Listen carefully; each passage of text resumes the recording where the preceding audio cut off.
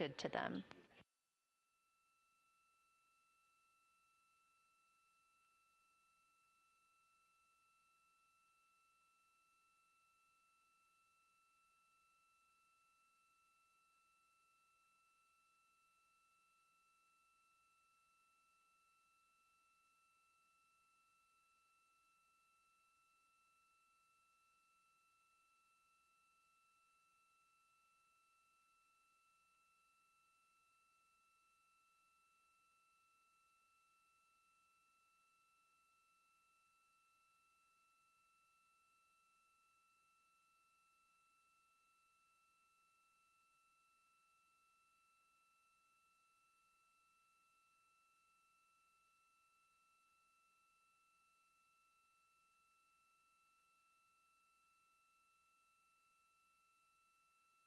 Again, just minutes away from the official start of lunar flyby, or when it is timelined for the crew.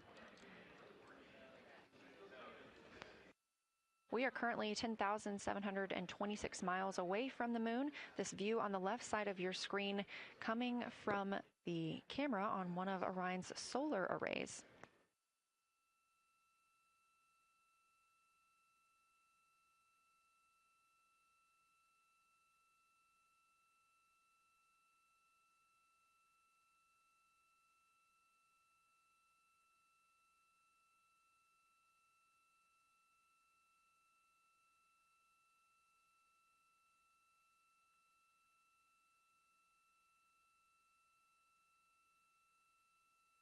Other conversation points while the crew are getting ready for their flyby today. They'll be looking to orient themselves using major landmarks and annotating their observations along with their discussion. They'll have 10 minutes for that warm-up discussion.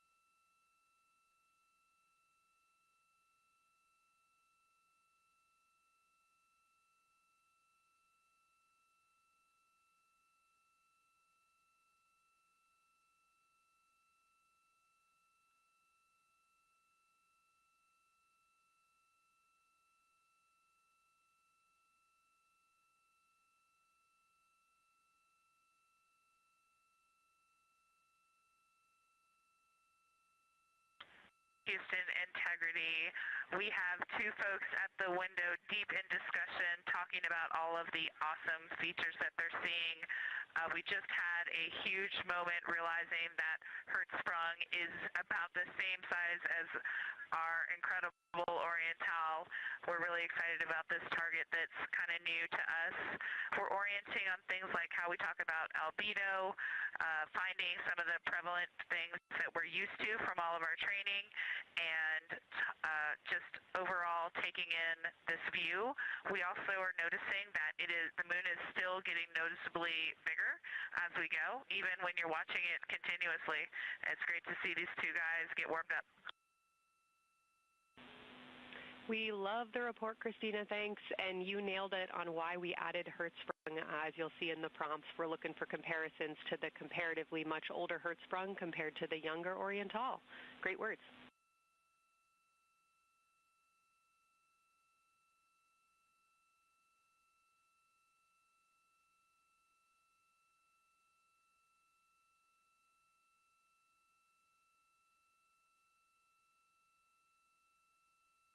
This is Artemis Mission Control. That was the voice of Dr. Kelsey Young speaking with the astronauts aboard Orion as they begin their observation period and lunar flyby. NASA astronaut Christina Cook reporting their view of Hertzsprung Basin.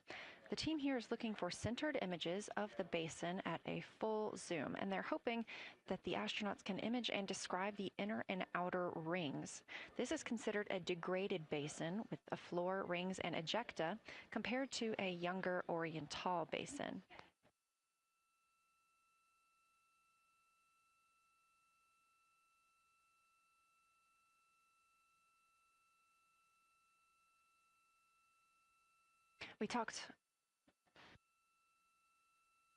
We spoke earlier with Julian Gross, the Artemis curation lead, about some of the terms we will hear the crew use today. One of those just called out, that's albedo, looking at surface brightness, or the amount of light a surface reflects.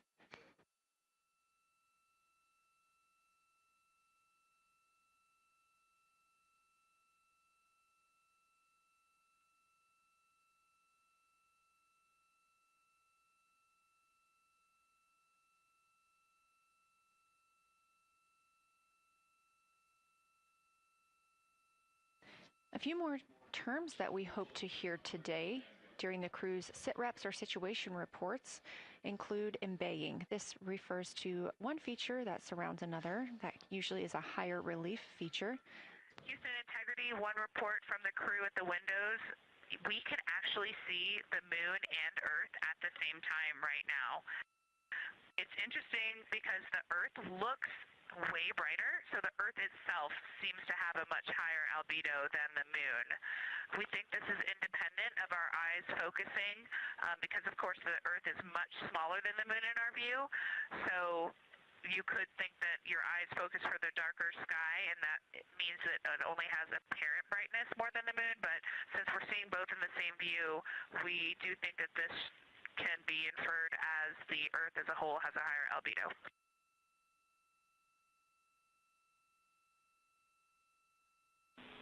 Great observation, Christina, and reminder that as you're starting to look for those subtle color and albedo variations on the moon, the relatively bright albedo Earth might make those a little bit difficult, but as your eyes continue to adjust, we expect you to start to see more nuance on the moon. Thanks.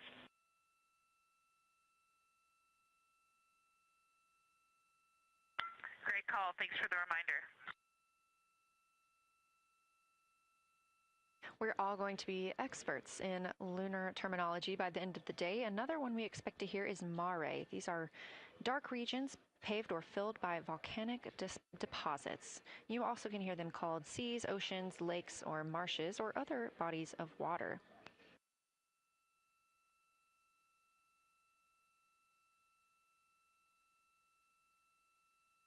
Again, we are live in Artemis Mission Control, but on the right side of your screen, that is the Science Evaluation Room, team members who have been preparing for this day for years.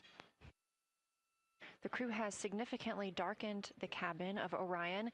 This allows them better views outside the windows and fewer reflections from inside. They reported being able to see the moon and the Earth out the same window at this time. We are really hopeful to get those photos. Right now, this view on the left side of your screen coming from a camera mounted on one of the solar array wings on Orion outside the spacecraft. The crew is equipped with 80 to 400 millimeter zoom lenses.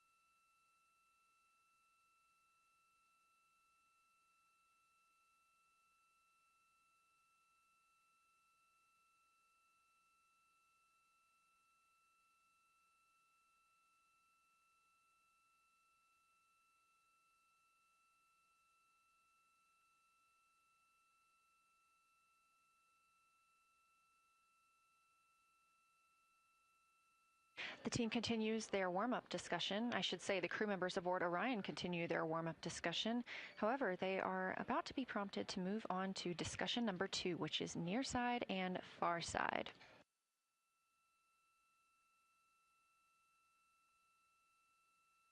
Some of the things that they are looking to capture, the ground has prompted them to photograph anything that stands out to them and to compare the near side versus the far side mare in color, albedo, topography, and texture. They also want the crew to compare the appearance of rayed craters in the near side mare versus in the far side highlands. Of course, a reminder that some of the items that the crew, or some of the landmarks the crew are seeing today, is the first time that humans have ever laid eyes on those portions of the moon.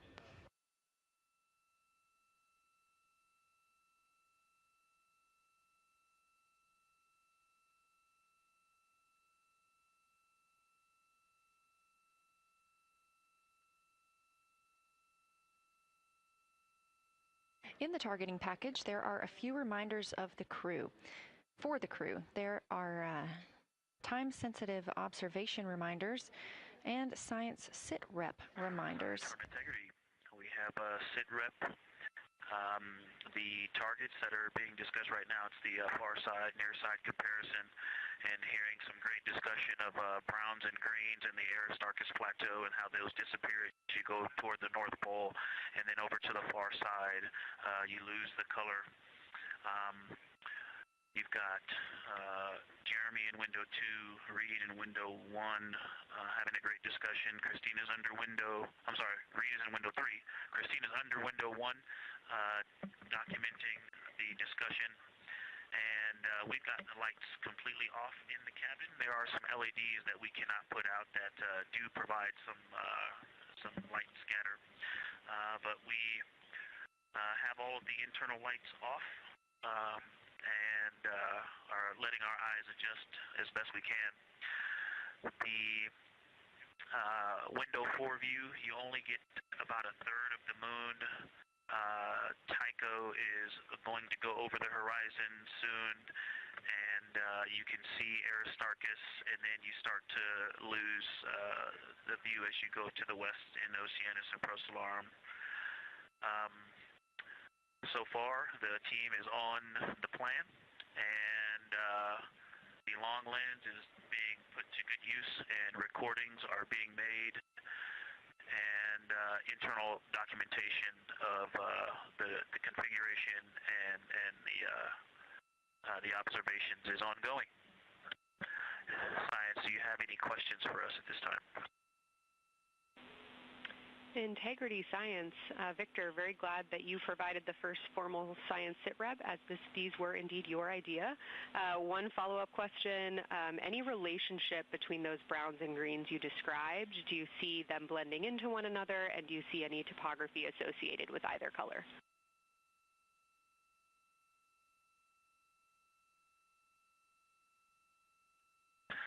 I don't want to bother the window team. I just heard that, overheard that, and so I'm sorry I don't have that detail yet. I will eavesdrop and see if I can pick that up.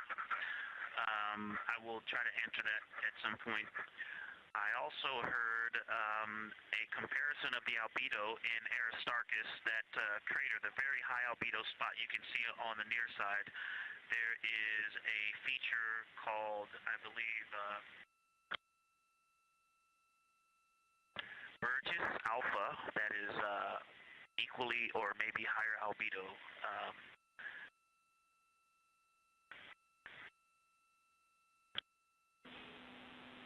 I apologize for the gaps. I'm trying to listen and talk at the same time, but I will try to get some more information to correlate those colors from Aristarchus for you. Understood, Victor, and good call to not bug the window team. Really like the brightness comparisons to Burgess A.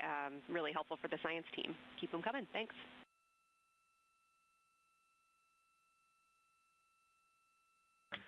I also heard a discussion about the albedo of Grimaldi being a 10, and how many of us, when we were a little further away, saw that as the darkest albedo, and that the bigger mare off to the west, sorry, to the east was still dark, but maybe a 7, 8. We still think that, but you are seeing color variation, albedo variation inside of Grimaldi as well, and that even on the west side there's still a very dark part of it. But it is still the darkest. It is just not as uniform as it looked when we were farther away. We're starting to differentiate the striations of albedo inside of Grimaldi. Copy all, Victor, and you read our mind. Superlatives like darkest, biggest are really, really helpful for us, so keep those coming.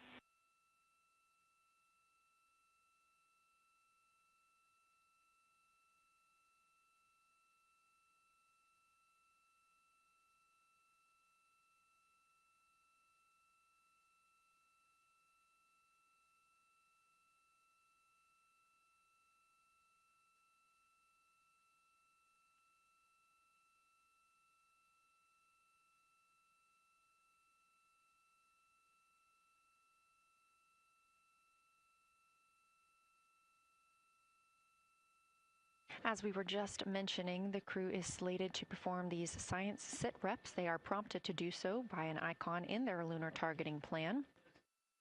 That one coming down from NASA astronaut and pilot of Artemis II, Victor Glover.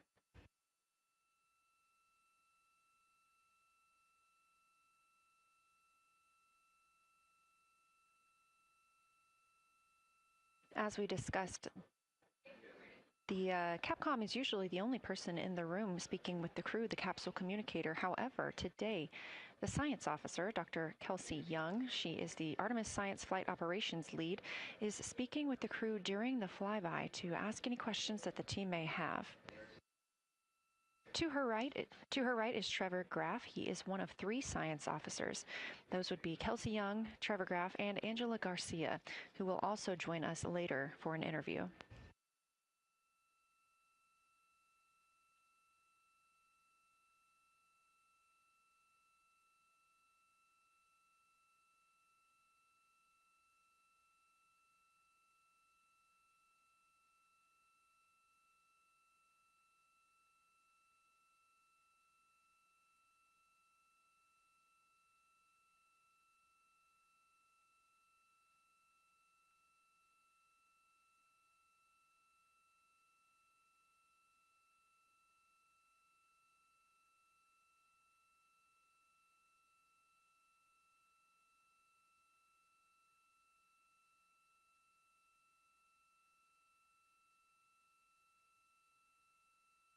And Houston Integrity Science Integrity was able to get a view out of window 1, which is a beautiful view. I can see the entire moon that they're looking at. We left the T-shirt up there, so I was kind of peeking through the opening in the makeshift shroud there. And once I was able to get 2 eyes on it, what jumped out at me was Vavilov. It's just peeking out of the Terminator. It's clear of the Terminator now, but it just really jumps out because it's still got the low light, the low sun angle. And so where the, Vavilov has that impact over the top of another crater, where the 2 craters intersect on the eastern edge. So on the side closest to Orion's Hall, where the 2 crater rings intersect, the shadow there is the highest peak in the interior of Vavilov, and so you can see that terrain is, there's some real variation in the terrain there, that there's a nice peak where those peaks intersect, where those rings intersect, and we'll get a picture of that. Love the description, Victor, especially the comparison and relationships you just described about topography. And if it's easier for your observations, do feel free to remove the T-shirt shroud from window 1.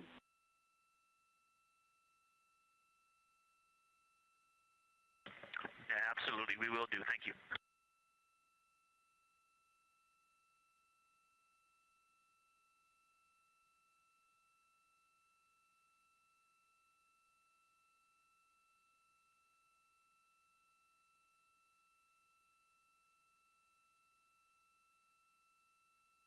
Those calls coming from NASA astronaut Victor Glover. As we discussed, the crew is working in pairs at the windows. Right now, taking photos are Commander Reed Wiseman and Mission Specialist Jeremy Hansen. Serving as their support team are pilot Victor Glover and Mission Specialist Christina Cook. You're hearing those calls from Victor Glover as he is on that support team, and he is tasked with providing the science sit reps, while the two crew photographing and making annotations of the moon are in Windows 2 and 3. Windows 1 and 4 are available for the support crew to fly up to, obviously look at the moon themselves, and provide these science situational reports. The view on your screen is part of the lunar targeting package, and it's something that the crew can reference as they are flying by, but this is an animation.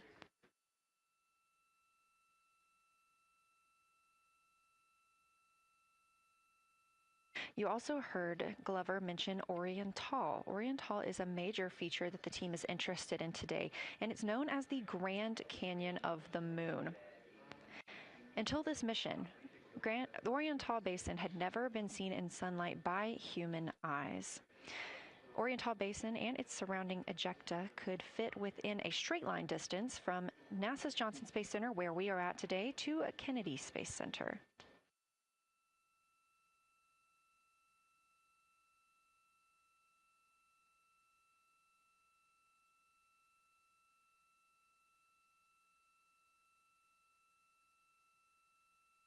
This a live view in Artemis Mission Control in Houston, Texas, where the teams are monitoring all systems, not just for today's flyby, but on the spacecraft themselves. Again, this is a test flight, our very first flight of humans on the Orion spacecraft. This team has been monitoring the entire time of the mission, as well as we have been live the entirety of the mission, and we will be continuing to do so all the way through splashdown and crew recovery from the Pacific.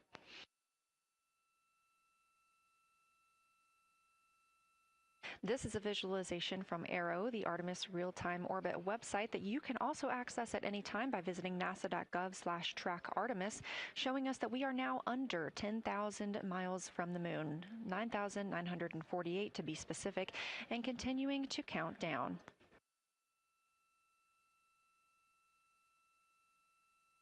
Again, our closest approach to the moon today should come about 6:02 p.m. Central, 7:02 p.m. Eastern. However, we will be out of contact with the crew at this time as they begin transiting behind the moon.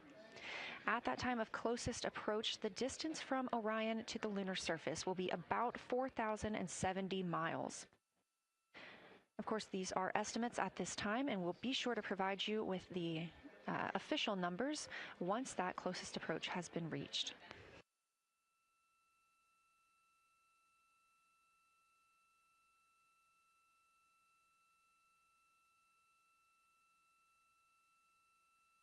This shot live inside the Orion spacecraft, where our 4 crew members are continuing with their lunar flyby activities.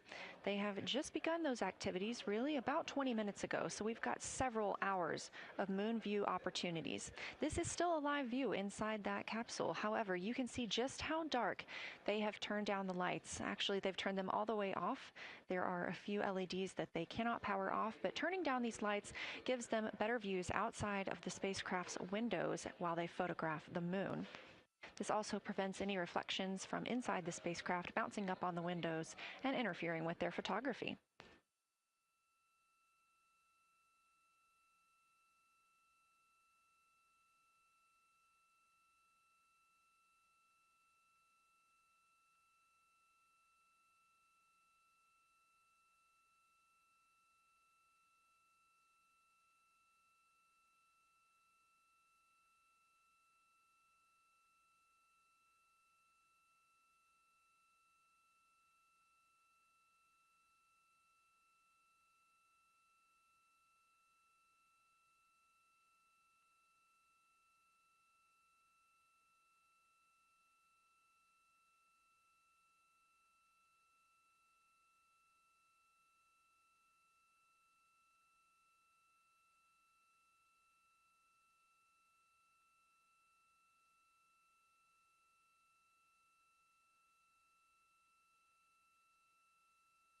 As we were previously discussing, the crew members are serving on teams, the first team being Commander Reed Wiseman and Mission Specialist Jeremy Hansen at the windows photographing what they see. We heard reports earlier that they could see both the moon and the Earth in the same view, and we are looking forward to seeing the moon and the Earth in the same view as well.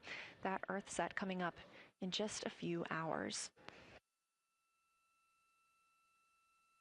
While Wiseman and Hansen are at the windows photographing, Glover and Cook are serving as support crew. They are able to assist with cameras.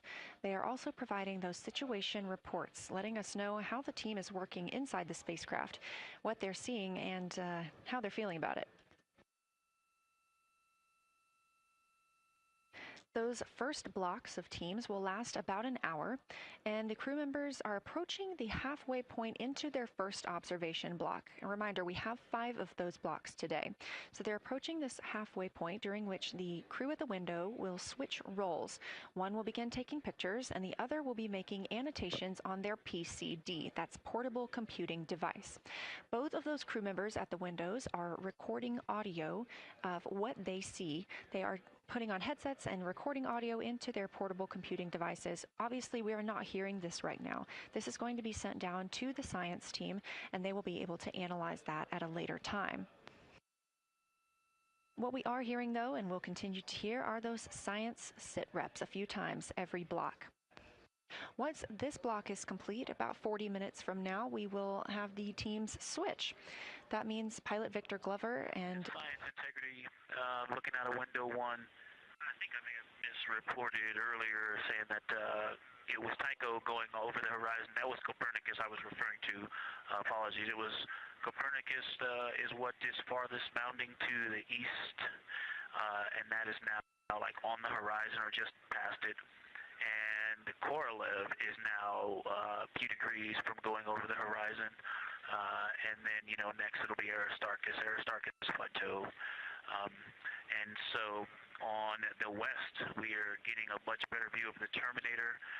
It looks like we have about 80% illumination of the moon. And Vavilov and 1 Vavilov diameter to the west is where the Terminator is right now. And so other features are starting to peek out there. The center of the illuminated part of the moon is to the lower part is Oriental, and just around Oriental, a lot of light structure is starting to show up. A lot of high albedo, similar to the feature, I cannot remember, Burgess Alpha and Aristarchus type high albedo in the ring. So when you look at the interior ring and the external ring, it's almost as if the edges are starting to dry up and turn white. If it was something that was wet and got dry, the edges would be the part to dry first. You just kind of outline all the topography in the interior of that wall is like it was dusted with chalk or is starting to dry, or maybe dusted with snow. If this was the Earth, I would say there was snow dumped on some of the ridges on the interior of the rings of Oriental.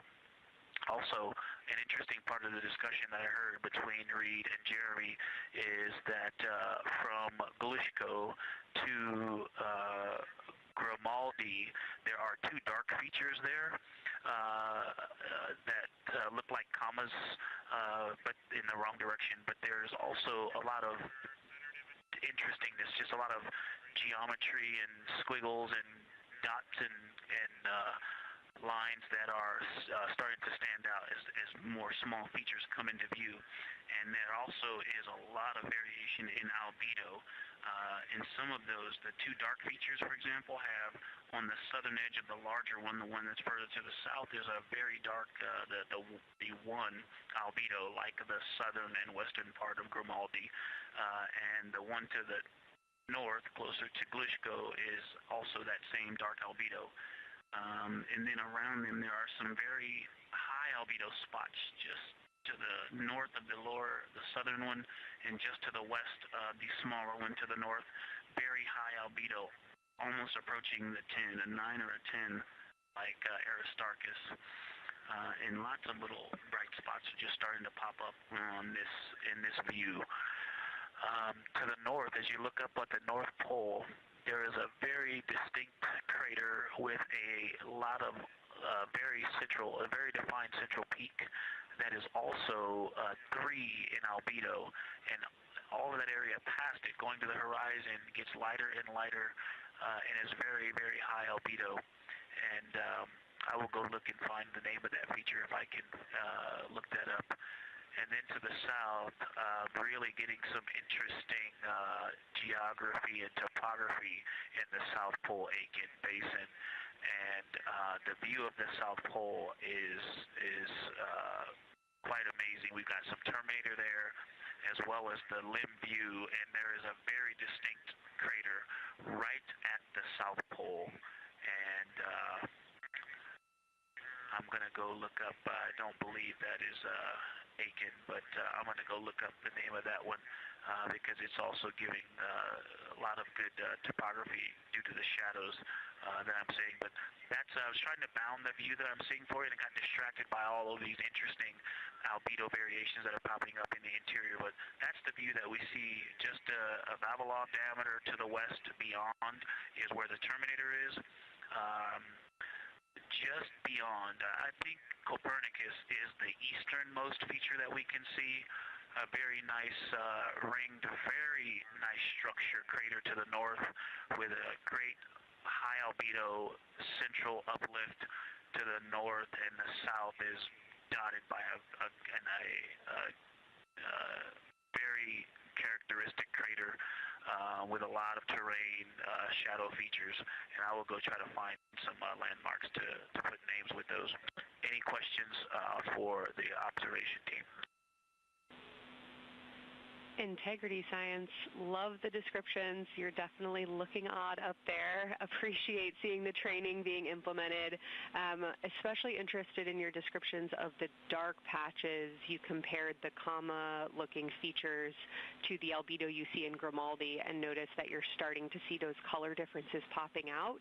Any observations you want to make, especially when you get on, the PCD in a little bit, would really help us tease out the differences in those dark Mare deposits. Great description, Victor. Keep them coming.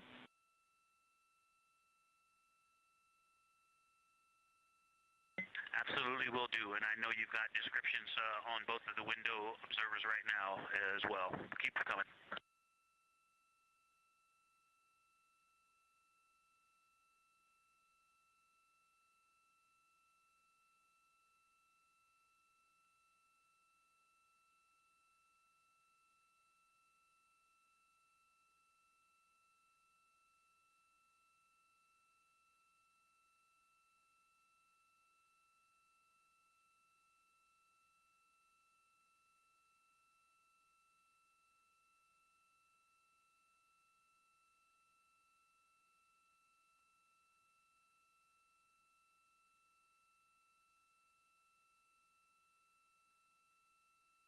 Great evidence of how well trained this crew is by the science team.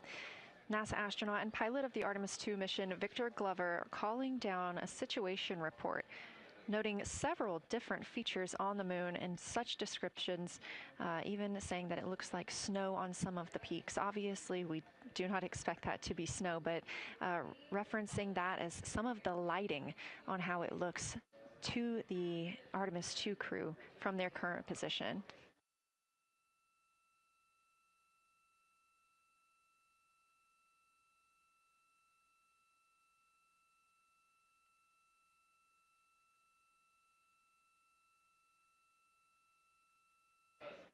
The team is slated to be switching their positions at the windows now. Both Reed Wiseman and Jeremy Hansen have been at windows 2 and 3, one taking photos, one making observations and annotations on their portable computing device. At this time, we also anticipate that they are looking at a crater duo. One of those is Glushko, and the other is Ohm. The team is looking to know the extent of Glushko's ray system and how its rays differ in the Mare versus the Highlands. They also want the team to compare the ray systems of Glushko to Ohm.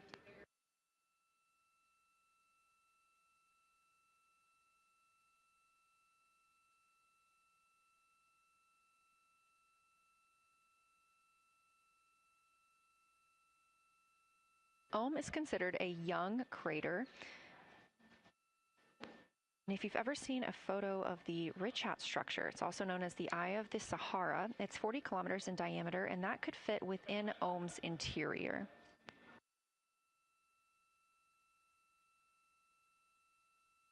The team is specifically interested in descriptions of that ray visibility, including the color, albedo. Remember, albedo is the brightness or the surface reflection, and the reach.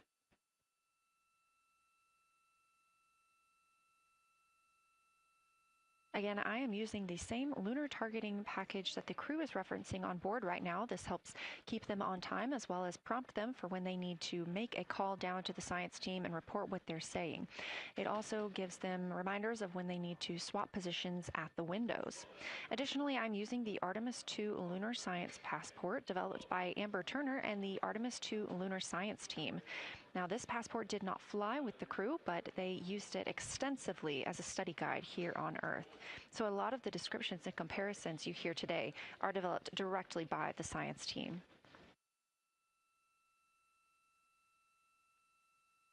We are now 4 days, 20 hours, and 43 minutes. Science integrity, that crater to the north, that is, it's like we've got one in the north that looks like just a textbook crater, and one on the South Pole as well.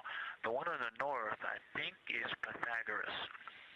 And what I wanted to highlight about that is it is either a very distinct central uplift or just a very defined area of high albedo. If a majority of the crater, especially the floor of the crater, is, say, an albedo of 5, this center, and gosh, only a tenth of the diameter of Pythagoras is an albedo of 2, maybe 3, but it is very bright and it stands out. And then between that crater and the actual, what is the horizon from here, there seems to be another crater right on the horizon, and right on the edge of that is another patch of that albedo. It seems to be between the two craters. It's hard to tell from this grazing angle, but there is another spot just further north beyond Pythagoras. Between the two, I can draw a picture of this one and show you where that very high albedo, again another 2 albedo surrounded by 5 and most of the area bounding it.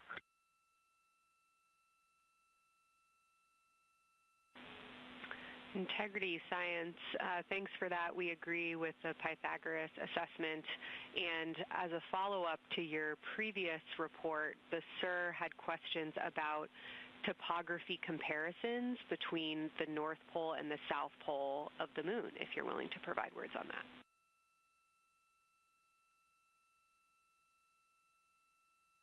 Topography comparisons, absolutely. And if you have any idea what...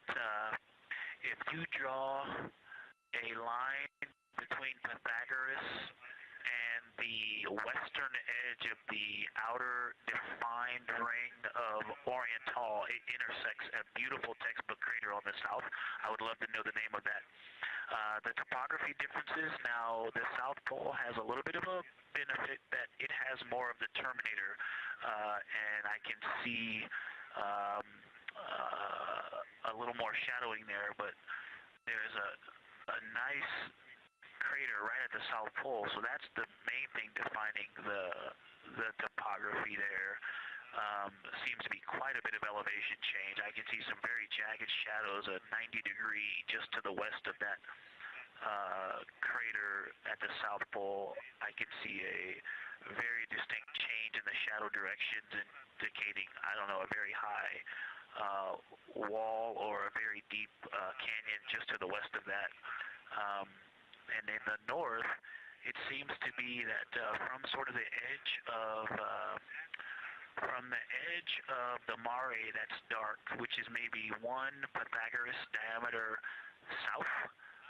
If you draw a ring about that, maybe the top 7 degrees of the moon, and just draw a ring around that, the near side is an albedo of 5 and looks quite smooth from here.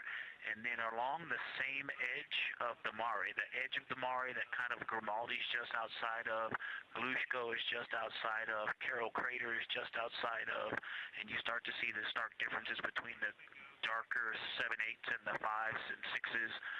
The 4s and 5s. If you follow that line up to the north, that line is also where the change in topography happens at the North Pole.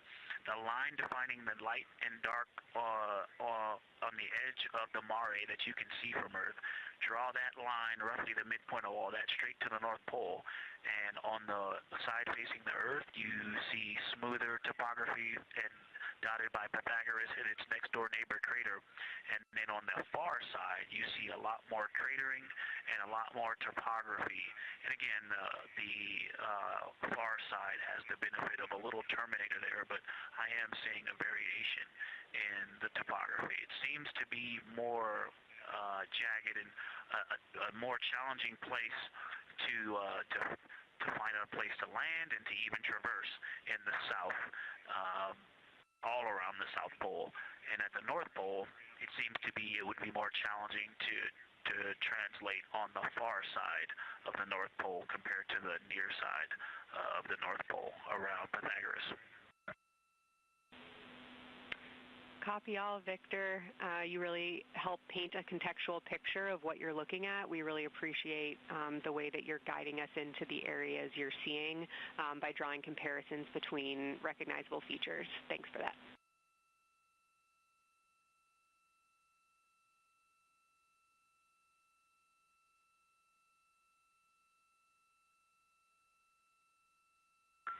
And Kelsey, another little science sit rep moment, something I just heard from the window team is the more I look at the moon, the browner and browner it looks. I thought that was an interesting observation.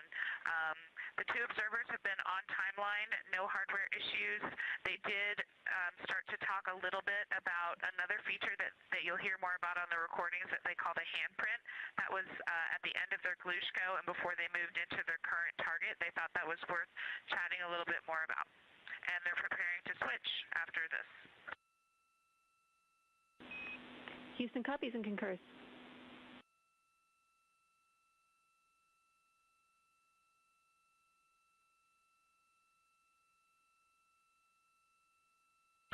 Hey, Houston and Science Integrity, another just observation from the human. My eyes have shifted a little bit since I've been up here. I've been wearing my reading glasses to look at the PCD. Well, this is a very taxing event on the eyes, looking out the window and seeing the very bright moon, then coming back inside to the dark cabin and trying to work cameras and microphones and logistics and lunch and those kinds of things, and then looking at the PCD, which is dimly lit. It's just been an exercise. It is a difficult thing to manage it. I'm up and down on the glasses and then having to wait as my eyes adjust when I come back in. As soon as I look back into the cabin from looking out the window, I can feel my eyes adjusting, and I just have to work through it as they adjust.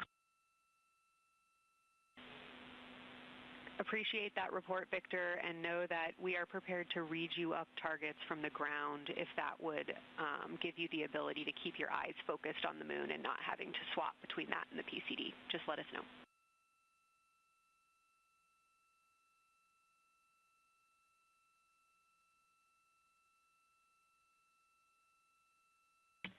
Yeah, we appreciate that, Science, and we will also do that for the window teams, and we'll back each other up that way as well. But we appreciate that. We may take you up on that. Thanks.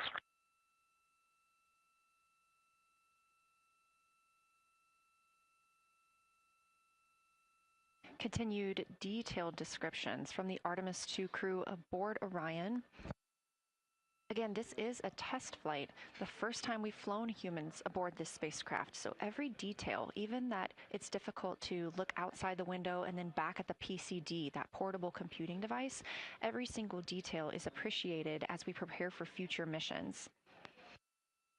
Glover also mentioned that he is now wearing his glasses now that he's in space and that his eyes have shifted a bit. This is something that happens when our astronauts go to space.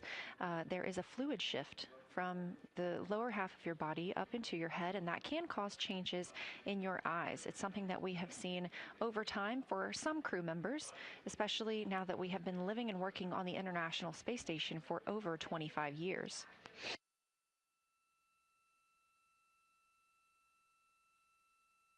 Again, it's clear that these Artemis II astronauts have undergone extensive lunar science training, including classroom instruction, fieldwork, and high-fidelity simulations.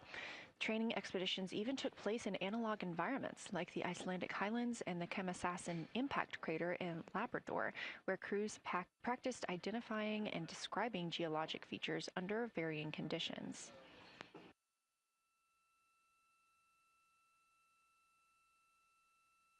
Additionally, here at Johnson Space Center, Orion mock-ups were used to rehearse crew choreography, including three-dimensional space management with an inflatable moon globe to simulate the flyby. And while on Earth, the crew also used that small lunar passport that I mentioned with descriptions, photos, and prompts to help them study the features we hope they'll see. Now, this is a view from their lunar targeting package at this time, helping them determine what they're seeing on the moon, as well as on the left, keep up with what their next target will be. As you can see, we have got a long list and an exciting day ahead of us.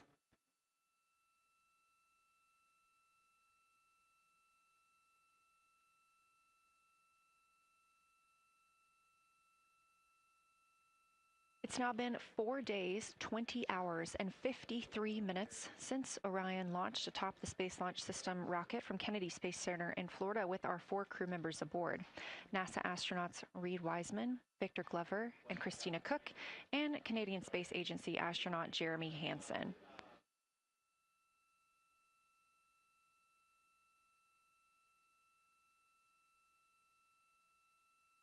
The Artemis II crew passed a major milestone today when they passed the Apollo 13 distance record at 12:57 p.m. Central, 1:57 p.m. Eastern. That Apollo 13 distance record was 248,655 statute miles from Earth. And Houston, another observation, whole moon. When you look at the moon, something I've never seen in photographs before but is very apparent, all the really bright new craters. Some of them are super tiny.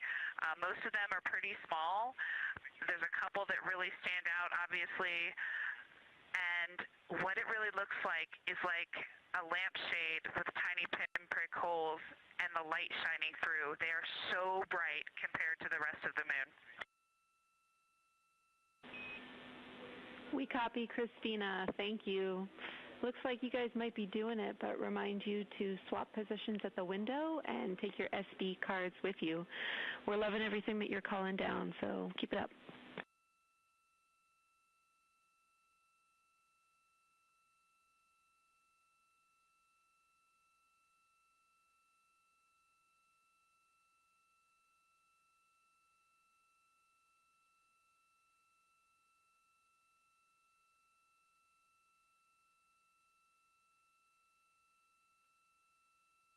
Again, Orion previously surpassed that the Apollo 13 greatest distance from Earth by humans. That was 248,655 statute miles from Earth, and Orion now 250,294 miles away from our home planet. The spacecraft is 9,033 miles away from the moon and growing ever closer. At its closest approach, it'll be about 4,070 miles away, and we will make sure we confirm what that distance ends up being. This is an approximation and an estimate ahead of that moment. We're anticipating them to make that closest approach at 6:02 p.m. Central, 7:02 Eastern, when they are in a loss of signal, transiting behind the moon. They will be the first humans in over 50 years to fly behind the moon and lose contact with Earth. We will regain that contact about 40 minutes later as they reconnect to the Deep Space Network, emerging from behind the moon, and we will look forward to seeing an Earthrise.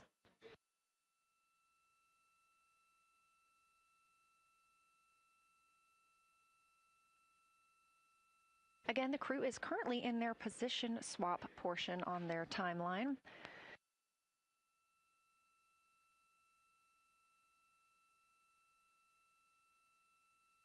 This allows crew members the opportunity and the experience of all roles necessary during today's flyby. Right now, those two crew members at the window have swap positions.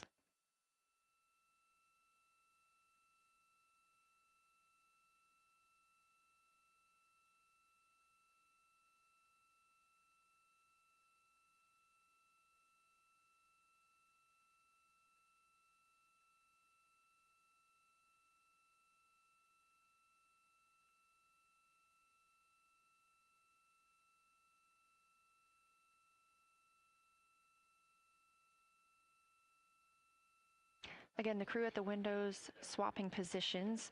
Right now, that crew is Commander Reed Wiseman and Mission Specialist Jeremy Hansen, while Victor Glover and Christina Cook serve as their support flyby crew members. That's why you are hearing Victor and Christina during those science situation reports. Those voices will change in about 30 minutes when they take a turn, taking photos and making annotations while at the window.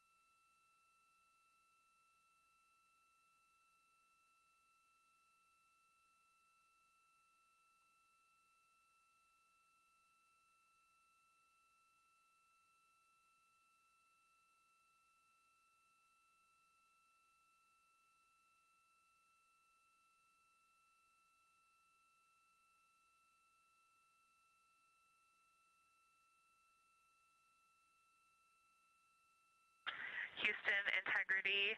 I wanted to provide an observation or a little bit of descriptive nature on something that we saw on the first day we had good moon views. This was when we saw more of the near side, and the ground helped me out with identifying Mare Imbrium. Mare Imbrium, when you have the western limb also in view, looks completely different than the normal view we have of the near side. It is the most striking feature of the western limb view that we had. And the mountain chains that form its eastern side are very prominent, but they actually stand out more than I'm used to seeing even on the western side, and the whole thing just feels like a big bump. It actually looks like a large healing wound with a high albedo forming the mountain chain around the impact basin. And I just don't think I had enough chance to describe how striking it was on that western limb view as we were coming in a couple days ago. Christina, science, absolutely love that, especially since that's a feature that all of us here on Earth can observe from home. So I'm sure tonight everyone's going to be going out and looking for evidence of that beautiful topography you just said. Thanks for those words.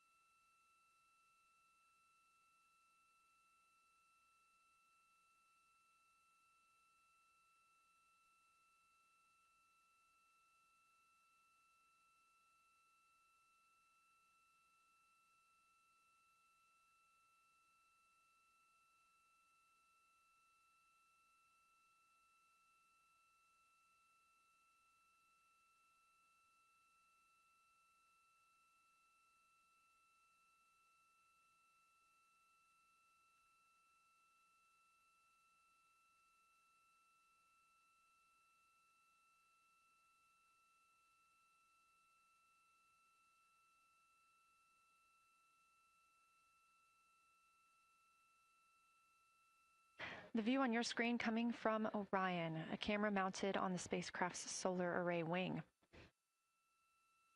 Toward the right of your screen, the near side is the hemisphere we see from Earth. That is identifiable by those dark splotches, which are ancient lava flows. Science integrity. A question and a comment. Question is it possible that we're seeing a Schrodinger basin from this vantage point in the Terminator at the South Pole? And the comment is the rays coming out of are less distinct. We are not seeing the bright rays coming out of it, but the sort of 9 o'clock wedge that is formed by the change in albedo from the interior portion that is to the northeast to the surrounding lighter mare that's 270 degrees to the west.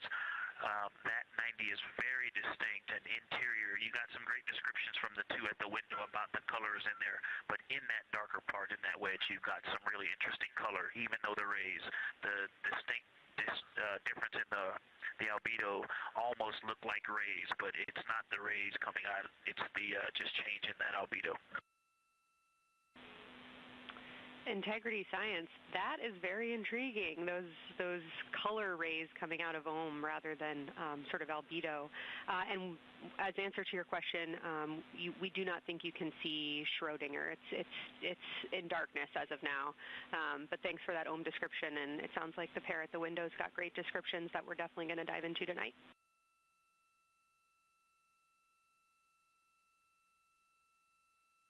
Okay.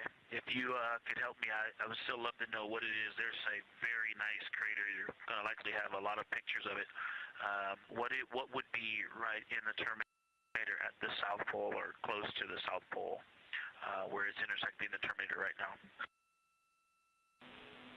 Yeah, Victor, we're assuming you're talking about, kind of if you're looking at the Terminator, it's basically like 70% down from the North Pole. Is that where you're looking?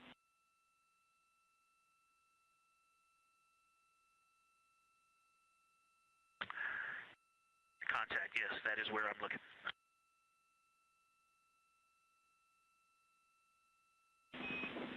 Integrity Houston, that is an enabled caution for wastewater dump required. We have hit our limit.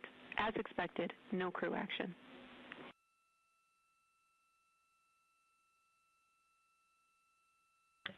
Copy, no crew action.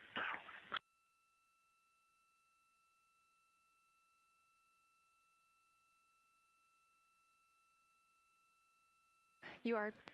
And Integrity Science, we're trying to figure out what you're looking at there. Is it like right on the Terminator, or is it in the illuminated portion next to the Terminator?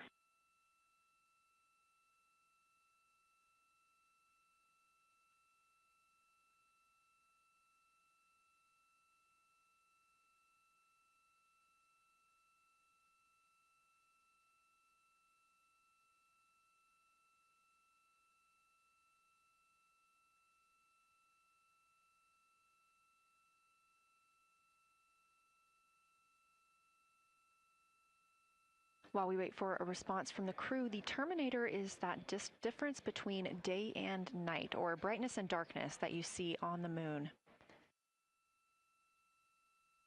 We see this from the International Space Station as well, looking down at Earth. And Science from Integrity, excuse my space orientation adaptation.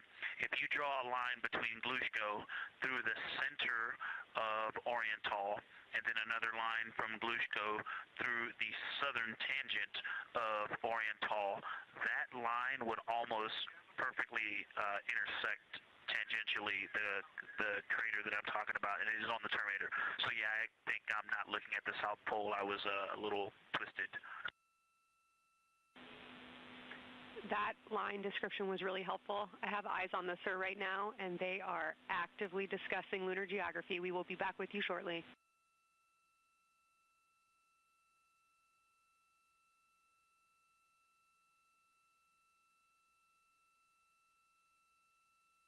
You're hearing a couple voices today in Mission Control Houston. One of those is Dr. Kelsey Young. Integrity Science, we believe that's Zeeman Crater.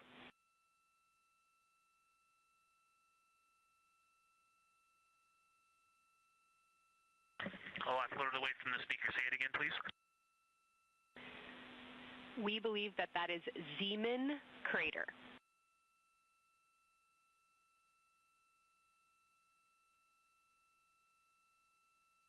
Zeeman. Okay, and can you say the first letter? I may be pronouncing that wrong. What's the first letter of that word?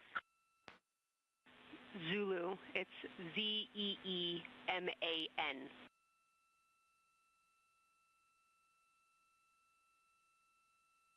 Copy. Thank you for that. Yes, we've got a great view of that. And when I went back to the window just now, the view has completely changed. Our trajectory is taking us to a new view, and I'm looking more into Babalov. I've got a nice, great view into Babalov.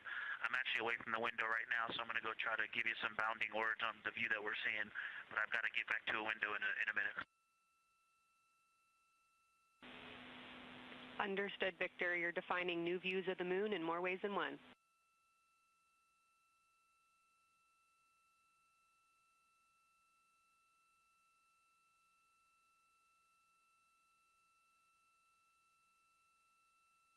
Again, when you hear calls down to science or from science, that's Dr. Kelsey Young, the Artemis Science Flight Operations Lead here at a console in Mission Control.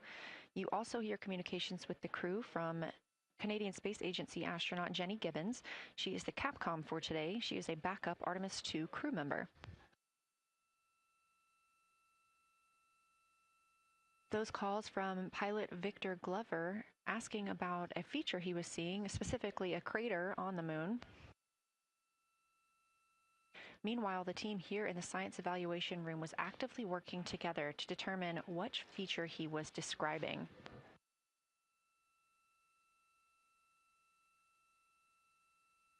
The teams at the window have continued to move through their targets, including Ohm, Aristarchus Plateau, Reiner Gamma, and we are preparing for the cabin and window teams to swap. That's when we'll hear more from Reed Wiseman and Jeremy Hansen when they take on these support roles, while Christina Cook and Victor Glover are at the windows photographing and annotating.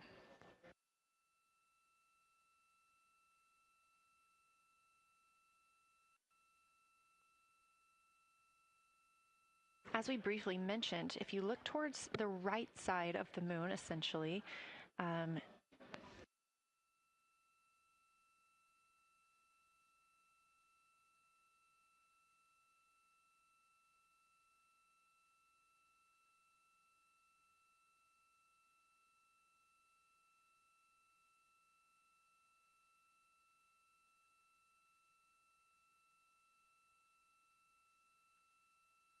this live view coming from a camera outside the Orion spacecraft, and if you look on the right side of the moon where you see those dark patches. Wow, yeah, I wish I had some more time to just sit here and describe what I'm seeing, but the Terminator right now is just fantastic. It is the most rugged that I've seen it. From a lighting perspective, there are little islands. There are islands of terrain out there that are completely surrounded by darkness, which indicates some real variation in terrain. Up to the north, there is a very nice double crater. It looks like a snowman sitting there, in the 5-10 degrees below the pole in the Terminator. And then on the southern edge, there's almost like a hole. It looks like a hole, and it's the diameter of Vavilov size, just blackness, and then a wall of bright, and then it goes back to the black beyond the Terminator. So there's it looks like there's just a gigantic hole right there, 1 Vavilov diameter east of the Terminator. And as you go south, the Terminator is not a nice smooth arc. It's just jagged. There's almost a 110-degree turn in the shadow as opposed to the nice smooth arc, again indicating some really interesting variations. And I'm sure we'll get some photos of that. And then one of the craters further to the south of Vavilov, maybe halfway down to the South Pole, is not only looks like just a deep hole, and then there's like 2 island rays pointing off to the west and north that indicate very high ridges and very deep canyons coming up out of that crater. So again, just some really interesting visual illusions going on with the shadows there. Like I said, there look to be islands out beyond the terminator because some of the things, gosh, maybe even a Vavilov diameter into the terminator are catching sunlight on the peaks up to the north and to the south. It's very, very interesting to see. Integrity science, oh my gosh, that was an amazing picture you just painted. I glanced over at the SIR video and I literally saw fist pumps in the air. Those types of observations are things that humans are uniquely able to contribute, and you just really brought us along with you, so thanks for that.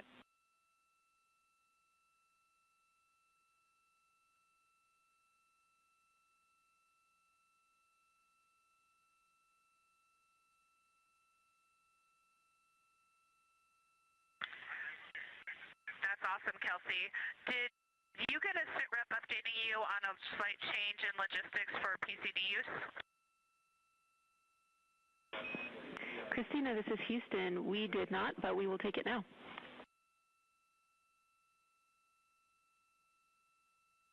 We slightly changed the PCD plan for the window observers. The two window observers kept their PCD. So in other words, the one that window 2 went to window 3 and the one that window 3 went to window 2 when they swapped rather than staying at the window. We'll plan on all observers keeping the same PCD for all observations. Copy, Christina. That makes sense to us, and good plan. We are coming up here on a cabin and window team swap. Let me know when you're ready for a quick vehicle status.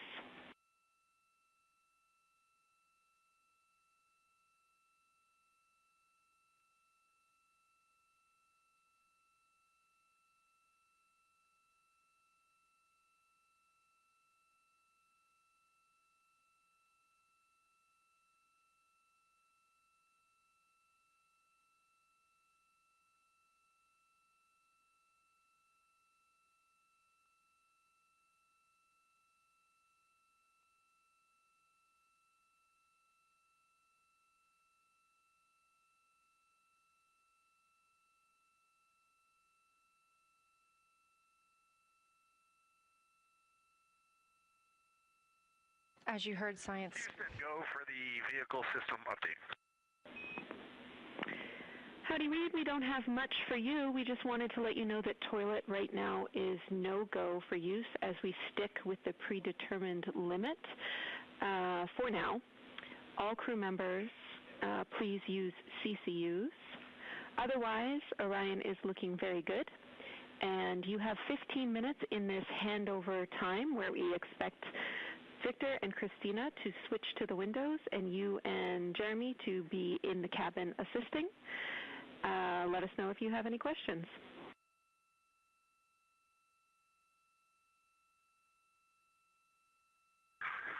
No questions at all, and they're in the swap right now. The first thing I'll tell you, I floated up to the docking hatch window and just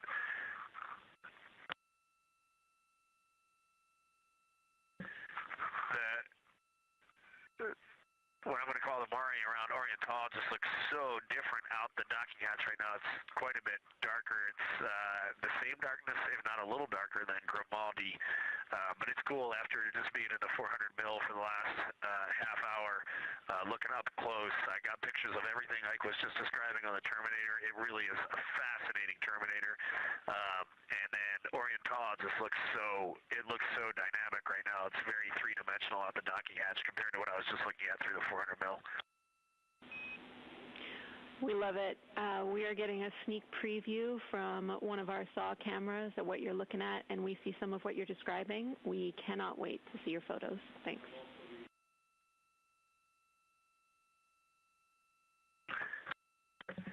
Yeah, Jenny, I wish you had some longer lenses on the solar array so you could see the whole moon, but man, it is, or the up-close moon, not the whole moon, but it is just fascinating here. It's so cool.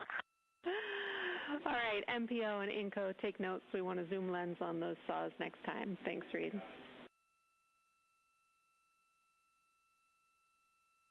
Hey,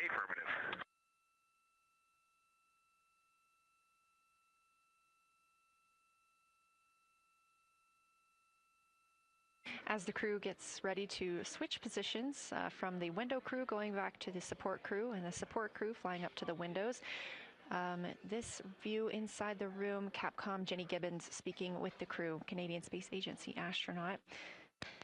The crew has continued to provide excellent descriptions of what they are seeing on the lunar surface. In this picture, or in this live view actually, from Orion and a camera mounted on its solar array wing, if you look at the dark portion on the right side of the screen, those are visible from Earth. That's considered the near side. Those are ancient lava flows from a time early in the moon's history when it was volcanically active. And if you look towards the left, there's that dark, large crater that appears to the left of those lava flows. That's Orion's Hall Basin. It's about 600 miles wide, and it straddles the moon's near and far side. And this mission is the first time that humans have ever been able to see this with their eyes in the daylight. Again, you hear conversation about that terminator. You have a great view of that as well. That's the difference between light and darkness on the moon. Victor Glover explaining that as a very jagged looking terminator due to the peaks that they're seeing and the craters that they're seeing as they prepare to cross over the far side.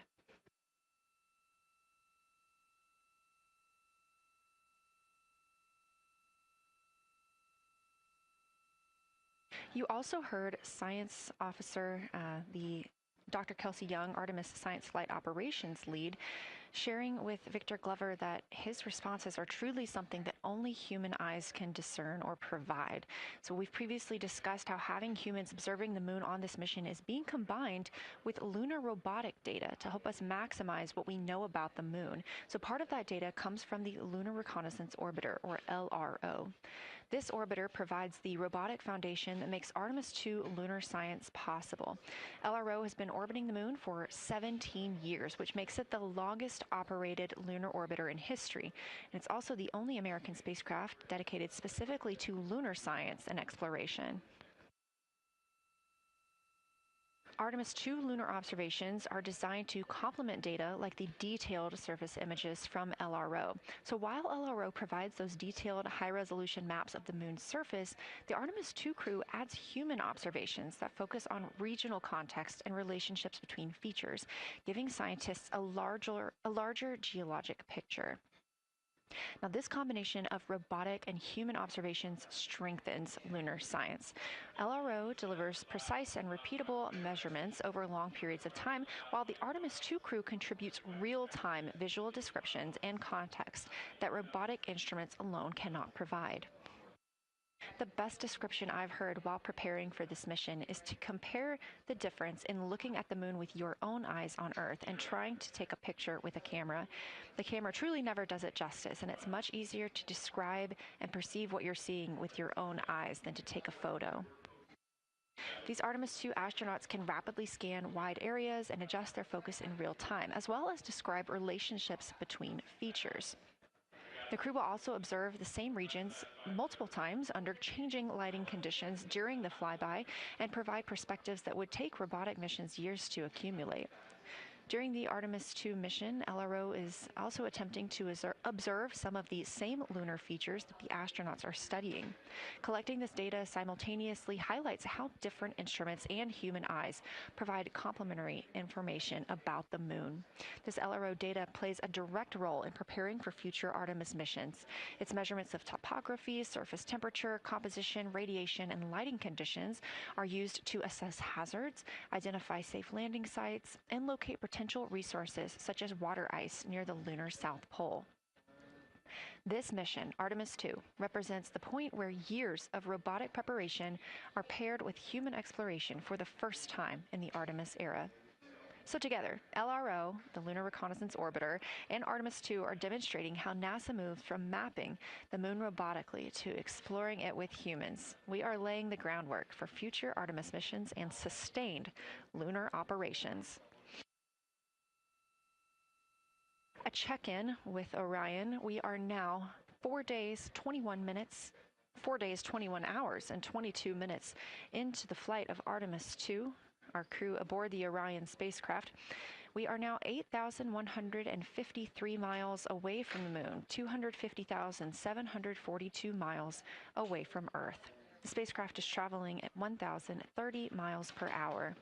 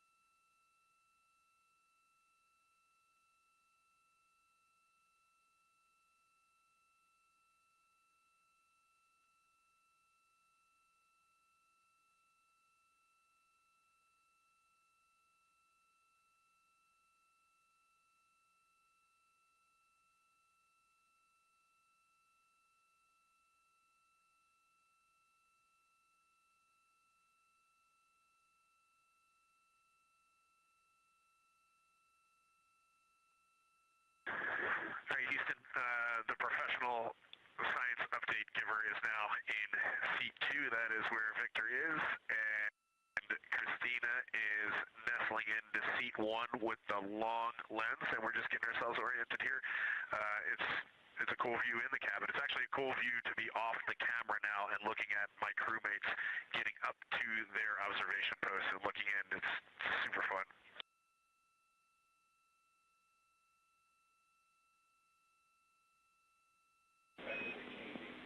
Copy all, Reed. We like it.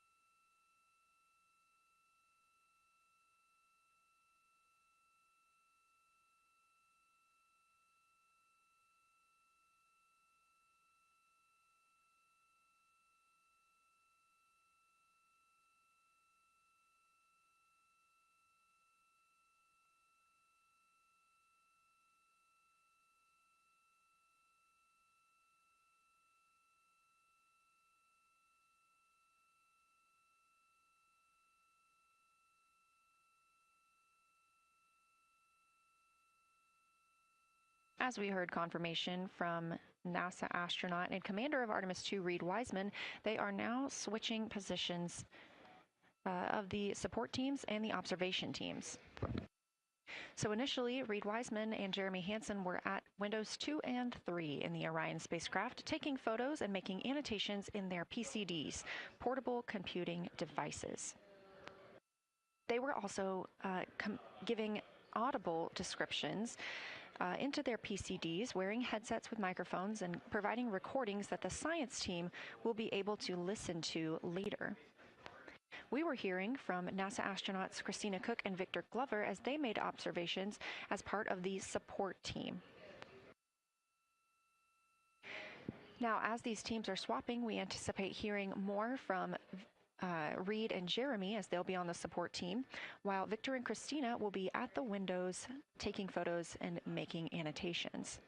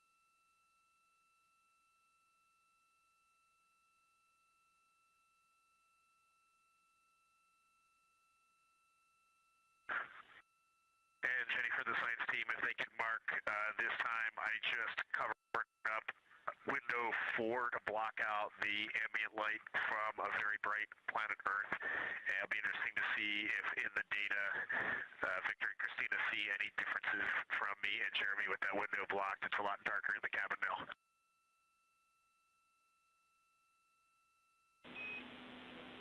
Copy, Reed. We're taking note, and we'd be curious too.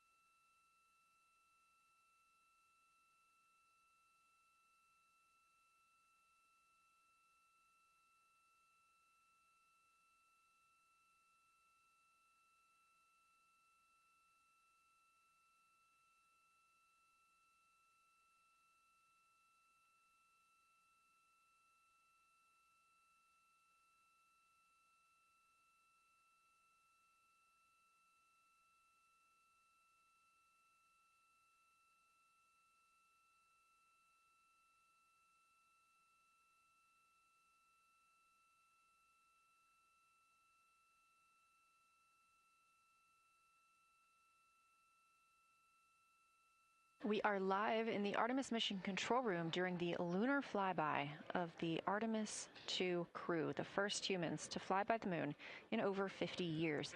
Orion launched 4 days, 21 hours, and 30 minutes ago atop the SLS rocket, Space Launch System rocket from Kennedy Space Center in Florida.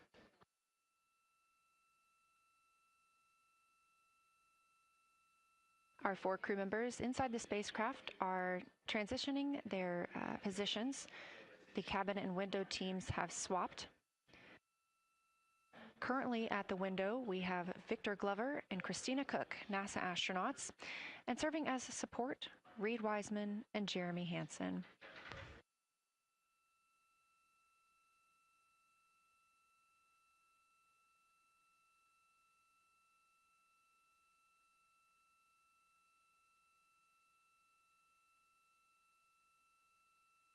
For our crews at the window, they are using handheld Nikons with an 80 to 400 millimeter zoom lens. There are also GoPros on each of the solar arrays on Orion, and that's where this view is coming from right now. We have an interior camera of the crew as well, but they have dimmed the cabin lights. They've actually turned off the cabin lights to allow them to better see outside of the spacecraft. This also helps prevent any reflections from lights inside the spacecraft reflecting onto the windows while they are photographing the moon.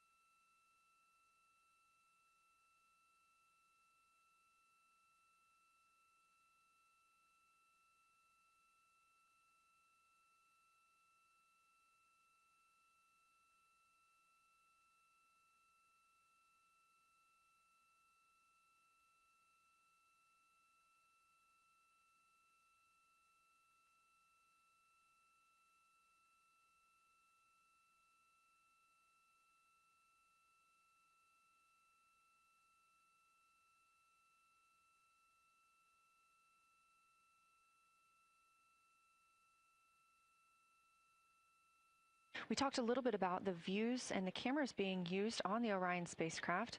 And again, we do have GoPros on the tip of each solar array wing.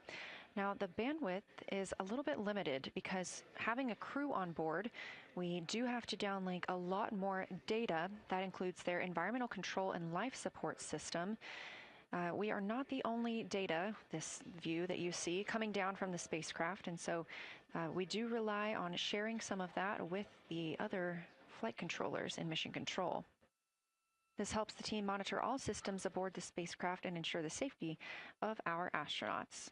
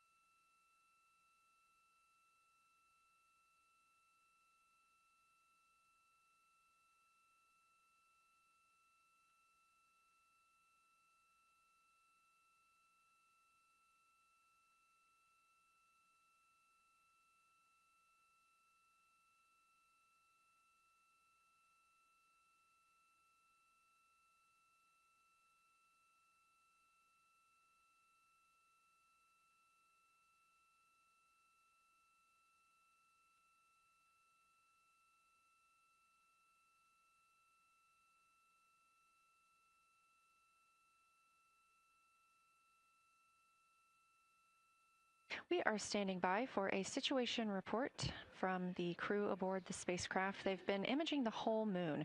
There is now a new crew at the window. That would be Victor Glover and Christina Cook, and so being it's their first time since they have moved up to the window positions, they have a chance to orient themselves and describe and take pictures of any color or albedo variations across the surface. Reminder, albedo is the brightness or reflectiveness. Integrity science for a science sit rep when you're ready.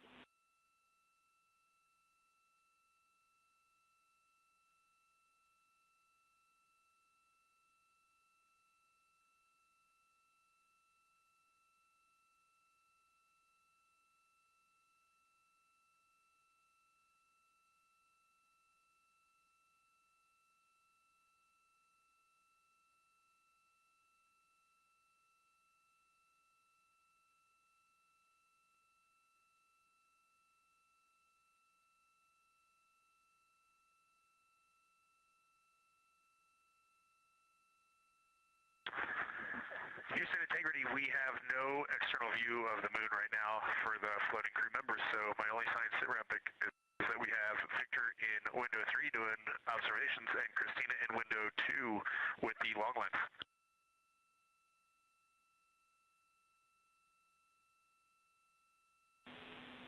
Integrity, we copy.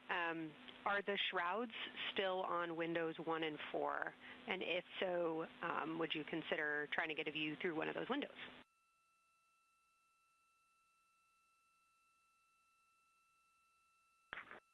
We cannot take the shroud off of 4 because the Earth is too bright and it's impacting Ike's peripheral vision. And then I can get a grazing glimpse out the docking hatch window. I can see Oriental south down to the South Pole. And the primary thing that I see from Oriental right now is just the long trenches that come out. And, you know, when you come out the north side of Oriental, the ejecta kind of boulders across the northern half of the far side. But coming out the southern half of Oriental, I just see those large, here they look like gorges. They're almost like rain when it comes down the Grand Canyon and fingers off into the desert, kind of what it looks like. Also, Burgess Alpha is extremely bright. It's the brightest thing that I can see.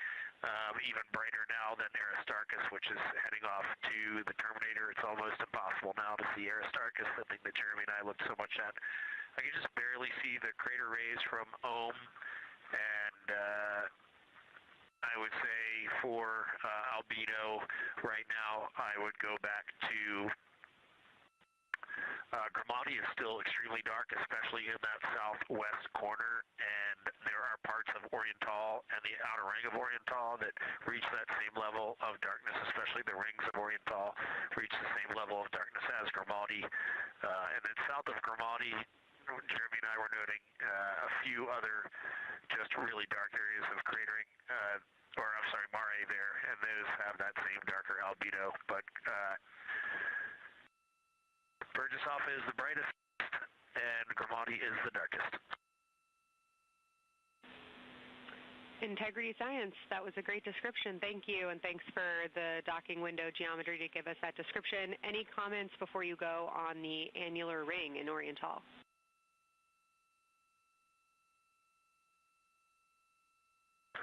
The annular ring, which I think everybody kind of describes as like a pair of lips or a kiss on the far side of the moon from here, is very circular in nature. The northern part of it is wider, darker. The southern part is much lighter.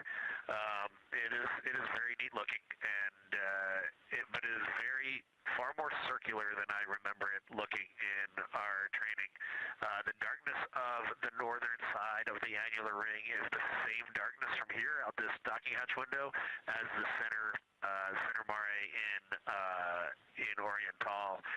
Not quite as dark as Grimati, but it is probably only because dust and lunar regolith has kind of impacted over time. Reed, that's exactly what we were looking for. Thanks so much. You have heart hands coming out of the SIR.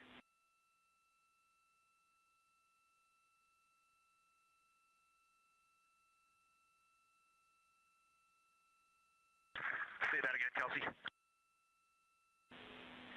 Just saying that the SIR was really excited about that. That annular ring was something we were really eager to hear about, so thanks.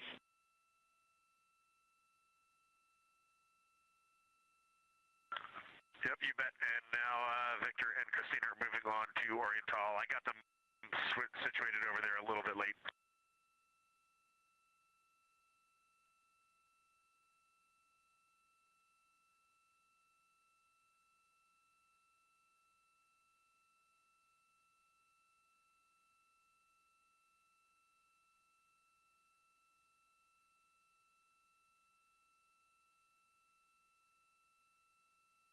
That was NASA astronaut Reed Wiseman, now providing a science sit rep as he is away from the windows most of the time. He is working as the support person along with Jeremy Hansen in the spacecraft, as Victor Glover and Christina Cook are now at windows 2 and 3, able to photograph the moon.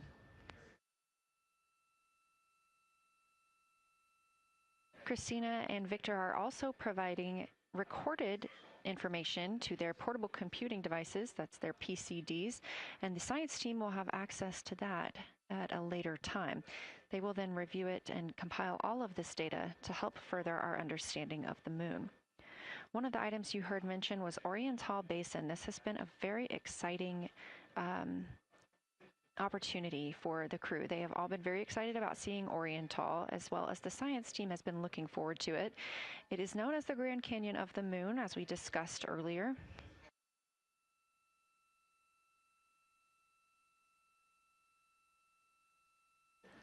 From the pictures, the science team is hoping that the crew will take centered images of the entire basin and surrounding craters in a single frame, but also use those 80 to 400 millimeter zoom lenses to create a mosaic entire basin.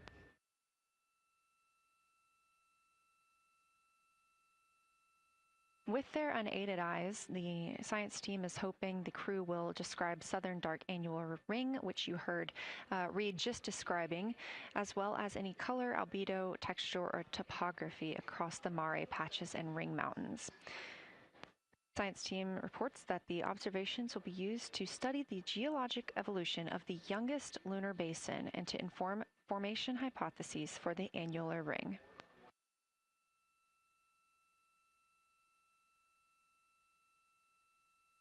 And again, another fun fact about Oriental is the diameter is the same distance between Johnson Space Center, where we are today, and Kennedy Space Center, where the crew launched on April 1st.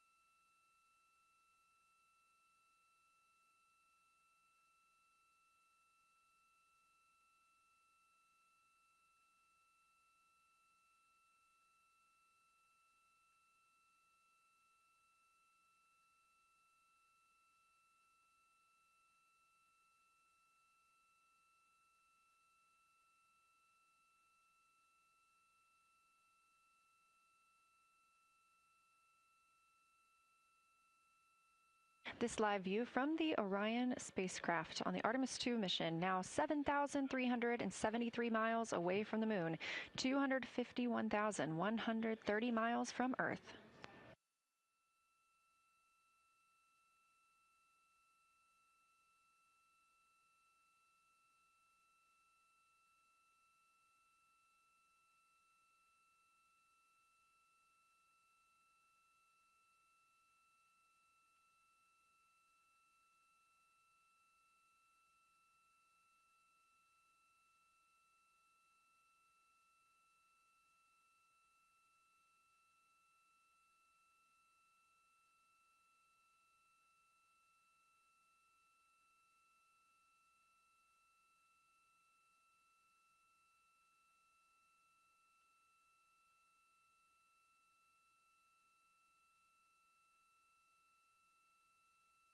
Again, the Artemis II crew passed the Apollo 13 record of the humans farthest from the Earth today at 12:57 p.m. Central Time, 1:57 p.m. Eastern Time.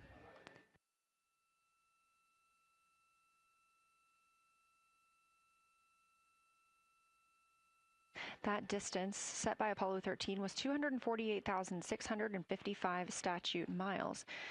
We have clearly passed that, and we expect to pass that by about 4,105 miles. That will be when the spacecraft reaches its farthest distance from the Earth. It could be around 252,760 miles, but again, these are approximations and our targets, and we will make sure to report back the final numbers once we have them.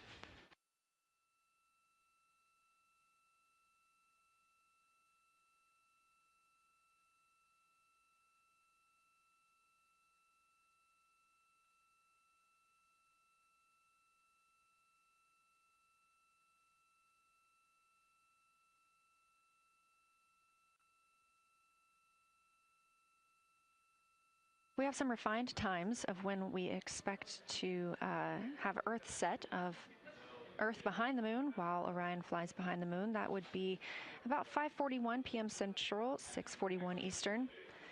The spacecraft would make its closest approach to the moon at 6 o'clock Central, 7 Eastern, and that would be about 4,066 miles. And then at 6:02 p.m. Central, and the spacecraft will reach its farthest distance from the Earth. We anticipate that'll be about 252,755 miles, which would be 4,111 miles farther than Apollo 13. We would see Earthrise again at 6:21 p.m. Central Time, and a few minutes later, regain communications with the crew.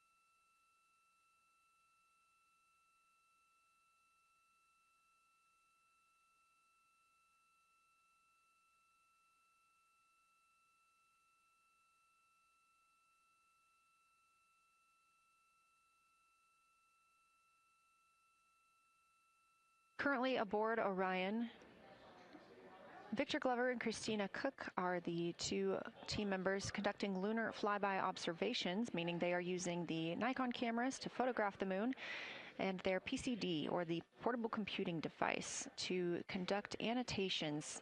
They are both recording information that will be downlinked to the science crew, and tomorrow morning the science team will have a conference with the team while the information is so fresh. They'll be speaking with the crew about their observations and their data collection.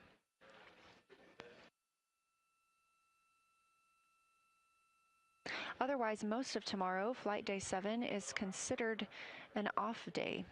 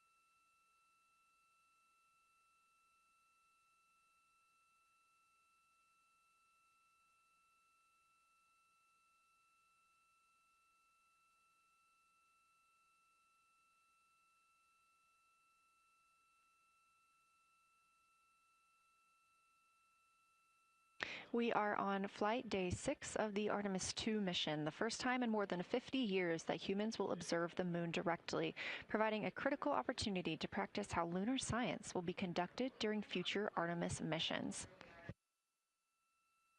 If you're just joining us, the crew is well into their lunar flyby observations, and we anticipate that we will hear from them soon.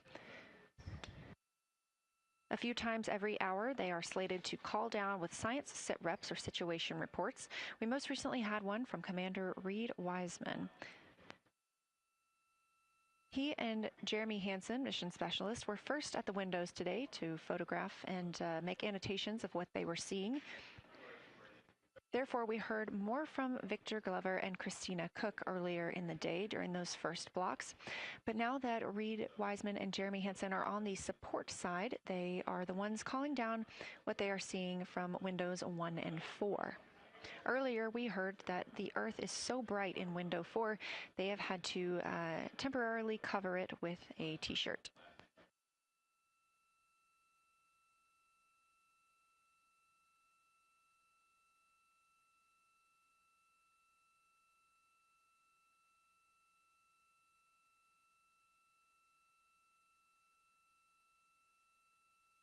The moon preserves a near-continuous record of solar system history that has been erased on Earth because the moon doesn't have an atmosphere. So things that we experience on Earth, like weather or plate tectonics, don't really apply.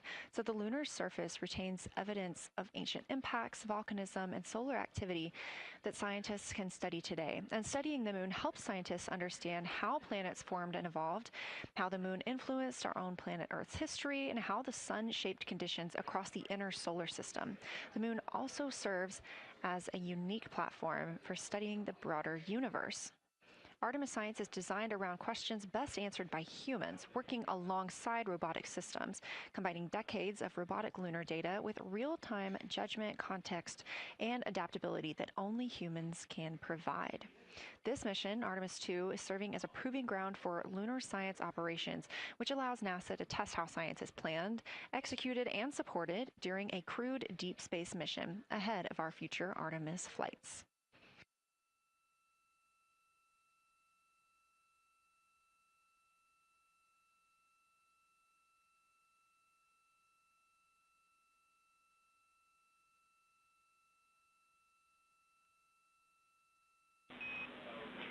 Integrity, time for a window team position swap. So Victor and Christina, please switch places if you've not done so already, and remember your SD card for the camera.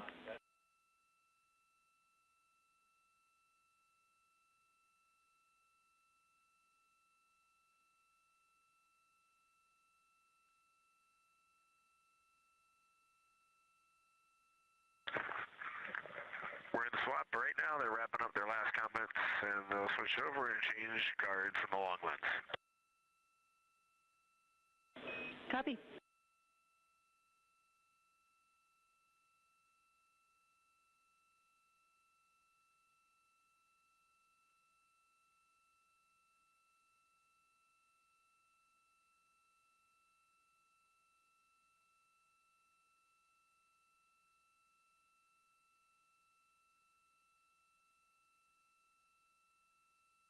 As you heard in that call, it is now time for the team members at the window to swap positions. That means Victor Glover and Christina Cook will be switching roles. One of them has been photographing the moon with a Nikon with an 80 to 400 millimeter zoom lens, while the other was making annotations on their portable computing device. And both are recording audio that the science team will be able to listen to.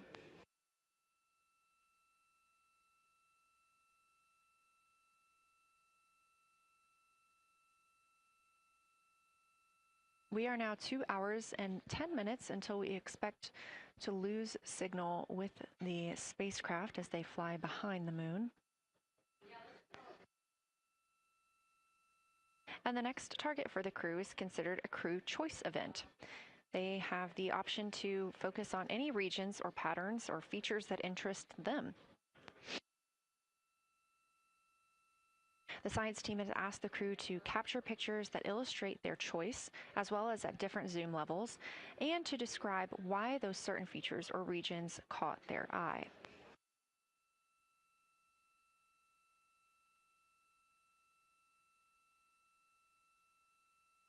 Those recordings are part of what are being saved on their PCDs, portable computing device that will be sent to the science team for analysis.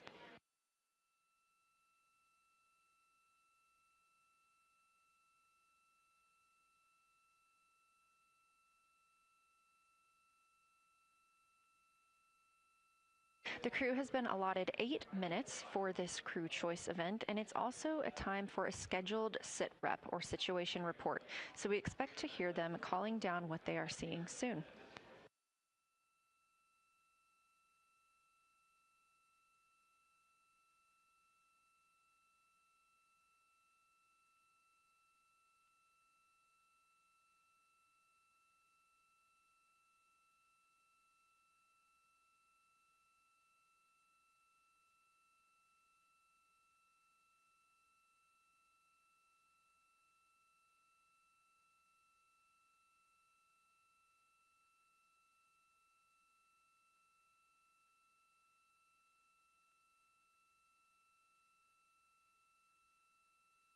Something that the crew or that the science team has used to help prepare the crew is a cue card. These ask for a feature ID if they happen to know the type or name, and if it is a target. Of course, in this situation, when they have a crew choice, they do not need to, it may or may not be a target. They want to know the location and the observation style. They've also asked for the geometry of what's being captured, the size, shape, boundary, and preservation, as well as the color and shadow, so the color tone, the albedo, that reflection or brightness, and any shadows or illumination. Next, they're interested in structure and texture.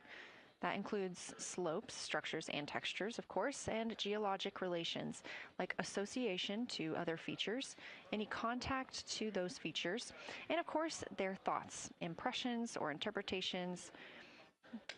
They are interested even in emotions and excitement that the crew may be having.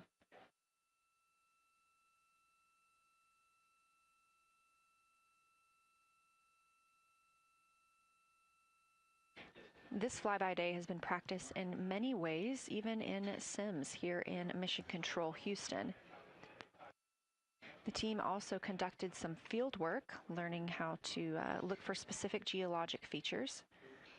They also photographed a large globe, and the science team helped them determine which features they would be targeting and how to look at those.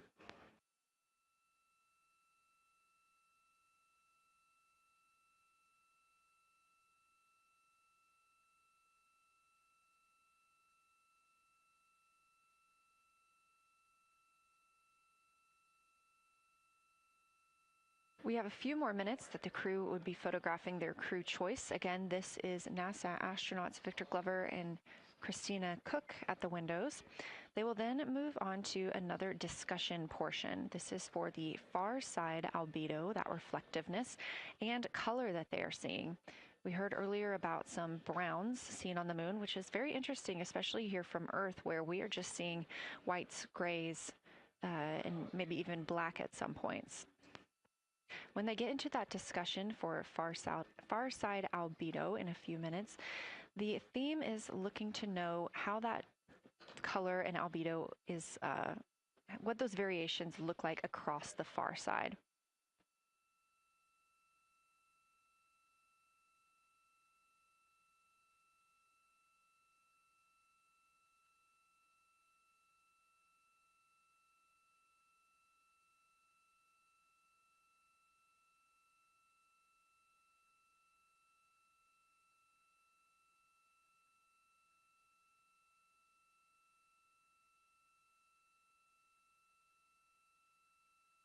On the right side of your screen, the Science Evaluation Room, or SIR, where team members are looking real time at what the crew is seeing.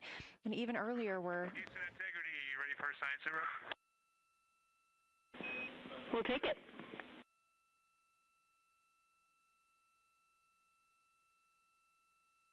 Okay, the crew has swapped positions. They're in their crew choice. nice element. I've been listening to both of them for a little bit, and they're really enjoying, they both decided to pick the Terminator, and they're spending a lot of time looking at the Terminator, just talking about the resolution that they can see, the depth of the craters, and the various interesting and unique excavations that they can see.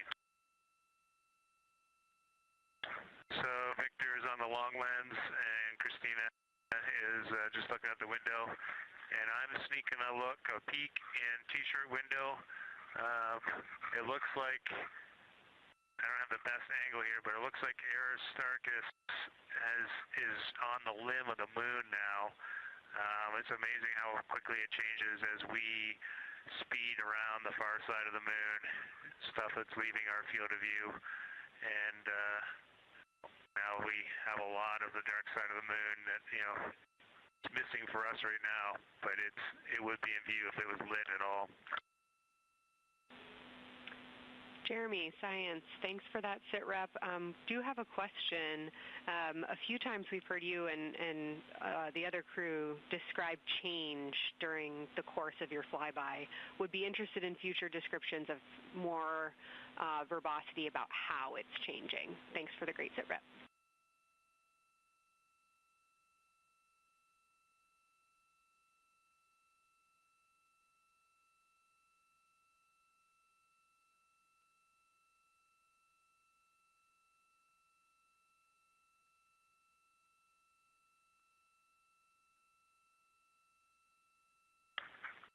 Yeah, Kelsey, sounds good. We are definitely keeping an eye on that.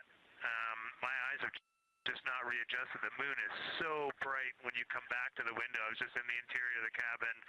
I've come back to T-shirt window, and it's just overwhelming brightness, and my viewing angle is a bit challenging, so I won't be able to give you great observations from this window. But I will talk about something that I was talking a lot about in my recordings earlier, which was we've been talking about some shades, and so we have obviously the dark and the light gray, and then we've talked about naming some colors, a brownish hue and a greenish hue. And I'll tell you, like right now, Aristarchus, the plateau is hard for me to see from this window, but that had greenish hues to me and was very unique. I didn't see anything like that anywhere else on this side of the moon. And then I see a lot of these, what I would call brownish hue areas. There's a number of them. And they, for example, in the northwest corner of the highlands, to me it looks like the brownish hue is caused by ray or ejected material landing on the highlands, and then we obviously see the ray areas as a lighter albedo, but in between the rays where the deposit would be thinnest, that is what it looks like is causing the brown to me. So I saw that in the northwest side of Aristarchus, or sorry, that dark area of the highlands, northwest side of the highlands. I saw it in the highlands to the east of Glushko, and then I see those same brownish hues west of Oriental, and I drew a contact there on OneNote, but that's a huge region, kind of like a piece of pie with the point of the pie pointing at Oriental and then going up towards the northern side of Hertzsprung. And that is an area that just looks like a different, that brownish albedo. That was fantastic, Jeremy. We had heard rumors of the green and brown hues, and so you really read my mind on asking about those. Understand they likely didn't have any contact with each other the way that you described them, but please correct me if I misunderstood that. And then last thing, I'll make the same offer we made to Victor earlier. If it would be helpful for us to verbalize any targets so you can stay at the windows and keep your eyes adjusted to the moon, please let us know.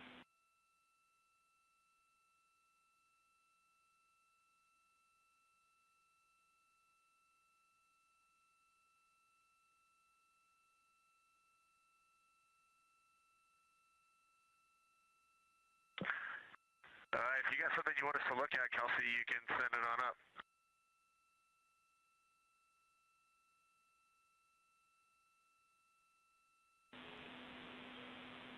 Definitely not looking to interrupt your flow, Reed and Jeremy, only offering assistance if you guys want to keep your eyes off of the PCDs.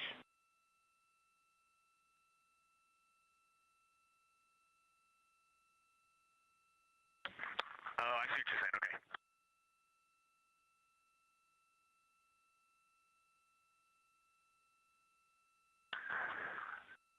Not really science related, and we definitely learned this at Apollo, but the thing that is just most fascinating, I think, to me and Victor right now is even as rugged as the far side looks, when you look at Oriental and Home, it's rugged, but man, when you look at the Terminator, it is just like impossibly rugged, and it reminds you that the whole far side is that way, and just the Terminator is really bringing out the shadows and the hills and the valleys, and it is just, it's unbelievable. It's like no surface of the Terminator is not marked by meteor impact, and it's just, it is very impressive to look at that, and you realize that that is true across the whole far side. You just can't see it due to sun illumination right now. Reed, Houston copies, and we were commenting on the same thing. Even from our view, the Terminator looks absolutely alien because there's just so much texture in there that we're just not used to seeing. So thanks for sharing that with us.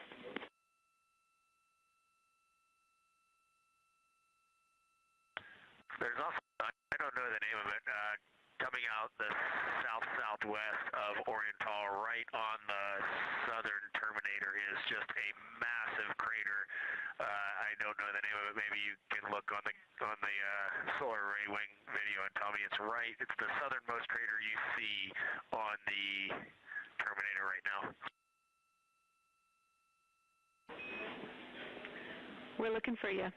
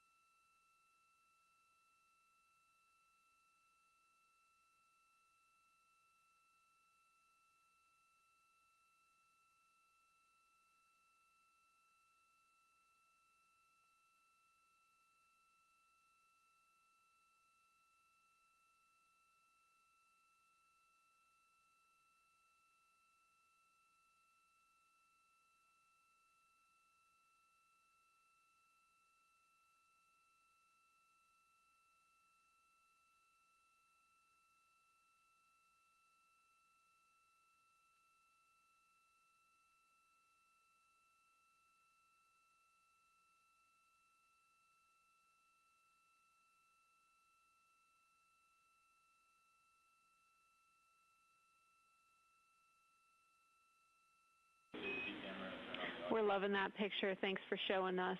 And Reed, as an answer to your last question, we believe that that is Chebyshev crater. And the sir agrees with that.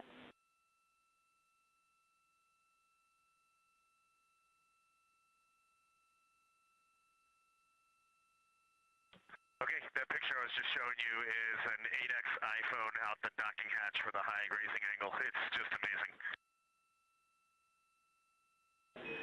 We love it. Thank you.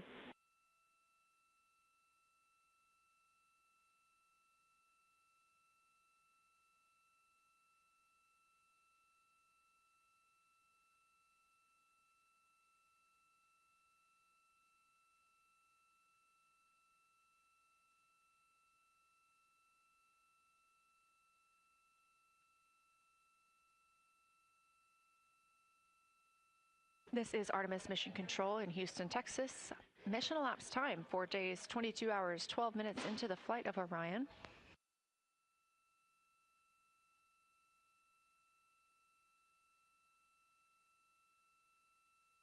This is lunar flyby day for the crew aboard the spacecraft. Reed Wiseman, Victor Glover, Christina Cook, and Jeremy Hansen are now the farthest people to have ever traveled from Earth.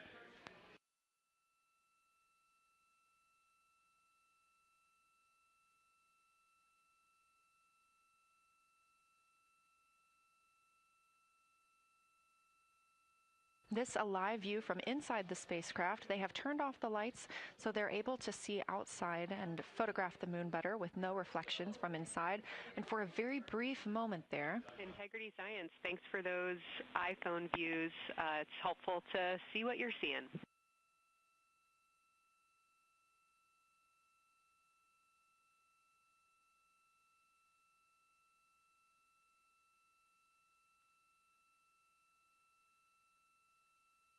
we very briefly saw NASA astronaut Reed Wiseman showing a picture he took on his phone of the moon.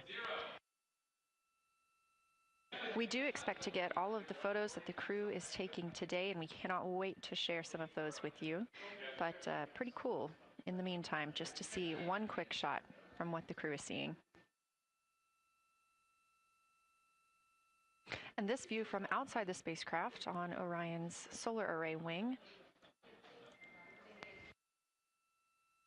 Orion is now 6,643 miles away from the moon and continuing to grow closer.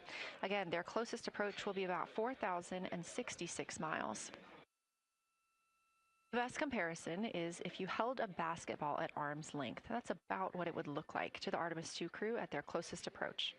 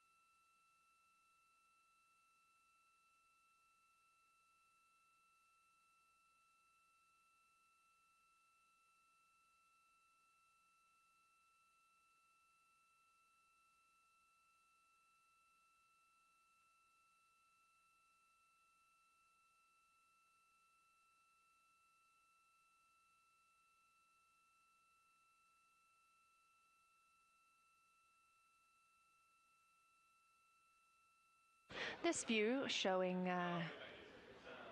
at the very top, a camera coming from Orion, continuing their flyby of the moon. We have 3 more flyby observation blocks after the completion of this one. Down on the bottom left of your screen, that's the SIR, the Science Evaluation Room, where team members are continuing to work through all of the targets that the crew is photographing today, and they've helped identify some of the craters and some of the other items that the crew has seen on the moon's surface. Down on the right is Artemis Mission Control here in Houston. Those 2 rooms down at the bottom are just down the hall from each other.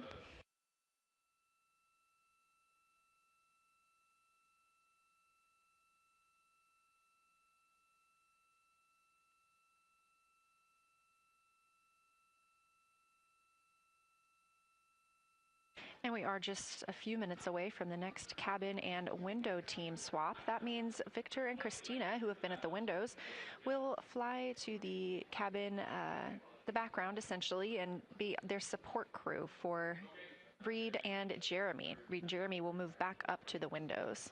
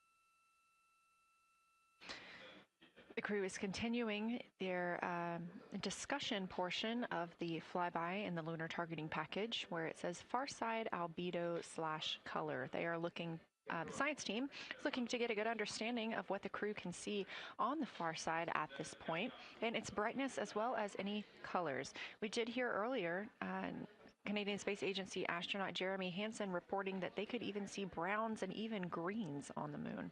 I'm really looking forward to seeing those photos. And in just a couple of minutes, the teams will swap from the cabin to the window.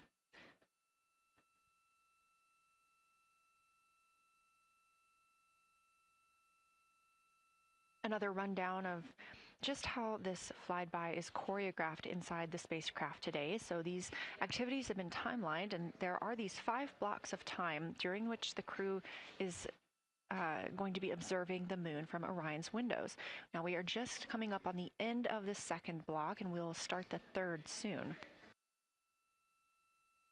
So at any time during those blocks, 2 members are at the windows working in a pair. One is taking photos from window 2 and has a blue shroud over the window to help prevent any reflections from inside the spacecraft. They are also using an 80 to 400 millimeter zoom lens. And the other astronaut on the window team will be in window 3 using their portable computing device to make annotations.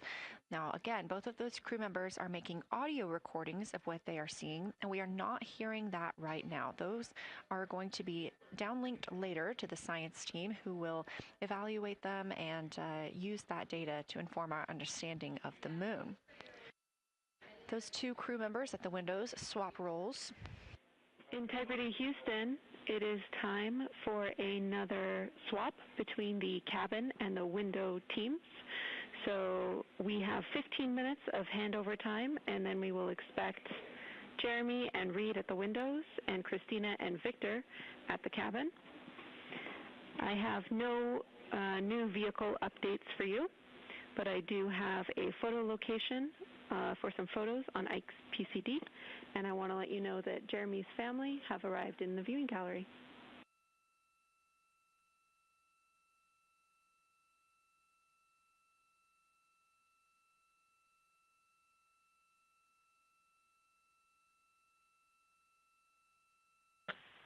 Okay, Jenny, we copied most of that. The only thing we're missing is what you meant about the photo location on Victor's PCD. And hello to my family. I think that must be Catherine and Devin that are there. And I'm glad they made it into the viewing room. And we copy. It's time for crew swap. The A team's coming out of the windows and the B team's going in. Okay, copy. All I meant to pass for Victor's PCD is that there are some late load photos that were requested that are now in his favorite photos folder. And you're exactly right. We have Catherine and Devin here. They give you a big wave, and they're super excited and happy to see part of what you're seeing.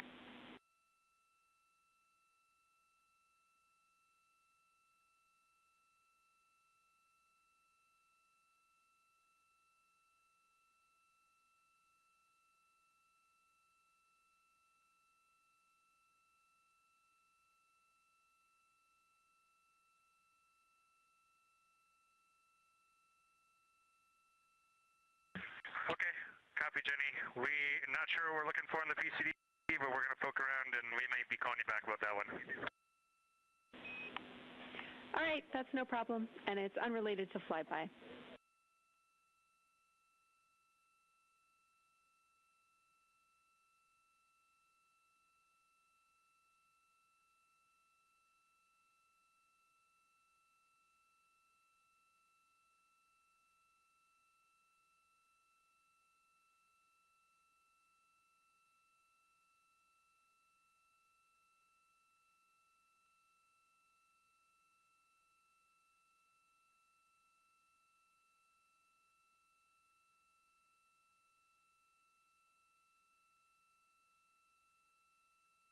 This is Artemis Mission Control here at Johnson Space Center in Houston, Texas. And as you just heard, Capcom, or Capsule Communicator Jenny Gibbons, Canadian Space Agency astronaut and Artemis II crew backup, relaying to the teams in Orion that it is time for a swap from the cabin to the window teams.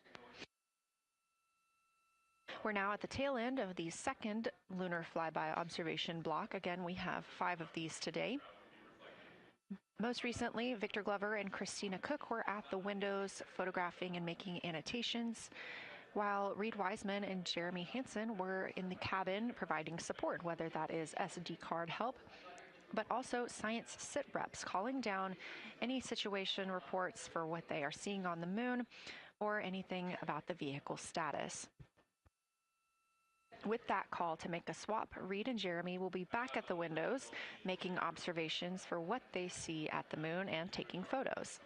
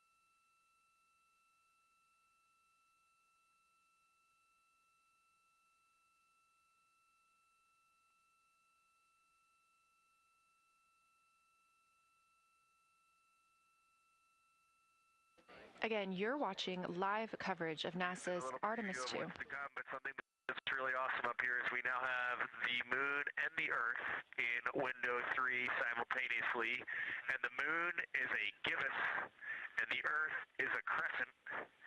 And I'm guessing in about 45 minutes we'll have 2 identical crescents as we change our position in the universe. That is pretty darn cool. Thank you.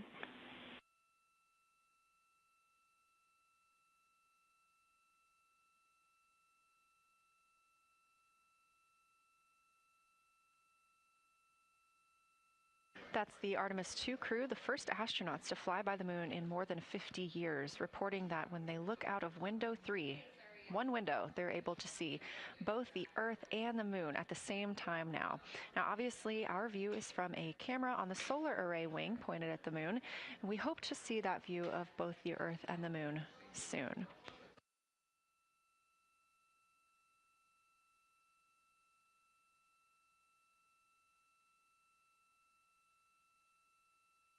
Some upcoming times for what you can expect. In about an hour and 40 minutes, we will have Earth set. And during that time, we will have a view of Earth going behind the moon.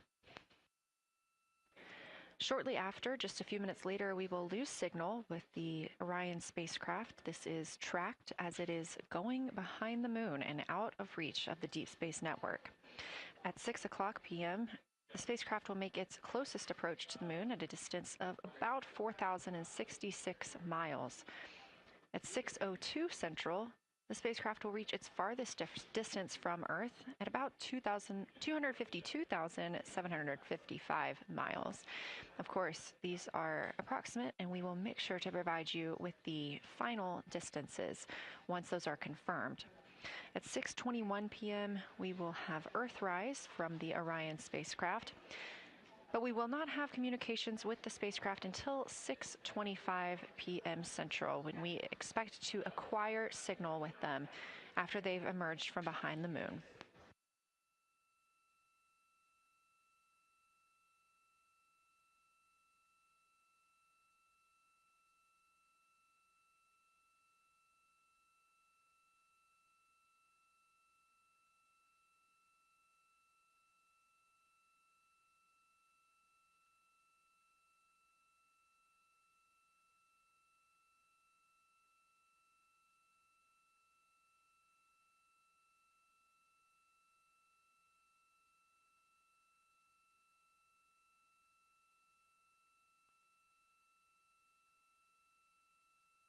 Again, you're watching live coverage of NASA's lunar flyby for the Artemis II mission, first crew to fly beyond the moon in over 50 years.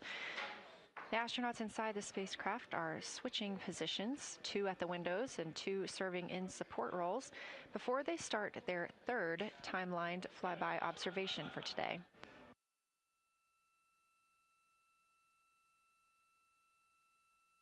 We've heard great calls from the crew so far describing what they're seeing, all well trained by the science team here on the ground.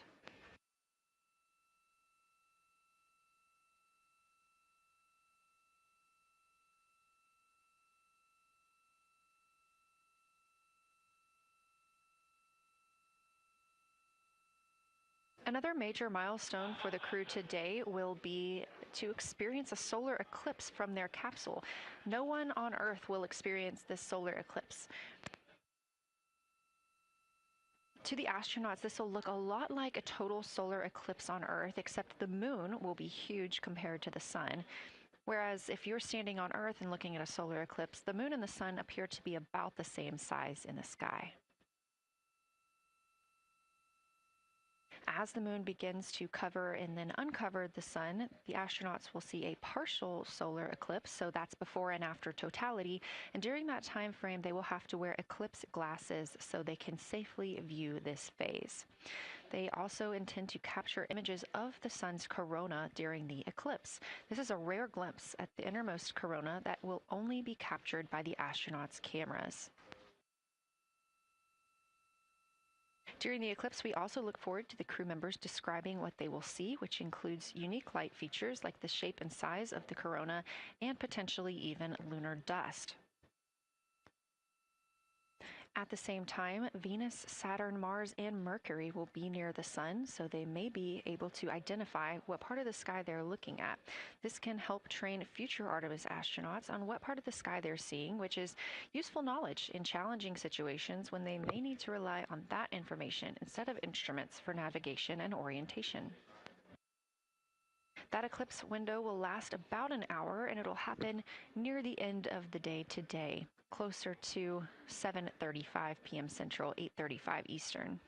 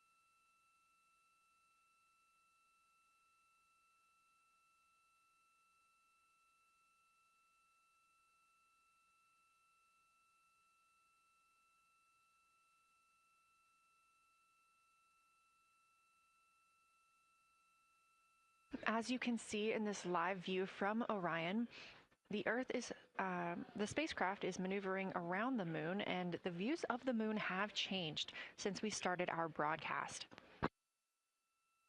The near side is now very far to the right side of your screen. This is the side that we can see from Earth. That darkened portion are ancient lava flows.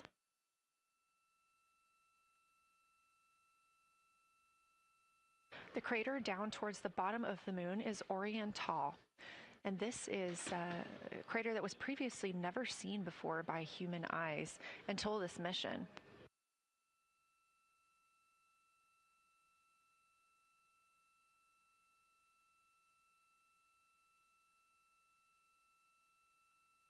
Everything to the left of Orion is considered the far side.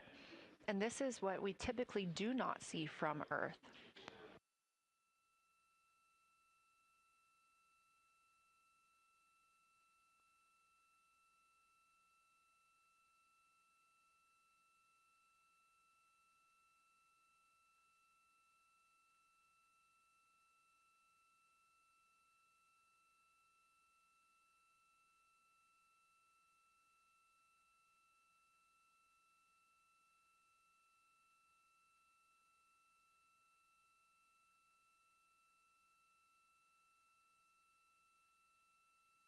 Just a reminder about this view, this is coming from a GoPro camera mounted on the tip of one of Orion's 4 solar arrays.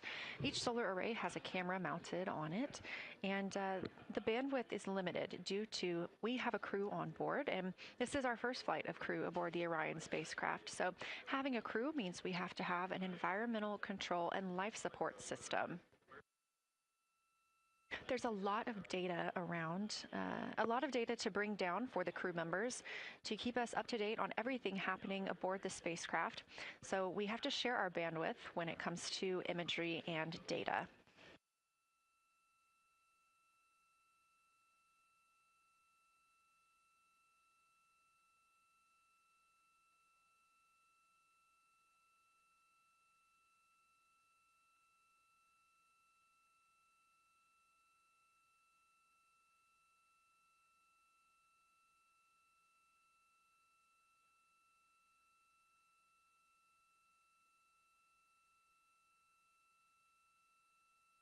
Inside the Orion spacecraft, the astronauts have completed their cabin and window team swap, meaning we have moved into the next block of lunar flyby observations. Jeremy Hansen and Reed Wiseman are now back at the windows, taking photos and making annotations. About halfway through this block, they will switch positions at the windows and will be prompted by the ground to do so.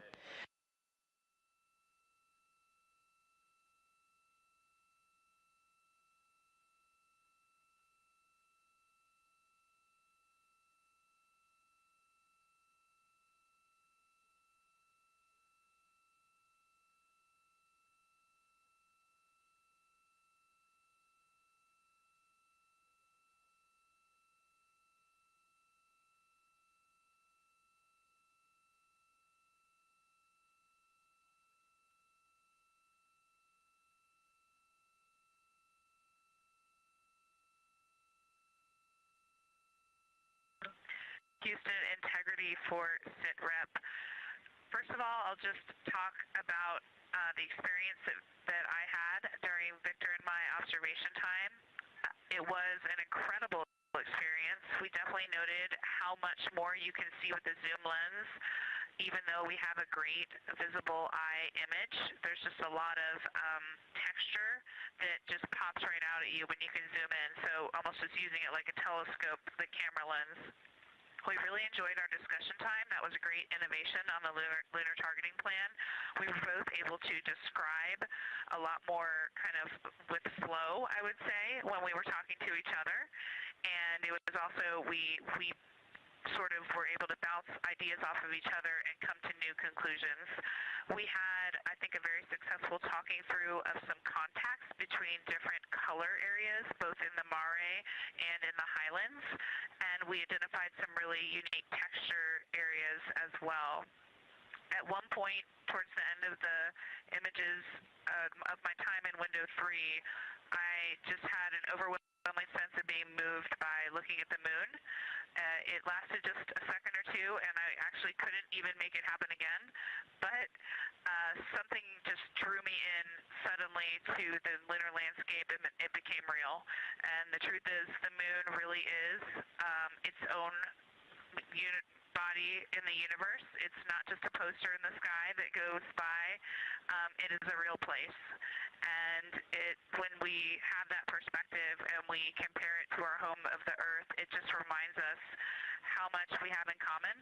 Everything we need, the Earth provides, and that in and of itself is somewhat of a miracle, and one that you can't truly know until you've had the perspective of the other. I'll switch into some logistics stuff. The Peltors, both their batteries stopped providing the active listening, but we have verified they're still recording, and so we are able to have discussion time and hear outside our recordings by just moving the ear cup off of the ear. Other than that, everything's working well technically, and we've been able to find all our targets, and we're having a really great time. Thanks, Christina. We copy those logistics for the Peltors, and also thanks for bringing us into the cabin with you with that description.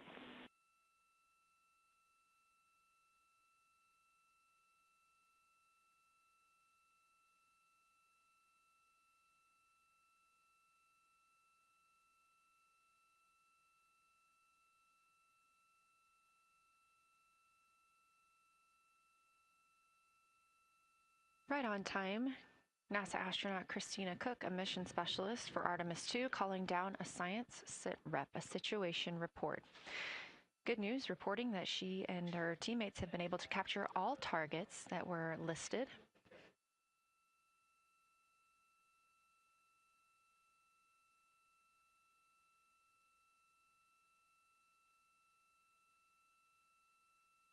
Christina also gave a vibrant description of just how it feels to be there and to see the moon up close and not just something passing in our night sky.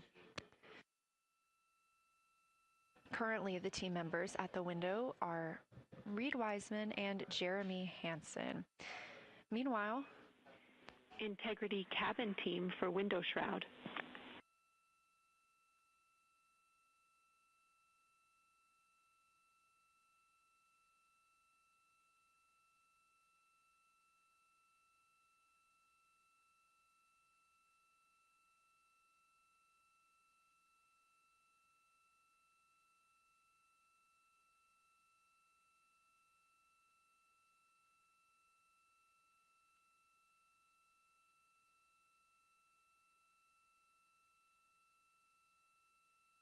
We're listening. Go ahead, Jenny. Hey, Victor, we have a temperature constraint on the windows, and the shroud might be getting us close, so we just want to check on the state of window 4's shroud, whether you believe it's still necessary because maybe things have changed with our viewing, and if so, we would like to request to have the shroud removed.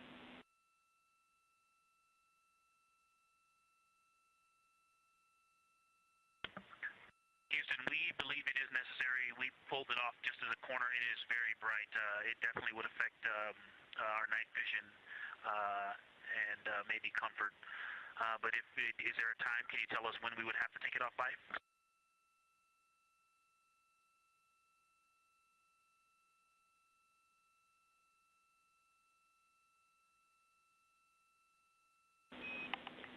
Unfortunately, since it's been on for a while, we are going to have to request that the shroud is removed, and we can recommend something that could block the light but just create a bit of distance between the window and whatever is covering it.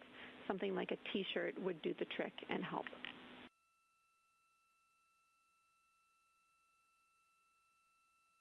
Okay, we're removing the shroud, and we'll make it work. Thanks.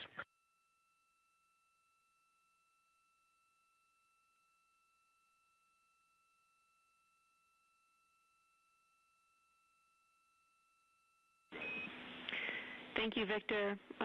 We know it's pretty bright in there now with that window uncovered. We will also offer that airflow on the window would be helpful. So if you want, you can also retrieve the condensation hose, which should be friction fit onto one of the diffusers. And that on the window would also help.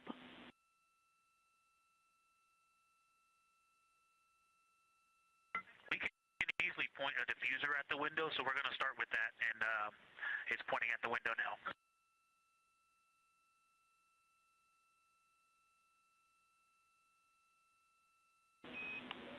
Okay, we'll take that, Victor. Thank you. Please keep us updated.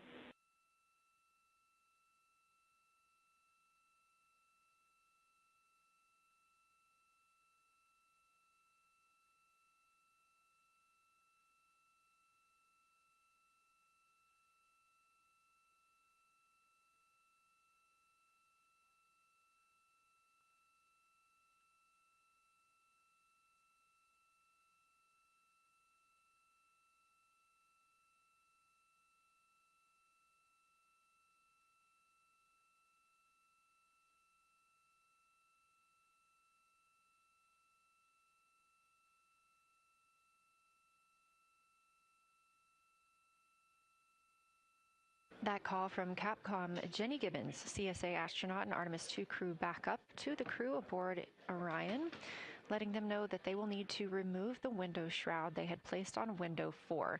They initially placed that shroud there to block out some of the light from the Earth. It was extremely bright coming in the cabin and interfering with some of their viewing opportunities out at the moon.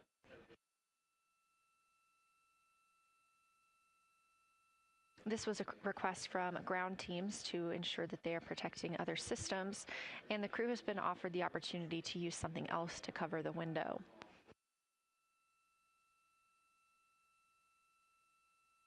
Meanwhile, Reed Wiseman and Jeremy Hansen continue with their lunar flyby observations.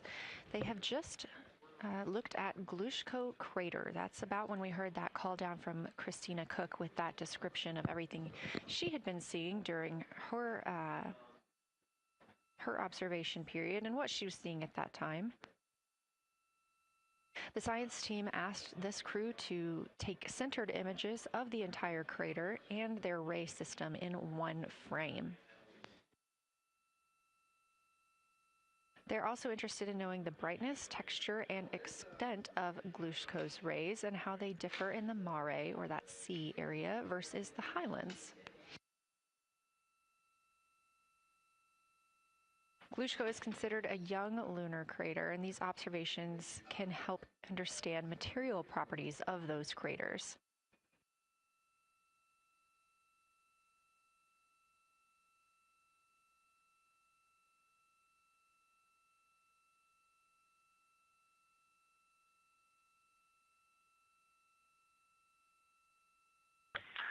Science, integrity. First, I wanted to start off with connecting with what Christina said, that it was very moving to look out the window. I had the unfortunate sequence to start looking out the window and then moved to the long lens, and it was hard to speak looking through the zoom because I went straight where Christina went, and I was walking around down there on the surface, climbing and off-roading on that amazing terrain. I also want to underscore something that she said.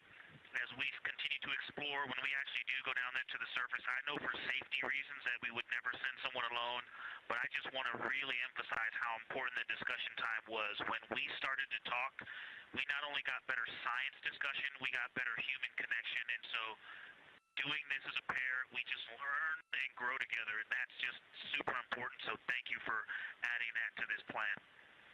Reed just passed me a note that the Orion Tall Basin annular ring has a similar albedo to the center, but a different color. It has more brownish tones in it, and he said it's very distinct now that he's been staring at it.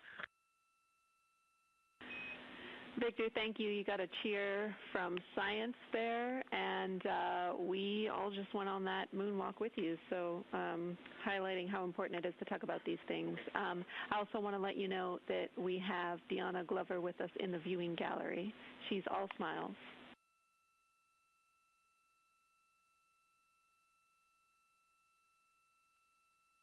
Well, you just got a bunch of cheers up here. Hey, babe. I love you from the moon. We love that we got a hey babe too, and we also have one of your lovely daughters here watching you guys work.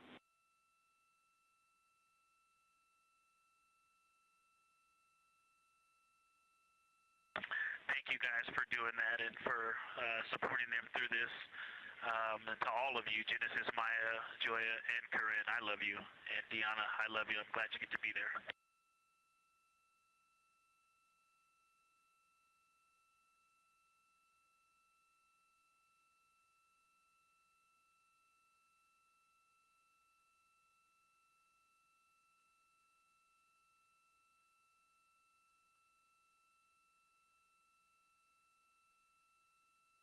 We've had some really sweet words from the crew members aboard Orion today, as their families have been able to filter in and out of the viewing room here at Artemis Mission Control at Johnson Space Center in Houston.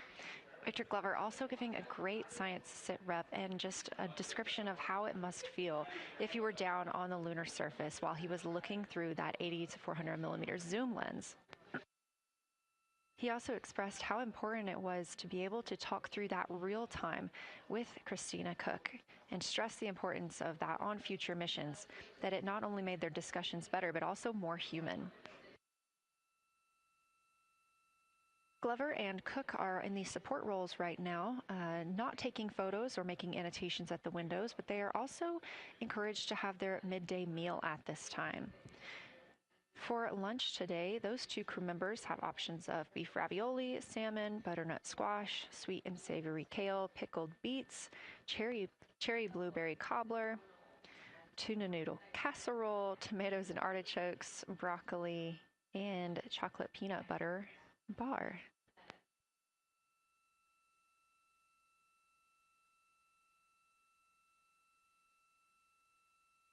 Once Glover and Cook return to the window portion of their flyby today, Reed Wiseman and Jeremy Hansen will get into their midday meal.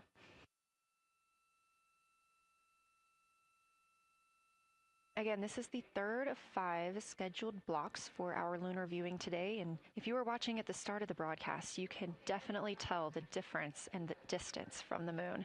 We are now 5,518 miles away from the lunar surface, and again, expecting the crew to get about 4,066 miles away. They are currently 252,050 miles away from Earth, and every mile is a new record, having surpassed the Apollo 13 milestone for furthest distance earlier today.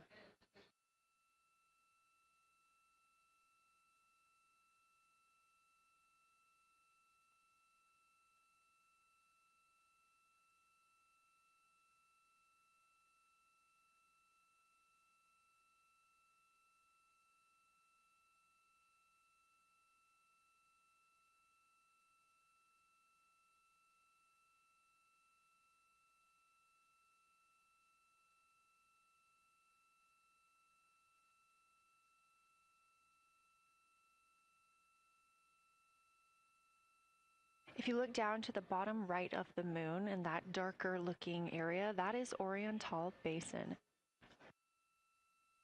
We have continued to lose views of the near side. It is just barely visible over towards the bottom right side of your screen.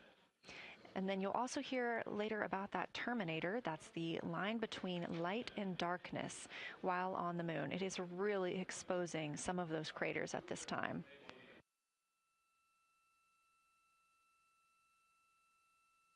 A couple of the other features in view right now are Hertzsprung Basin and Vavilov Crater. Hertzsprung Basin is nearer to the center of the moon, closer to that terminator line right now, and Vavilov Crater is just on the outskirts of it, closer again to the terminator.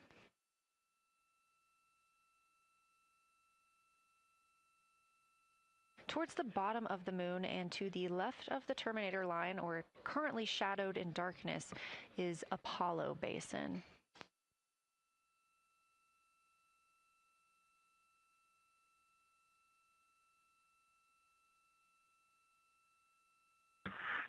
Science from integrity. Let me find out how far we are from the moon right now.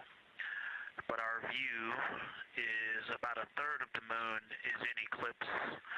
That beautiful terminator is out there calling to me. We're 4,691 miles from the moon.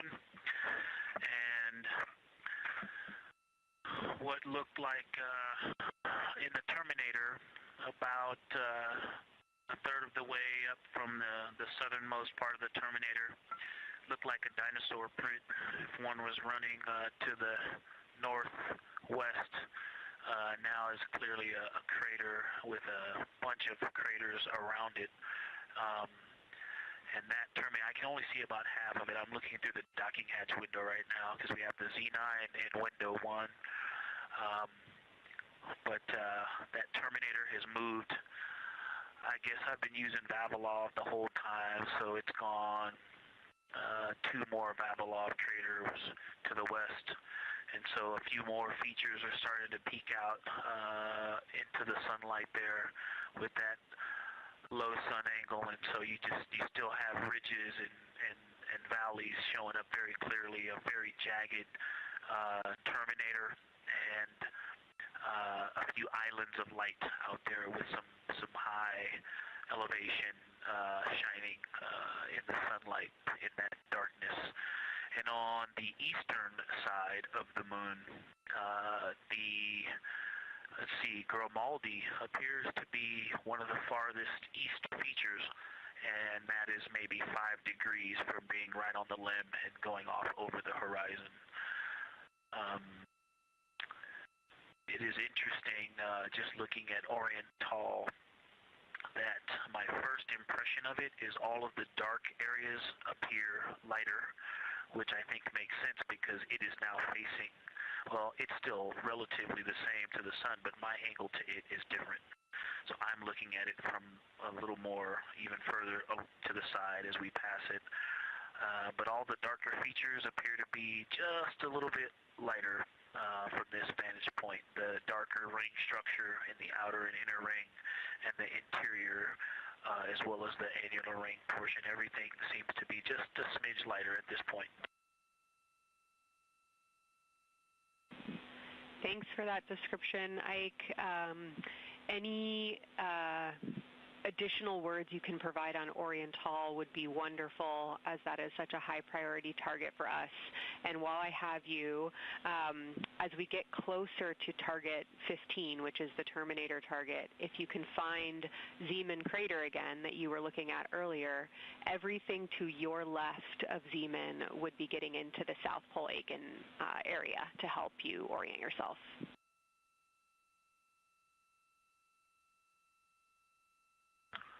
Zeeman is a great waypoint out there. I definitely see it.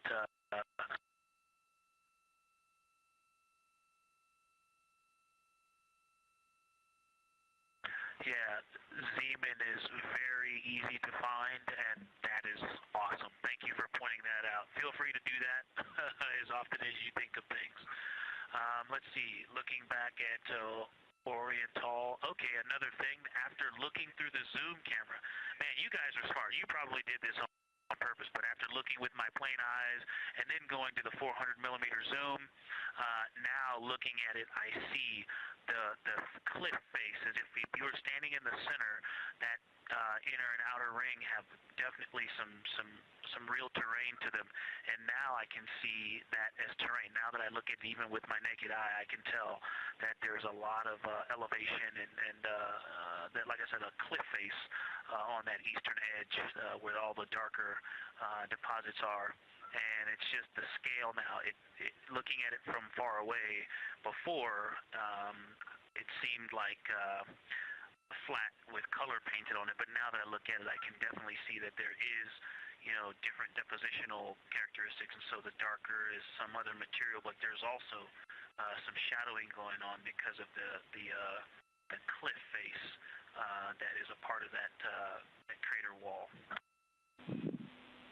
Great description, Victor. Thanks, and really interesting to hear now the distinction between shadow and color.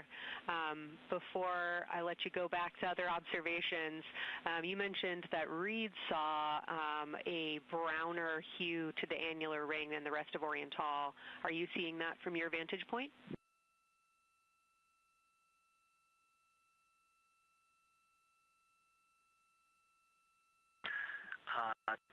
The way that I'm looking at Oriental, again, I'm still in the docking hatch window. There's like a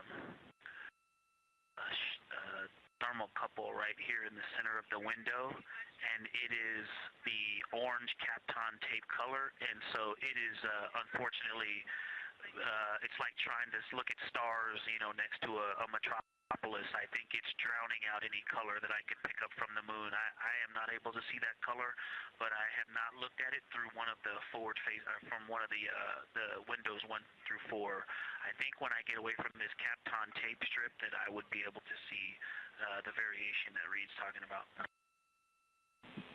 That is great feedback operationally. Thanks, Victor. I'll leave you to it.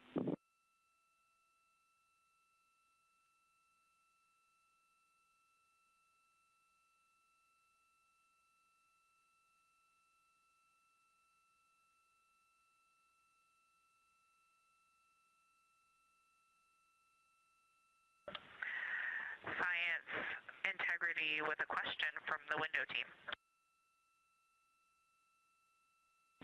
Integrity, this is Science here with you.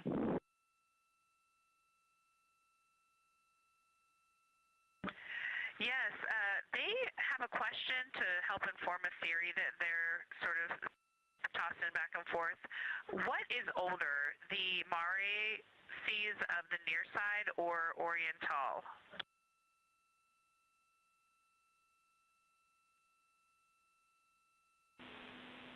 Stand by, Integrity. We're going to get you a little geologic history here.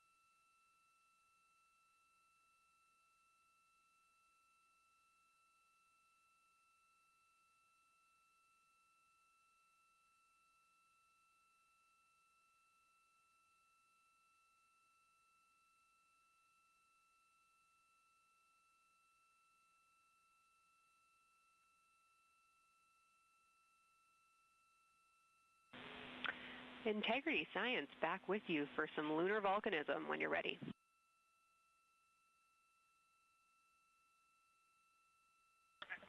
Go ahead. You're making our day down here getting to talk about lunar volcanoes. Oriental, as far as Mare go, is younger than almost all of the Mare on the near side. The exception are features like Aristarchus, which really pop out to you guys and really pop out to us here on Earth. That is younger, but other than that, Oriental is pretty young as far as Mare go.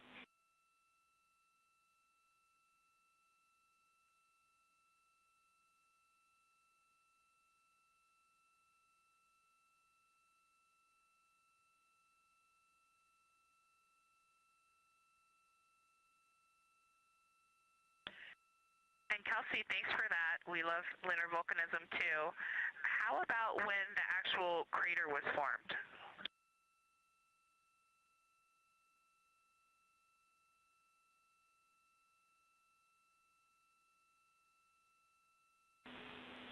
Yeah, we're going to get you an age for Oriental, and while we're getting that, Christina, can you, maybe you've heard the window team talk about the sort of contacts around Oriental, but because that material is so much younger, if anything pops out to you about physical relationship between that and surrounding terrain, we'd love to hear it.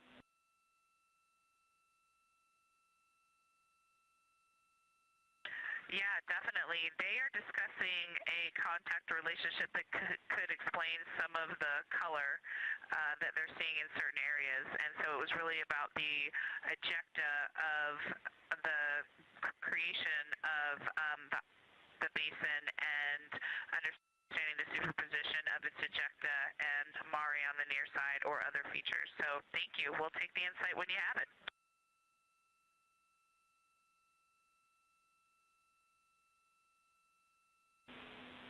Thank you, Integrity. And I know Jenny wants to get to you with some topics, so I'll leave you with Oriental is 3.8 billion years old.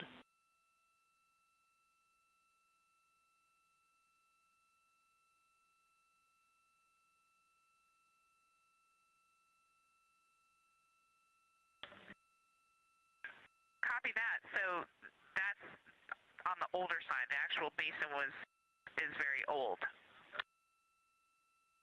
Correct. As is the case with a lot of mare, typically the big basin formed, and then the volcanic eruption was able to punch through the crust where it was weakened by that basin formation.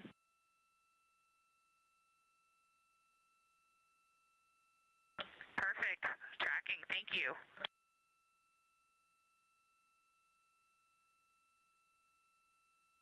NASA astronaut Christina Cook calling down some questions to the science team on console. The voice you're hearing with those answers is Dr. Kelsey Young. She is joined by Trevor Graff on console today. Christina asking about the age of Orion and specifically the mare regions. Those are those dark regions that you see. They are paved or filled by volcanic deposits.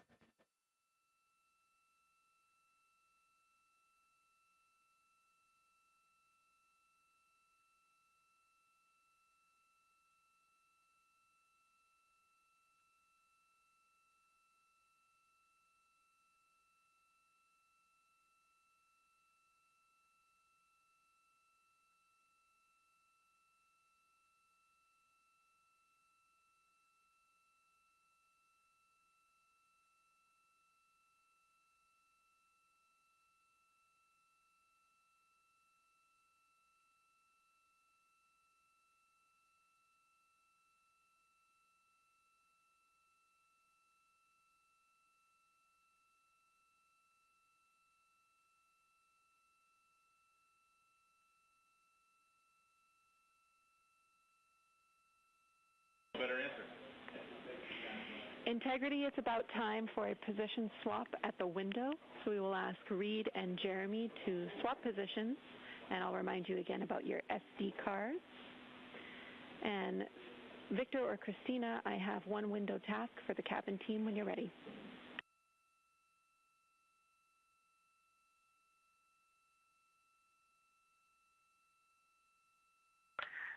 They are swapping, and I'm ready. All right, Tina, we found a way that we can reinstall the shroud on the window. We understand it's pretty darn bright compared to everything that you're looking at. So in order to reinstall it, we will ask that you retrieve the condensation hose and you install it on a friction fit on the cabin air outlet port. That's right by one of your diffusers. You're going to point that little condensation hose such that the air is flowing over the window pane. Let me know when you're ready for the stowage location.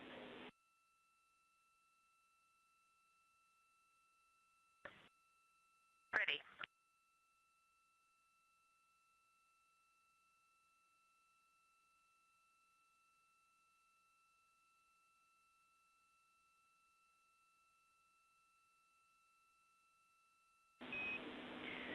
Christina, the hose is in locker A1. The crew has gotten a go to reinstall that window shroud they were using to block some of the earth shine. Copy. This view coming from inside the Orion spacecraft as the crew members are swapping windows, specifically Reed Wiseman and Jeremy Hansen. They've been our crew members at the windows taking photos, making annotations, and making recordings that'll be downlinked later to the science team for review. The science team will have a conference tomorrow morning with the crew to get any fresh perspectives or things that they learned during the flyby.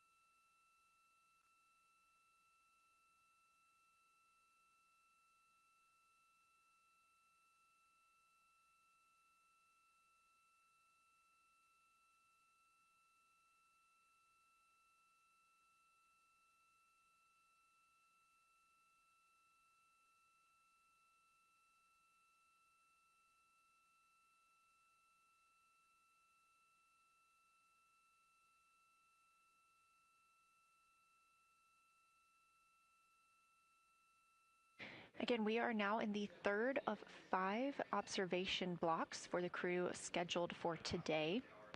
During this flyby, Orion is passing around between 4,000 and 6,000 miles from the moon and providing the crew with a full view of the lunar surface.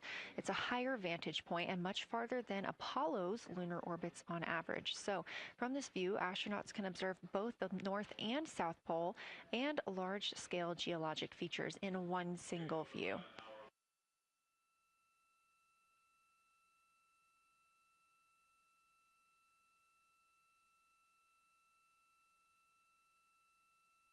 We are now just under an hour until Orion passes behind the moon, and we lose communication with the crew. They will be out of reach with any of our deep space network antennas. That loss of signal will last about 40 minutes, and we expect to regain communications with them once they fly behind the other side of the moon. While they are behind the moon, they will also reach their max Earth altitude as well as their closest approach to the lunar surface.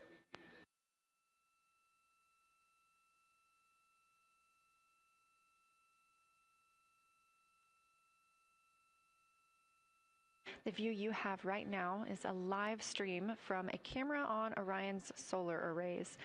You are looking at a live view of the moon, and 4 people are inside that spacecraft taking pictures of it, telling us everything that they are seeing. The first humans to do so in over 50 years. They'll be sending those pictures down for all of us to enjoy, and of course, especially the science team, who are very excited for what they are learning today.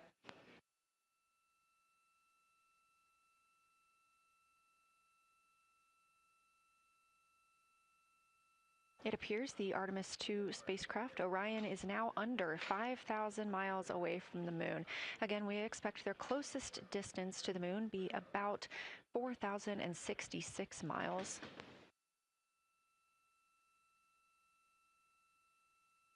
That is an estimate at this point, and we will make sure to share that closest approach distance once we receive it.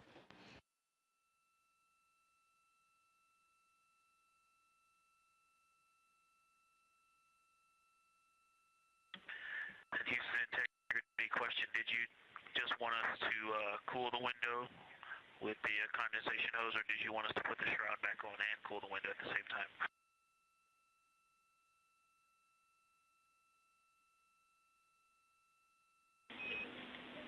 Victor, we definitely want you to cool down the window with the condensation hose. It's crew preference whether you put the shroud back on. The hose will allow you to do that if it helps with your lunar flyby.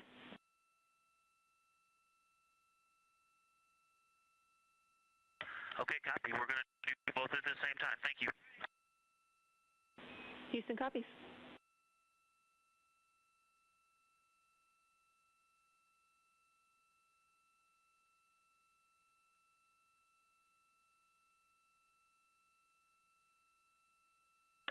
Houston, thank you for that suggestion. The cabin is darkened again, and that makes a big difference for the imagery. And for science, we are now seeing a half moon.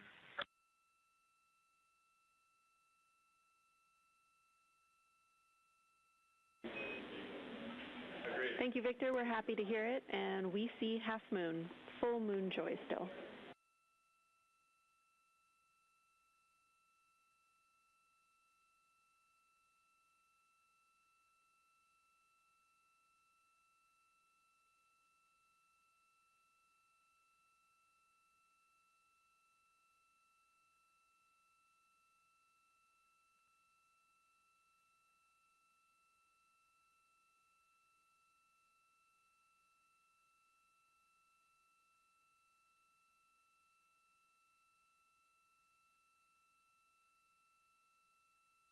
Crew reporting from Orion that they are seeing half the moon, which is about what it looks like here from this view from the spacecraft. However, what has become a little bit of a catchphrase for this mission, everyone is reporting full moon joy.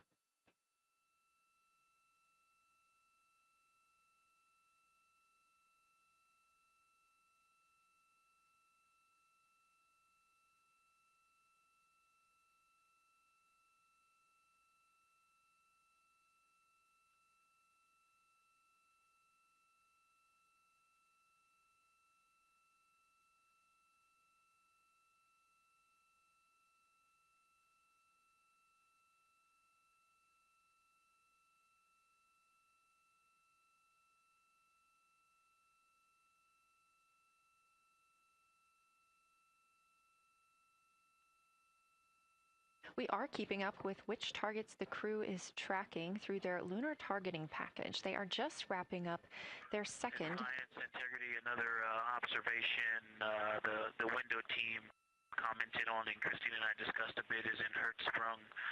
The solid and intact crater is very smooth. If it were a dirt road, it's very hard packed, and then you go outside of it, and that outer crater, that's the one that is older. It is a little rougher and more jagged, and starts to get into more loose-looking terrain. And the smooth interior also causes the craters that are inside of the larger crater, the smaller craters, to have really sharp edges, sharp, distinct edges.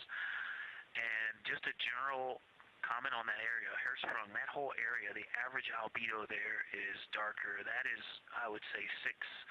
And the average albedo around Oriental and between Oriental and Ohm, excluding the wedge, the darker wedge, is more on the 6-7. And that they also seem to be different texturally. Christina described it earlier around Hertzsprung, and then from Hertzsprung toward Oriental, there appears to be a frozen, a rippling pond, but frozen, or like choppy waves when it's windy out, choppy water, and then it freezes instantly. That's the texture. If you walk down there barefoot, it looks like it would be hard on your feet, like lava. After it's cooled, it would be pokey. Except for right there in the center of Hertzsprung, it looks paved, like a paved road, nice and smooth.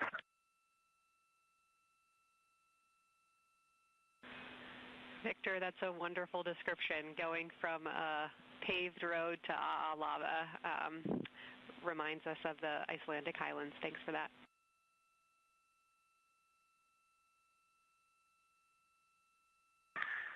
And science, another in the interior of the very intact, the interior of the intact crater at Hertzsprung is albedo variation. I think I heard one of the window crew maybe say color variation, but definitely albedo variation. There's lighter patches and slightly darker patches.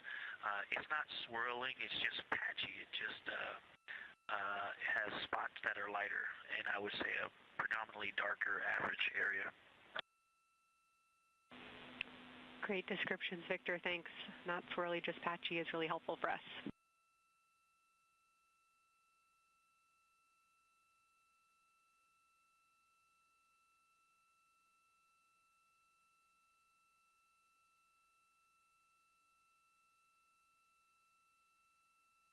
Really great descriptions coming from Science, the window team is hitting all the targets. They are on plan and starting the discussion of the Terminator. And boy, I'm loving the Terminator. I think I know it's not purely a moon feature, but what it does to the features of the moon, to the terrain, I've probably spent the most time describing into my recordings and thinking about and looking at the Terminator. There's just so much magic in the Terminator. The islands of light, the valleys that would look like black holes. You'd fall straight to the center of the moon if you stepped in some of those. It's just so visually captivating that the Terminator is the most striking thing that I've seen so far. We've been loving your evocative descriptions, Victor. You really are bringing us along with you, and we're following along with visualizations that pale in comparison to your descriptions. Thanks.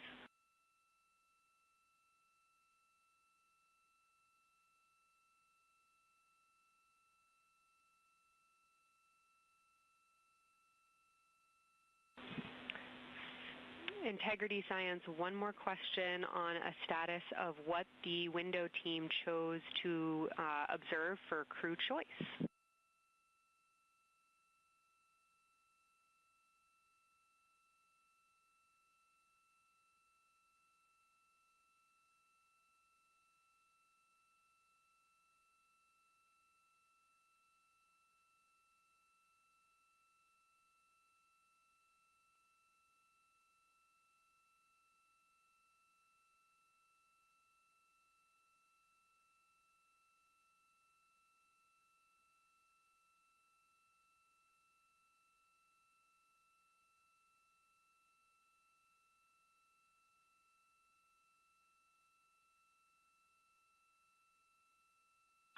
Window 2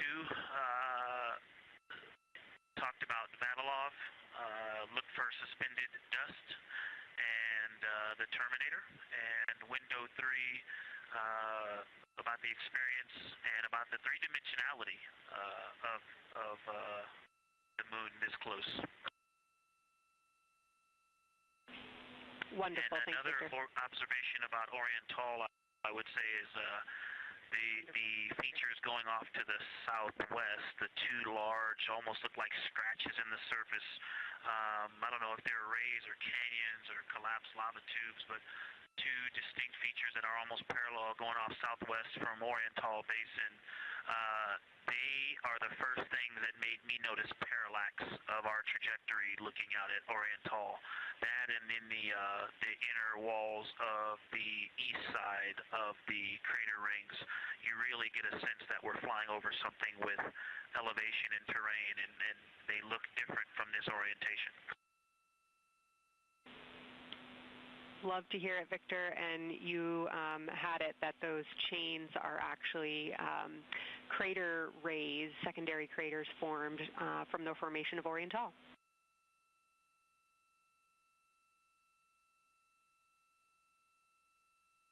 Yeah, speaking of crater rays, the crater rays that are going off to the northwest,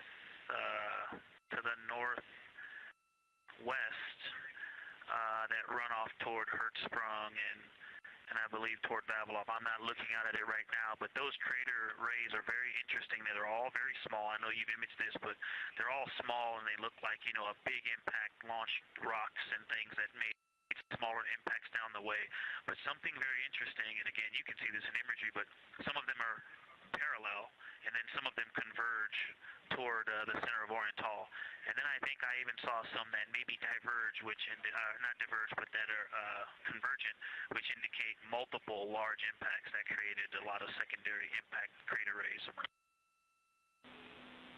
Fantastic, Victor. And I'll note that we can infer that you're looking down at your freshly named Integrity crater, which is near the end of one of those beautiful crater rays from Orion Tall. Thanks for the description.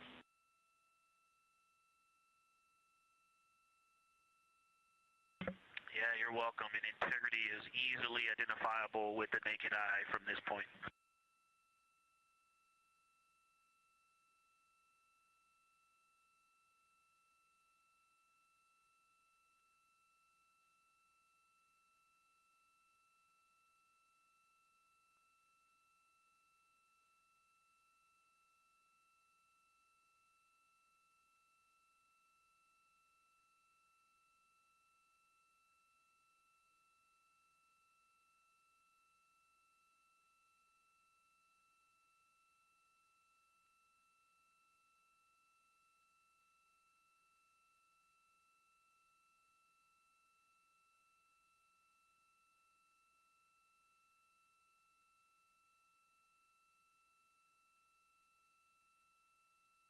We've been hearing some great situation reports from Victor Glover, the pilot of the Artemis II mission, calling down to the science team, letting them know what he is seeing. And one of those things is Hertzsprung Basin. If you look just to the right of the Terminator, that is the difference between light and darkness on the moon. You can see what he's describing when he says Hertzsprung Basin and how it looks a little bit paved in the middle there.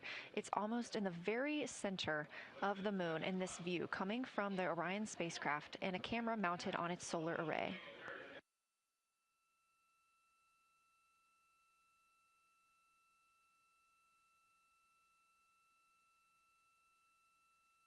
We are now 4 days, 23 hours, and 23 minutes into the flight of Artemis II, and we are standing by for their lunar loss of signal in about 43 minutes. Again, the spacecraft will fly behind the moon, and during that time, we won't have communication with them. They will be out of reach of our deep space network. However, we will regain communication with them approximately 40 minutes later when they come around the other side of the moon.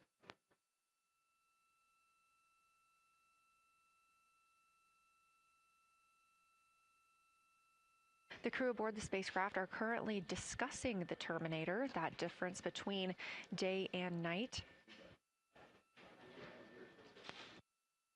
The science team is interested in learning about the topography and the color of the lunar surface, and it's already been very interesting to hear that they have seen colors like greens and browns while looking at the moon.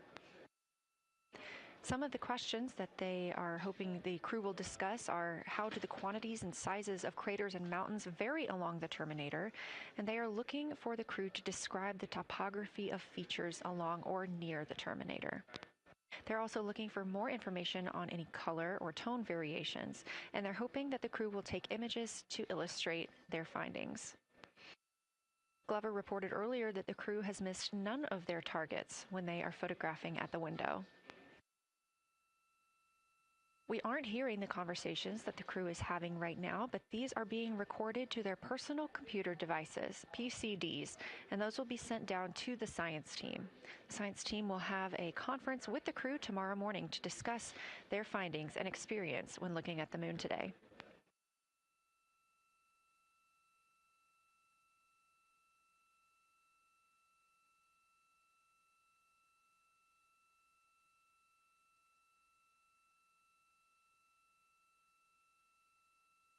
We have a few minutes left while the crew is discussing the terminator, and if you're just joining us, you're looking at a live view of the moon, our moon, from the Orion spacecraft and a camera on its solar array.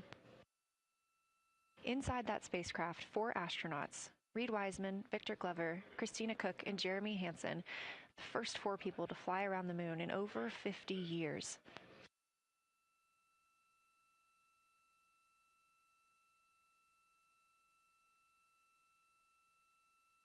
This is our lunar flyby day, and the crew has already surpassed one record today. The crew passed the Apollo 13 distance record at 12:57 p.m. Central, 1:57 p.m. Eastern. Canadian Space Agency astronaut Jeremy Hansen calling down that he hopes it's a record soon broken by other explorers.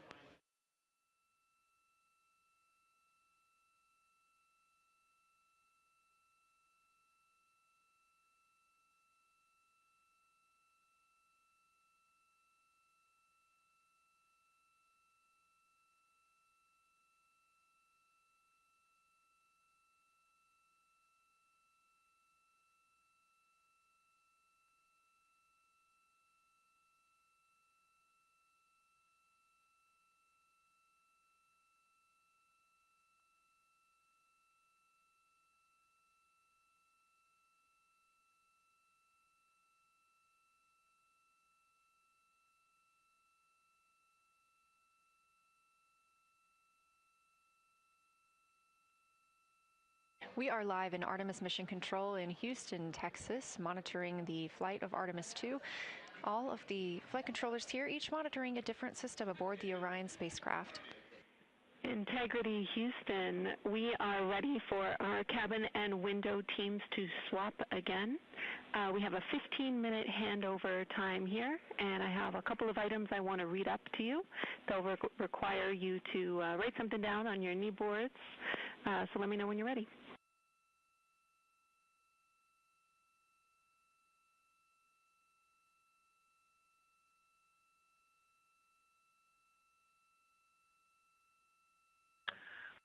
Okay, Houston, we are ready. Copy Integrity. First of all, once you start this next shift here, during this lunar observation shift, we will begin our lunar LOS, so you can expect a call from me a few minutes prior reminding you. And second of all, FIDO just sent us updated altitudes and METs for lunar closest approach and max Earth altitude. Let me know when you are ready to write those down. They differ slightly from Optimus.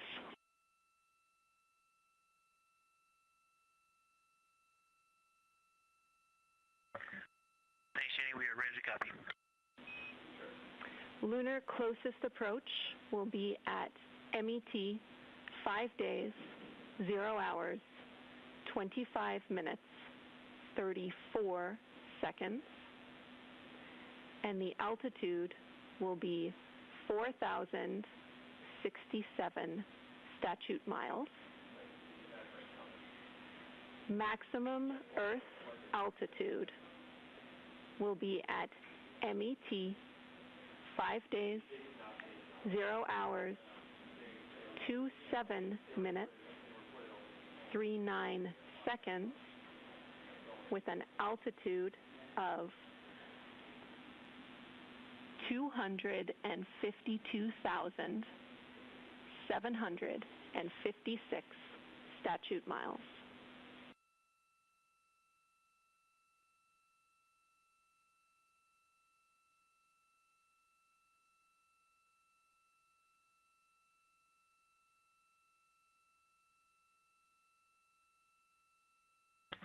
The crew really wants to ask for that in kilometers and in parsecs, but thank you for those. That is great. Thanks for that update. I'll send Fido to work, and I appreciate the metric.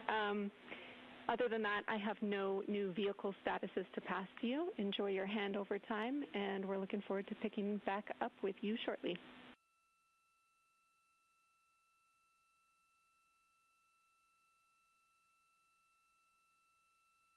All right, we'll talk to you shortly.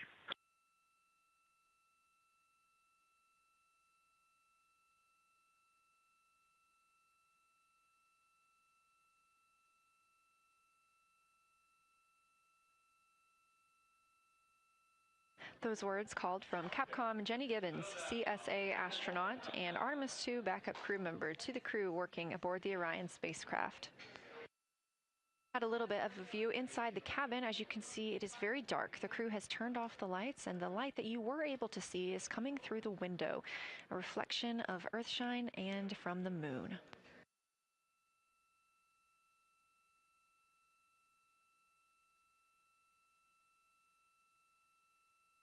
The crew is moving into their next observation block, meaning they are taking time to switch cabin and window teams. We've had Reed Wiseman and Jeremy Hansen at the windows taking pictures and making annotations and recording some audio files that will be downlinked later to the science team. Meanwhile, Victor Glover and Christina Cook were in the background serving as support.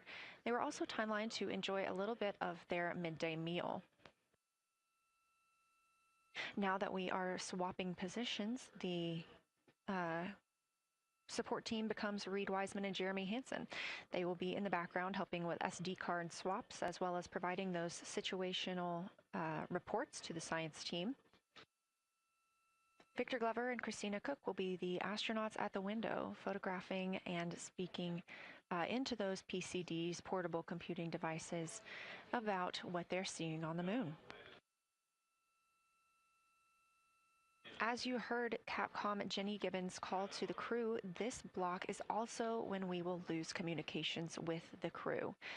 That LOS, or loss of signal, scheduled to be less than 35 minutes from now.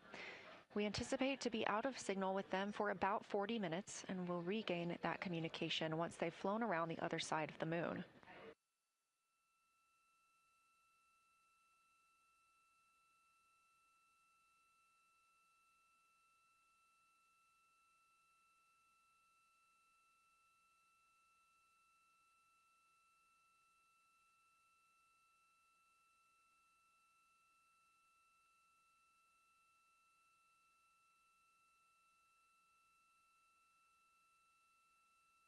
Now, even though the crew will be flying behind the moon, their observation period does not stop. They will still be taking pictures and making annotations of what they are seeing.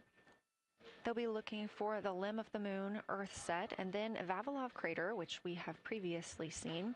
They'll swap positions at the window before moving into a crew choice option. They will get to pick things that are interesting to them on the surface, take pictures, and explain why they find them that way. They'll also be looking for any impact flashes. These are short-lived flashes on the lunar surface caused by impact bombardment.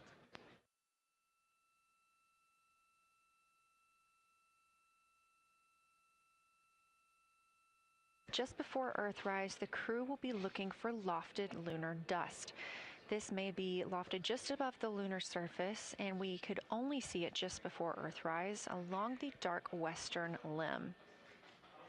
Any Earthshine would illuminate potential lofted dust.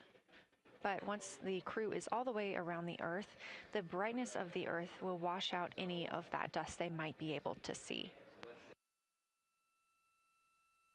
These were based on observations from Apollo missions and orbital spacecraft, and so we're very interested to see if the crew might be able to capture some of that lunar dust today.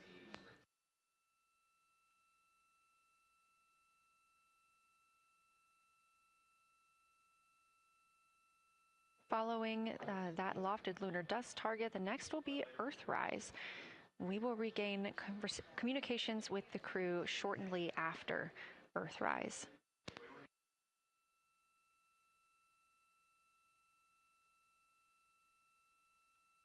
There will be a short observation break period where the moon is not in view. That's because we are also anticipating the crew seeing an eclipse today. The moon won't be in view because the team here in Mission Control Houston will need to change the attitude of the spacecraft and ensure that its solar arrays are gathering light from the sun heading into that eclipse period. So we will have communication with the crew, we just won't be able to see the moon. However, we will have views during that eclipse time frame. During that time, the science team is looking to know it will only be illuminated by Earthshine at that point, so they want to know what the whole moon looks like overall, but they also want the crew to look into deep space and potentially see if they can spot any planets.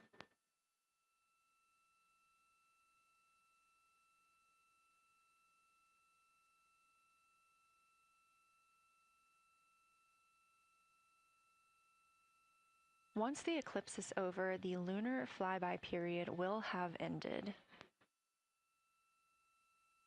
We are live through the whole thing, and even once flyby is over today, we remain live 24/7 on NASA's YouTube. Integrity, you got a moment? Go ahead.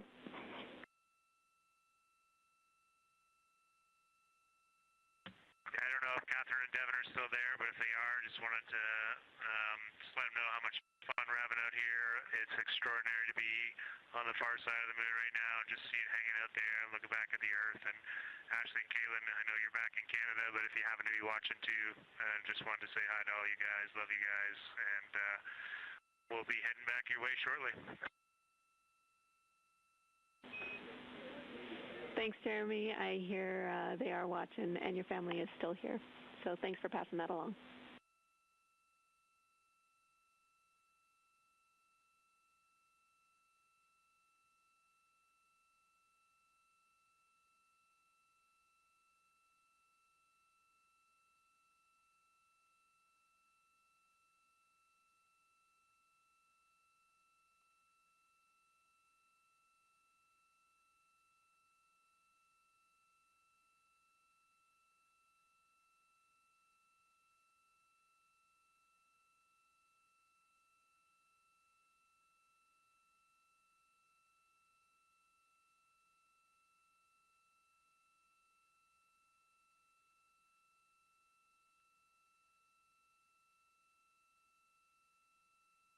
This view inside the Orion spacecraft, and it's a little hard to make out, but on the left there, that is Jeremy Hansen just calling down some well wishes to his family, joining us in the viewing room and watching online. Currently in the window are Victor Glover and Christina Cook. They are taking pictures outside of the window as they are now in their flyby observation block. At this time, Reed Wiseman and Jeremy Hansen are serving as support crew members, and they are also going to have an opportunity to enjoy their midday meal at this time.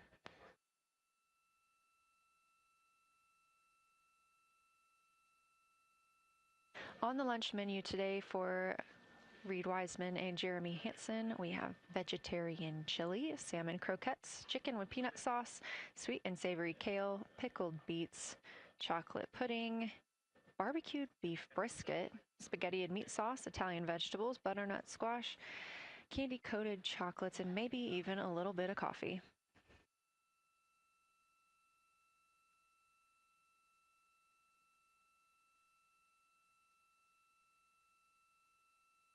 And if you look closely, you can see it looks like they are getting into some of their food for the midday meal.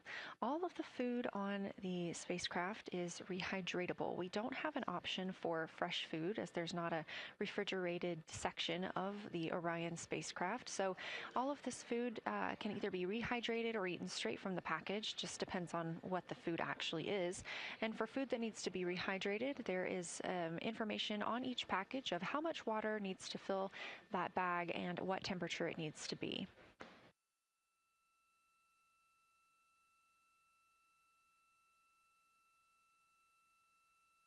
We are now 4 days, 23 hours, and 39 minutes, 40 minutes actually, into the flight of Artemis II, the spacecraft now under 4,500 miles from the moon.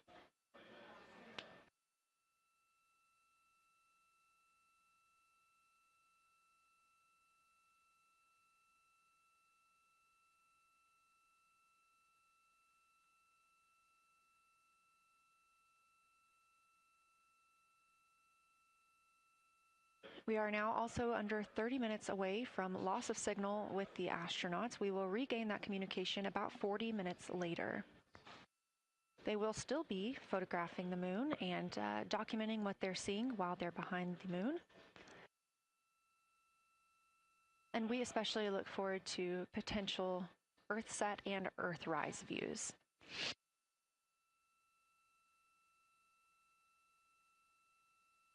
As you can see on the left side of your screen, we are streaming this solar array camera view throughout the flyby.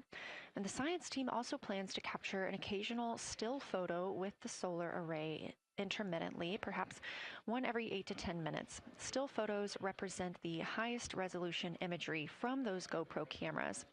So starting 5 minutes before Earthset and loss of signal, the science team will capture a series of photos, one every 30 seconds, to include Earthset, all the way through 5 minutes after Earthrise and acquisition of signal. In order to capture these frequent photos, the solar array camera that we were streaming will need to switch to time-lapse photo mode. So during this time, the streaming video quality won't be as sharp as you have it right now, but we want to ensure that the science team captures the data that they need during these time frames. And we really look forward to seeing those higher resolution images once they're available. But with the view you are seeing right now, we are sharing bandwidth on the Orion spacecraft with every system that is keeping the spacecraft powered and the crew alive, especially the environmental control and life support system. As this is the first flight with crew, this is also the first flight of a life support system, keeping the crew healthy and safe on the way to the moon and the way home.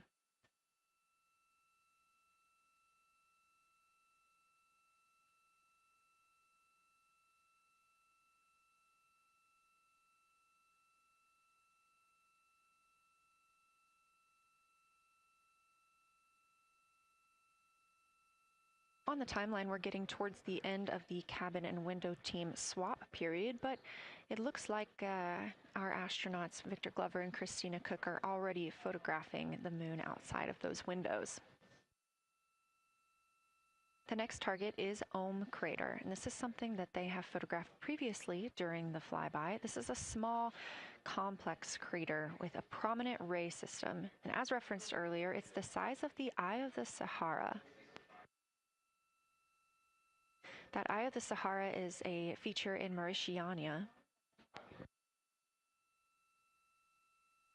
Seeing this crater more than once throughout the flyby allows the crew to photograph it at different lighting conditions.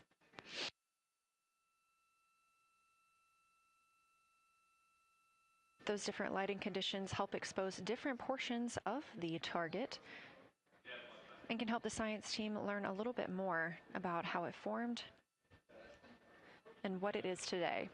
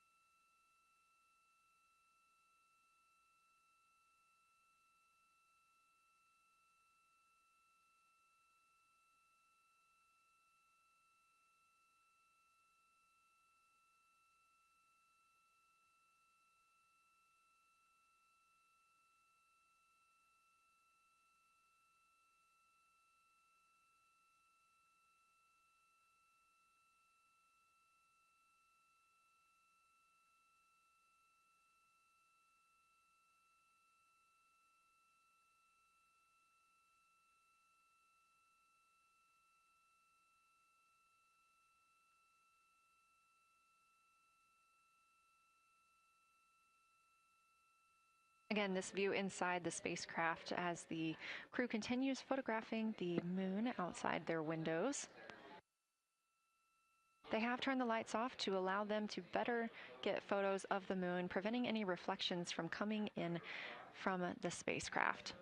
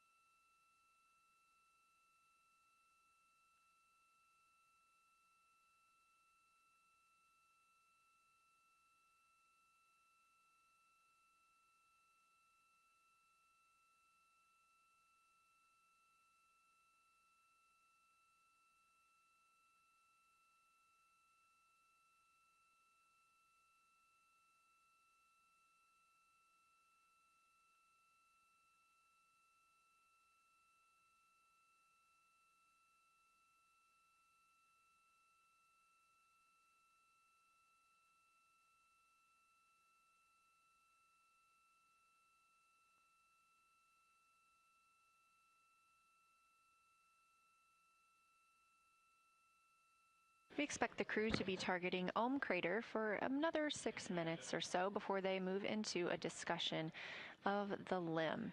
Now, the science team has asked for a science sit rep or a situation report during that time, so we hope to hear calls from the crew on what they are observing.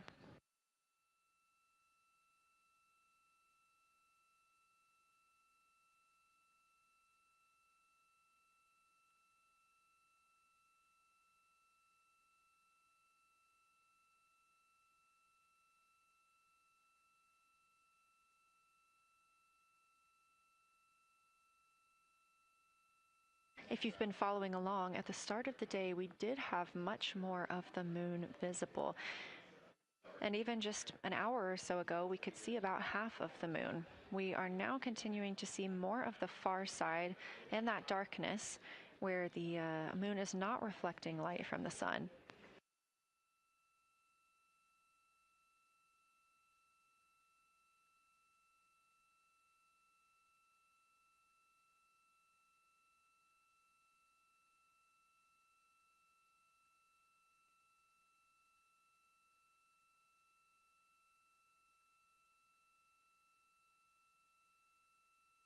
Earlier, we were also able to see some of those darker portions, that old lava flow that we often see on the near side of the moon and that we can all see from Earth. That has mostly gone away. We are now just seeing very little of Orion Tall. That's down to the bottom right of the moon. You can see just a small dark portion near the limb.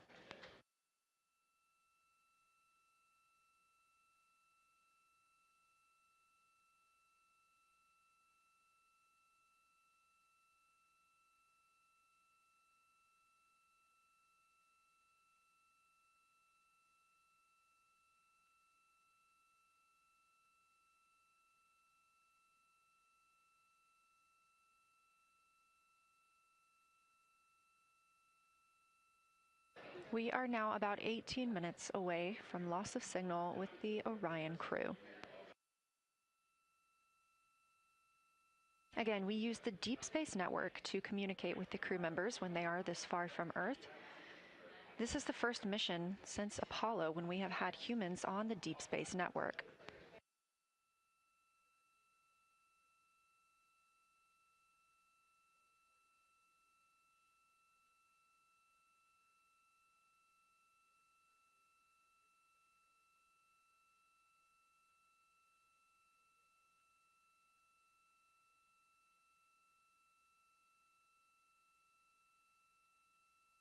As you recently heard Capcom Jenny Gibbons call to the crew, We expect their closest approach to the moon to be at MET, or mission elapsed time, of 5 days, 25 minutes, and 34 seconds.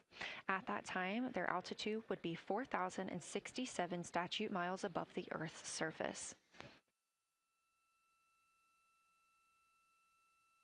Just over 2 minutes later, they will reach their maximum distance from Earth. At mission elapsed time, 5 minutes, 5 days, 27 minutes, and 39 seconds. The altitude at that time would be 252,756 statute miles. These are our latest numbers, and we'll make sure to verify and confirm those once those milestones have been achieved. Obviously, we will be without communication to the spacecraft at that time, so once we regain communication, we will make sure to find out those numbers and report those to you.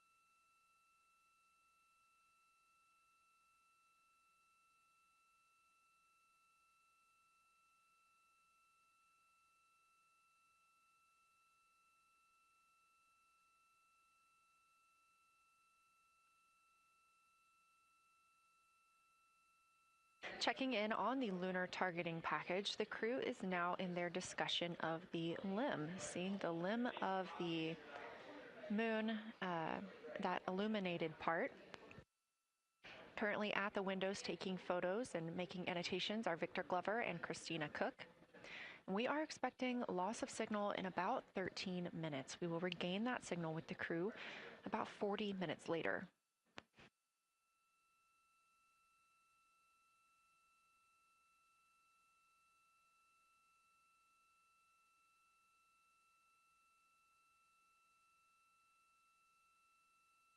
A milestone worth mentioning that this day marks the first time in more than 50 years that humans will observe the moon directly, a critical opportunity to practice how lunar science will be conducted during future Artemis missions.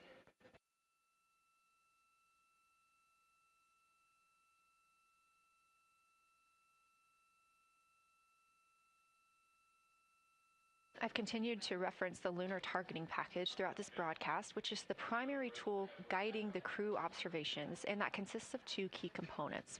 The first of those is the Lunar Geography Review, which helped the astronauts study major lunar features in advance. That also helped them learn to orient themselves during the flyby. The Lunar Targeting Plan provides a detailed timeline of observation targets, background science context, and specific instructions for the picture the crew should take, and verbal descriptions of what will be helpful to the science team reviewing those pictures later. That's what we've been tracking real time and what the crew is using right now to keep up with their next milestones.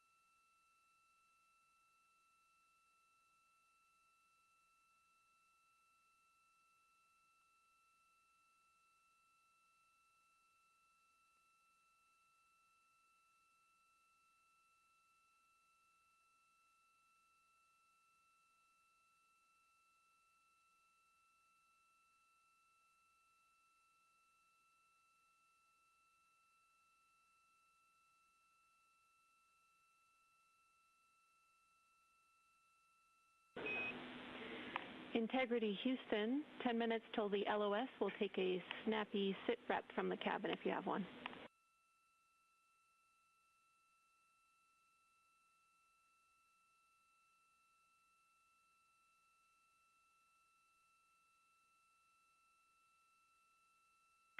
Okay, Jenny, that came, we missed most of that, but just a 10-minute warning, is that what you're saying?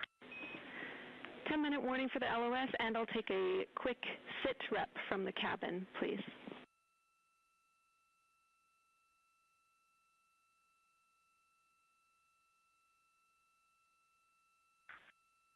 All right, cabin is still full of excitement. We've got Christina in window 2, Ike in Victor in window 3. Reed's actually been trying to get some images out of the docking tunnel. We can see the Earth and the Moon and part of the Moon out of the docking tunnel, which is pretty good. And I'm just grabbing some footage right now with our interior cameras.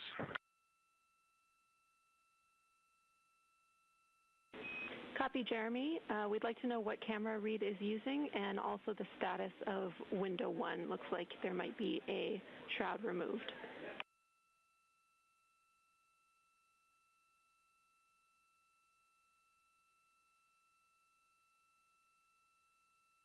Okay. Reed was using the Z9, and the T-shirt shroud is still on window 1, but we took the camera out of it, so maybe that's what you're noticing. But when I looked in there, I saw a lot of sunlight reflecting around. Copy. That makes a lot of sense to us, Jeremy. I want to remind you, coming up on this LOS, that we'll take sit reps in the blind, and as more and more of the moon is in darkness, we will take any report you have on impact flashes.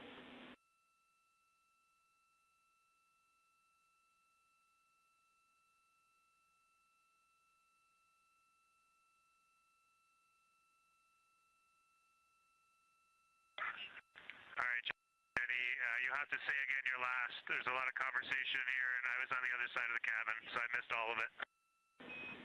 Look out for impact flashes, and we'll take sit reps in the blind.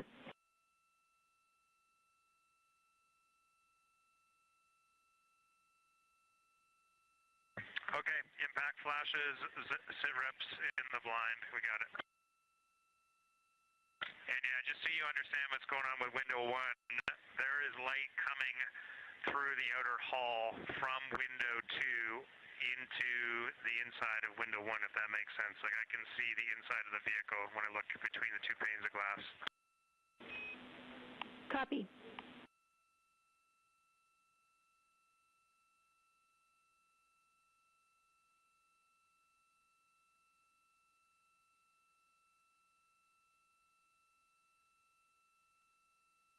You're getting your first live look at Orion, the Moon, and the Earth. Everyone in this picture.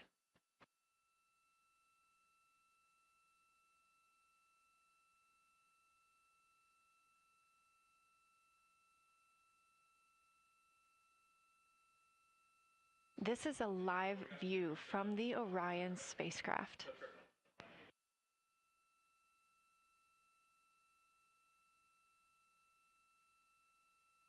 Currently aboard Orion, 4 crew members, Reed Wiseman, Victor Glover, Christina Cook, and Jeremy Hansen. And on the Earth, all of us, all of humanity. You can see the moon is starting to get a little bit dimmer as the astronauts are going to pass behind it. Now 6 minutes and 26 seconds away from that loss of signal. Again, we will be out of communication with them for about 40 minutes until they come around the other side of the moon and we can re-establish contact.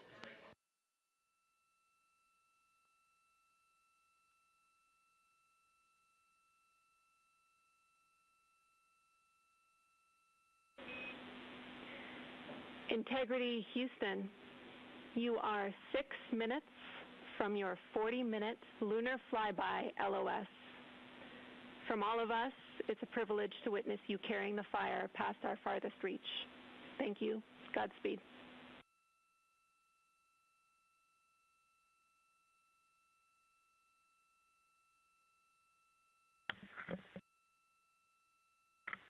Thank you for that, Jenny. And thank you to all of you for allowing us the immense privilege to be on this journey together. It's quite amazing. And as we go on this journey, thinking about the NASA mission to explore the unknown in air and space, to innovate for the benefit of humanity, and to inspire the world through discovery. And as you've gone along on this journey with us, hopefully we're doing just those things. And as we get close to the nearest point to the moon and farthest point from Earth, as we continue to unlock the mysteries of the cosmos, I would like to remind you of one of the most important mysteries there on Earth, and that's love. Christ said in response to what was the greatest command, that it was to love God with all that you are. And he also, being a great teacher, said the second is equal to it, and that is to love your neighbor as yourself. And so, as we prepare to go out of radio communication, we're still to feel your love from Earth, and to all of you down there on Earth and around Earth, we love you from the moon.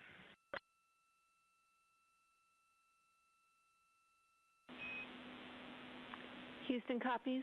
We'll see you on the other side.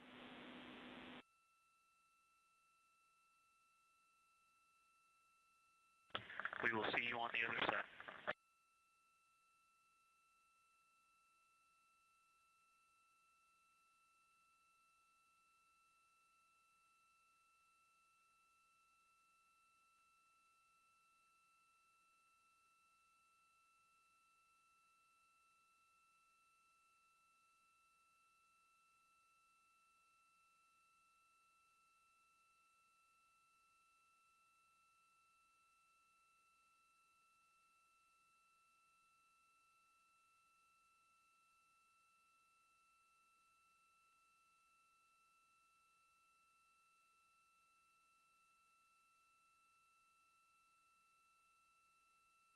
Poignant words from NASA astronaut Victor Glover, and a little bit of a love letter from the other side of the moon all the way to Earth. Glover touching on the teachings of Jesus, including to love your neighbor as yourself. We are now less than 3 minutes away from loss of signal with the Orion astronauts. The Artemis II crew will be out of signal for about 40 minutes as they are on the other side of the moon, continuing their work photographing the lunar surface, and they will reemerge, and we will also get this view on the other side.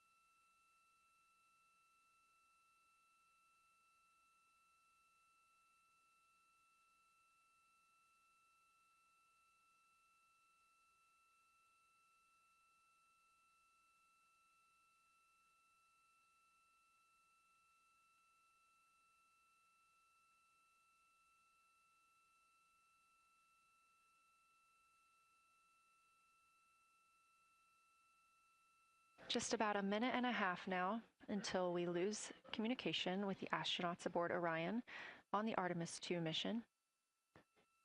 Now 5 days and 6 minutes since their launch on April 1st. Again, we'll be out of communication for about 40 minutes.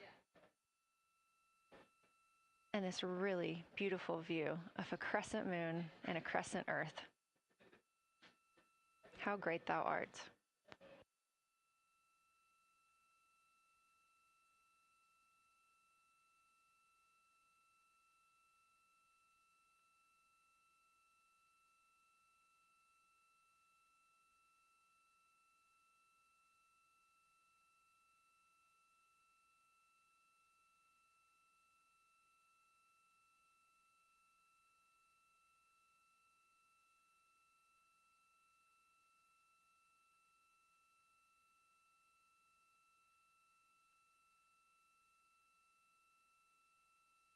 "30 seconds now until we expect loss of signal.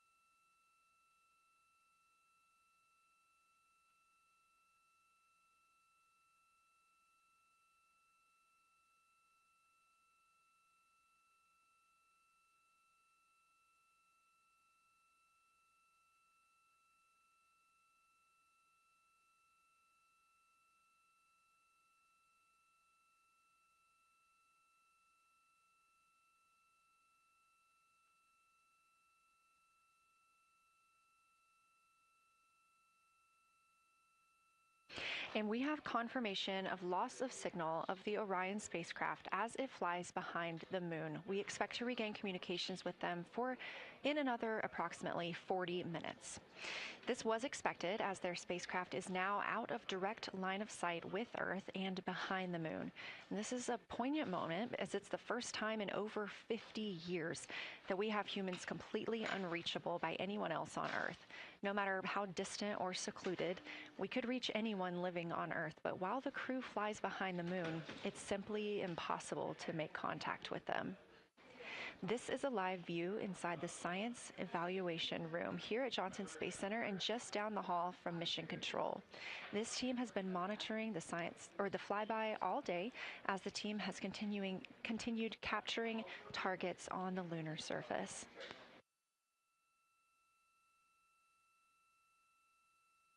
We even got to see this team in action as they were helping the astronauts identify some of the features they were seeing on the moon but not expecting. There will be a couple of milestones during this loss of signal. The first will be when the astronauts make their closest approach of the moon. at MET 5 days, 25 minutes, and 34 seconds, when we expect they'll be 4,067 statute miles above the lunar surface. Their maximum Earth altitude will be reached just 2 minutes later, at 5 days, 27 minutes, and 39 seconds, when their altitude should be approximately 252,756 statute miles. Once those milestones are reached and we have confirmation, we will report the official numbers.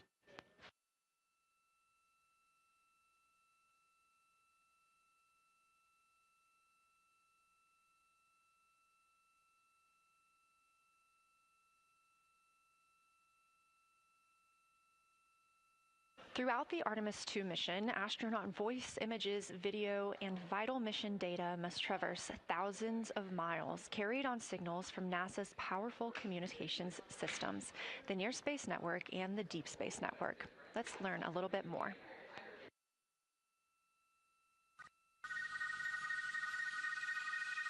NASA's Artemis II will send 4 astronauts around the moon, preparing humanity for a long-term lunar presence and future journeys to Mars.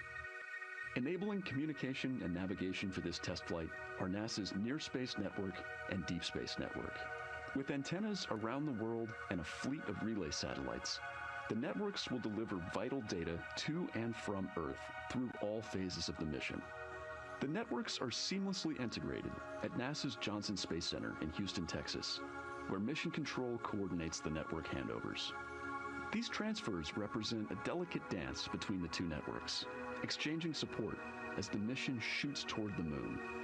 On the launch pad and during their early orbit phases, NASA's Orion spacecraft and Space Launch System rocket will rely on communications and tracking services from the Near Space Network.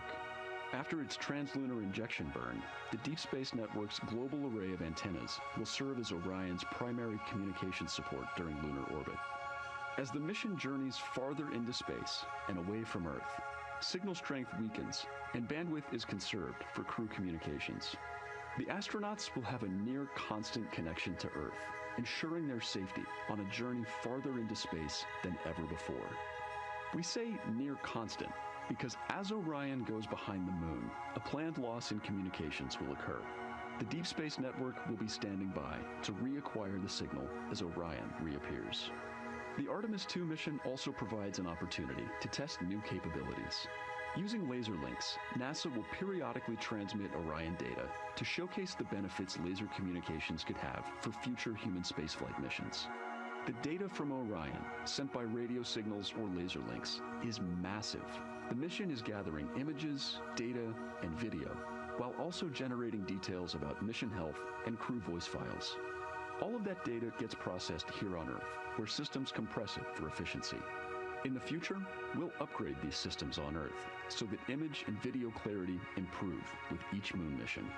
With the Artemis II test flight, we're evaluating the communications infrastructure that will help carry us into the future as we explore the moon and journey forward to Mars.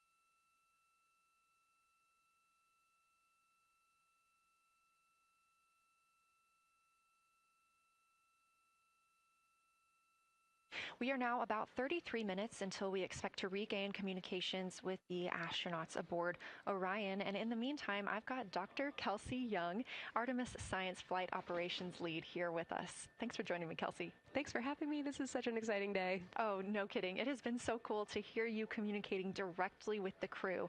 And I know that you have been preparing for this for years, so I am so excited for you and for your team. So just to get into that background a little bit, tell me about your background and what you've been doing on console.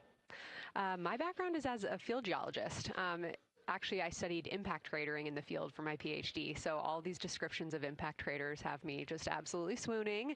How I got into this, though, is, during my PhD, I got an internship at NASA and ultimately never left to integrate science into flight operations. So we developed the Science Officer Console, for which this is the first mission we're supporting. We developed the Science Evaluation Room that's right upstairs, and so it's so gratifying to see this operation structure come to fruition, especially on a day like today.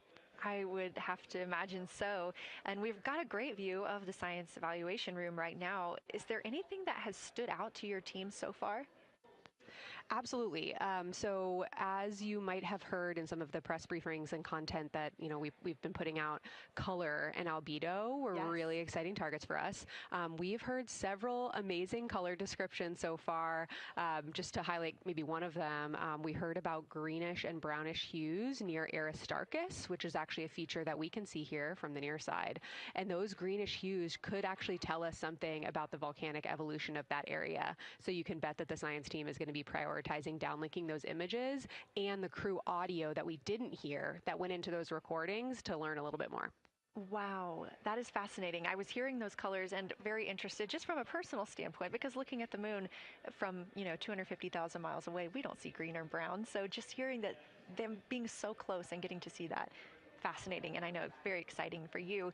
So what are you expecting to see in the upcoming portion of the flyby? The upcoming portion is actually going to be really exciting. So right now, as we speak, while folks in the room are kind of taking their stretch breaks and everything, the crew are still hard at work. They still have targets to image and describe during this LOS. But when we come out, the first thing, of course, we're going to hear about is Earthrise. We're really looking forward to hearing about the crew's experience with something that we can connect with and that, Apollo 8 brought us such amazing images from. But then we start to get into describing the Terminator, as well as looking for things like lofted dust, which tell us about the modern lunar environment.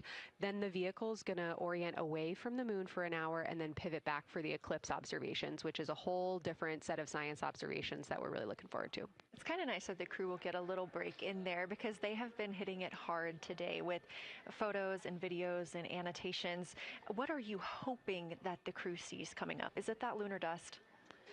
Oh my goodness, that's a hard question to answer. I mean, we've already gotten such great descriptions. I mean, the Terminator seems to just be like one of their favorite things to look at and describe. So I feel like, that was something we were looking forward to. I feel like we've really gotten some great descriptions. So absolutely, I'm looking to the human moment of Earthrise. Lofted dust is an exciting one, and lofted dust will be a target for them in the right around the time of Earthrise, but again in the eclipse period. So I'm really looking forward to seeing. I mean, they've already highlighted just in the course of their flyby so far how the moon has changed, and this is going to be an even more dramatic change to go from their end of this kind of lunar illuminated piece of the flyby into the eclipse time frame. And I can tell you they're going to be experiencing a very different moon during that time, and I can't wait to hear what their observations are. Yeah, that's absolutely fascinating, and what a privilege that we get to do that on this mission, because that's not always the case. If we had launched on a different day other than April 1st or 2nd, we wouldn't have gotten to see that eclipse. Is that right? That's correct. April 1st and 2nd. I will say, I was asked a lot in the weeks leading up to the launch, well, what's your favorite day? And my answer truly was, there is no bad day to launch to the moon. We were going to get great science out of it no matter what, but it's a really neat opportunity to, bring the sun into the picture, bring different planetary bodies into the picture while still literally keeping the moon in center stage. Fascinating. So what differences are we looking for at each site? We're hearing a lot of different terms. We're looking at craters. We're looking at mare. What are the differences that you're hoping to see? We do have, as you highlight, kind of different prompts for each target. That's what they're looking at in their lunar targeting plan, which I know you've been showing. And we have even different prompts for the person with the really long lens on the camera versus the people with the unaided eye. And you've heard the crew talk about, oh my goodness, when I go from one to the other, I can really detect different nuances. And that's something that we experienced in simulations, but hearing them actually, see it for real has been really gratifying. But we're looking for different things based on the target. Sometimes we're looking for color. Sometimes we're looking for texture. For the Terminator, we're looking at kind of what texture and morphologies pop out to you and what kind of diversity you see along the Terminator. You've heard, Victor especially make some comments about future impacts for exploration. So already I think that their descriptions in this first part of the flyby have told us something scientifically, but also about future surface missions. Well, it was so interesting to hear Victor talking about he was imagining in his mind's eye being down on the surface and walking around. That was very cool to hear. And when we're thinking about targets, I know some of them are determined based on the launch day because that determines the lunar illumination. So the ones that we're looking at today, how and why were these selected? Such a wonderful question. This really gets at at the heart of some of our really highest priority science questions. Illumination conditions is a big one, right? So, of course, we need the targets that we're interested on the lunar future to be illuminated by the sun in order to view them. But the timing in which they see them during the flyby enables us to ask different questions. So you heard in the pre-flyby crew conference talking about, well, the same pair, Reed and Jeremy, will get to actually look at Glushko crater twice, and that looking at it from different illumination angles allows us to understand that feature better and connect color and albedo with topography and morphology. Then you have other craters where you want to look at it with the sun shining on it obliquely versus straight on, and that tells you something different about the scientific objective that drove the target being on the targeting plan in the first place. We've talked a little bit with the viewers today about what the crew is able to capture in this short time frame of those craters in different lighting conditions. Could take years for something robotic to be able to do based on attitude maneuvers and where the sun is at. So can you just talk a little bit about the importance of having both the robotic operation and having the crew? Absolutely. We definitely don't want to minimize the impact of orbiting spacecraft. Lunar Reconnaissance Orbiter is the one that's often referenced. Data from LRO and its payloads have really been instrumental in getting us, frankly, to this point for Artemis II and future missions. But the human experience, the crew observations that we've already been hearing about, it is such a perfect complement to the orbiting spacecraft data because they are able to have this unique perspective. They are far enough away where they can make these contextual observations. You've already heard it. How many times have we heard the crew and their science sit reps say, if I track this feature from all the way up here in the northern hemisphere down to the southern hemisphere, here are comparisons I can make. That right there is not something we had the ability to do with the Apollo missions, and it allows just literally in the blink of an eye to synthesize observations that it would take, a really significant effort to coordinate with different orbiting platforms, and they're making it like that. Wow. It has been very, very exciting to hear all of their calls so far. And so I've heard they were able to capture every single target so far too. Is that correct? I think that's correct. And I think it's important also to remember that, and I know the science team is anxiously awaiting this, we've been hearing from the crew members who are not at the forward windows, right?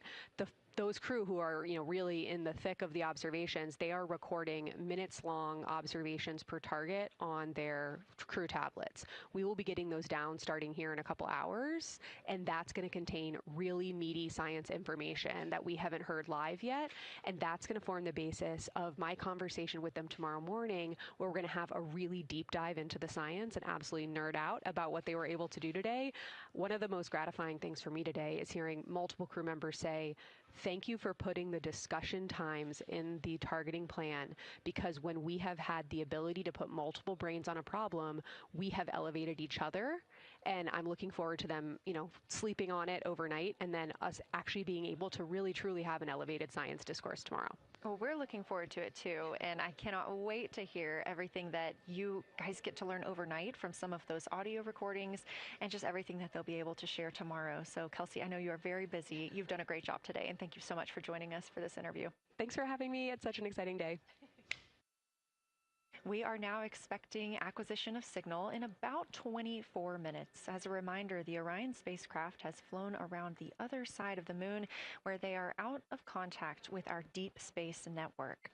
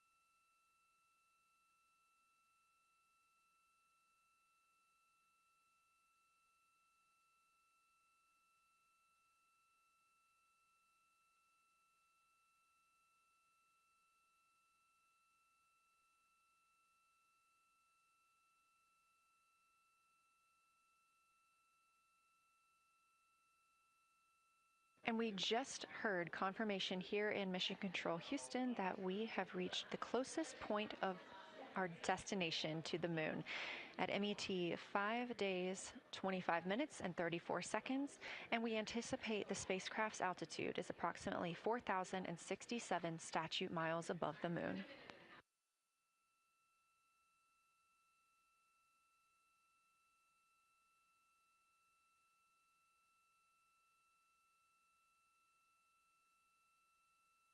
We're continuing to track what the crew is doing while around the other side of the moon.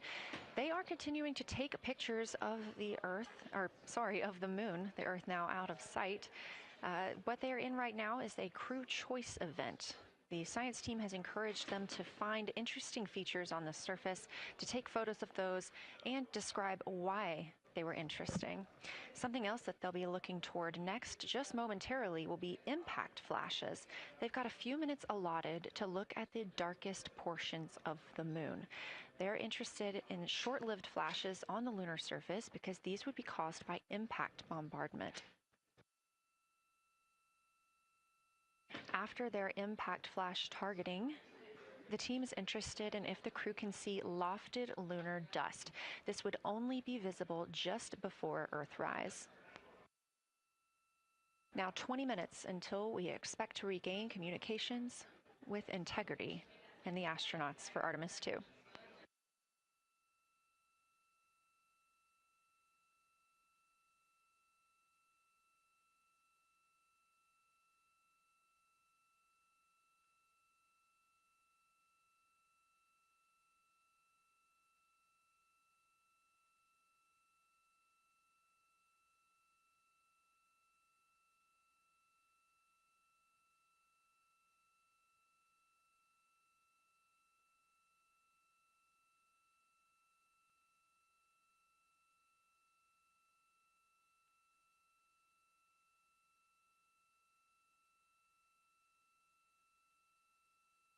We're live in Mission Control Houston at NASA's Johnson Space Center, but there's a team over 750 miles away also monitoring today's operations. And of course, just like us, they are in LOS, or loss of signal, with the spacecraft.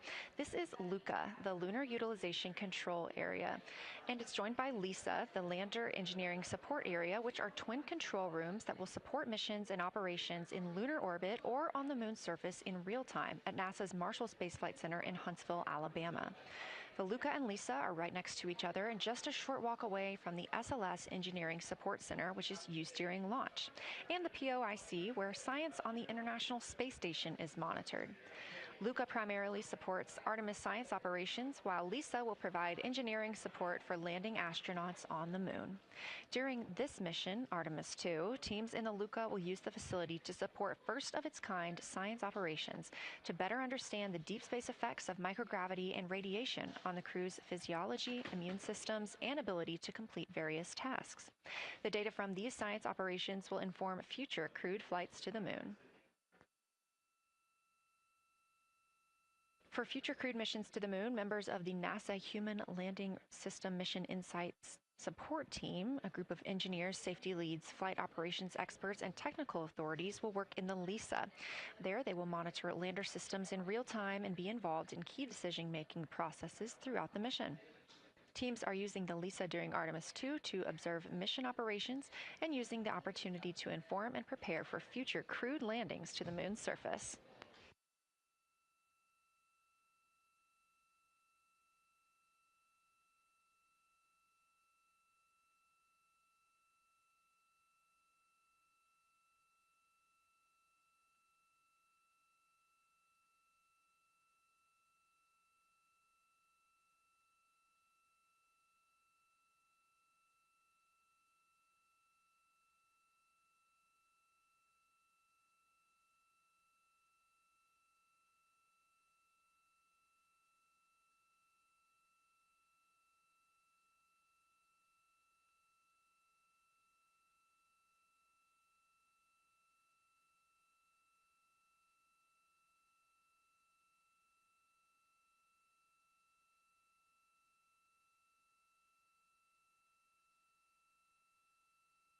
We now expect to regain communications with the astronauts aboard Orion in about 17 minutes. In the meantime, a little overview of how our crew members flying by the lunar far side at an altitude of between 4,000 and 9,000 miles are testing the capabilities of the Orion capsule. Artemis II visualization lead Ernie Wright has simulated views of the flyby using detailed topographic maps of the lunar terrain and photorealistic lighting scenarios. The Artemis II crew members have been using these visualizations to prepare for this historic mission, which is paving the way for future exploration of the moon's surface and beyond. So the most exciting thing to me about Artemis II is just the return to the moon. We haven't been there in 50 years. Human eyes are going to see parts of the moon that haven't been seen by anyone before. It also recommits us to exploring the solar system in a way that we haven't in a long time. And I think it provides an opportunity for younger generations to understand the excitement of doing that kind of exploration. Artemis is our return to the moon after 50 years. The emphasis of Artemis is going to be, first of all, science, but second of all, learning to sustain a presence on another world. First on the moon, but we're hoping that that's a stepping stone to Mars and other destinations in the solar system eventually. Artemis II will be a flyby mission. It's not going to land. We're testing all of the technology that we've created for flying to the moon since Apollo. A lot of systems have been modernized, and we need to make sure that all of those work. The astronauts will be looking out the window at parts of the moon that have never been seen by human eyes before. They will be flying by the moon at an altitude that's much higher than Apollo's orbits. And so they will see the entire disk of the moon, including areas that are closer to both the North and South Pole that astronauts from Apollo never saw. All of that depends on the lighting, which we really won't know until launch day, but we can practice with different lighting scenarios. It's hard for people to sort of picture that in their mind. If you can make a visualization of it, show them a movie, that helps everybody choose the targets and also practice aiming at those targets. The astronauts have actually been looking at these visualizations through the lens of the camera and practicing aiming at the various targets. This is a map of the surface of the moon, obviously, but it shows what the Apollo astronauts could see in sunlight while they were in orbit. The brighter parts are the parts that they could see. The darker parts, like this entire area here and places that are farther north and south, are places that they couldn't see in sunlight, either because it was nighttime there or because it was beyond the horizon of the astronauts. All of the Apollo flights orbited the moon at a distance of about 110 kilometers. Because the astronauts were flying at such a low altitude, their horizon was actually quite close, and they couldn't see the North and South poles. And this whole area over here was not in sunlight at the time. And it includes this amazing impact feature here called Orion. Orion is a very large impact feature. It's about 650 kilometers wide. It's got multiple rings. These are rings that form like ripples in a pond from the impact, but of course it's on a huge scale. The middle of Orion has that sort of dark basalt lava covering it, like the dark spots that we see on the near side. It's one of the biggest ones that's more on the far side than the near. So seeing it with human eyes and sort of picking out features that maybe you don't even see in robotic cameras is an important goal for the mission.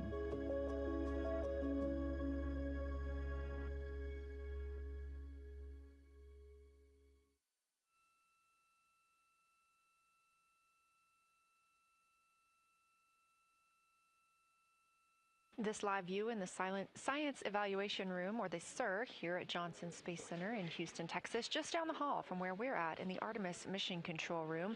Teams continuing to monitor the flyby.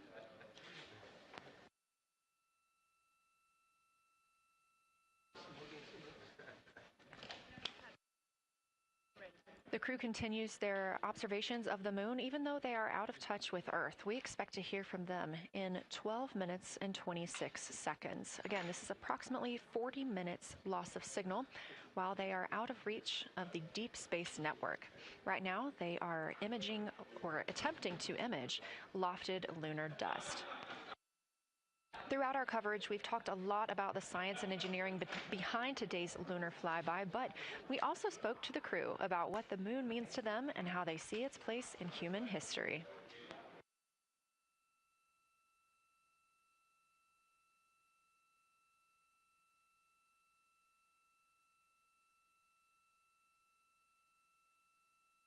I remember being a little kid lying in bed at night and just looking out at the moon in whatever phase it was in, and I was thinking, man, my friends that live like 20 miles away, they can probably look out and see that same exact moon. And then when I was in the Navy and I would look out at the moon and I'd be halfway around the planet, I would think, man, my brother can see that moon where he is and he's halfway around the planet from where I am. And it's a connection of life on Earth. We can all look up and see that moon. It represents history. It is a witness plate. Everything that's ever happened to the moon is still written on the moon. There's no processes of wind or change in the Earth, geologic processes like we have here that change it. And something that's been telling and can read out the story of its own evolution, there's something beautiful about that. I've also learned from my indigenous mentors that they refer to the moon as Grandmother Moon. So you've probably heard of Mother Earth. They use Grandmother Moon because Grandmother Moon is responsible for the water in their community. The grandmothers, sort of protect the water source, just like the moon moves the water around the planet, affects the tides. It's something that represents something different for each individual culture around the planet. And that's really neat because we all share that same moon in the night sky. We all have seen the same side of the moon in different lighting conditions our whole lives. And so it seems very familiar to us, but it's also kind of unknown. When we get up close, some of the imagery that we'll get to describe and to share with people will be very unique. And that nature, both of those things being true about this one entity that we all know, just is really special. It's just the epitome of a symbol of both something that's in each of our hearts, but that's also represents exploration and reaching.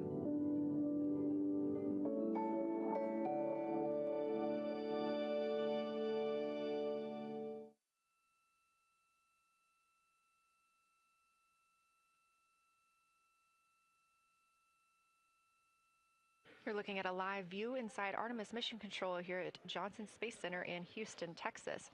We are currently out of contact with the Artemis II crew. This was a planned, or not really a planned, but a tracked loss of signal that occurs when the crew flies behind the moon. We use the Deep Space Network to communicate with the crew, and when they are behind the moon, they are out of reach of that Deep Space Network. And when you consider our nonstop communications during the time in which we live, this is even more striking. For the Artemis II crew, they're only currently communicating with each other. Now, we expect missions in under 9 minutes from now, and we also are hopeful for a view of Earthrise. Despite being out of communication, the crew is continuously capturing imagery of their predetermined lunar targets.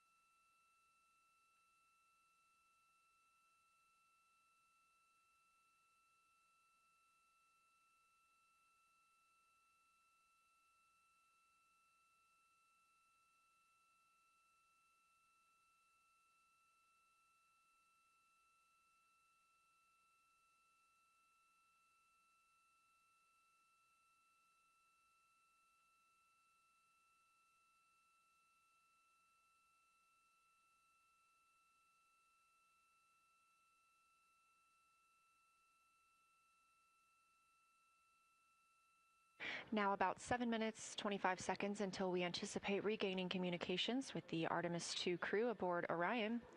In the meantime, Artemis II lunar science deputy lead Marie Henderson is trained these astronauts to capture and document their views of the lunar surface for all of us to enjoy back here on Earth.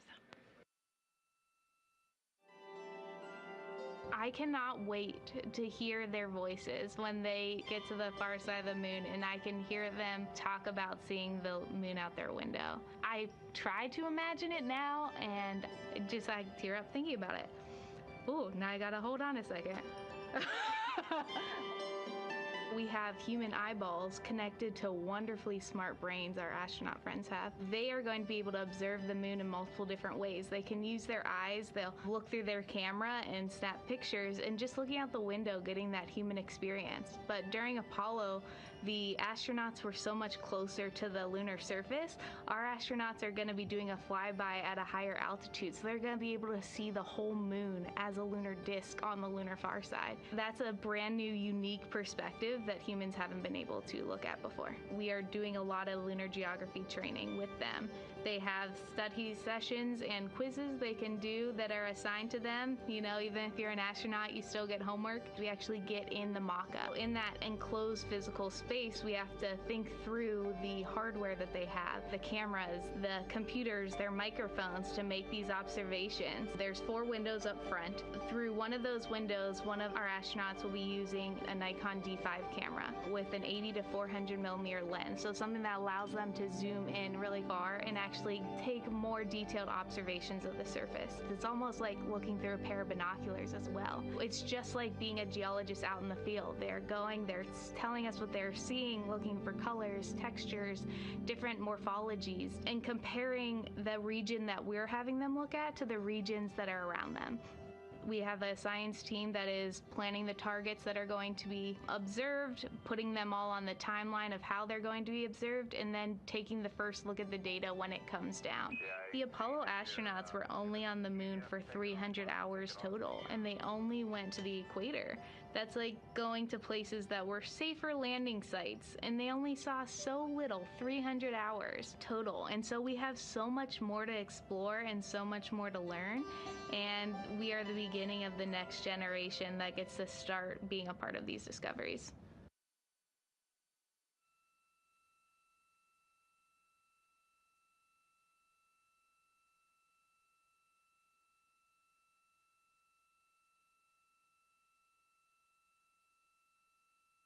We are now 4 minutes and 28 seconds until we expect to regain communications with the astronauts flying aboard Orion on the Artemis II mission. They are now flying behind the moon. While behind the moon at an MET, or mission elapsed time, of 5 days, 25 minutes, and 34 seconds, we expect this was the point in which they made their closest approach, 4,067 statute miles above the lunar surface.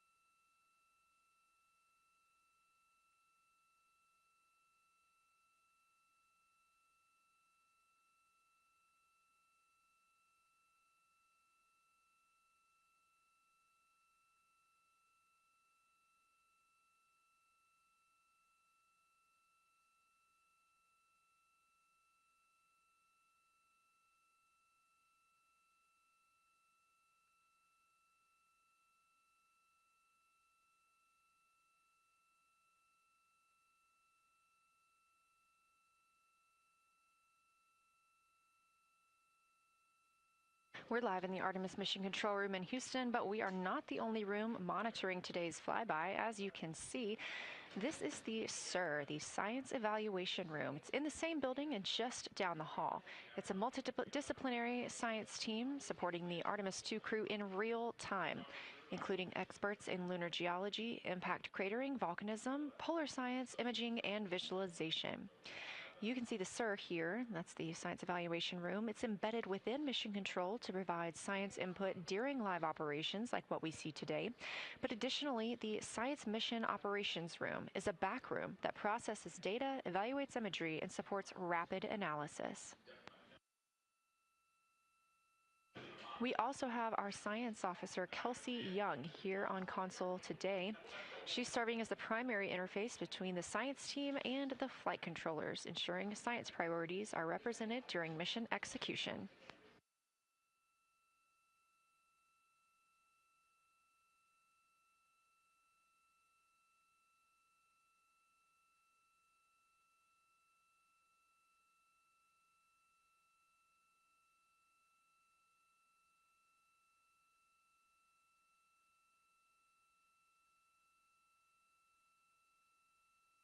Coming up on 1 minute and 36 seconds until we contact Orion.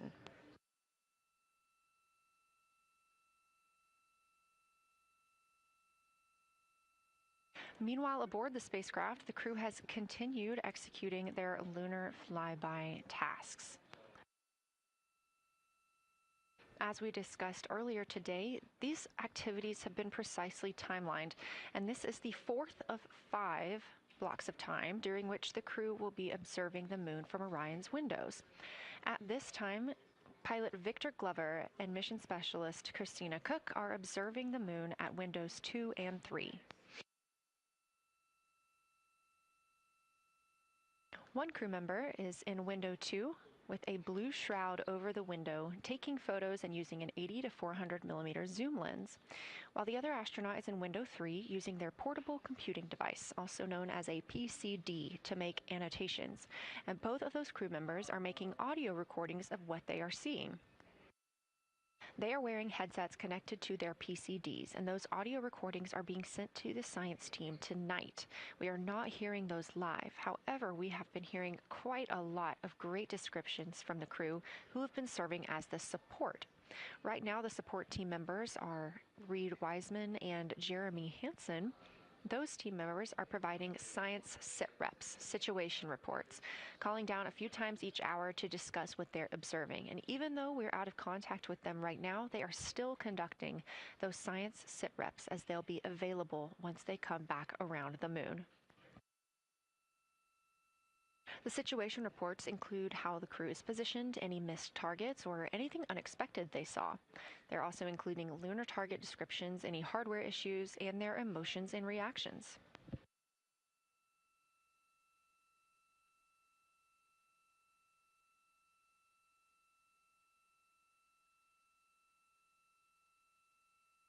Again, we are standing by to acquire signal from the Orion spacecraft.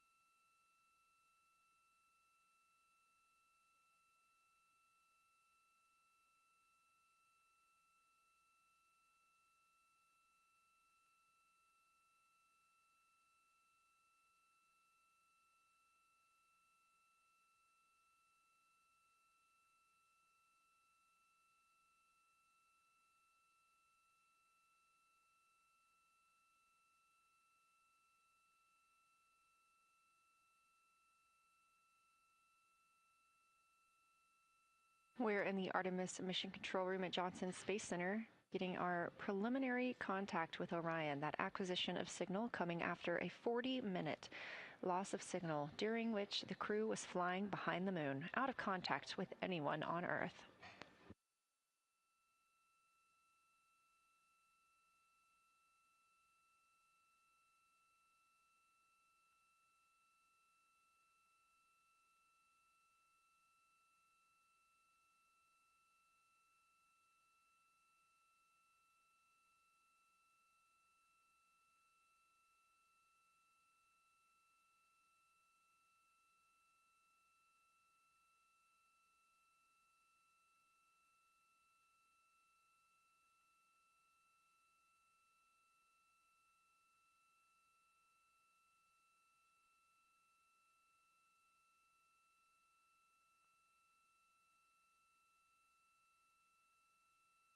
We are getting our first views from Orion after the loss of signal.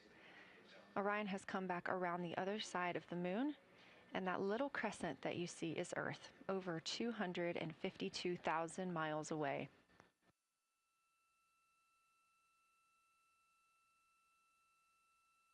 With this transit complete, lunar flyby continues, but Orion has also technically begun its journey home.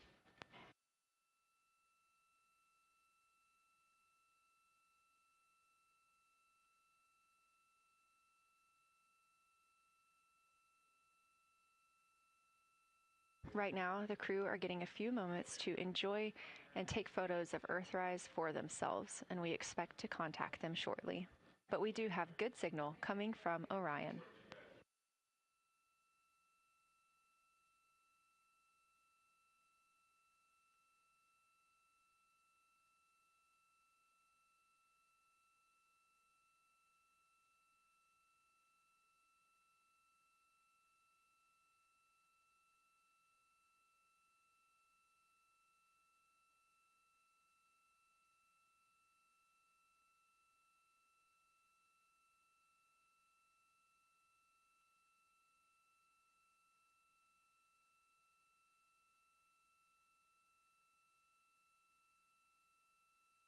This view from inside the Orion spacecraft, all 4 astronauts now back on the other side of the moon and in contact with us on Earth.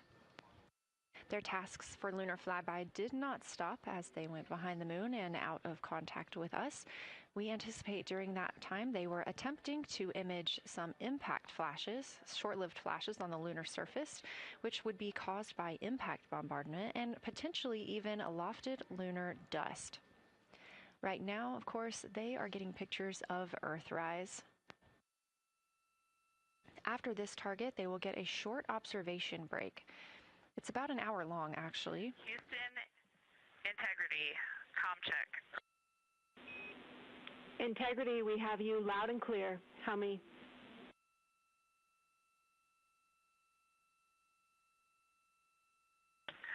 Houston, we have you the same, and it is so great to hear from Earth again. To Asia, Africa, and Oceania, we are looking back at you. We hear you can look up and see the moon right now. We see you too.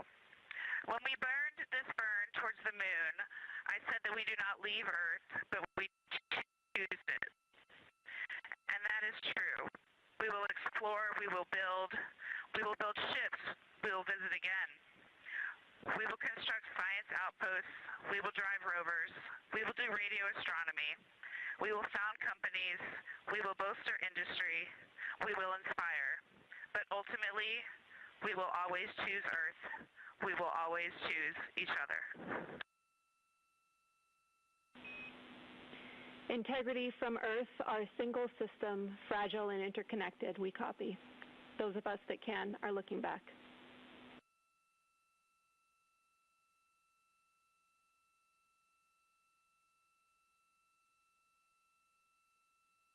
We are happy to say we copy.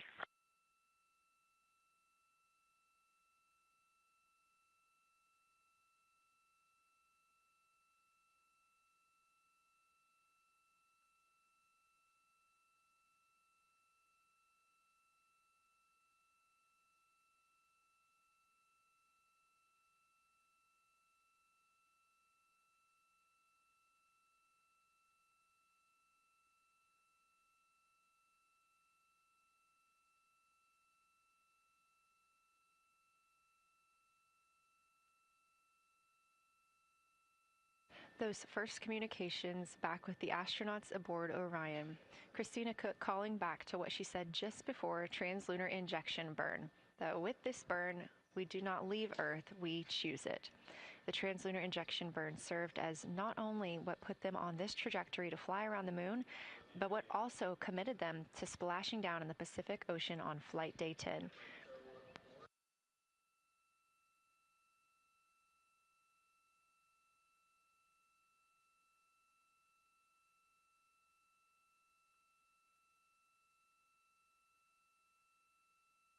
At this time, the crew is entering an observation break. We expect this to last about an hour, And it's probably a welcomed break following their very, very busy day taking pictures, making annotations, making audio recordings, and communicating all of the wonderful things that they are seeing on the moon.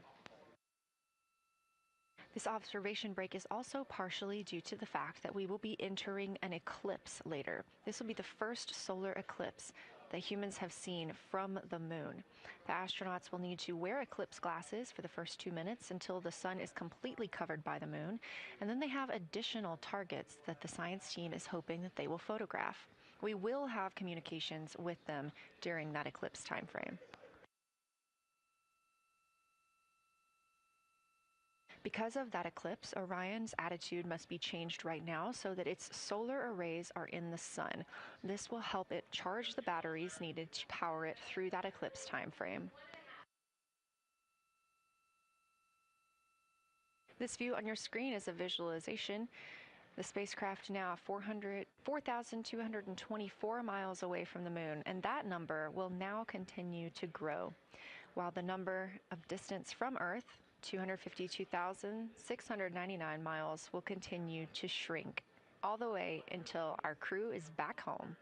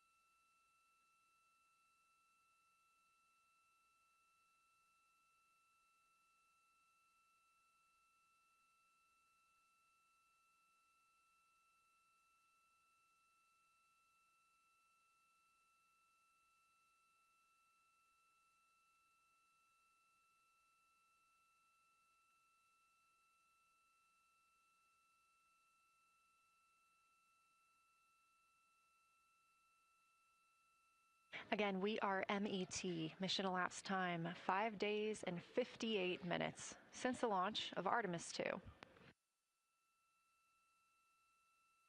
We have reestablished communications with the crew and the Orion spacecraft, now entering a little bit of a break while they are out of visibility, or the moon is out of their visibility. The spacecraft will be reoriented to view the moon ahead of an upcoming eclipse. This current attitude maneuver helps charge the solar arrays and batteries aboard Orion that will power them through the eclipse.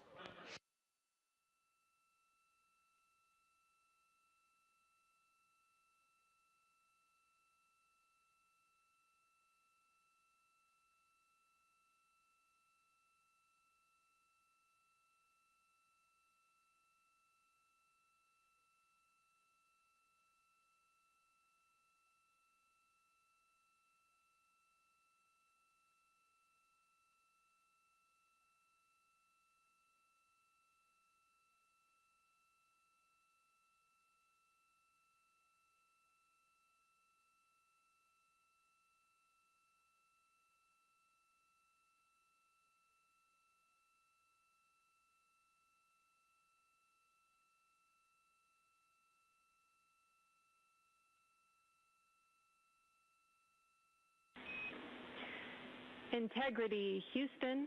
In mission control, all of your flight controllers and your flight director have flipped their Artemis II patches around. We are earthbound and ready to bring you home.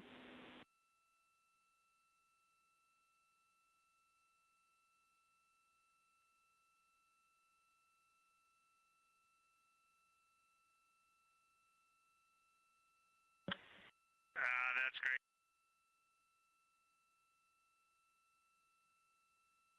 See the light of day as we head back to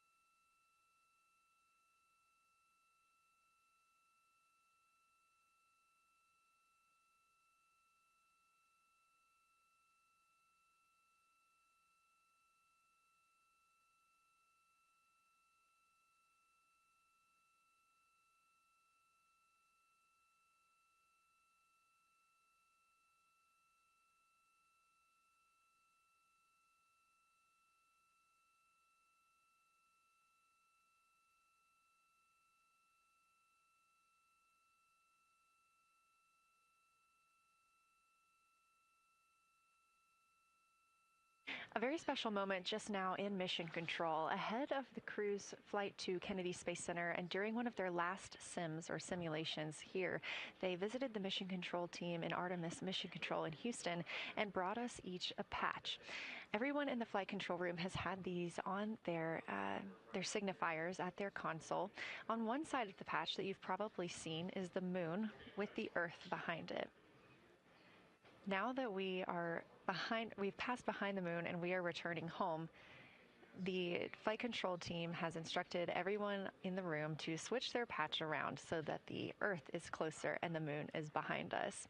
We are really looking forward to seeing the Artemis II crew, and the Capcom Jenny Gibbons did call that update up to the crew that the flight control team here has turned their patches around as was instructed by the crew during that last sim, and we are counting down the days until they get home. They are now 5 days, 1 hour, and 3 minutes mission elapsed time into the Artemis II mission.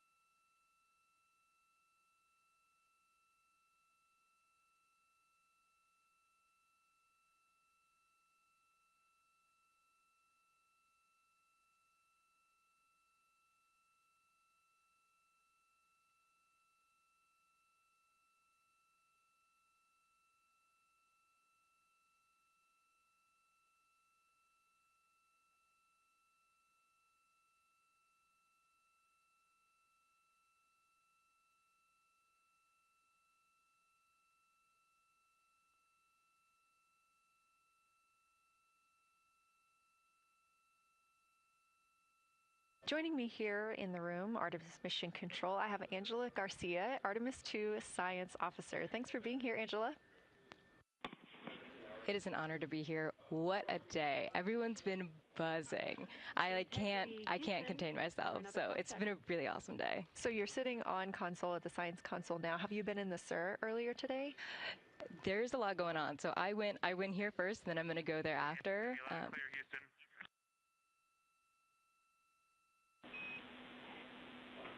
All right, Integrity, we hear you. That was a little clipped, but I think we have a better link now. We experienced some blockage from a solar array. We moved it, and we are in bias tail to sun.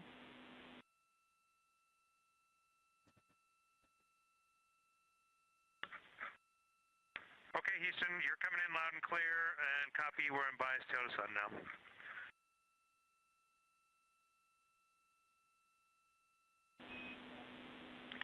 Affirm and Integrity, just so you know, we did not hear your response once we flipped our patches. Jeremy, we heard you call down, but you were clipped, and then we briefly lost comm. Glad we're back.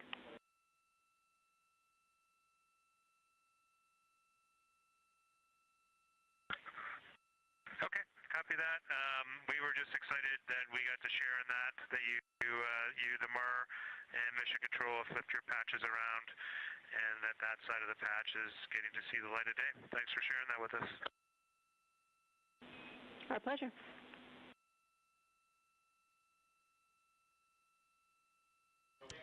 Okay, Angela, so can you tell me a little bit about your role supporting Artemis II and the science preparation for the mission? Yes, so I'm one of the 3 science officers. So Kelsey's been on console all day. I'll take over kind of closer to the end of the day. And then Trevor Graff is on the planning shift. And so it's the 3 of us in this 24-hour cycle supporting the mission. And so the science officer console is a brand new console to mission control. And it's not every day that you get a new discipline incorporated into mission control. So it's been such a significant milestone for us. And it's just a testament to like the commitment that the Flight Operations Directorate and NASA have, that they're going to be integrating science and maximizing science throughout Artemis. So it's really exciting. And then the science preparation. So I'm on the operations team, but I'm also on the training team. So all the incredible training and shout outs that you've gotten today, it warms my heart. It warms everybody's heart in the science evaluation room. I promise you that.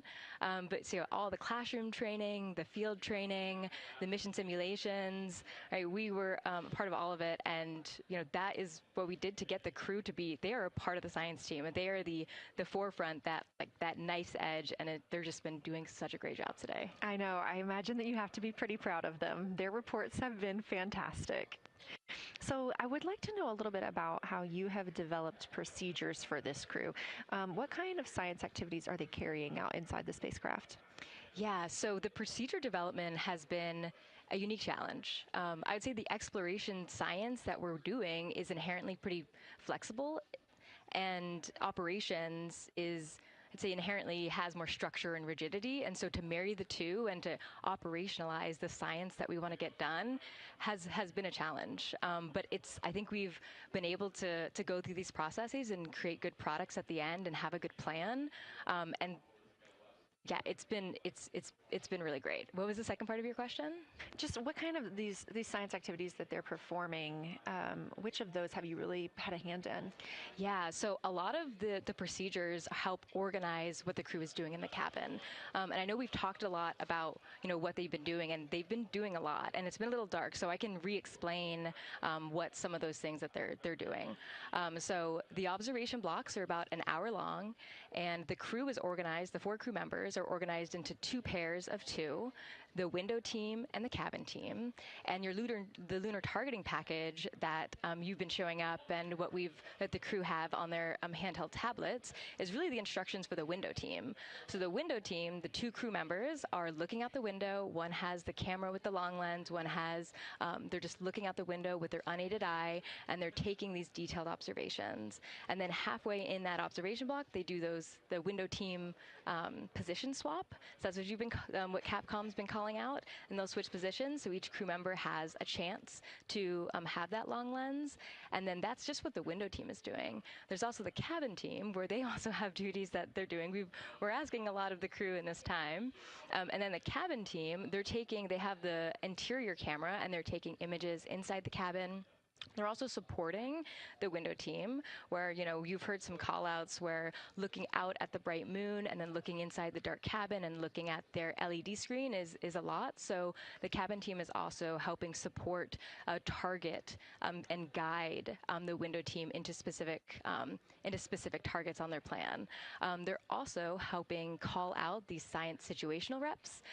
So they're looking out a different window and listening in to what the crew who are really down and in the science on the window team are doing, and they're giving us insight. And those recordings that the window team is doing are going to be uplinked or downlinked overnight, and we're going to be able to chew on that data.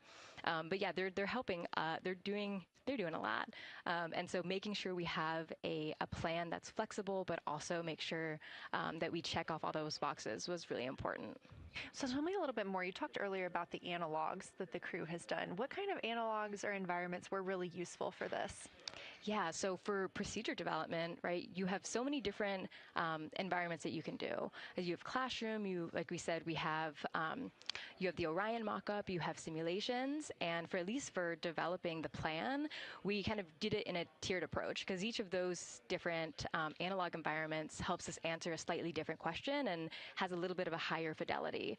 So we would start with the classroom. So we would we would just get into a classroom, we would put all the hardware on the table, and then we'd almost role play of like, you be Victor, you be Reed, you be Jeremy, and I'll be Christina, and like, let's just do the plan how we think we should do it, write that down, and then just keep iterating on that, and then... Integrity Houston for a tag up pre-forward link LOS in place of the Flight Director Conference.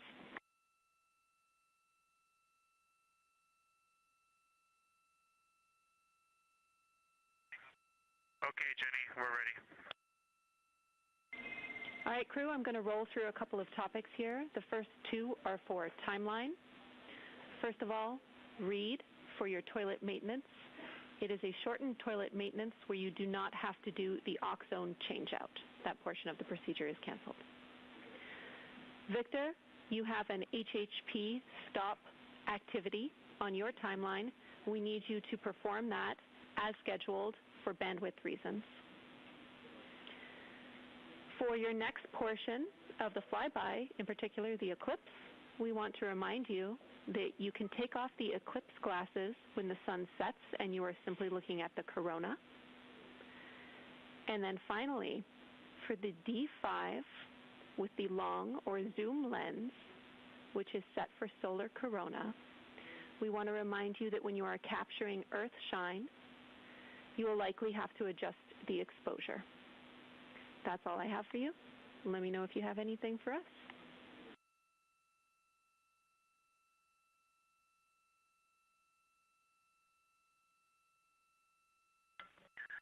Okay, Houston, we copy all. Thanks for those words, Sydney.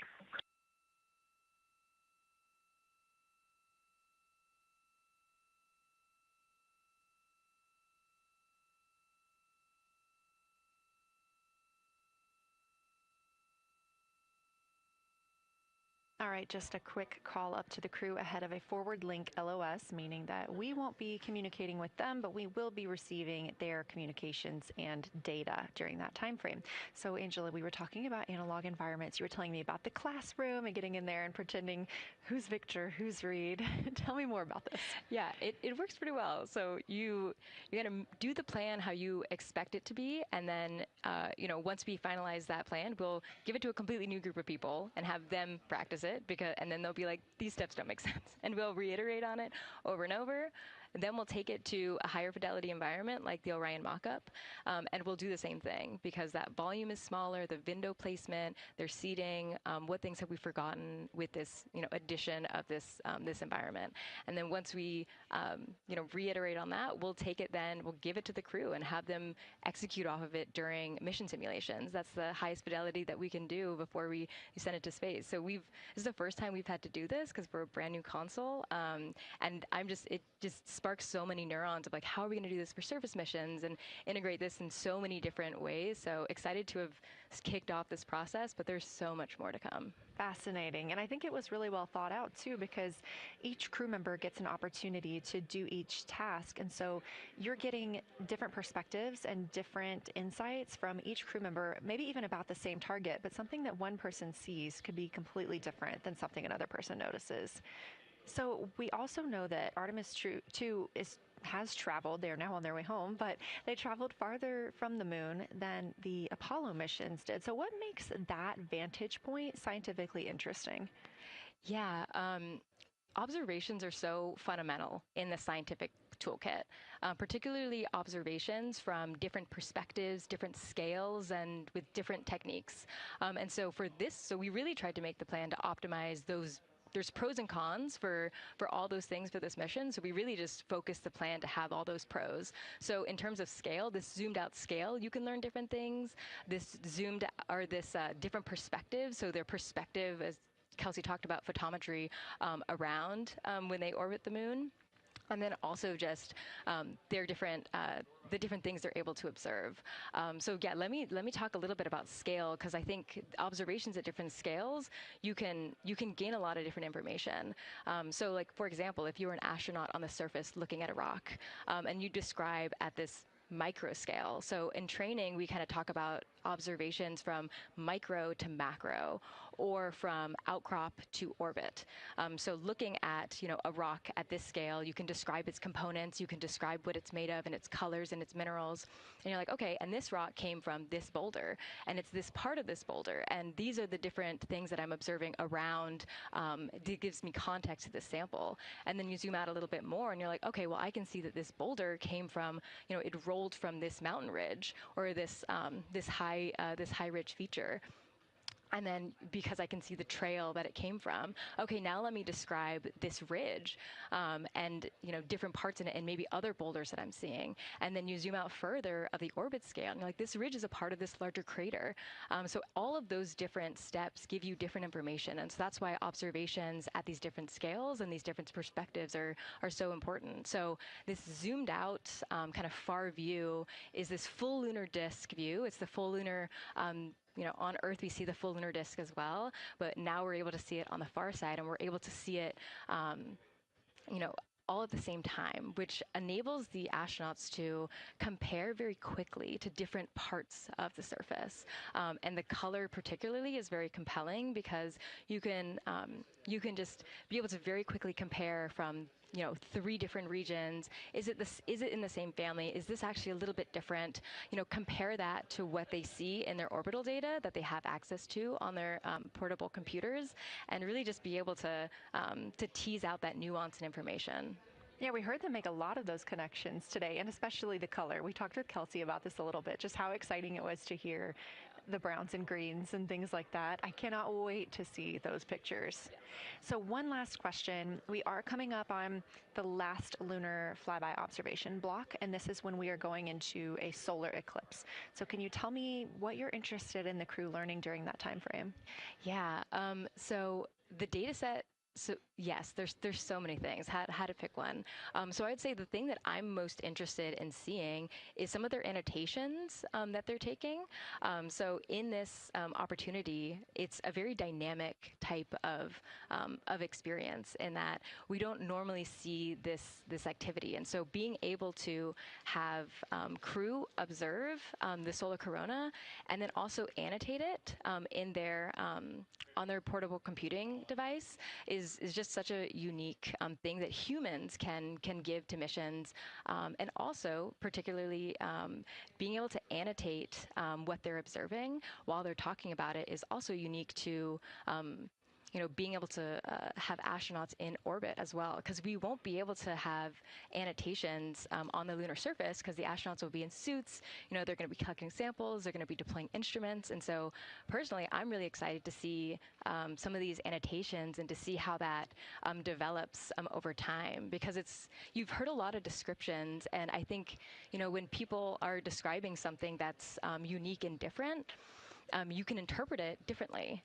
But if you're drawing and you're marking, particularly just going back to like the color provinces, for example, and those boundaries, you know exactly what they meant. And really, I'm just very excited about those annotations. There's been some famous annotations that the Apollo crew have made, particularly about solar coronas and the structures that have, and lofted dust that have given a lot of debate within the scientific community of they're observing this phenomenon, and now it's our job to hypothesize of like why are they observing this, like what is going on. So I think that's just a really cool part of exploration and science, and this beautiful thing that we're about to do. Well, now you've got me excited about the annotations too. I mean, I've been excited about the pictures and the audio, but now don't sleep on the annotations. I am very excited to see these little sketches that they're able to draw out, and we have pictures that they can just draw right on. It's like this particular thing is different than what we've seen. So I'm excited about that. I'm excited too. Angela Garcia, thank you so much for joining us today, and have a great time tonight on Console. Thank you, and you've been doing a great job, and it's so excited to see where we go from here. Thank you so much.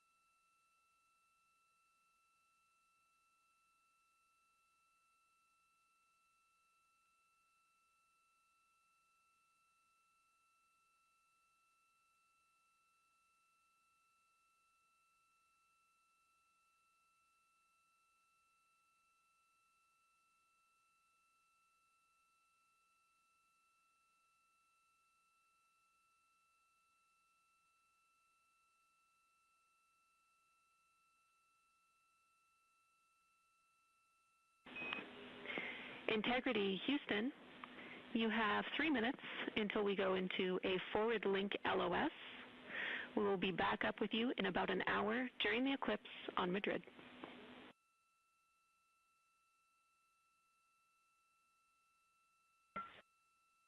Thanks for the heads up. Look forward to seeing you on the other side. Likewise.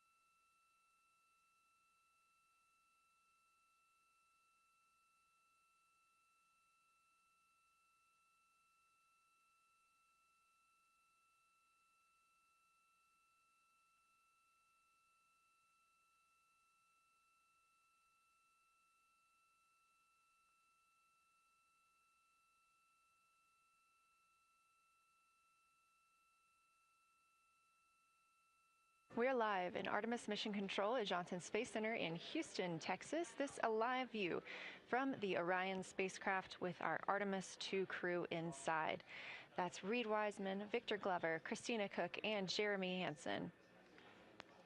We are still live for our lunar flyby coverage. The crew is in a short break while the spacecraft is pivoted away from the moon.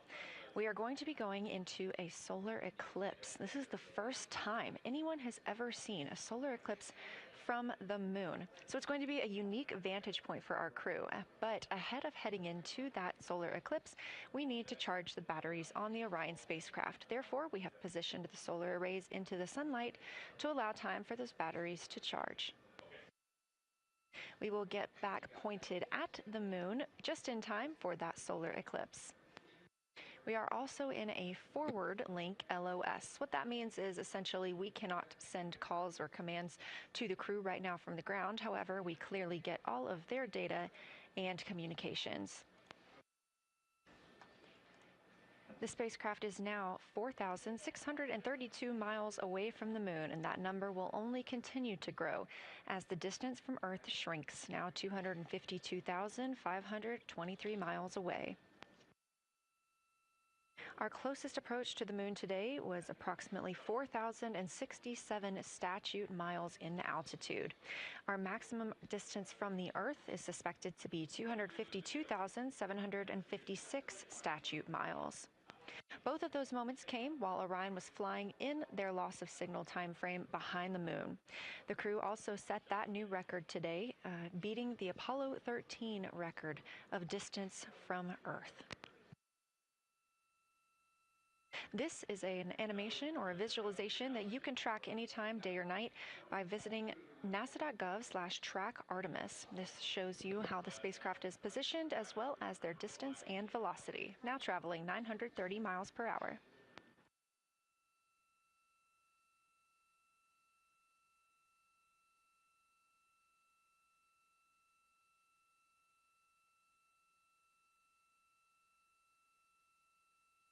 During this break in their time today, the crew is working on a couple of other tasks.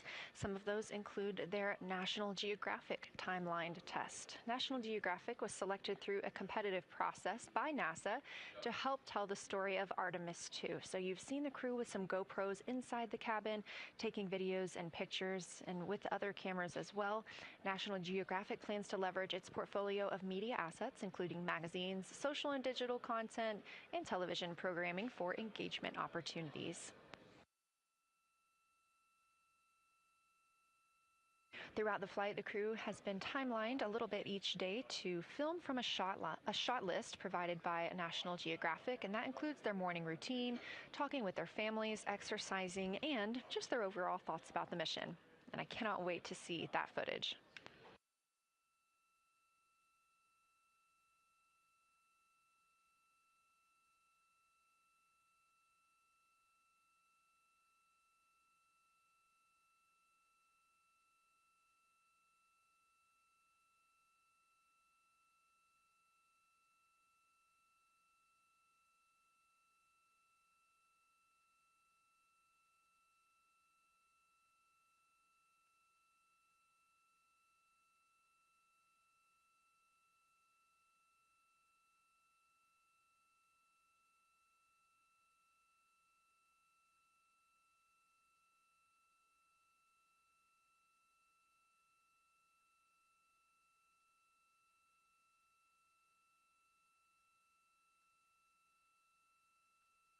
Teams on the ground reporting that the spacecraft is looking good and that the power aboard is good as well, all setting us up in a proper position before eclipse.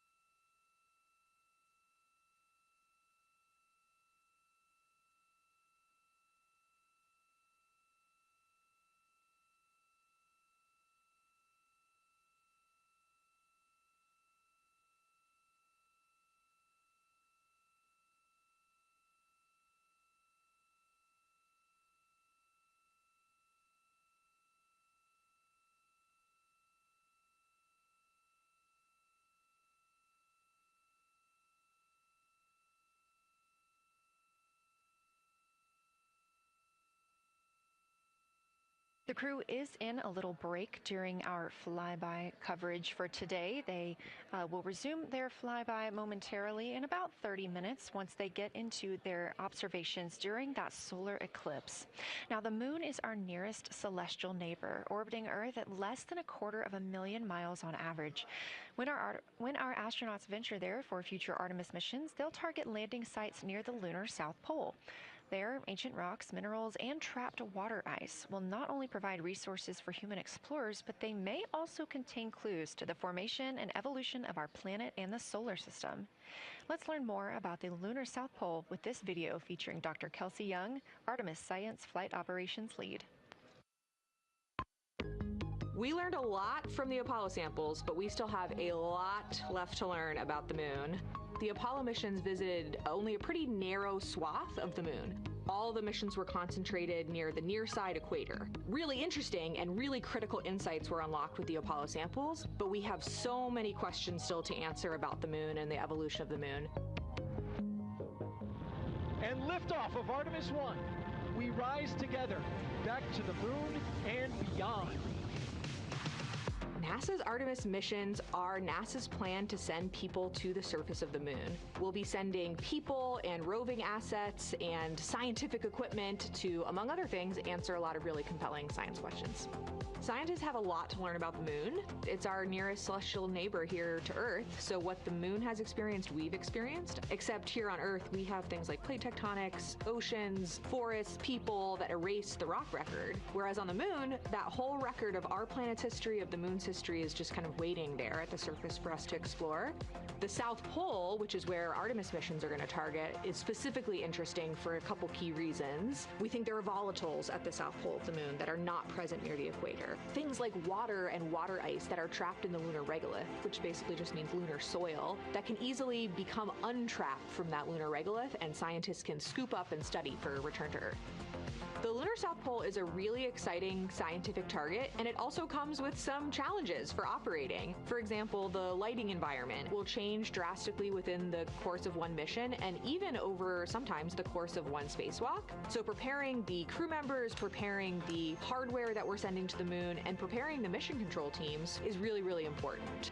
The South Pole Aitken Basin is particularly exciting. We think it's one of the oldest and largest impact basins in the solar system. And if we can get the right rock from the South Pole Aitken Basin and bring it back to our labs here on Earth, we can use that sample to constrain the entire evolution of our solar system and really understand the timing of how the moon and our planet and the entire solar system evolved.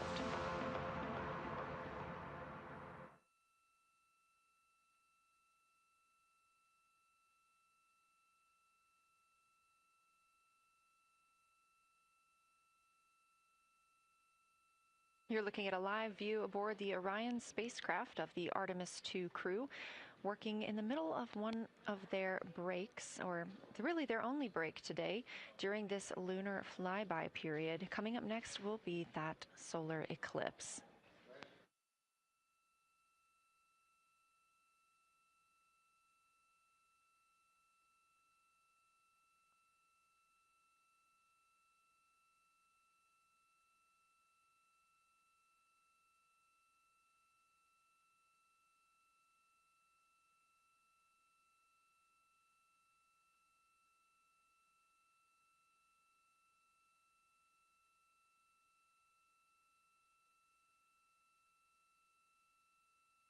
Throughout the Artemis II mission, and of course throughout today, you've likely heard the crew being called with the name Integrity.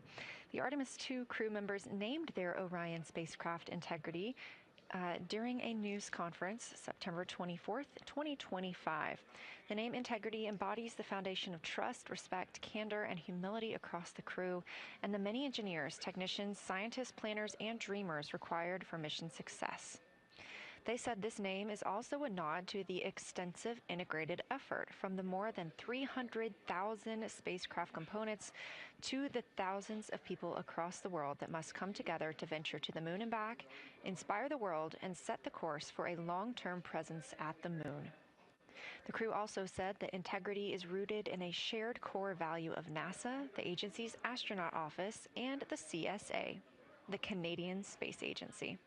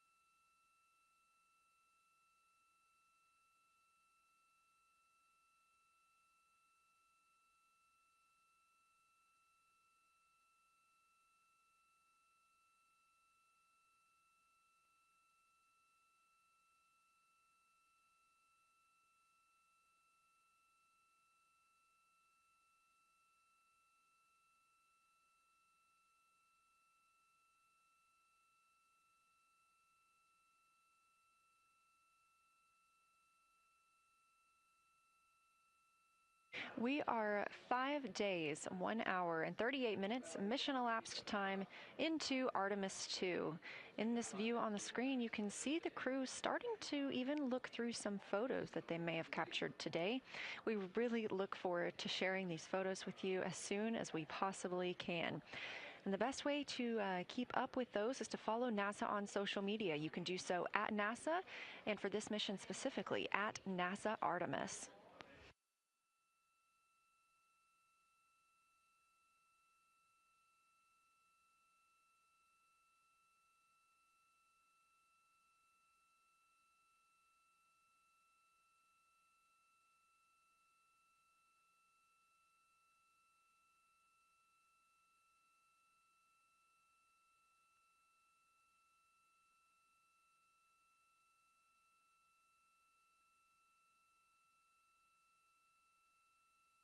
Again, we are in a forward link LOS, or a forward link loss of signal with the crew, meaning that we're not able to communicate or send any commands to them right now as they were. This is a tracked event that occurs at times, but they could still provide communications down here to us, and we are obviously still receiving their video and their data.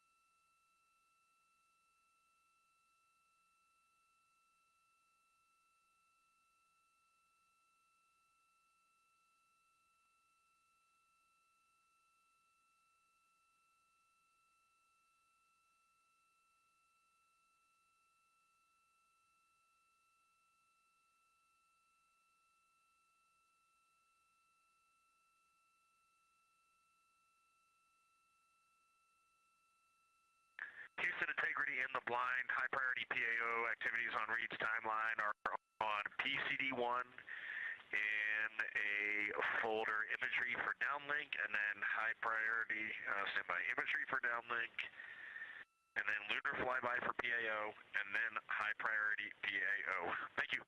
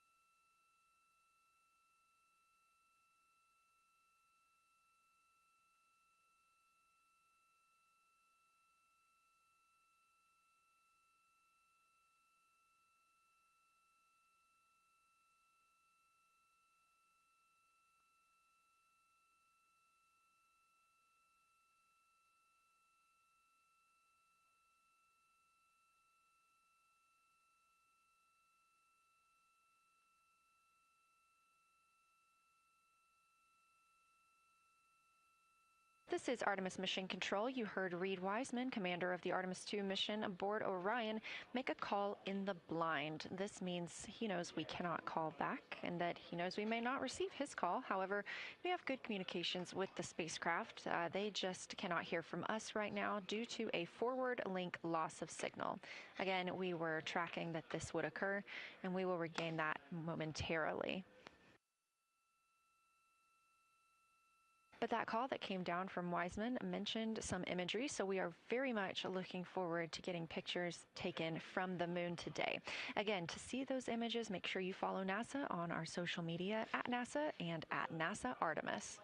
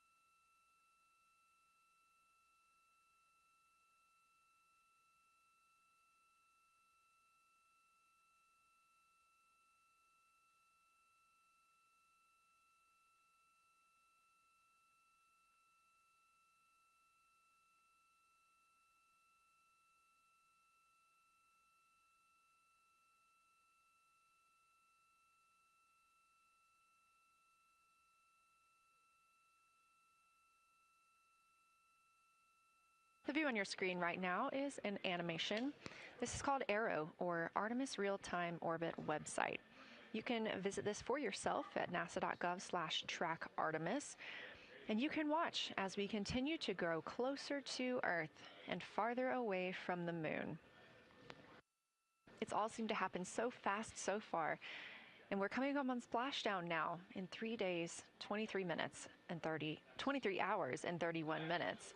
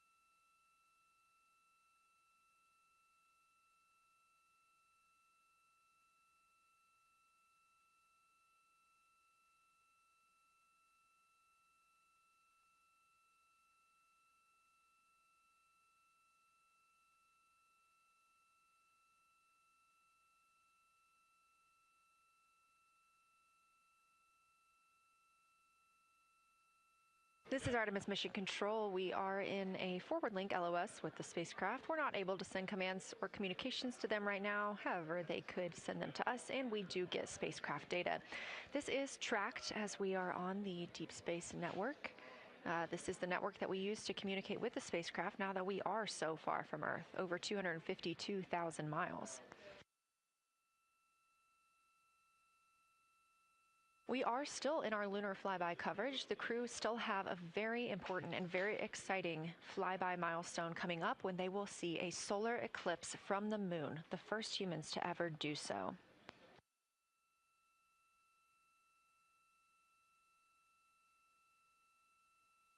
Something that we also have to consider when it comes to our missions and launches is space weather. So since the Apollo 16 and 17 missions, there were some solar eruptions near that time frame that could have been dangerous to our explorers. Over those 50 years since those storms, the data, technology, and resources available to NASA have improved, enabling advancements towards space weather forecasts and astronaut protection, which is key to NASA's Artemis program to return astronauts to the moon.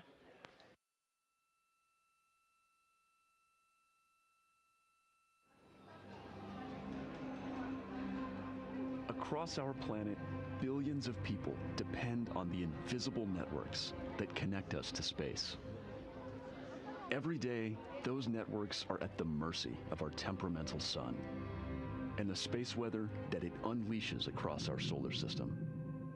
That's why NASA's space weather program tracks solar storms from the moment they erupt, modeling their paths, anticipating their impacts, and leading the research that the world's industries rely on.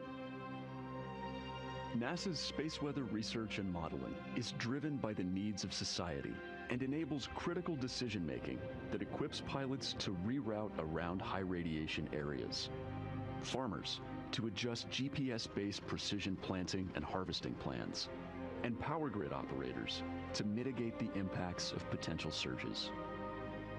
For those exploring other worlds, NASA provides 24/7 space weather monitoring for Artemis crews at the moon and future Mars astronauts who may be exposed to dangerous levels of radiation during solar storms. Whether you're a pilot or a passenger, a farmer or a consumer, a power grid operator or energy customer, a satellite controller or GPS user, space weather impacts us all.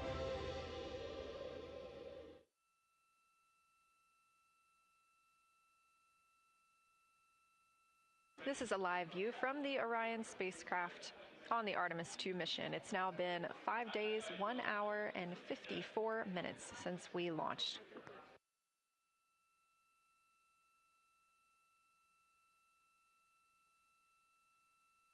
We are still in our flyby coverage, and the crew is on a short break right now as we have changed the attitude of the spacecraft to help charge the batteries aboard. We use the solar arrays to gather energy from the sun and store it in the batteries. That way, when we are not in the sunlight, we have those batteries to continue powering Orion. Now we're doing so because the Artemis astronauts are about to experience a solar eclipse from their capsule. And this is a solar eclipse that no one else on Earth will experience. This eclipse is about 54 minutes, and to the astronauts it'll look a lot like a total solar eclipse on Earth, except the moon is going to be huge compared to the sun, unlike when you watch one on Earth and the moon and the sun appear about the same size in the sky. We're interested to learn if they see the outer corona when the sun is fully obscured by the moon. And because of how big the moon will be from their perspective, the total phase of the eclipse will last nearly an hour. The astronauts will see a partial solar eclipse as the moon covers and uncovers the sun, which is before and after totality. So, much like us on Earth, they will have eclipse glasses so they can safely view that portion. The astronauts will also be using cameras to capture images of the corona during the eclipse.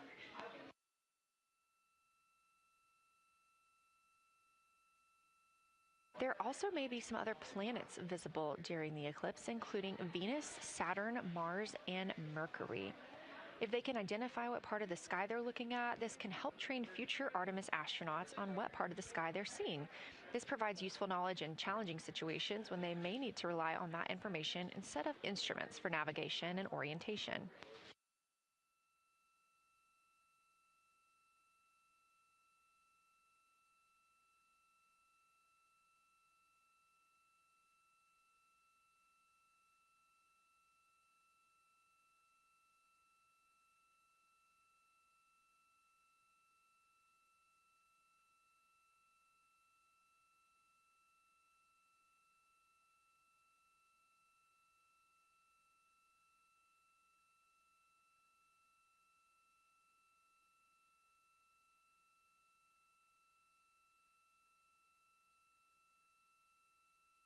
Confirmation from teams here in the ground that we have reached the eclipse attitude, meaning Orion is in the proper position to observe it.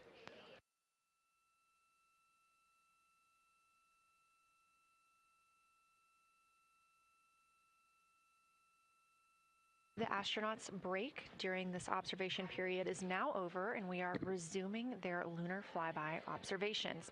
The first of these is sunset. This is the solar corona that we'll be looking for. It's the outer atmosphere of the sun. The science team is also interested in if the astronauts can see polar plumes. These are thin streamers that project from the sun's north and south poles. Additionally, they're interested in seeing if the crew can witness coronal loops. These are arcs close to the sun's surface. And something else that we've previously mentioned is lunar dust. This is dust from the moon that is lofted above the lunar surface and illuminated by the sun. It was reported visible by Apollo astronauts.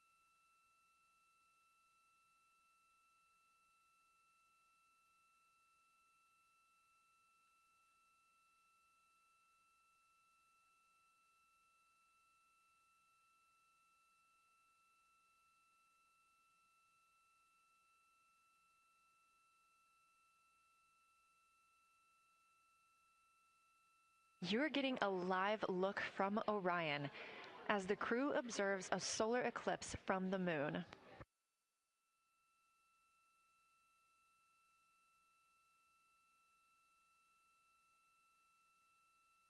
Again, this solar eclipse is only visible to the crew on the spacecraft. It's not visible to anybody on Earth. The science team is interested in several different targets for them during this time frame. And we're personally looking forward to getting those images as well. Again, during the beginning portion of this eclipse, the astronauts will need to use eclipse glasses just like we do from Earth to safely view it. Once the moon has completely covered the sun, they'll be able to take off those glasses for almost an hour. Totality on Earth during a solar eclipse lasts only a couple of minutes. So this opportunity gives them a chance to look out into deep space and to look into see if there are other planets nearby.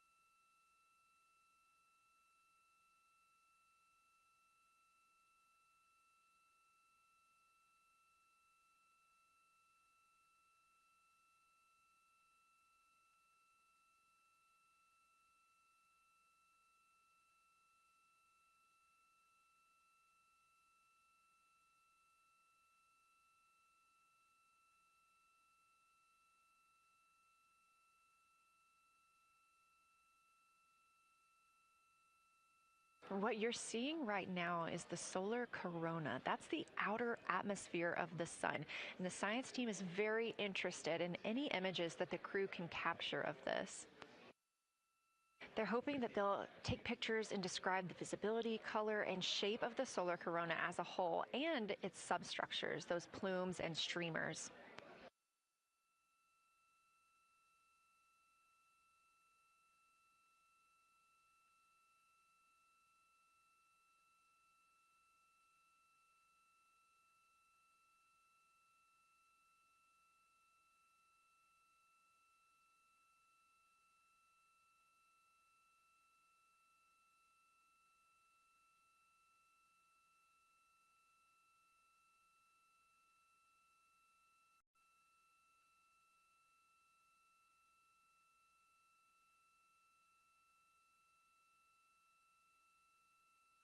Science integrity in the blind. This is continues to be unreal. The sun has gone behind the moon, and the corona is still visible, and it's bright, and it creates a halo almost around the entire moon. But when you get to the Earth side, the Earth shine is already shown. I mean, almost seconds after the sun set behind the moon. You could see Earth shine. The Earth is so bright out there, and the moon is just hanging in front of us. This black orb out in front of us, in front of now, not the blackness, but the gray that blends and drifts into the blackness. We can see stars and the planets behind it. And Christina is in window 1, Reed is in window 2 with the long lens, and Jeremy is describing it in window 3, and it is quite an impressive sight. You can still see the horizon lit up brighter where the sun set on that side of the moon. It is bright, and Earthshine is very distinct, and it creates quite an impressive visual illusion. Wow, it's amazing.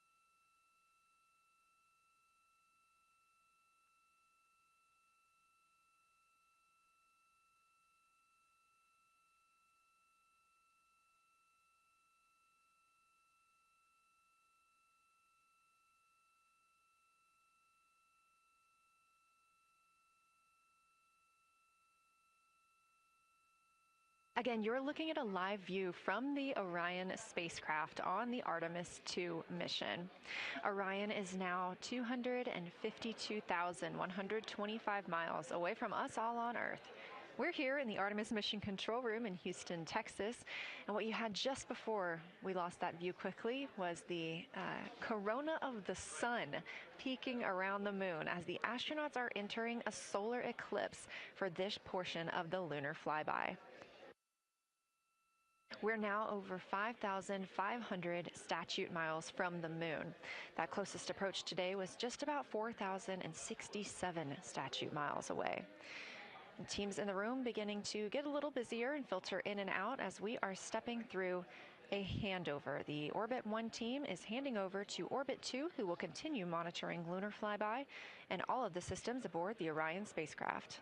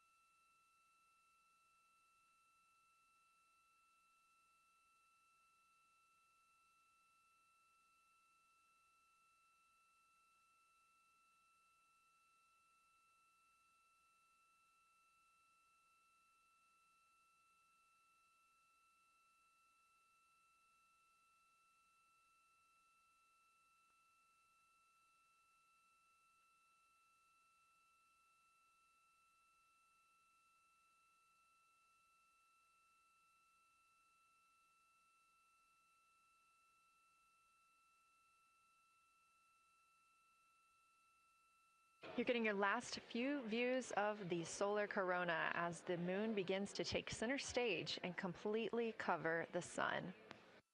If you see that bright dot up near the top left of your screen, we think right now that that may be a part of the spacecraft, but we'll be sure to correct that if we end up figuring out later that it is something else entirely.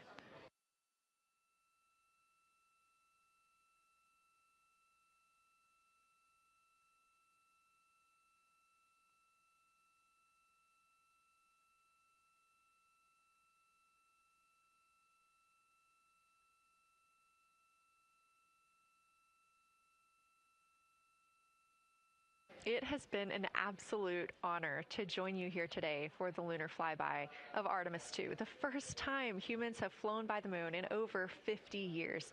I'm Leah Cheshire Mustachio, and I'm excited now to hand over the team is shifting around in the windows, and we are transferring settings on the camera to pick up Earth shine, and it is amazing.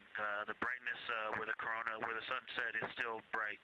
There's I think there may still be corona visible, but that part of the horizon is still lit brighter, and you still have a distinct Earth shine.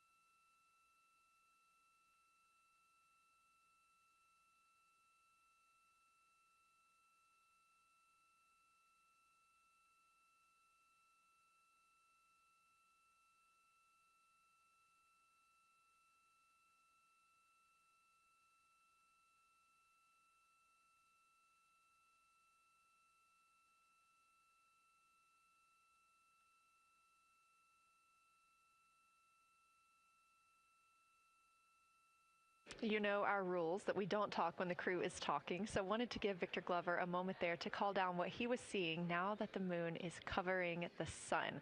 A really amazing time during today's lunar flyby. Again, thank you so much for letting us help tell this story today. I am Leah Cheshire Mustachio, handing it over to my friend Anna Schneider at the PAO console as the Orbit 2 team comes to join us. So thank you so much, and I hope you all enjoy tonight. Anna, you can take it away.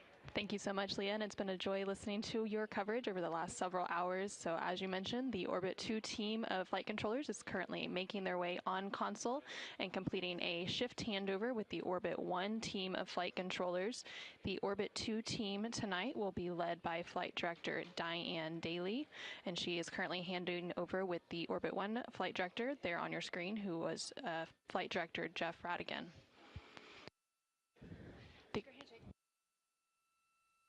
The Artemis II crew currently on board the Orion spacecraft. It continues to observe the eclipse that they are witnessing. There's about 43 minutes remaining in that eclipse period.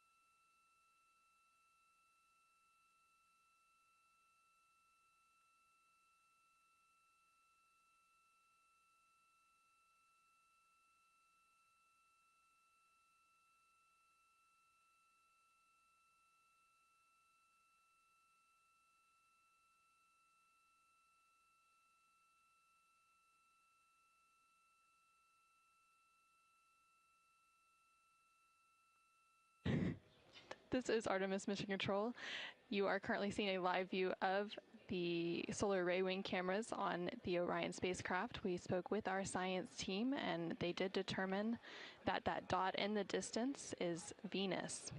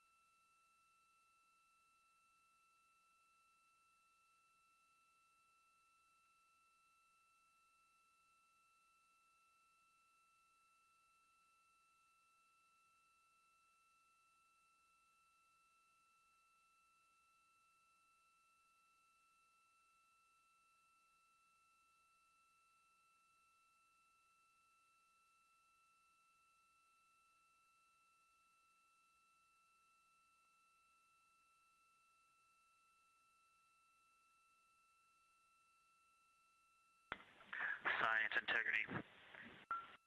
Let's see, not a huge change in here, just an update. The camera settings for Earthshine are challenging. This one's challenging to capture.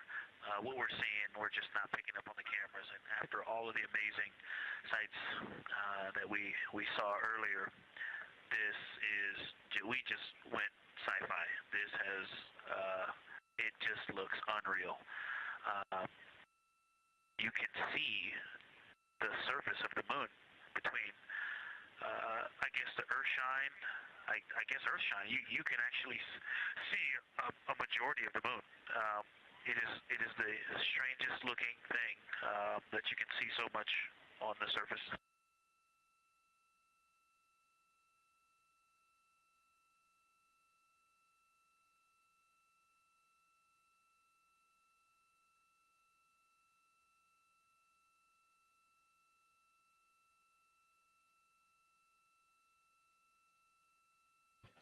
This is Artemis Mission Control. You were just hearing some communications called down from NASA astronaut Victor Glover, currently on board the Orion spacecraft. They are currently observing an eclipse. There's about 39 minutes remaining in that eclipse period.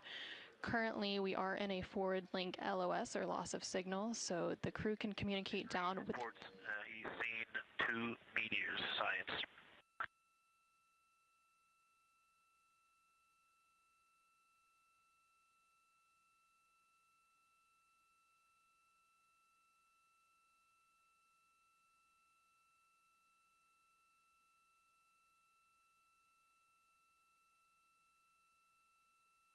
So we are in a forward link loss of signal. We do expect to regain signal in about 3 minutes, and at that point then the ground can communicate back up to the crew on board the Orion spacecraft. In the meantime, the crew can continue to communicate down to the ground. The ground is just unable to respond, so they are continuing to provide some science observations during this eclipse period. They've made some comments about Earthshine, which is the sunlight reflected from Earth when they come around towards the moon's near side late in this flyby window.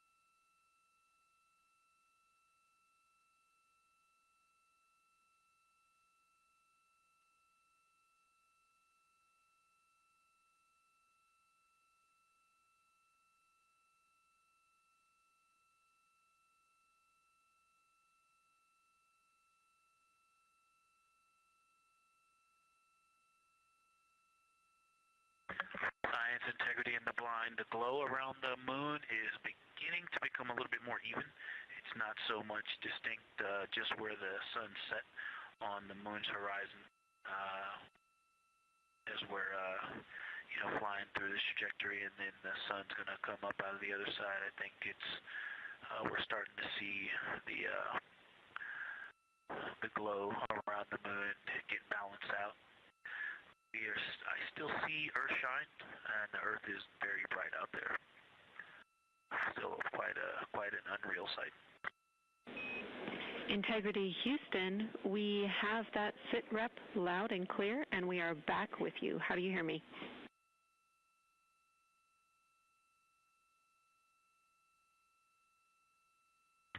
Hey Jenny, we have you loud and clear, thanks. Copy. Victor, we're handing you over to Science for some critical questions. Thanks for your report.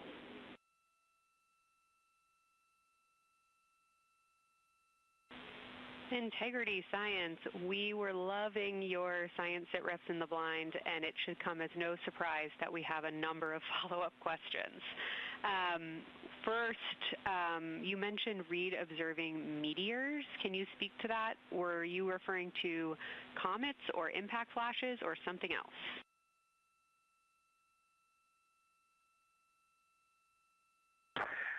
Yeah, there was a little bit of giddiness. We have seen 3 impact flashes so far. I saw 2, and Jeremy has seen 1. Undoubtedly, Jeremy saw 2, so that's 4 total. Undoubtedly, quick impact flashes. It was not sun glint off of particulate from the thrusters or the purge tanks. It was definitely impact flashes on the moon. And Jeremy just saw another one. Go ahead with your next question. Amazing news. I literally just looked over at the SIR and they were jumping up and down literally. If you could describe where on the moon you saw them, please.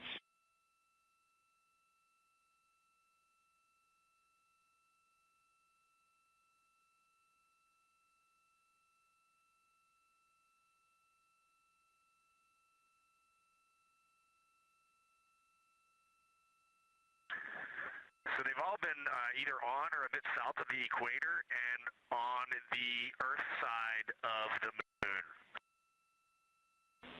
Stand by. All right, so Jeremy has seen them kind of on and south of the equator, kind of spread across the moon, and mine were both south of the equator and just a little bit left of center of the moon. Incredible news, Reed, and reminder, we have citizen scientists here on Earth looking for impact flashes, so hearing you saw them on the near side means that people saw them too.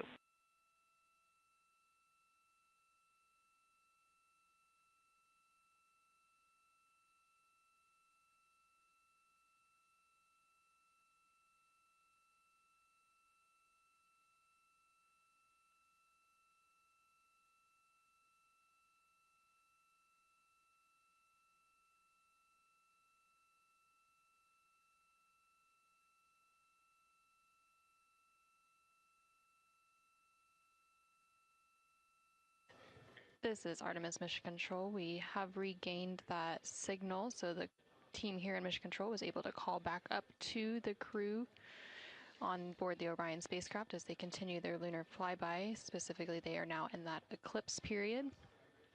So the science team here in Mission Control was able to ask some questions about some of the situational reports they were providing during that loss of signal. Specifically, they were interested in some of the meteors that they mentioned seeing and those impact flashes, and they did provide confirmation that they did see at least 4 impact flashes during that loss of signal. Are you still with us, Houston, or do we lose you? Integrity, I hear you loud and clear. How do you hear me?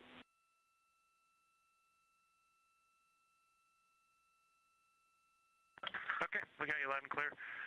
One of the other things I wanted to describe, which was surprising to me, but the entire moon is lit up. It's glowing behind the entire moon.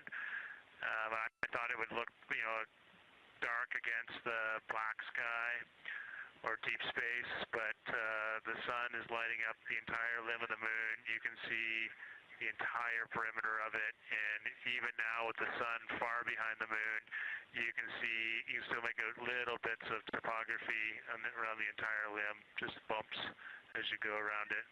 And there's about the glow around the moon, once your eyes adjust, is easily 10 widths or diameters of the sun around the entire moon.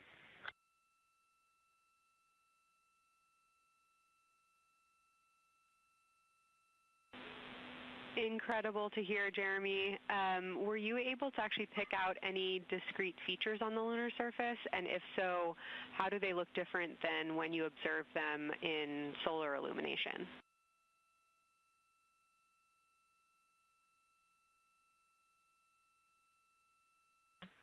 No, we really haven't been able to identify features on the lunar surface yet. We just see, the topography on the limb.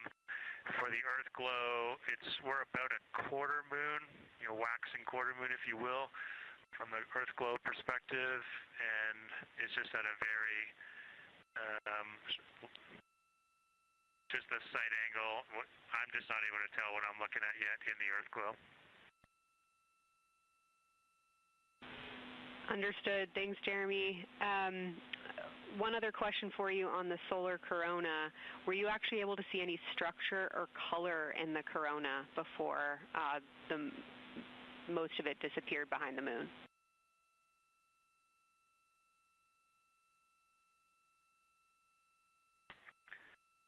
Yeah, I didn't pick out any color, but definitely structure. There were streamers, and they were not uniform at all. For me, the 5 o'clock position, there was just this constant streamer. It would change in intensity and diameter, but it was always there, and it was always at the 5 o'clock position. I only saw one plume, and it came out of basically the 3 o'clock position of the sun. That was very short-lived when I could see the plume. Exactly what we were looking for. Thanks, Jeremy. And a heads up that we, calculated here on the ground about how long you could see the corona for, and we expect it to start to appear again in the next 11 minutes. Thanks for those amazing descriptions.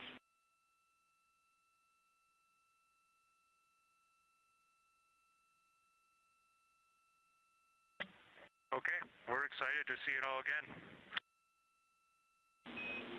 Integrity Houston, we're following along as well. That was outstanding. If you haven't already, just reminding you to swap positions at the windows. And that brief LOS we had previously was due to a data rate change expected.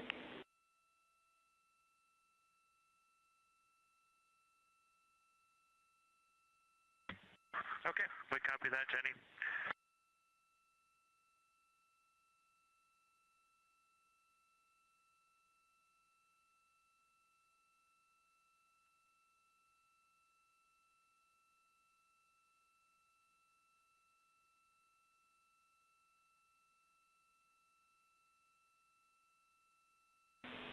Integrity Science, one more request for you.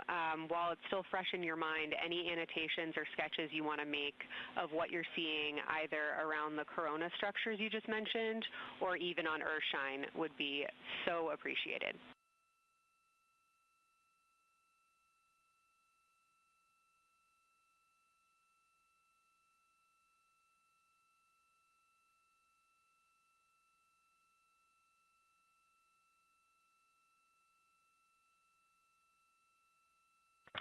Okay, Kelsey, it's going to be pretty hard to go look at a PCD right now, but we'll definitely try and annotate what we saw. And if the annotations come in the next block where you're cleaning up your documentation, that sounds like a good plan to me.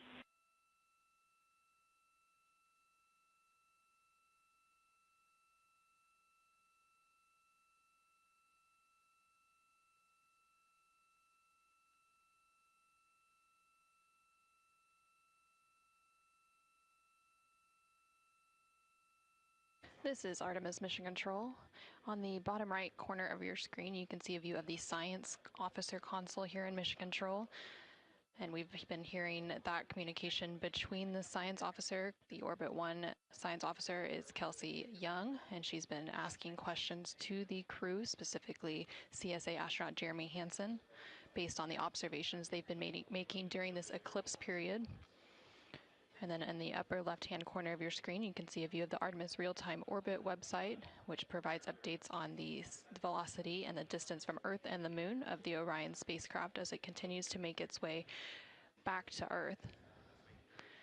The distance from the Moon will continue to increase at this point. So right now, Orion and its crew are about 6,300 miles away from the Moon and about 251,000 miles away from the Earth.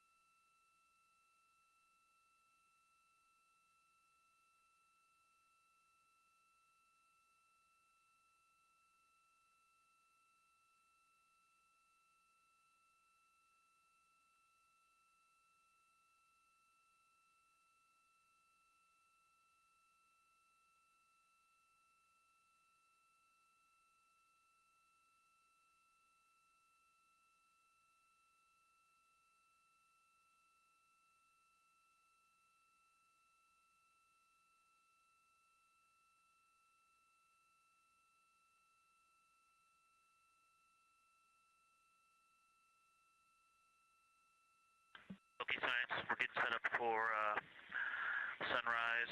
The window teams are, Christina is supporting, and also Z9 in window 1. Jeremy's got the long lens in window 2, and the short lens in window 2. And Reed is in window 3, and he has started recordings and is set up to see Corona.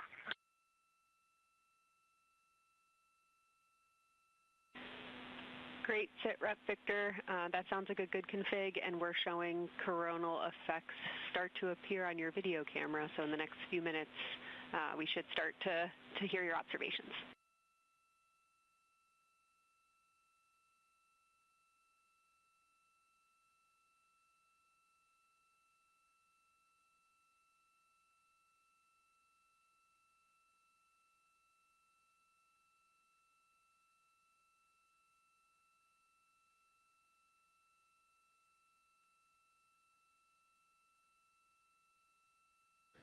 This is Artemis Mission Control. We just heard the crew call down to the team here in Houston, reporting that they have swapped out who is in the windows for the final portion of the lunar flyby. So Christina Cook is in window 1, with Jeremy Hansen in window 2 and Reed in window 3.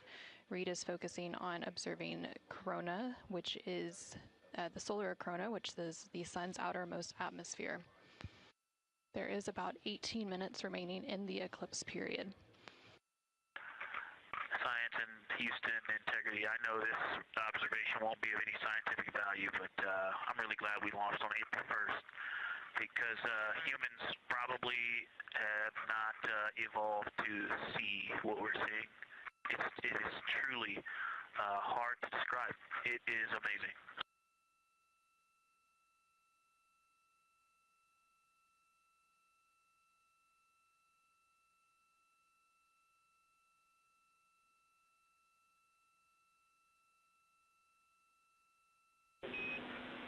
Amazing. Thank you, Victor.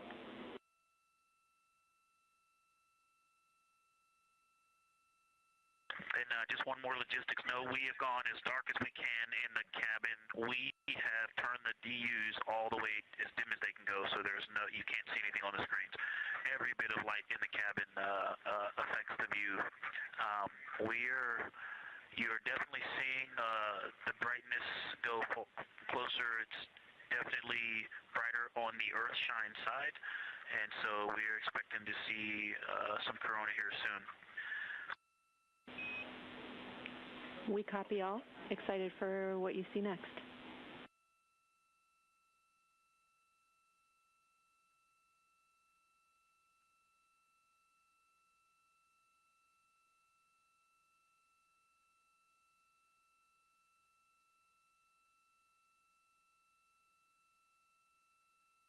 I'm not sure if we talked much about the star field, but we've got lots of stars. You've got the nice glow around the moon, but right off the well, we're upside down now, but from upside down 4 o'clock, right off the edge of the moon, looks like a planet. That line of planets, there's something a moon diameter to the left, and something right off the limb of the moon to the right, and then something orange. It looks orange to the right of that, about half the moon diameter. So. But anyway, there are definitely stars. I think some of those planets that you said we might see, we're seeing. And so in unreal view, yeah, the moon in the foreground is one of the darkest things we see out the window. And now it's deep space behind it is kind of dark blue like it looks from Earth, but we can also still see stars. It's quite a wicked view. Victor, Ike's doing the best job, and I'm not going to try to add on to what he's doing. It's indescribable. No matter how long we look at this, our brains are not processing this image in front of us. It is absolutely spectacular, surreal. There's no adjectives. I'm going to need to invent some new ones to describe what we are looking at out this window. This is just absolutely beautiful and inspiring to hear. And Victor, we suspect what you're seeing is Saturn and Mars. That reddish object is likely Mars. Good opportunity to look to the future of where we're going.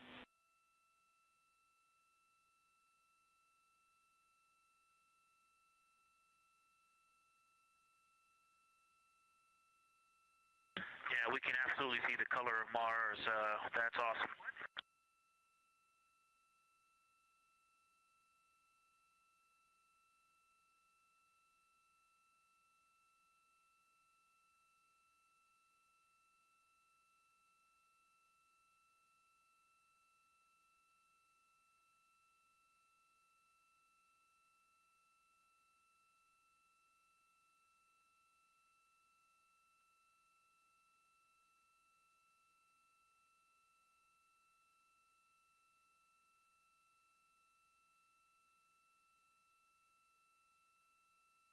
Okay, and from this vantage point, the 4 o'clock on the Earthshine side is definitely getting brighter, still no coronal structure.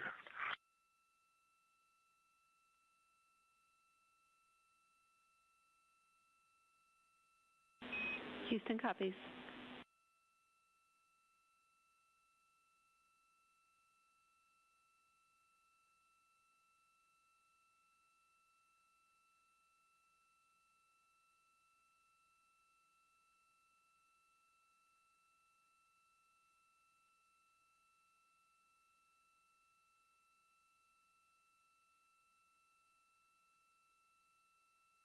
And we aren't able to distinguish which Mare is, but we can clearly see Mare in the Earthshine.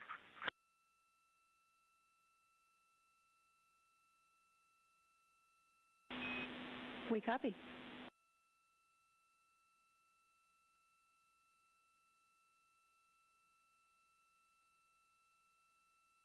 This is Artemis Mission Control in Houston, Texas.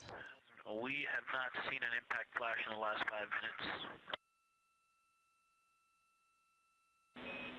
Sounds unlucky, but you had a pretty strong start, so we'll take it. And actually, right after I said that, right at the South Pole, near the South Pole on the Terminator, Reed just saw one.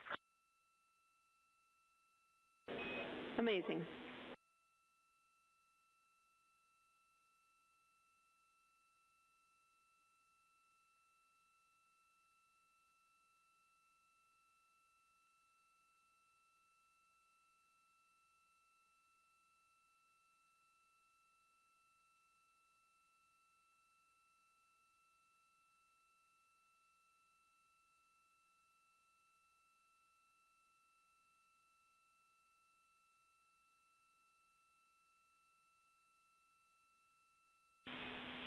Integrity Science, and as you look around our solar system neighborhood, you should see Saturn setting behind the moon right now.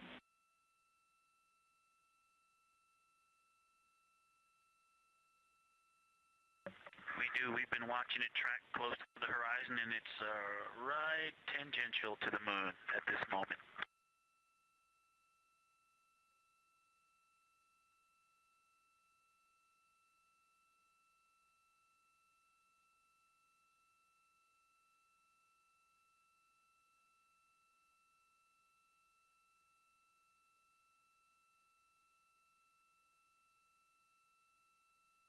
This is Artemis Mission Control in Houston, Texas. We are currently 5 days, 2 hours, and 44 minutes into the Artemis II mission, and we have about 11 minutes remaining in the eclipse at the latter half of the lunar flyby that the Artemis II crew is experiencing on board the Orion spacecraft.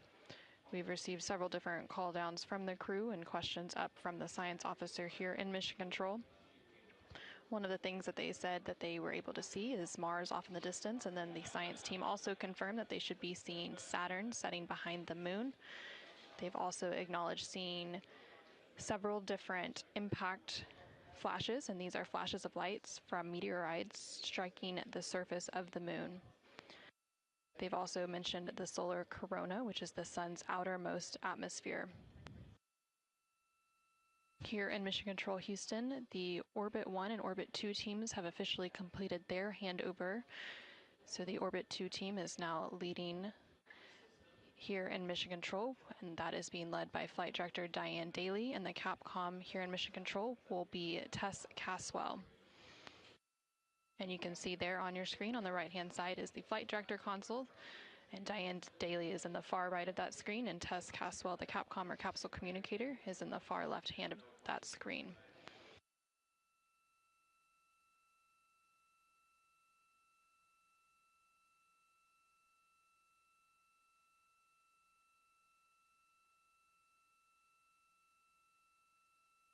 Okay, the light is continuing to grow in intensity.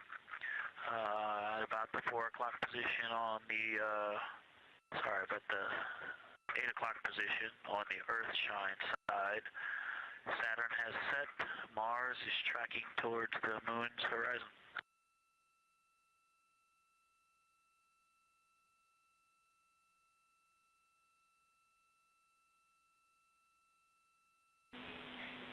Integrity Science, we copy, and we're starting to see it on the vehicle stream. Looking forward to any coronal observations you can share with us.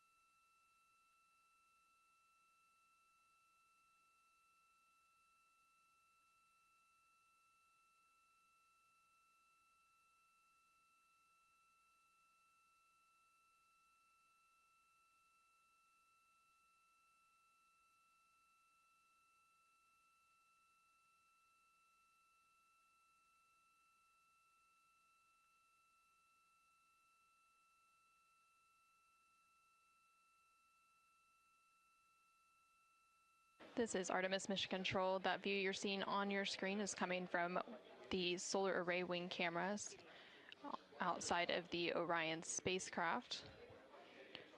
And you can see the light starting to come into view as the solar eclipse period is starting to end. Integrity, still no coronal structure at this time, just continuing to grow in intensity.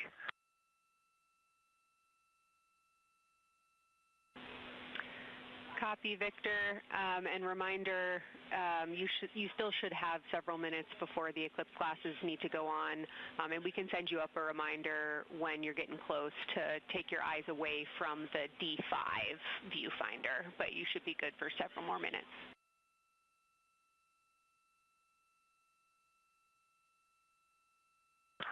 Copy, thank you, and yes, please send up the reminder. Thank you.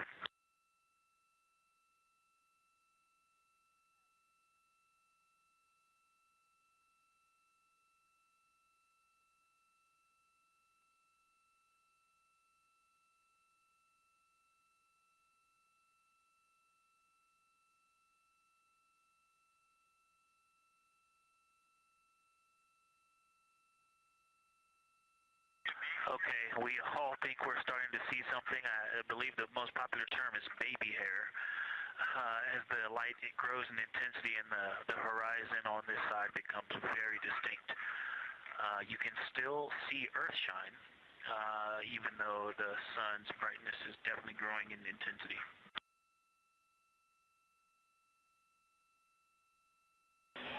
Love the description, Victor. I'm sure as the next couple minutes progress, more of those structures will continue to pop out.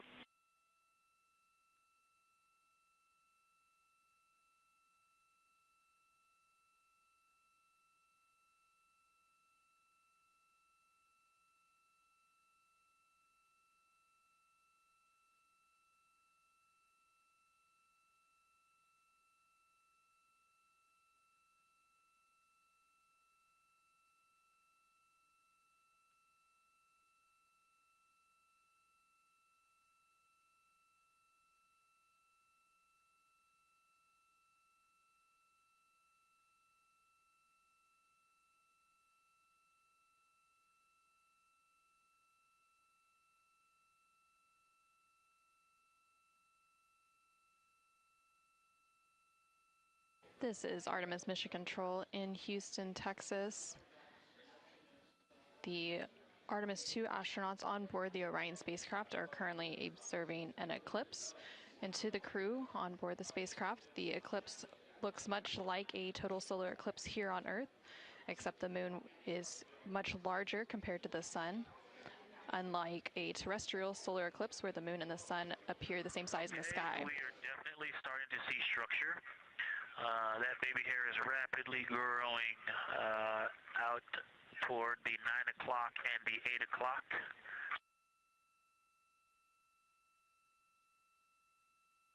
It's almost as if it were reaching out for Venus or for the Earth.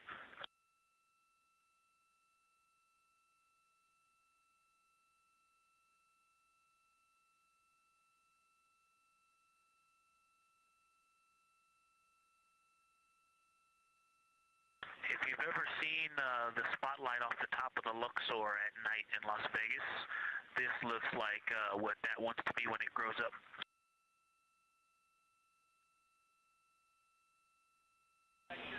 Integrity Science, glad to hear you're following your training of tell it like you see it.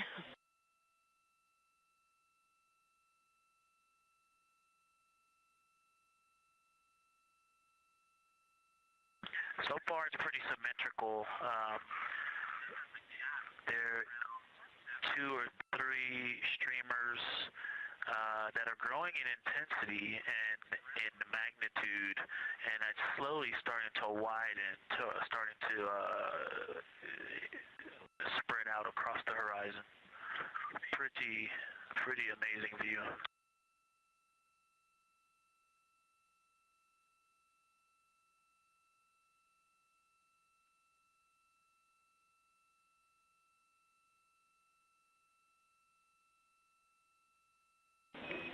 And Integrity Houston, great words. Reminder for you, we are approaching the brightness level at which you should no longer be using the viewfinder on the D5.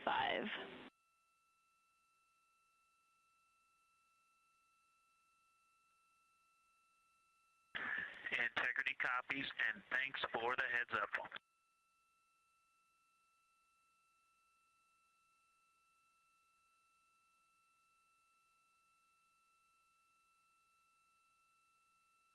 This is Artemis Mission Control. Oh, and I think we're seeing some directionality. Some of it is going in different directions because it appears to be moving and combining and recombining as it it's pointing in different directions, and some of it appears to be going like down toward the south pole of the moon, but it's and then coming back together and going out towards Venus and the Earth. And depending on how I stare at it, it looks like one large structure, but then it definitely has wisps, and you can see 3 or 4 structures inside of it. It's like watching a flame. It's like looking at a flame, and stand by. And so it has some inherent movement. Now there's a very bright spot. There's a very bright spot in the center of it. There's a towering light of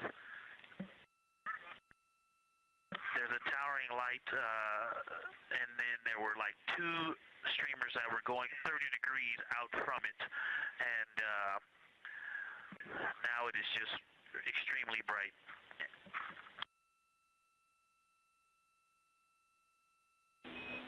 Houston, copies all. Starting to get a little warm.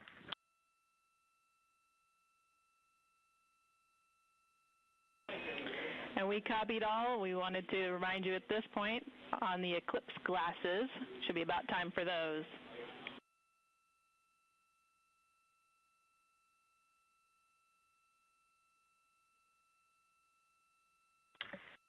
Houston, we copy all. We are in eclipse glasses. That was an absolutely spectacular, magnificent experience.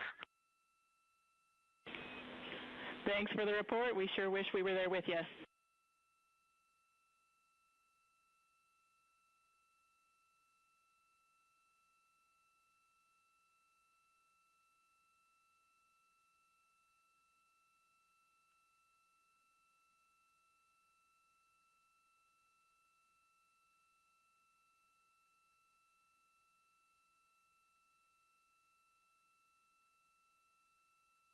This is Artemis Mission Control.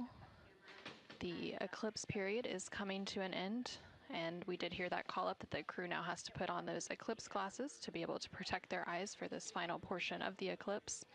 And these views coming to you from the solar array wing cameras on the Orion spacecraft. Houston, if you could give me about 20 new superlatives in the mission summary for tomorrow, that'll help my vocabulary out a bit. Thank you.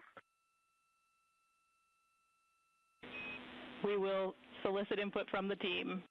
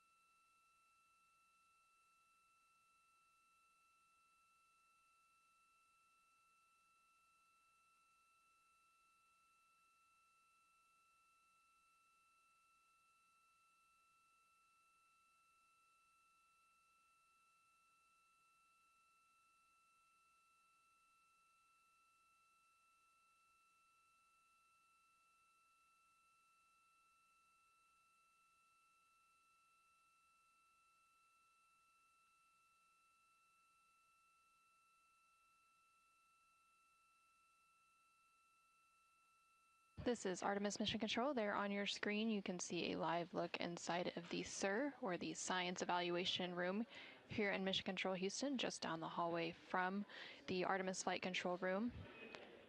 Integrity Houston, back with you after a data rate change. Regarding the SAW-3 camera T low caution, no action for you. It just got a little cool during the eclipse.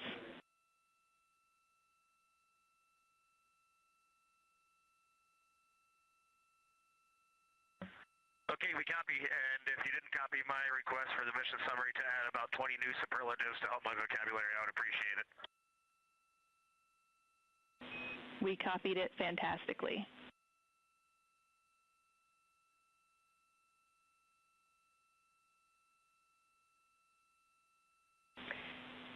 And Integrity Science, this is basically wrapping up your fly-by-day observations. I can't say enough how much science we've already learned and how much inspiration you've provided to our entire team, the lunar science community, and the entire world with what you were able to bring today. You really brought the moon closer for us today, and we cannot say thank you enough. And Science signing off, and can't wait to talk to you tomorrow morning.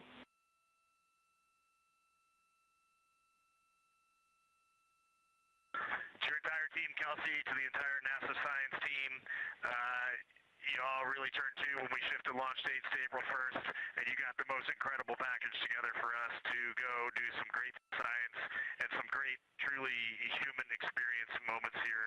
And we were well prepared, and we appreciate all of you. And this is what we do best when we all come together and work as a team. So you all knocked it out of the park. Thank you for giving us this opportunity. Beautiful words, Reed. Thanks so much.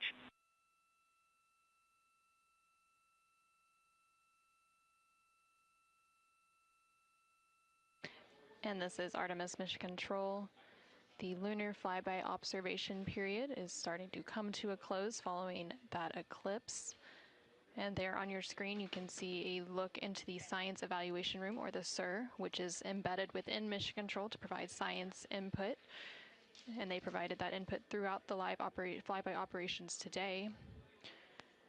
They also have a back room called the Science Mission Operations Room that processes data, evaluates imagery, and supports rapid analysis. And then, of course, we have the science officer on console here in the Artemis Flight Control Room, which you can see a view there on the bottom right-hand corner of your screen. The science officer throughout the flyby operations today has been Kelsey Young, who is the Artemis Science Flight Operations Lead.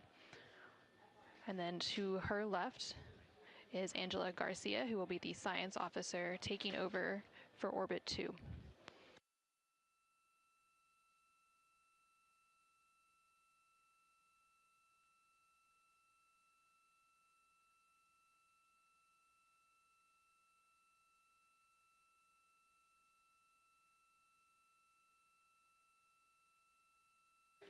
And for the past 7 hours or so, the crew has been going through their lunar flyby observation period.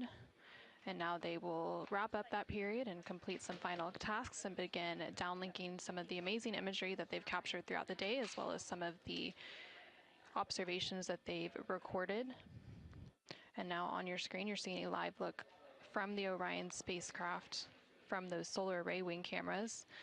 The solar eclipse period ended just a few minutes ago, and during this eclipse, towards the end of the flyby window, it lasted about an hour, and it was when the sun was hidden from view behind the opposite side of the moon from the perspective of the Orion spacecraft and its crew. And during that time, the crew saw a mostly dark moon, and they used the opportunity to analyze the solar corona, which is the sun's outermost atmosphere, while it was visible. And then once the sun was completely out of view behind the moon, the crew looked for impact flashes, which they reported seeing multiple impact flashes, and those are flashes of light from meteoroids striking the surface of the moon. They also looked for dust lofting above the limb or the edge of the moon, along with some deep space targets, including planets, and they noticed Mars off to the distance, and we also saw Venus on one of the solar array wing cameras early on in the eclipse period. The crew also looked at parts of the moon illuminated by Earthshine, which is the sunlight reflected from the Earth when they come around toward the moon's near side at the very end of that flyby window.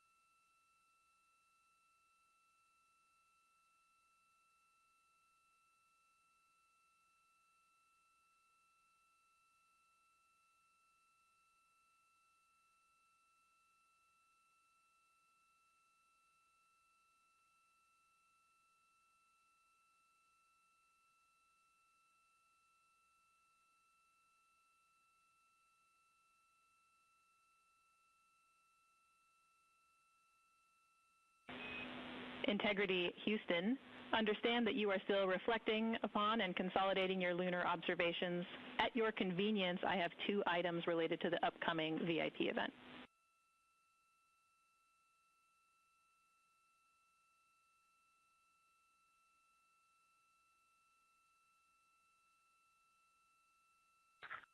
Go ahead. All right, first we wanted to let you know that the message for that upcoming event is on board for review at your convenience. That's message 3.06.04. The second item is that we've seen a couple of video blips in previous events. So during the HDPAO setup activity, we're wondering if Jeremy could please confirm for us that the TS rate is set to 1300 when you get to step 10.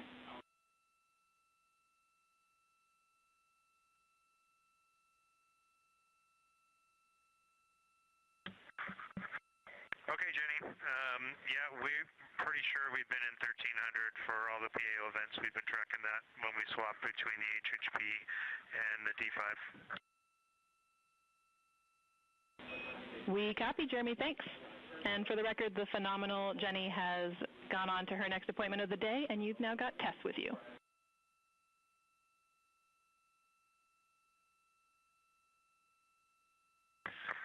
I'm sorry, Tess. Great to have you on board Integrity. No worries. Happy to be here.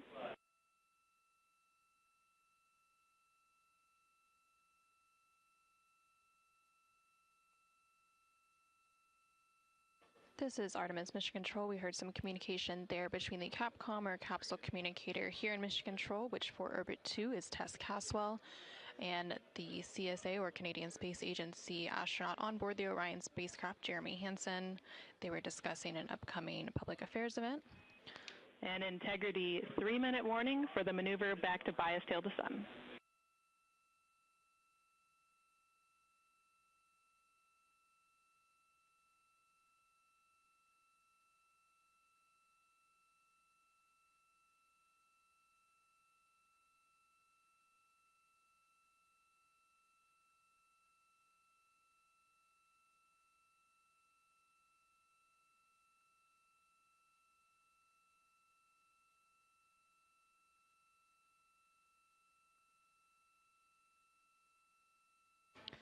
The crew on board the Orion spacecraft recently completed their lunar observation period.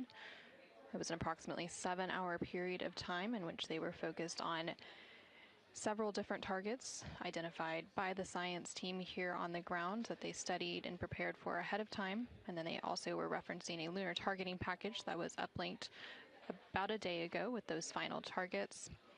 Now they are completing some post-lunar flyby activities, so they're working to clean up their observations that they've made and also working to downlink some of the photos that they've taken throughout the day.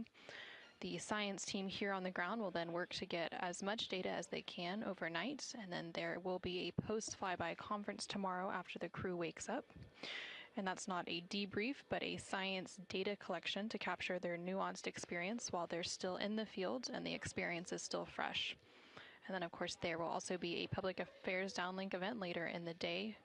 Now that once the post-lunar flyby activities are complete, and then after that, the crew will go into some of their final activities for the day. They will have a private medical conference or PMC with the medical teams here on the ground. These are regular conferences that they have at the end of every day, and then there's also a flight director conference that they will have before they go into their pre-sleep period, during which they can complete hygiene activities and they will have the chance to eat their dinner and complete any other final personal activities for the day before they head into their sleep period.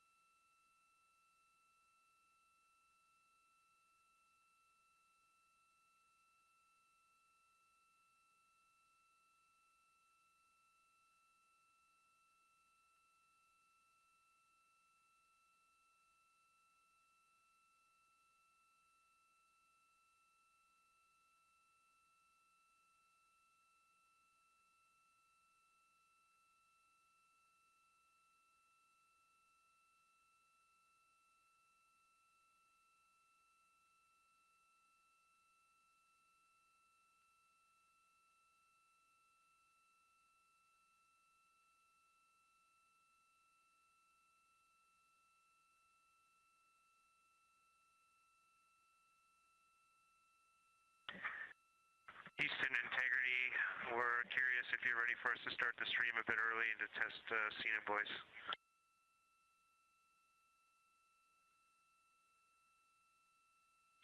Checking.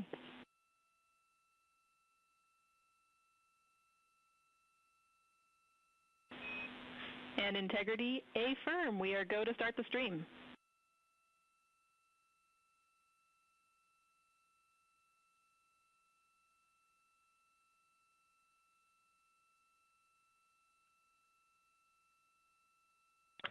Okay, Houston, the stream has started.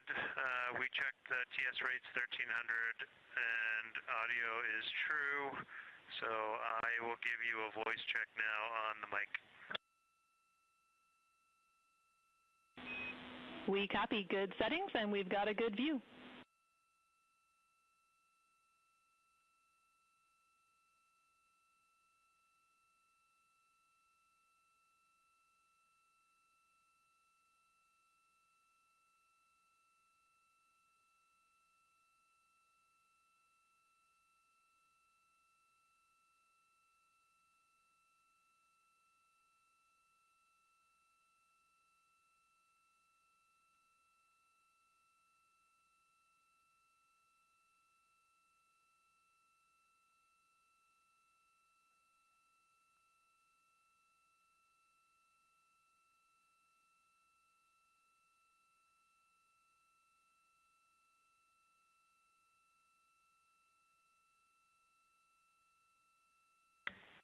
In test, I sent an audio check down. We're on the handheld mic. Did you get it? Sorry for the delay, Jeremy. We were talking that a bit, but it was a bit broken, so please repeat for us.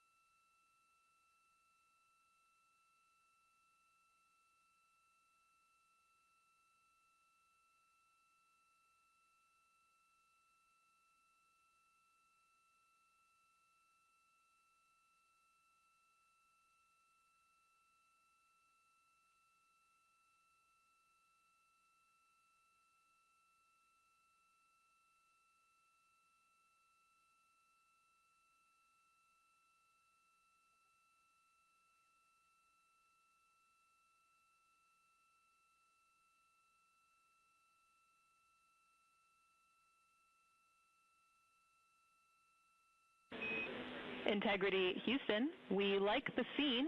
At your convenience, we'll take a 10 count with Jeremy in frame.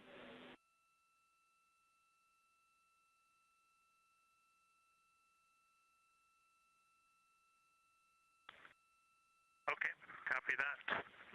Give us 2 minutes and or 1 minute and we'll do that. Copy.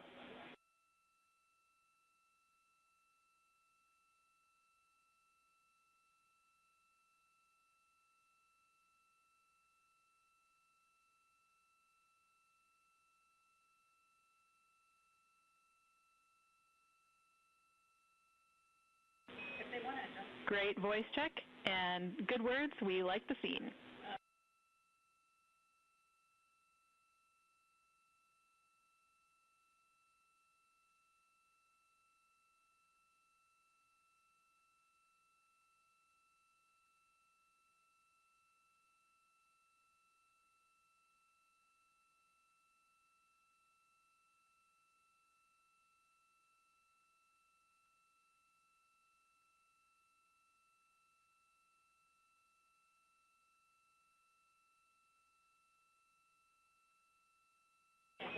And Integrity Houston, we are seeing a black cable going right through the middle of the scene.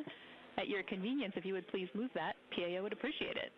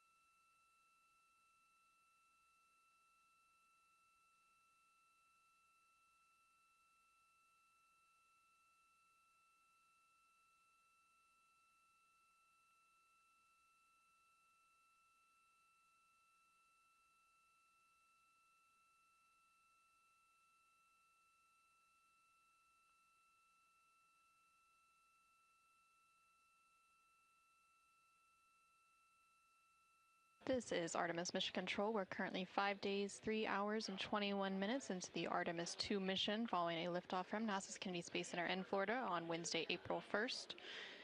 The crew on board the Orion spacecraft is currently wrapping up their lunar flyby cleanup activities. They're making final... Houston Integrity, high priority PAO images from the eclipse are on PCD-1 in a so-named folder. We copy, Christina. Thanks.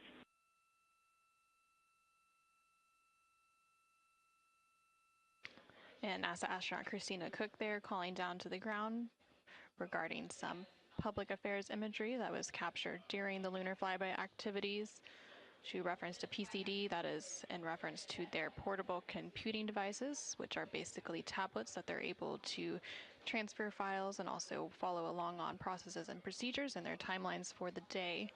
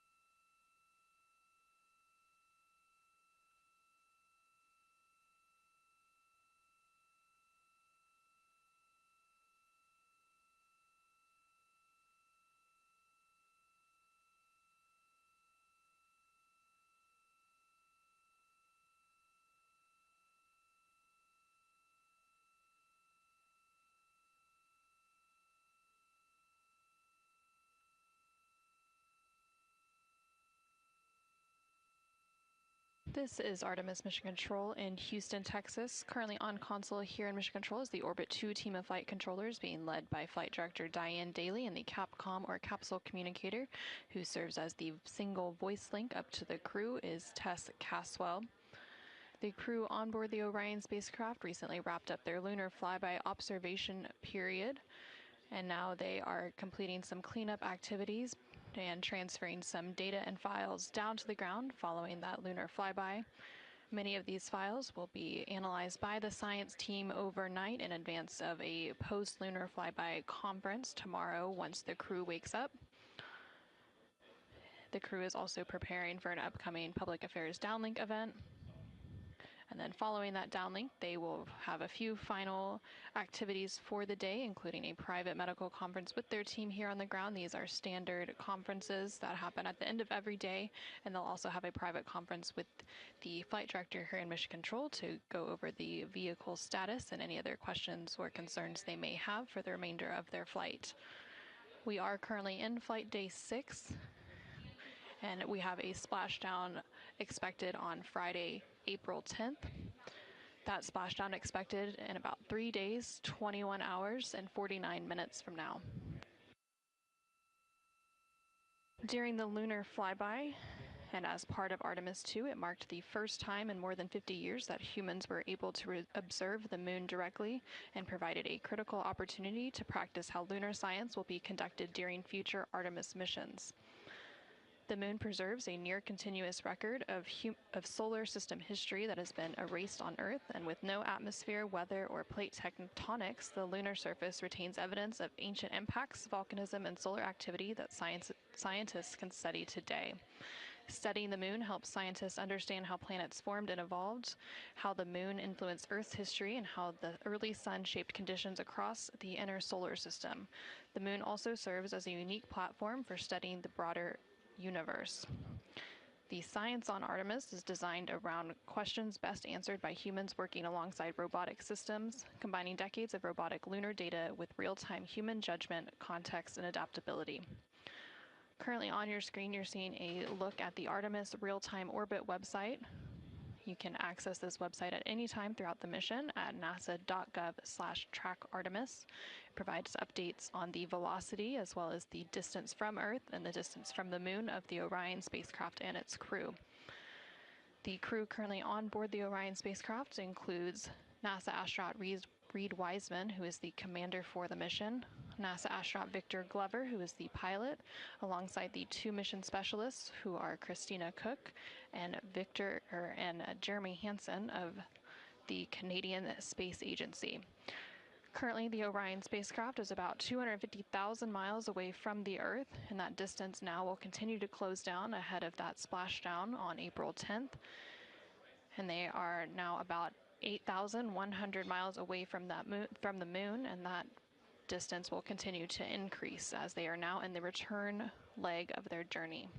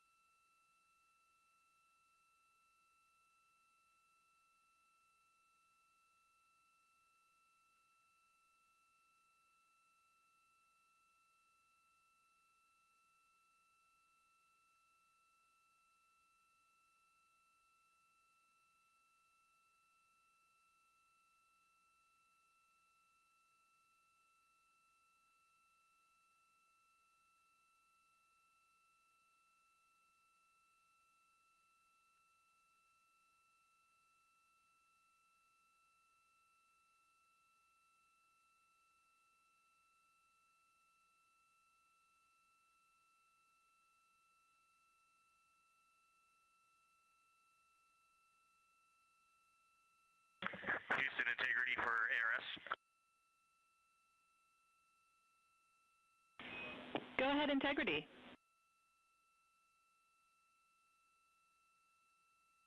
Hey, Tess, great to talk to you. Any chance we could drop the fan speed down for this PAO event?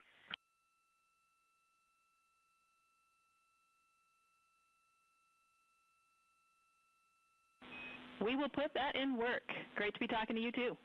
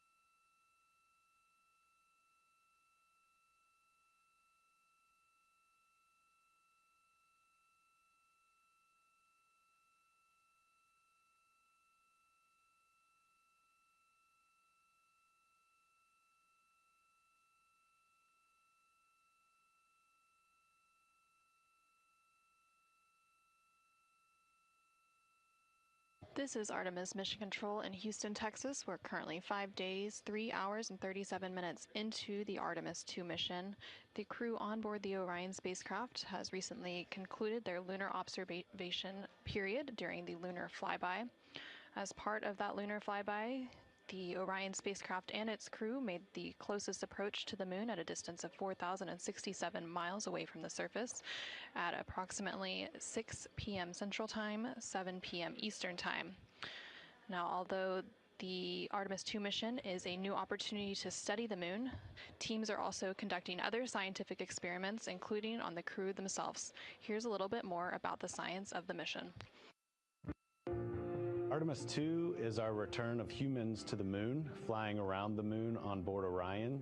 But along with that, we're doing a lot of great science. One of the exciting things about the Artemis missions to the moon is that science is actually a fundamental pillar of why we explore, why we're going, what we're doing in Artemis. I think it's incredibly exciting that not only are we testing the vehicle, but we're testing science on board. Science where the astronauts are conducting experiments, science riding along with the astronauts. We have astronauts looking outside the window and really observing the lunar surface. It will help us understand the deep space environment. It will help us understand how that environment affects our astronauts, our systems, and life in general. So deep space is a challenge for us because you have to leave Earth's protective magnetic field. Here in low Earth orbit, the crew members are protected from some of the harmful radiation.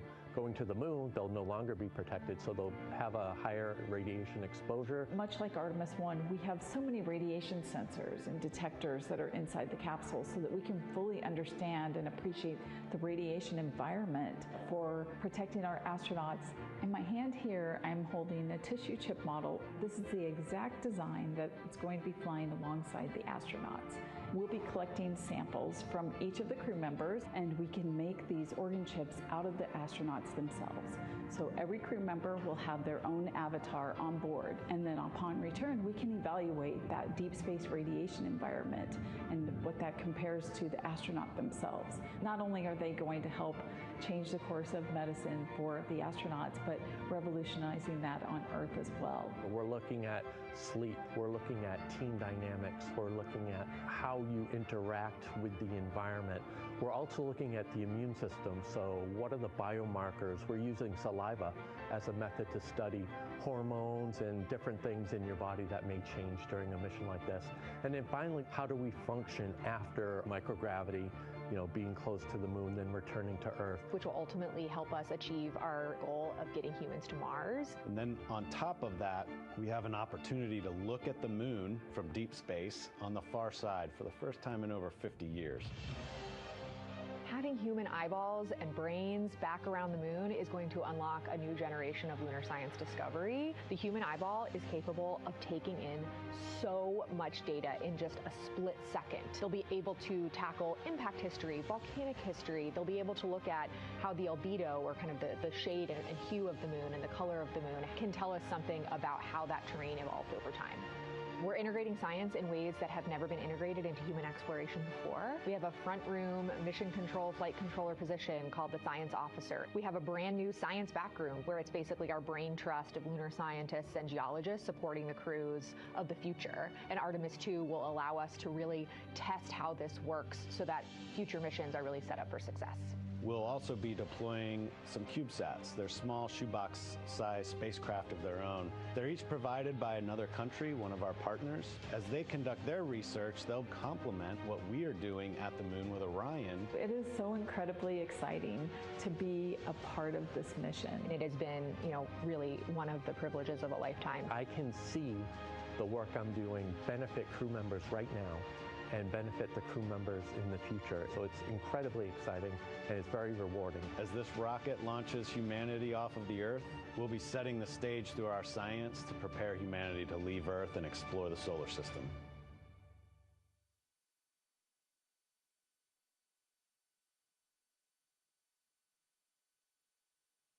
And as part of that, we are going to inhibit cabin leak detection. The edge key manual response is still available.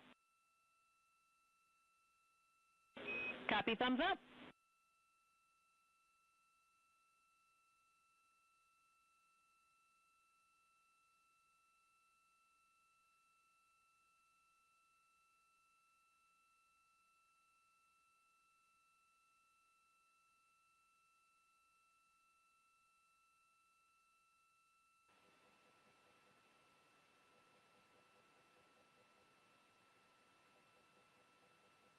This is Artemis Mission Control. Again, we're hearing some communication between the ground here and the Artemis Flight Control Room in Houston, Texas, specifically the Capcom or Capsule Communicator, who for Orbit 2 is Tess Caswell, and the crew on board the Orion spacecraft, that spacecraft named Integrity by its crew. They are preparing for an upcoming public affairs event, so they are discussing the camera views, which we will see here shortly. There on your screen on the left-hand side, you can see the Artemis Real-Time Orbit website, or ARO.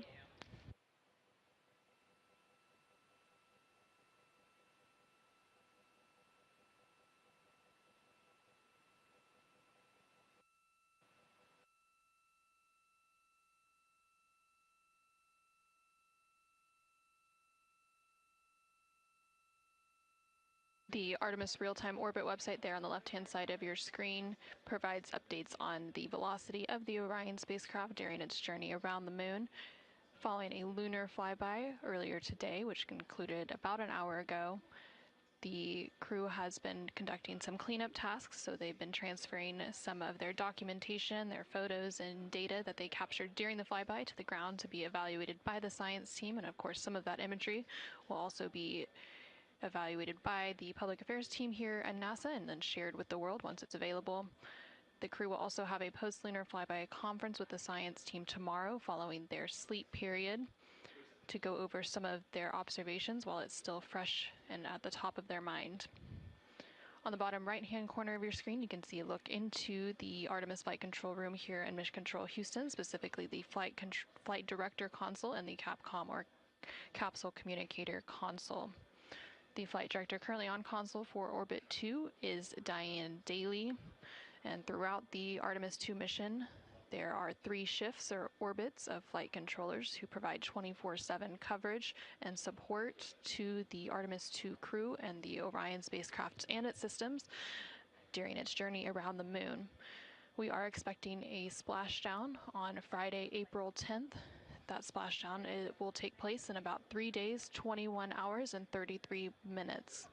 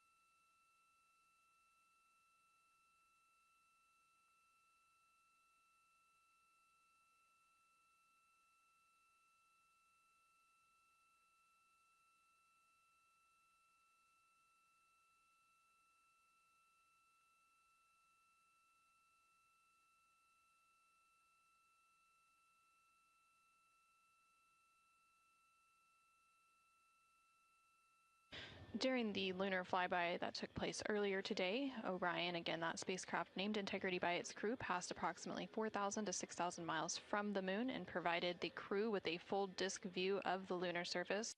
And from that higher vantage point, much farther than Apollo's lunar orbits on average, the astronauts were able to observe both poles and large-scale geological features in a single view.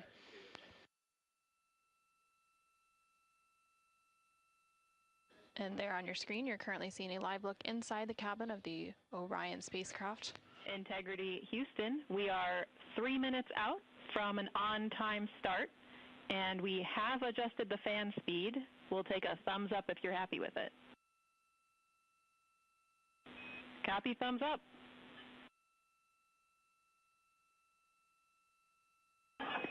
Superlative thumbs up.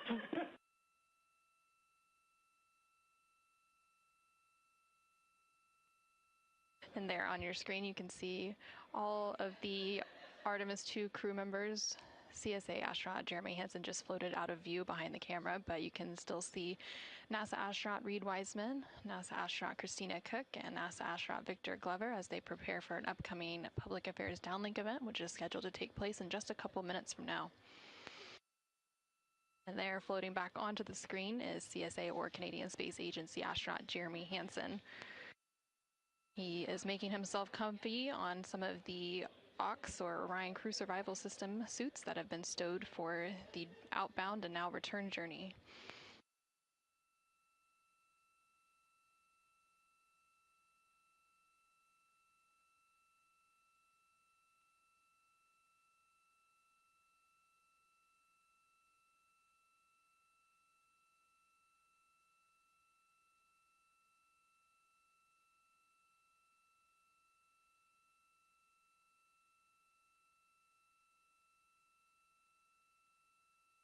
Shortly after the completion of these couple of public affairs downlink events, the crew will begin winding down for their day, and they will have the opportunity to eat dinner. Some of the items on their menu today for dinner include chicken with corn and black beans, sweet and sour pork, rice pilaf, spicy green beans, citrus fruit salad, and maple cream cookies. All of the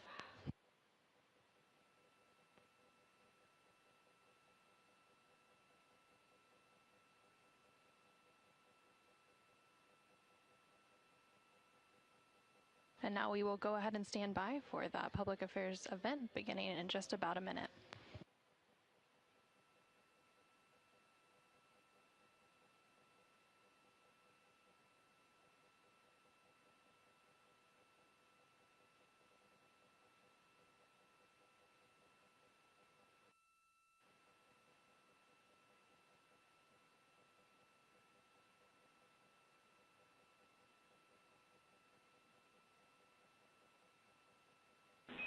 Integrity Houston, no action for the DU-1 caution. We're taking a look.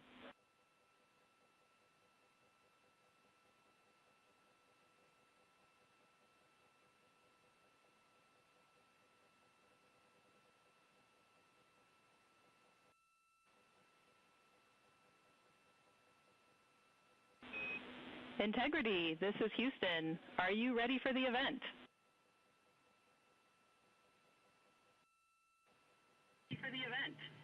Hello, Houston. Integrity is ready for the event. Administrator Isaacman, this is Mission Control Houston. Please call Integrity for a voice check. Integrity, Jared Isaacman, comm check.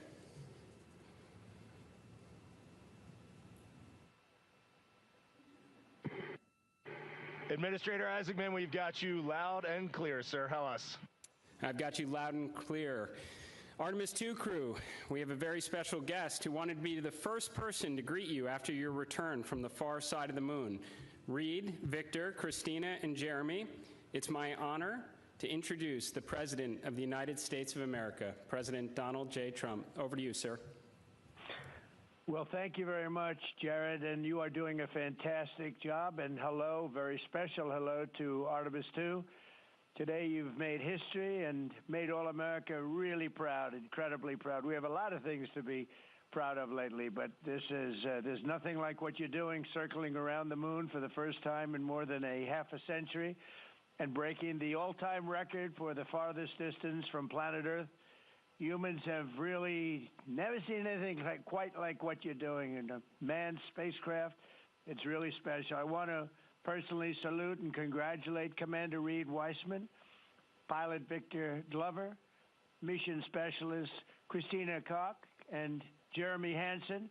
And I also want to thank the entire amazing team at NASA, headed by Jared, who's a very special guy, by the way, and you all made this day possible, and you've really inspired the entire world. Really, everybody's watching. They find it incredible. I just watched you go to the back of the moon, and people haven't been there in a long time, we can say, but it's going to be more and more prevalent because we're going to be doing a lot of traveling, and then you're going to ultimately do the whole big trip to Mars, and that's going to be very exciting. So you look at, we had no astronaut has been to the moon since the days of Apollo program. The Apollo program was also very special, but that was 50 years ago, and at long last, America is back, and America is back in many ways stronger than ever before. We're the hottest country anywhere in the world. The Artemis crew flew in the most powerful rocket NASA has ever made, ever launched, traveled over 250,000 miles, broke the distance record set by the legendary Apollo 13.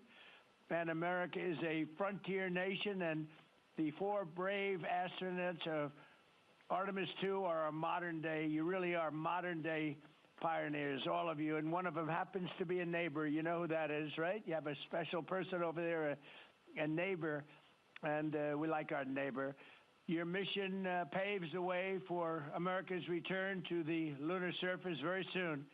We're going all out. We're doing everything we can, and it's headed up by Jared. We'll plant our flag once again, and this time we won't just leave footprints. We'll establish a permanent presence on the moon, and we'll push on to Mars.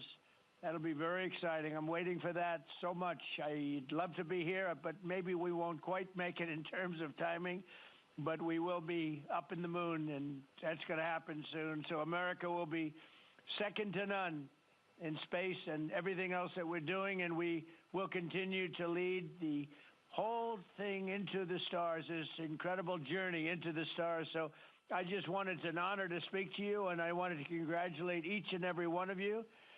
And tell me, what is the most unforgettable part of this really historic day? The whole world is watching and listening. Please tell me.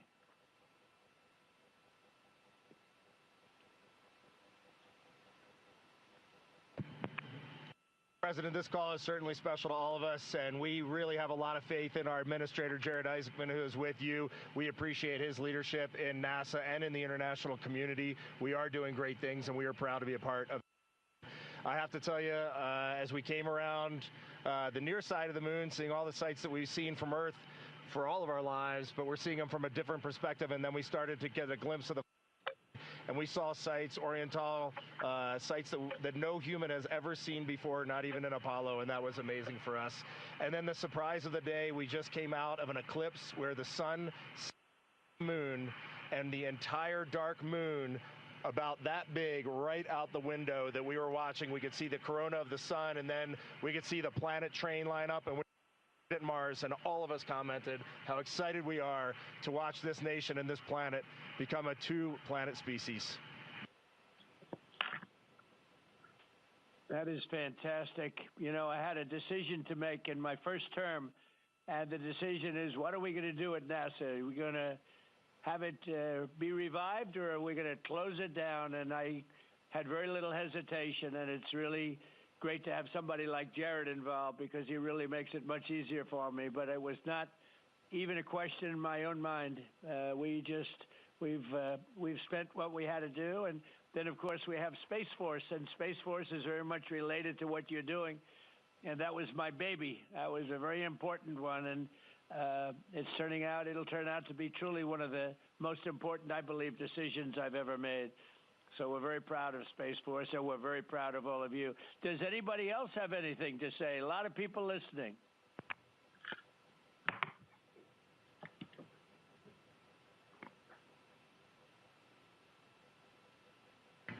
Mr. President, To be here with you speaking about our incredible day today.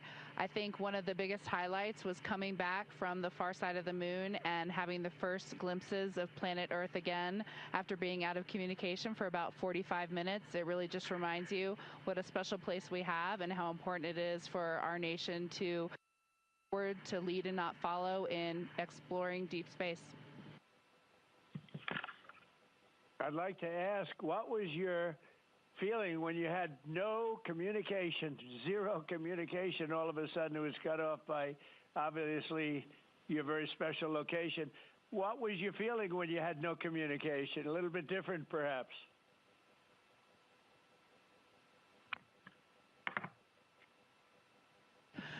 Yes, Mr. President, it was I said a little prayer, but then I had to keep rolling. I was actually recording scientific observations of the far side of the moon. You know, that is actually the time when we were the farthest and the closest to the moon. And so we were really able to make some of our most detailed observations of the far side of the moon up close. And so we were busy up here working really hard. And I must say, it was actually quite nice. Did you see a difference, a big difference, between the far side of the moon and the near side of the moon? Was there a difference in feel or difference in look? What did you see?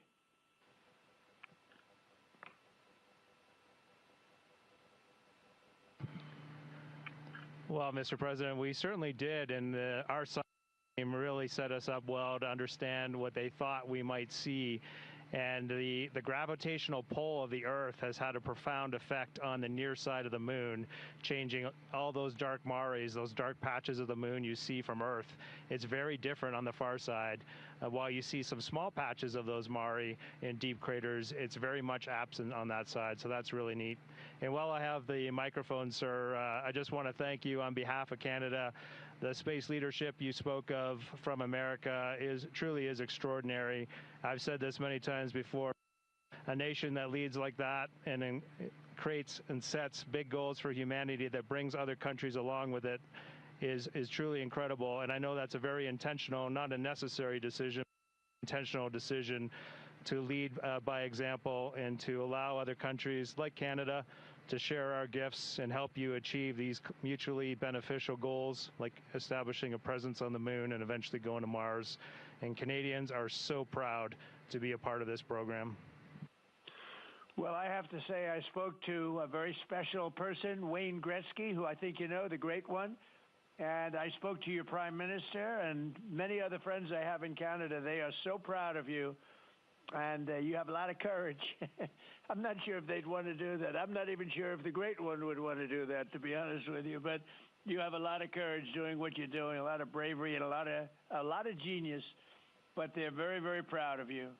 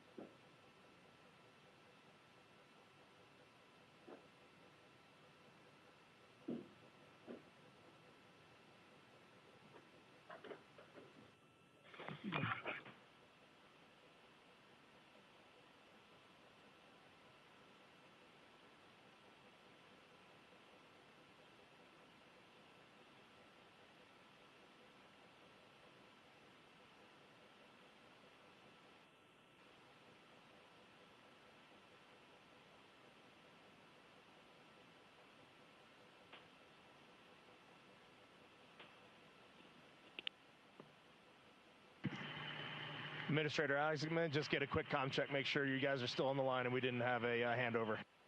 I am. Yes, I am. And integrity, and back over to you, Mr. President. Yeah, I think we might have gotten cut off. It is a long distance. It's a long ways. The reception's been great.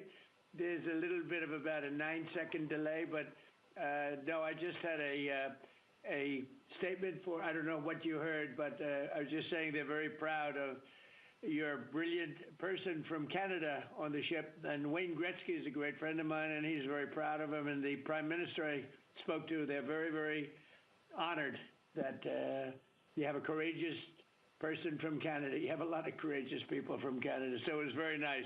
I'm not sure if you heard me say that, but it was very nice.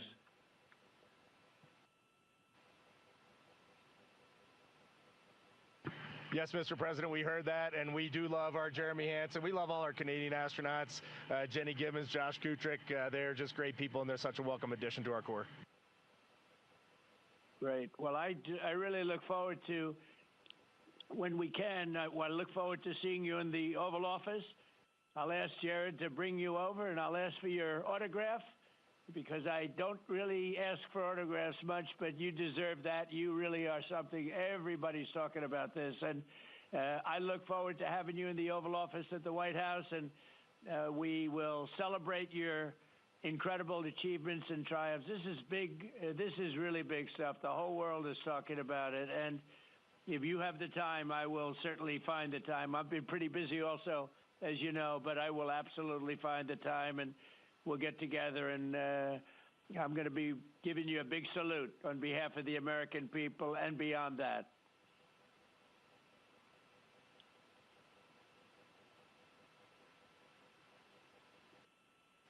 Thank you for that, Mr. President. And when you want us, we will be there. And thank you for your leadership. Thank you to Jared for his leadership. Really, thank you for taking the time out today to visit NASA. It's really special for us, but it's really special for the team on the ground. A whole team of people all around the world pulled this off, and we just want to say thank you to all of you for this. It is the thrill and honor of a lifetime to have been on this journey. Today was amazing, but this 3-year journey has been amazing, and it was made possible by the American people and the Canadian people, and we're so grateful to you all. Thank you very much. Well, thank you very much. And Jared, congratulations. We'll see you soon. And I know that you have Mars very much in your mind, so we'll start thinking about that pretty soon, I think. And thank you. Congratulations to everybody. I'll see you at the Oval Office. Thank you for your time, Mr. President. It's been an honor. Thank you very much. Bye. Bye. Integrity. This is Houston ACR. That concludes the event. Thank you. Thank you to all participants. Integrity, we are now resuming operational audio communications.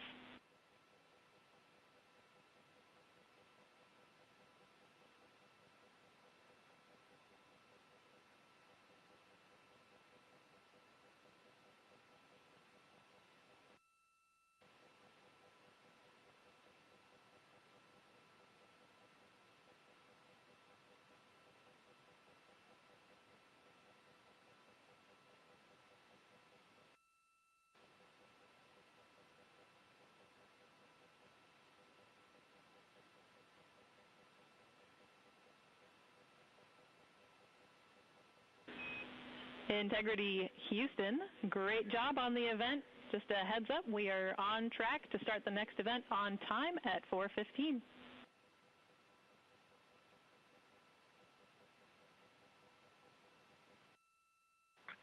Okay, sounds great. We'll be ready.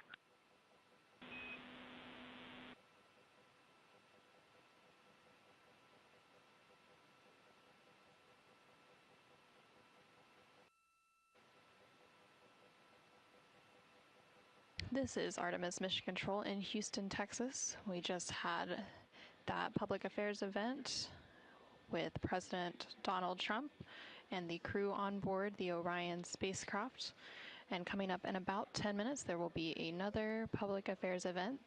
That event taking place at a mission elapsed time of 5 days, 4 hours, and 15 minutes. Currently on your screen, you're seeing a look at the Artemis Real-Time Orbit website, which provides updates on the velocity as well as the distance of the Orion spacecraft from both Earth and the Moon. The Orion spacecraft and its crew, that crew including Reed Wiseman, Victor Glover, Christina Cook, and Jeremy Hansen, are currently about 250,000 miles away from the Earth, and that distance is starting to become smaller as they are now on the return leg of their journey. And they are about 9,300 miles away from the Moon. They made their close approach to the Moon. Integrity Houston with a question about fan speed.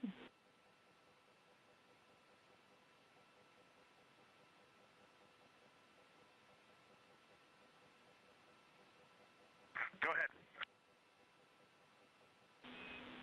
Hey, Reed, we were wondering if this adjusted fan speed is something that you would like to keep going forward, or if it was just a specific change request for the events this evening.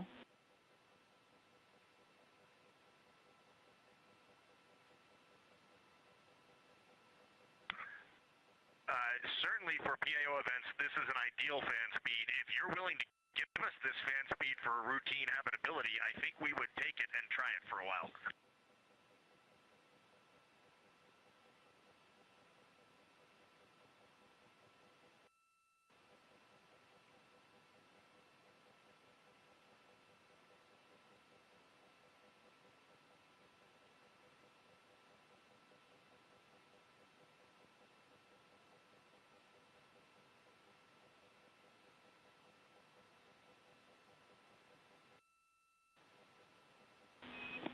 And Reed, we are able to support keeping the fan speed in this config. Happy to keep it here to collect data.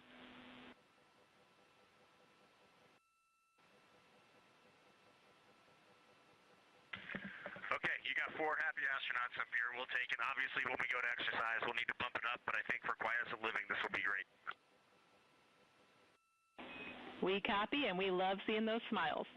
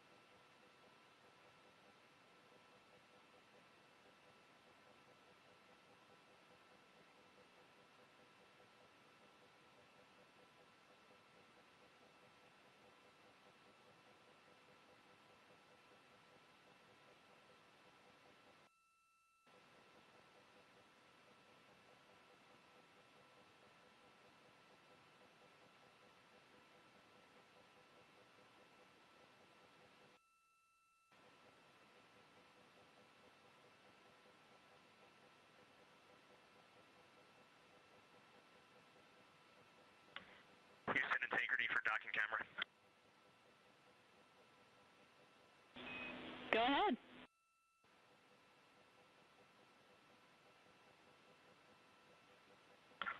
Just want to make sure we have the config you're expecting. I have the dual camera bracket is installed, the window shade is closed, and the docking camera is stowed in its Alpha 3 storage area.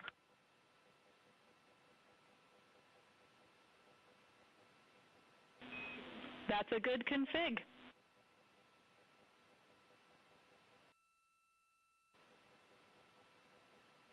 Thank you. And while I've got you, we are 3 minutes out from an on-time start of the next event.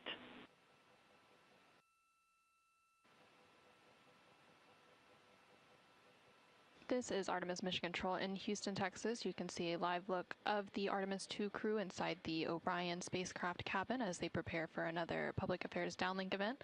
There on your screen is CSA astronaut Jeremy Hansen along with NASA astronaut Reed Wiseman and NASA astronaut Victor Glover popping up.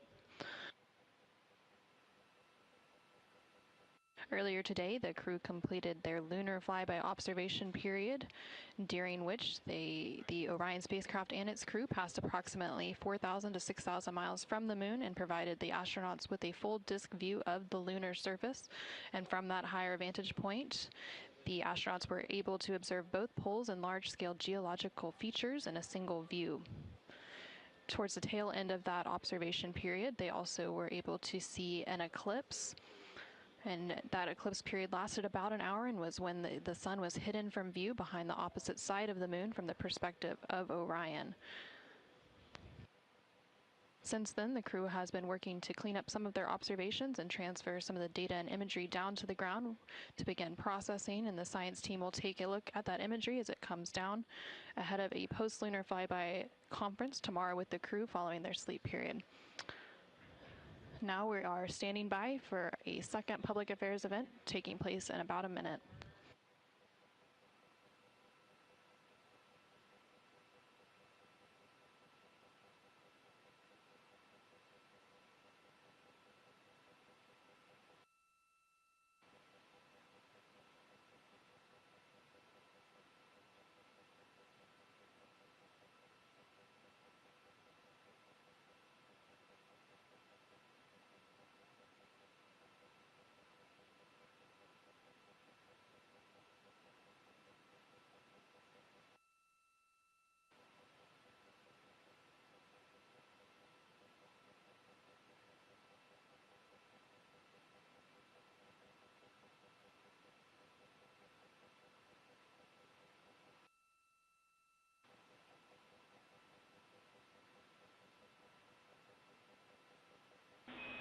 Integrity, this is Houston. Are you ready for the event?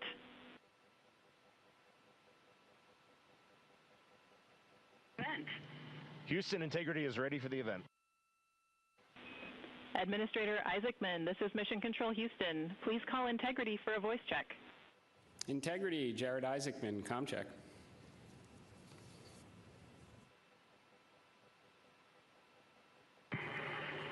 Administrator Isaacman, we've got you loud and clear up here. I've got you loud and clear, and let's see if we can top that last PO event. That was pretty special.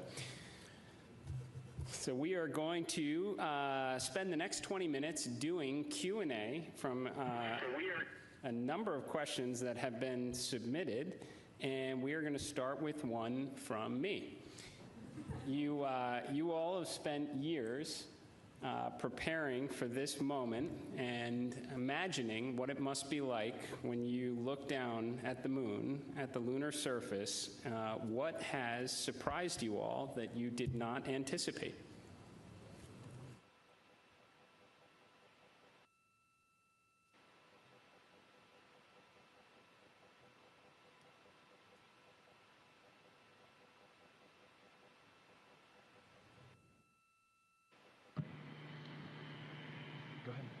It's on. Administrator, great to chat with you. Just something that just shocked me because really using imagery and just the three-dimensionality of it. You know from your experience of seeing the Earth from space how it just seems different, and you look out in depth of things. And when we were on the far side of the moon looking back at Earth, it was just so obvious. You had this sphere out in front of you of the moon and this three-dimensional. You really felt like you weren't in a capsule. You'd been transported to the far side of the moon, and it really just bent your mind. It was an extraordinary human experience. I'm so grateful for it.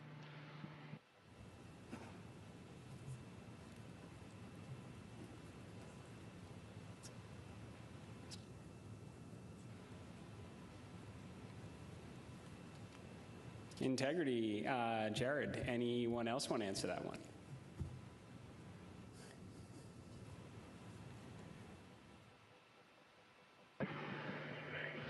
You know, we had an amazing launch. The SLS is quite a powerful rocket, and got us into a 1,200 by, eventually a 100-mile orbit, and clearly power and speed, and then we did our translunar injection, and we were going quite fast. And so with all of that speed, though, it still took us days to get here. And so the scope of all of the things to a 321-foot tall rocket was amazing. It just puts the power required to do this in perspective.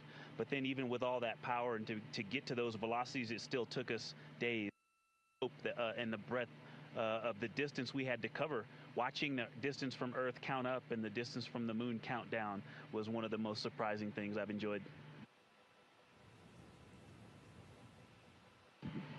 Well, as I was trying to formulate an answer, at first I couldn't think of anything because there are so many things to choose from. I'll try to just narrow it down, but I'm going to go with something we did yesterday, a manual power flight test objective, where we just basically got to sit at the vehicle. It was Jeremy and I this time, and just drive around using the rotational hand controller, basically just drive it with the stick, and how well it handled, how tight the control algorithms were, and watching it respond when we actually degraded it on purpose by going into 3 degrees of freedom control, by actually inhibiting some of the jets, which even though we have jet redundancy, of course, for each other in these complicated algorithms. So it was just amazing to be in a deep space spacecraft and just be flying it around by hand. The one other thing I'll say, how fast it has gone by. I'm not ready to go home. I can't believe that something this cramped of quarters can fly by and still be fun every single minute. And I'll just close out with, I think just scale, Jared, is the thing that is just blowing my mind.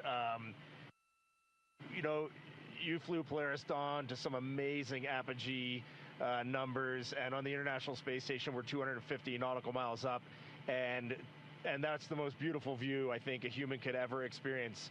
And we are dealing with numbers that are 250,000 miles, and every time Mission Control points this vehicle either at the moon or at Earth, and it reminds me every day that humans have to go, we've got to explore, we got to go further to expand our knowledge, expand our horizons. And every time we take another step forward, it makes the world seem a little bit smaller and a little bit more manageable. And just putting these numbers in perspective, it is impossible as a human to look at these displays and comprehend them. But here we are, and NASA is doing this, an international team is doing this, and they're doing it very well. Excellent words, Integrity. So certainly a very wild insertion orbit. I can imagine the contrast between perigee and apogee, the scale of it all, the 3D, seeing the moon come alive, and then certainly manual control. Well, every Dragon crew for the last 5 years is very jealous on that. Okay, so we're going to questions here. This one, the Artemis II crew, inspire all of us, but what inspires you?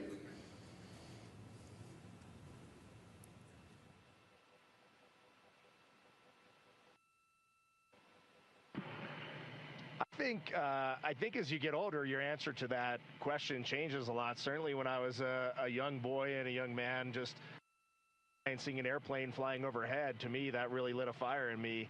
And then I think when you reach your middle age, it is interesting to watch leadership throughout the world kind of change the course of human.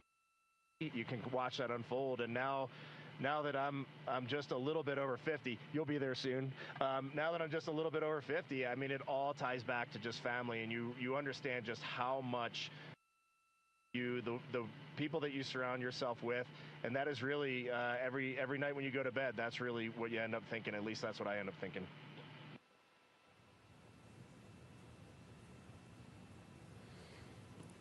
Thank you. All right, so here's a question. It's a good one. So for the Artemis II crew, what is the advice you would pass along for the next astronauts that will go in Orion?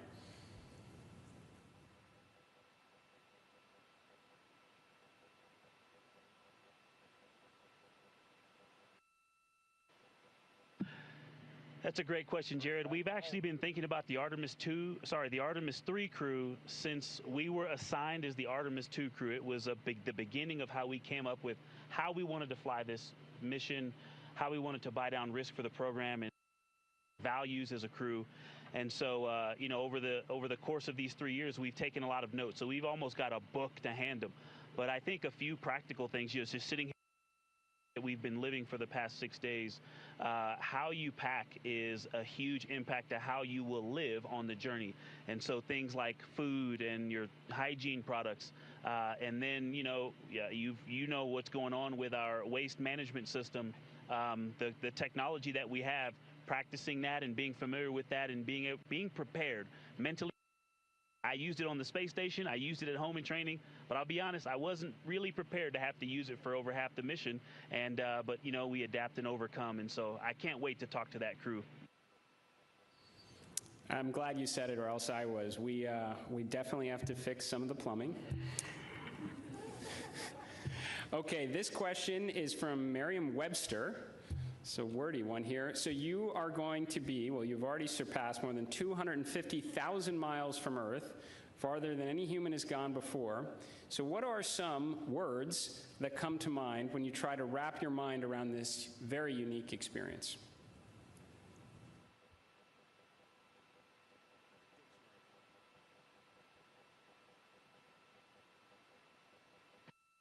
I'll be honest with you, the main word, because superlatives just don't do it justice, is humility. We would never be here if it weren't for so many people that came before us, starting with Neil Armstrong, Katherine Johnson, Dorothy Vaughan, civil rights movement leaders, everyone who worked on this spacecraft. Before we got here in our 3 years of training, we went all over the country and even to our European and Canadian partners to see the people who have put their hands on this hardware, the millions of parts from every valve, to this entire thing, the people that put on harnesses every day to rig it up in the VAB. They all passed the record. We definitely didn't pass the record up here alone.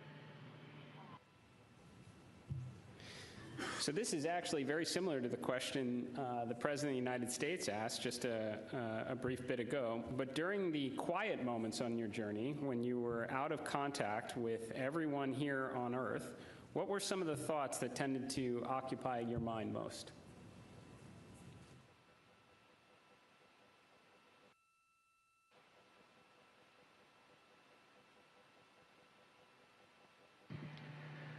Yeah, as Victor said earlier, when we were on the far side of the moon and out of contact with planet Earth, we all knew it, and it was a milestone. We saw Earth disappear, the Earth set. But we were so busy with the science, and we have such faith in our vehicle integrity, such faith in mission control, that we were just at complete peace and just doing our job. And just trying to do a good job to collect as much science data as we could while we were on the far side of the moon, and we were just giddy in here, like of our lives. He's being a bit humble, but as soon as we went out of comm with planet Earth, we did have maple cookies as we just gathered together for about 30 seconds. Each one of us had a maple cream cookie and then right back into the science. But we had to take a moment to honor that time going behind Earth, and it was going behind the moon and out of touch with Earth, and that was a very surreal moment for this crew.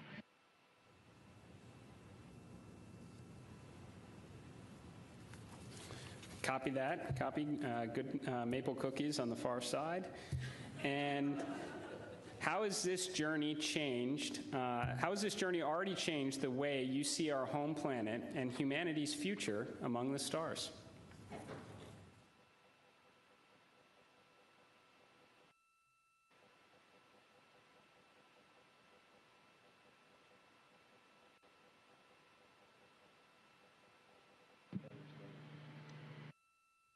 There's so many directions I think we could go with that, and I just, I think that there's, global, but I think real impact is local, and is to see the Earth as an entire thing and look at it, this system, and to see it all in once. But my daughters, and just the things that we can impact directly, the people that I can touch, that I can speak to, hug, and show love and gratitude toward, is the thing that I think is going to change and last. And but you also talked about the future that we're going to have in the stars, and this mission, I think we swung for the fence and launched on our first try after learning a lot earlier this year. But I think it set the stage for us to go out and continue to swing for the fence hard in our Orion SLS and ground systems programs to go and get the next one teed up so that crew can knock it off out of the park. And so I have huge expectations for what's coming next. Good words. Are you feeling homesick for Earth?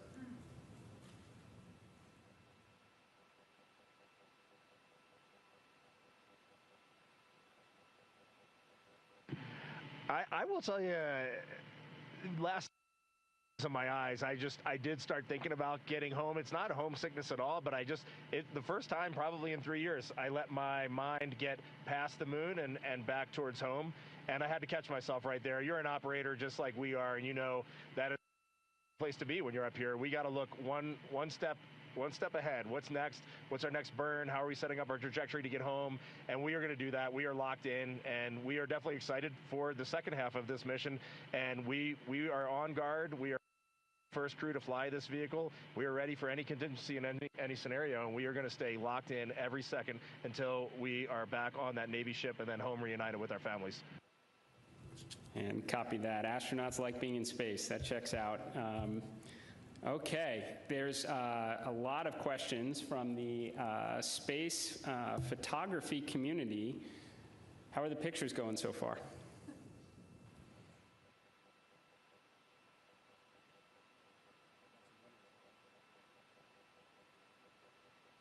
Well, we all love getting our hands on cameras and our eyes behind the lens here, because we're just trying to share the incredible things that we're seeing, and that's obviously the best way we can try to do that. I've been into night sky photography for a long time, and so this is really a dream come true for me. I have thought specifically to that community, the time lapses I've been trying to get, those are a little tougher because we have a very dynamic vehicle. It's not like being on ISS where you can get the city lights below and the auroras and the spinning stars around the North Star. There's a lot going on. So, but what we got to matter is out of this world. When we viewed that eclipse, that was the one time we all said, we literally cannot capture this with a camera. Everything else, I think we've really put our hearts and minds into making sure we understand so that we can bring that home to everyone. But having to set the low light features for Earthshine on the moon while it's an eclipse, that was a new one. I had to dig deep in my book for that one. And thanks for the iPhones. They've been working great. Very glad to hear that. And there are a couple billion people back here on Earth that are extremely excited to look at the imagery you've captured up there.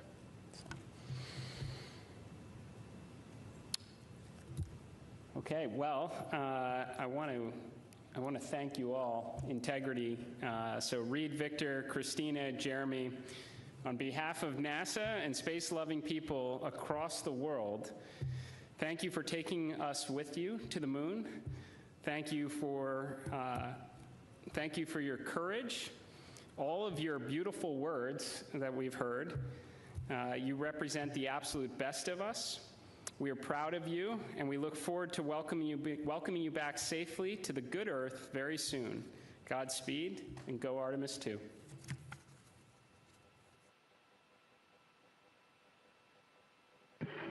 Thank you so much, Administrator. We are just proud to be a part of this team, doing our work every day, and we are supported by a huge world of humans, and we are just honored to be a part of that. Thank you. We'll see you soon.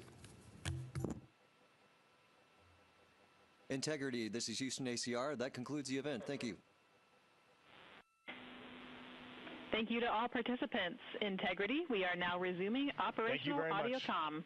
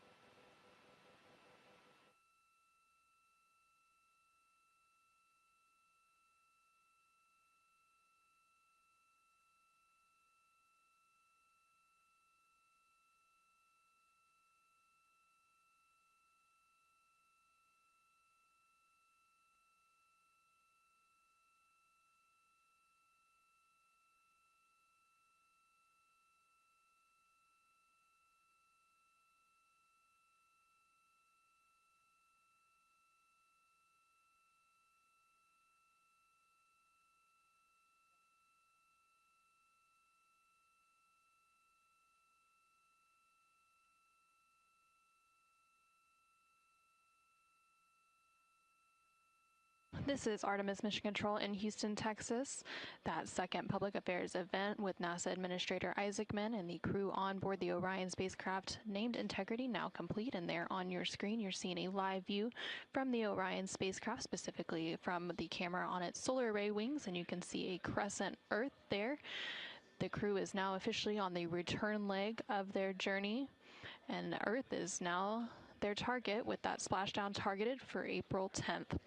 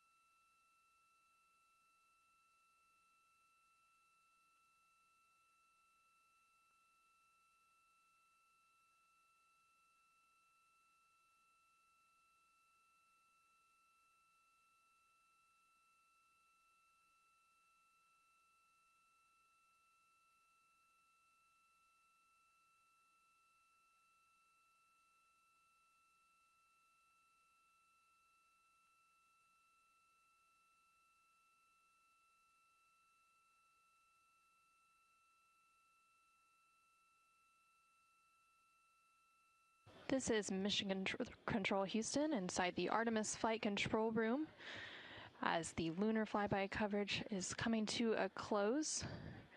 You can see a final look there of the Orion spacecraft and that crescent moon in the distance. The Artemis II crew inside the Orion spacecraft named Integrity lifted off atop the Space Launch System rocket on Wednesday, April 1st from NASA's Kennedy Space Center in Florida.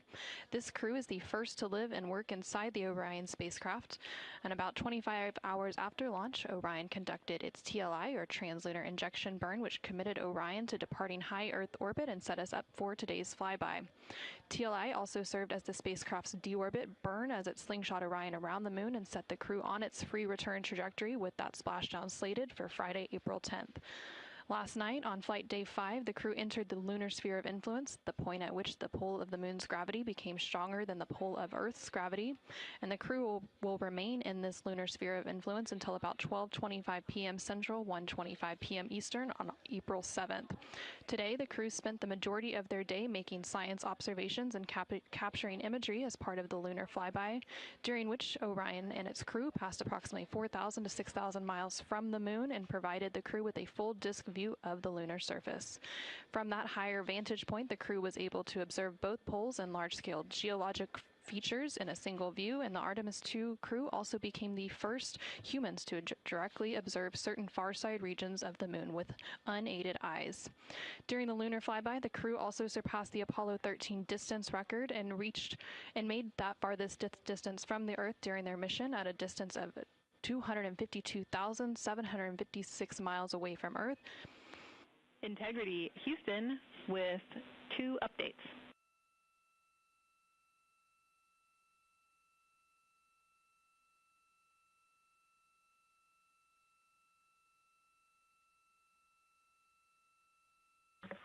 Houston, go ahead with the updates. Hey, Victor, again, awesome job on both of those events. The team down here really enjoyed following along. I've got 2 sync items for you. The first is that based on ground schedules, we'd like to pull your flight director conference up before your PMC, so we'll start the flight director conference at the time the PMC is currently scheduled.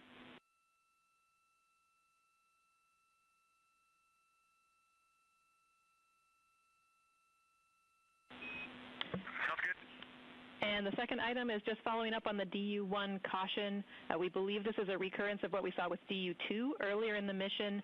It's back up and it's ready for you to reconfigure displays as you wish, and I see you have that in work.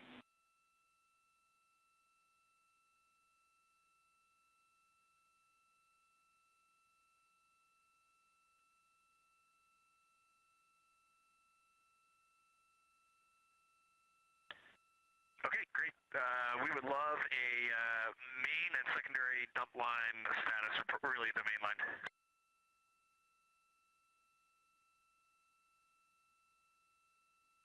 Check in.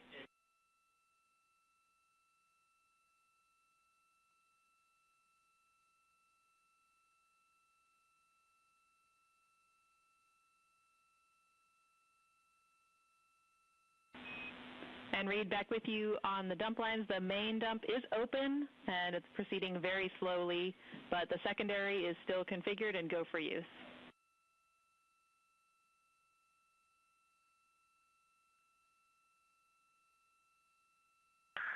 Okay, sounds good. Thank you. And this is Artemis Mission Control. Some communication there between NASA astronaut Reed Wiseman and the Capcom, or capsule communicator, here in Mission Control, discussing some of the final activities on their timeline for the day before they head into pre-sleep and get ready to close out Flight Day 6. So during the flyby period, the Artemis crew and in its Orion spacecraft reached a farthest distance from Earth at 252,756 miles, which was 4,112 miles farther than Apollo 13. And a couple minutes prior to that farthest distance milestone, Orion also made its closest approach to the moon at a distance of 4,067 miles. And at the end of the lunar flyby period, the crew was also able to see an eclipse with the sun hidden from view behind the opposite side of the moon from the perspective of Orion. And during this time, the crew saw a mostly dark moon, and the crew also used the opportunity to analyze the solar corona, which is the sun's outermost atmosphere. And once the sun was completely out of view behind the moon, the crew observed impact flashes, which are flashes of light from meteoroids striking the surface, and some deep space targets, including planets such as the Mars, Venus, and Saturn. The crew's observations during this flyby, along with handheld photography and images from the Orion spacecraft, will form the basis for scientific investigations into the moon's geologic history, the lunar environment, and current processes such as new impacts. At this point in the Artemis II mission, the crew and the teams on the ground have begun or completed 23 of the 27 high-priority objectives for the mission, providing a tremendous insight into the operation of the Orion spacecraft and critical information as we prepare for future Artemis missions. Now that the lunar flyby observation period has concluded, along with the public affairs events that followed with President Donald Trump and NASA Administrator Jared Isaacman, we are going to wrap our broadcast coverage on NASA Plus. Thank you to everyone who tuned into our coverage on NASA Plus, as well as through our streaming partners on Peacock, Netflix, Amazon Prime, and HBO Max. While our NASA Plus coverage is concluding, our 24/7 continuous coverage will continue on NASA's YouTube page, so you can continue to follow our Artemis II crew on their return journey back to Earth. This is Mission Control Houston.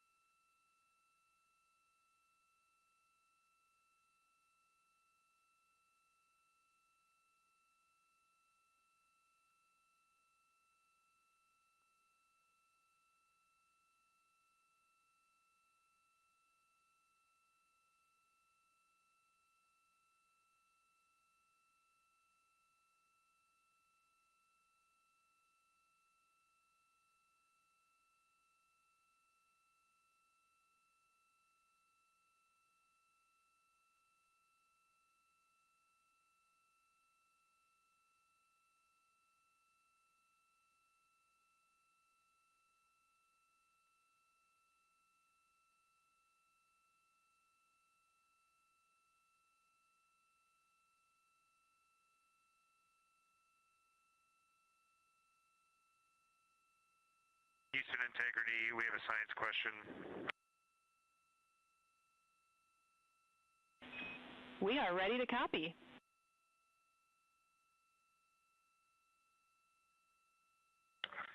We just want to check our understanding before we go to bed, because we think we made some changes, but the procedures, were not updated as expected.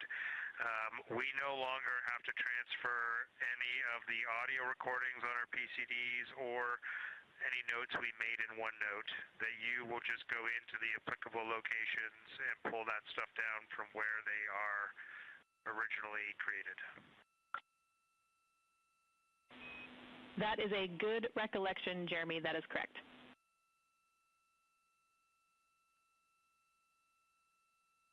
Okay, so we are transferring photos into 4 science folders on all 3 PCDs.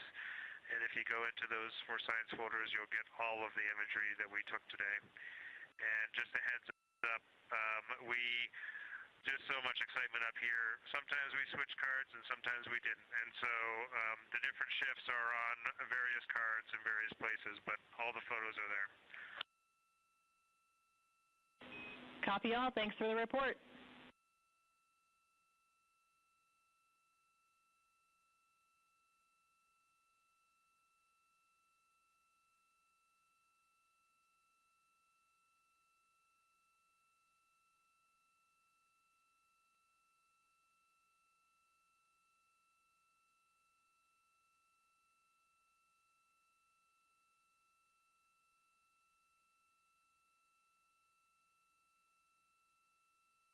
This is Artemis Mission Control in Houston, Texas. We're currently 5 days, 4 hours, and 52 minutes into the Artemis II mission. You just heard some call down from the crew on board the Orion spacecraft, and you can see a live view of the exterior of that Orion spacecraft there on your screen. They are working to downlink some of the imagery that they captured throughout the lunar flyby today. And here shortly, they are also going to wrap up some of the final activities for the day, which includes a private medical conference with their medical teams here on the ground, as well as a private conference with the flight director here on the ground to go through vehicle status and any questions, comments, concerns they may have ahead of the next flight day. After those private conferences are complete, they will then enter their pre-sleep period. During this pre-sleep period, the crew has about 2.5 hours to decompress for the day. They can also complete any necessary personal activities and hygiene activities, and it's also when they have an opportunity to eat their dinner. The meals provided to the crew throughout the mission are from the Space Food Systems Laboratory here in Houston, Texas. That team works closely with every human spaceflight crew, both on the Artemis missions as well as missions to the International Space Station ahead of launch, to taste their food and go through their standard menus and what they will expect, as well as some training on how to use the food warmers, as well as how to rehydrate some of that food. Some of the food that the crew may be eating for dinner tonight includes chicken with corn and black beans, sweet and sour pork, rice pilaf, spicy green beans, citrus fruit salad, maple cream cookies, as well as shrimp cocktail, Turkish fish stew, Caribbean chicken, mashed potatoes, cauliflower with cheese and butter cookies.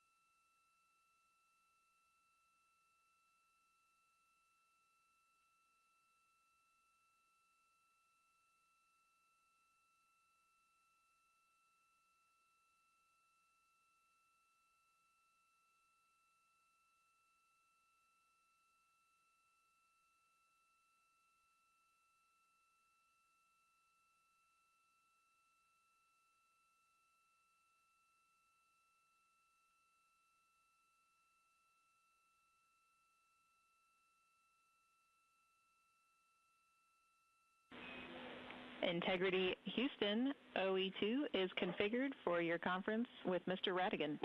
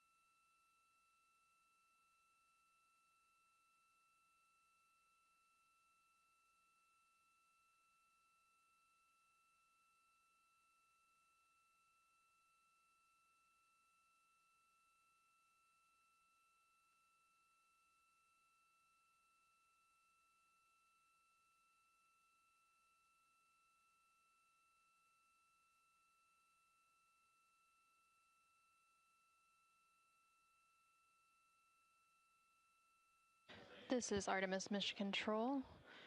You are currently seeing a live view of the Orion spacecraft. This view coming to you from one of the 4 solar array wings, or SAWs. They each have cameras mounted to them that provide these live views. And in the distance, you can see a crescent Earth. That, of course, is now the destination for the Orion spacecraft and its crew now that we are on the return journey leg of the mission following today's lunar flyby. We are targeting a splashdown in the Pacific Ocean off the coast of California on Friday, April 10th. That splashdown will take place in about 3 days, 20 hours, and 13 minutes. The crew is wrapping up their 6th flight day. They are currently in a privatized conference with the flight director here in Mission Control. They typically have a private conference at the end of every flight day. Following this, they will have a brief private conference with their medical teams here on the ground, and then they will head into their pre-sleep period, and that will wrap up their 6th flight day as part of the Artemis II mission. Going into the 7th flight day, they will have quite a bit of time off duty, but they will complete a post-lunar flyby conference.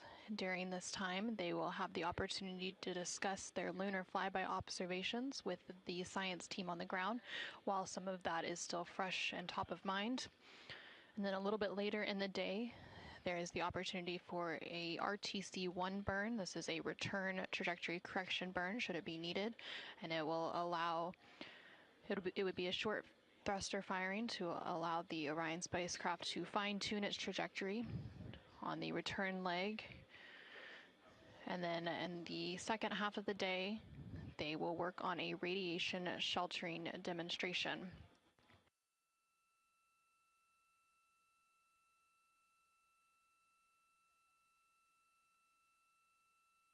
During that radiation shelter demonstration, the crew will build a radiation shelter within the cabin of the Orion spacecraft and prepare lockers for radiation shelter ingress or entering into them. On missions to the moon through the Artemis program, astronauts venture beyond Earth's protective magnetic field. The Orion spacecraft serves as the main protection against the sun's intense power. And NASA has radiation dosage level thresholds that they look for inside Orion. The first threshold signals a caution, prompting closer monitoring and coordination with medical and flight operations team. And then a higher threshold triggers a recommendation for the crew to take shelter. Radiation shielding in space is all about mass. Charged particles are slowed and absorbed as they pass through matter, so astronauts are trained to reconfigure their cabin during a solar particle event, removing stowed equipment from storage bays and securing it along areas of the cabin to add mass between themselves and incoming particles. Since Artemis II is the first crewed Artemis mission, testing this procedure in the Orion spacecraft is a major objective of the mission.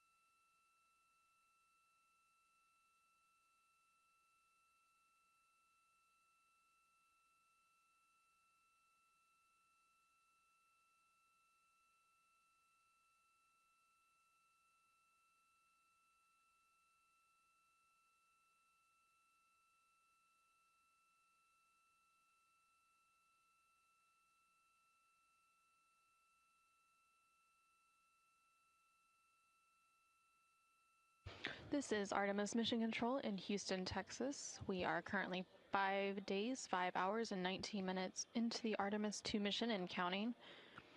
Currently on your screen, you can see a live view from the Orion spacecraft named Integrity by its crew. You can see a clear view of one of those solar array wings. There are 4 solar array wings, or SAWs, that provide power generation for the Orion spacecraft. And just above that solar array wing, you can see a crescent Earth. Currently, the Orion spacecraft is about 11,900 miles away from the moon, and that distance will continue to increase now that we are on the return leg of the journey. The Orion spacecraft and its crew had their lunar flyby and made their closest approach to the moon earlier today, and the distance from Earth is about 249,000 miles. We are expecting a splashdown on Friday, April 10th, on Flight Day 10. That splashdown in the Pacific Ocean off the coast of California in about 3 days, 19 hours, and 57 minutes from now. Currently, the crew is wrapping up some of the final activities for the day, and then they are about to enter their pre-sleep period. That pre-sleep period will last about 2.5 hours, after which they will go to sleep. They typically have an 8.5-hour sleep period, and then they will begin Flight Day 7. The majority of Flight Day 7 will be an off-duty day for the crew, but they do still have a few items that they have to complete. One of those is a post-lunar flyby conference, and this will be directly with the crew and the science team here on the ground to discuss some of their lunar flyby observations as part of the data collection to allow the crew to talk through what they experienced and what they saw while it's still top of mind and fresh following today's lunar flyby observation period. Again, that lunar flyby lasted about 7 hours, and towards the tail end of that flyby, they did get to experience an eclipse. Following that post-lunar flyby conference, the crew will have a little bit of a break. They will be able to exercise, have their midday meal, and then there is the opportunity for a return trajectory correction 1 burn should it be needed. These return trajectory correction burns allow the Orion spacecraft to fine-tune its path on the way back to Earth. On the outbound journey, there were originally 3 planned outbound trajectory correction burns. The first 2 of those burns ended up being canceled as it was determined they were not needed due to the accuracy of the translunar injection burn, or TLI burn, which took place on Flight Day 2. The third and final of those outbound trajectory correction burns did take place on Flight Day 5, and it ended up being a 17.5-second burn to fine-tune Orion's trajectory as it made its flyby around the moon. So again, there will be an opportunity for a return trajectory correction burn tomorrow should it be needed. And then in the latter half of their Flight Day 7, they will complete a radiation shelter demonstration.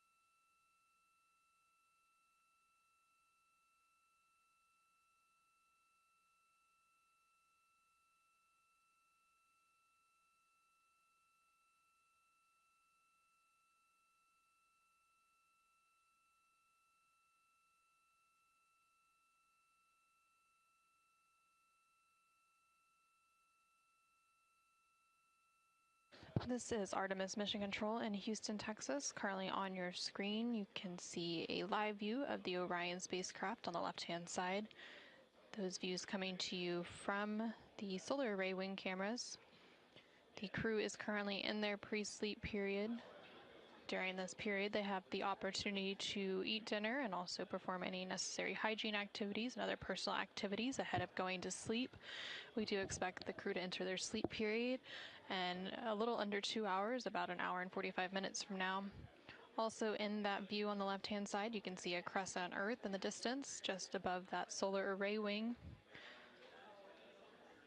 The right-hand side of your screen shows a visualization from the Artemis Real-Time Orbit website, or ARO. This website is available at nasa.gov/track-Artemis for the duration of the Artemis II mission and provides updates on the spacecraft's velocity as well as its distance from the Earth and the Moon as it makes its journey back home here to Earth, again with that splashdown targeted for Friday, April 10th. Following a lunar flyby observation period of about 7 hours earlier today, the crew then worked to clean up some of their observations as well as the imagery and data that they captured and collected and began downlinking that. And we do expect to have some of that imagery available here shortly. During the Artemis II lunar flyby, the crew collected 3 primary science data sets, which included images, verbal descriptions, and written annotations to be able to provide scientists with multiple layers of context for each observation. The handheld imagery was captured using Nikon cameras, including an 80 to 400 millimeter zoom lens dedicated to lunar targeting. And those images were designed to capture regional context and relationships among large geologic features rather than fine surface detail. And then the verbal descriptions were the highest priority science data set on Artemis II. The astronauts recorded real-time observations through a dedicated application on their crew tablets, which are sometimes referred to as PCDs or portable computing devices. Through those verbal descriptions, they were describing what they were seeing, how the features related spatially, and how conditions were changing as the lighting evolved. And then the crew annotations were recorded in OneNote. We are complete with the conference on too. You can normalize that. Thank you. In work. Thanks.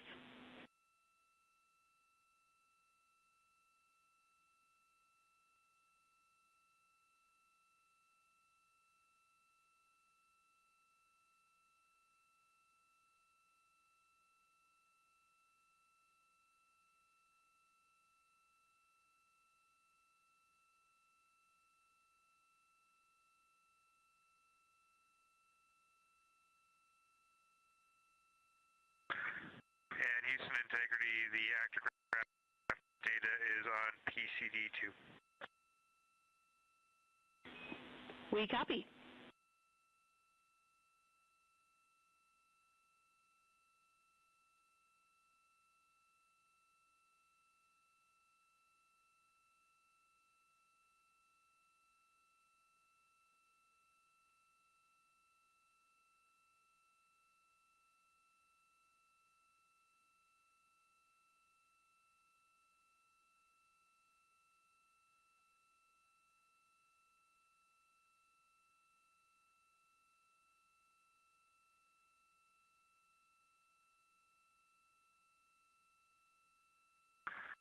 Houston Integrity on 1 for imagery for downlink folders. Go ahead.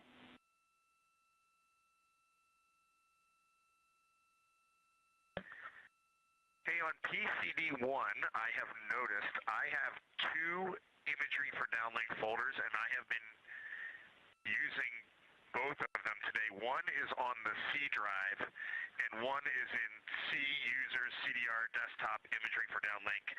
So when they're downlinking from PCD1, please have them check both folders, and then after, it looks like there was an alias placed on my desktop, and that has caused that confusion. So likely my fault, don't recall. But if they could please check both the C drive imagery for downlink and then my login imagery for downlink on PCD1, I would appreciate it. We copy.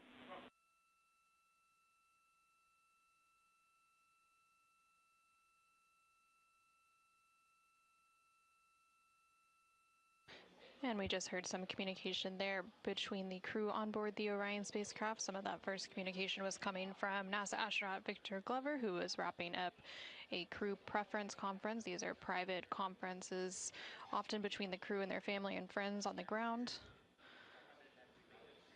And then we heard some communication after that from NASA astronaut Reed Wiseman, who was asking some questions and letting them know about some images and data that were being downlinked from the Orion spacecraft following the lunar flyby earlier today.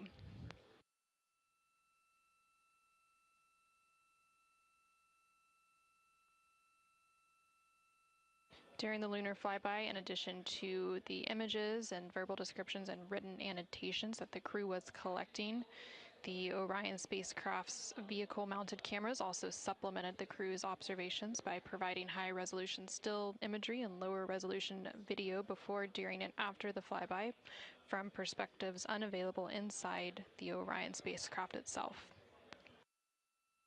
In preparation for the lunar flyby and the Artemis II mission, the Artemis II astronauts underwent extensive lunar science training, including classroom instruction, field work, and high-fidelity simulations. They had training expeditions that took place in analog environments, such as the Icelandic highlands, where crews practiced identifying and describing geologic features under varying conditions. And then Orion mock-ups were also used to rehearse crew choreography, including three-dimensional space management with an inflatable moon globe to simulate the flyby.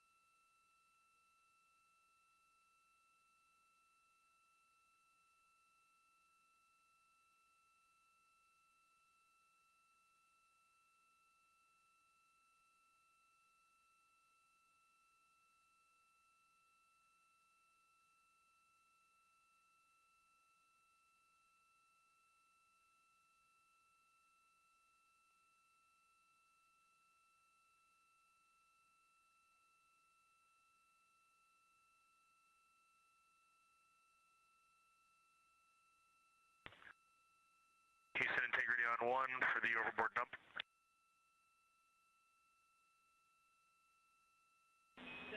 Go ahead.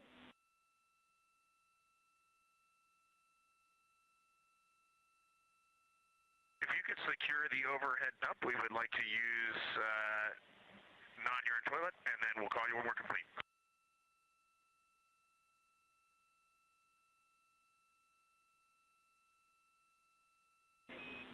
We are putting that in work for you, and I have two other updates for you while I got you, if you're okay with a little bit more interruption to your pre-sleep.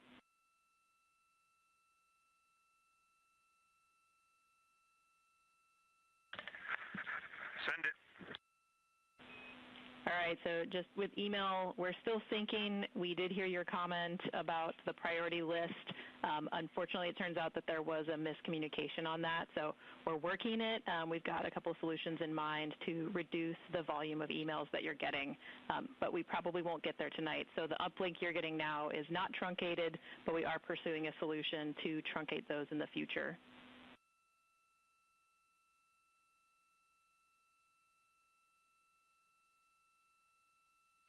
Okay, and what's your ETA on how much longer you want us hands-off email, or we're just not going to have access tonight?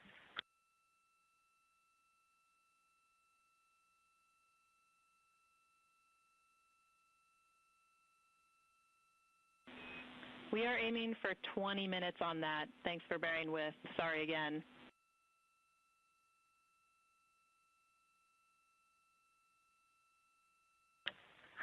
Yeah, it's no big deal. Email around the moon was not something we expected to have anyway. Well, you guys regaled us with so much moon joy today. We were really hoping to pay you back. But we'll let you know as soon as that sync is complete. The second thing we had for you is that we are going to start doing some playback from the ACU. So OE2 will be unavailable for about an hour while we are playing back some of your comm from earlier.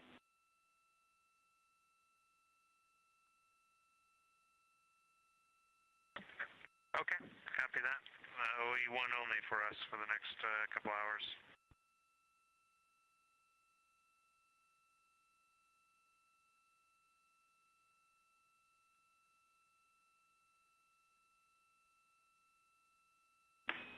And last but not least, the overboard vent valve is closed, so you are go to go.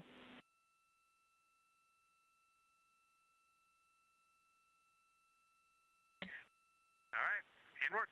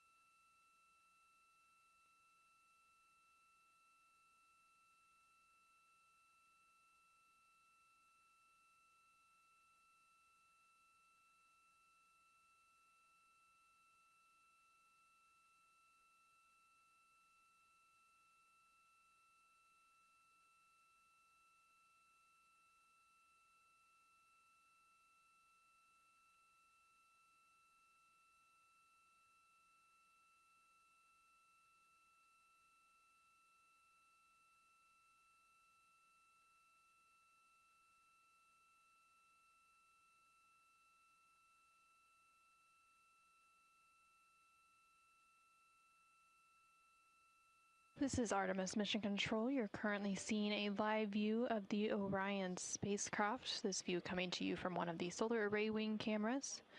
Currently inside the Orion spacecraft, which was named Integrity by its crew, are the 4 crew members of the Artemis II mission, which includes Reed Wiseman, Victor Glover, Christina Cook, and Jeremy Hansen. The crew recently completed their lunar flyby today during flight day 6. And they are currently in their pre-sleep period, preparing to go to sleep in a little over an hour to wrap up flight day 6.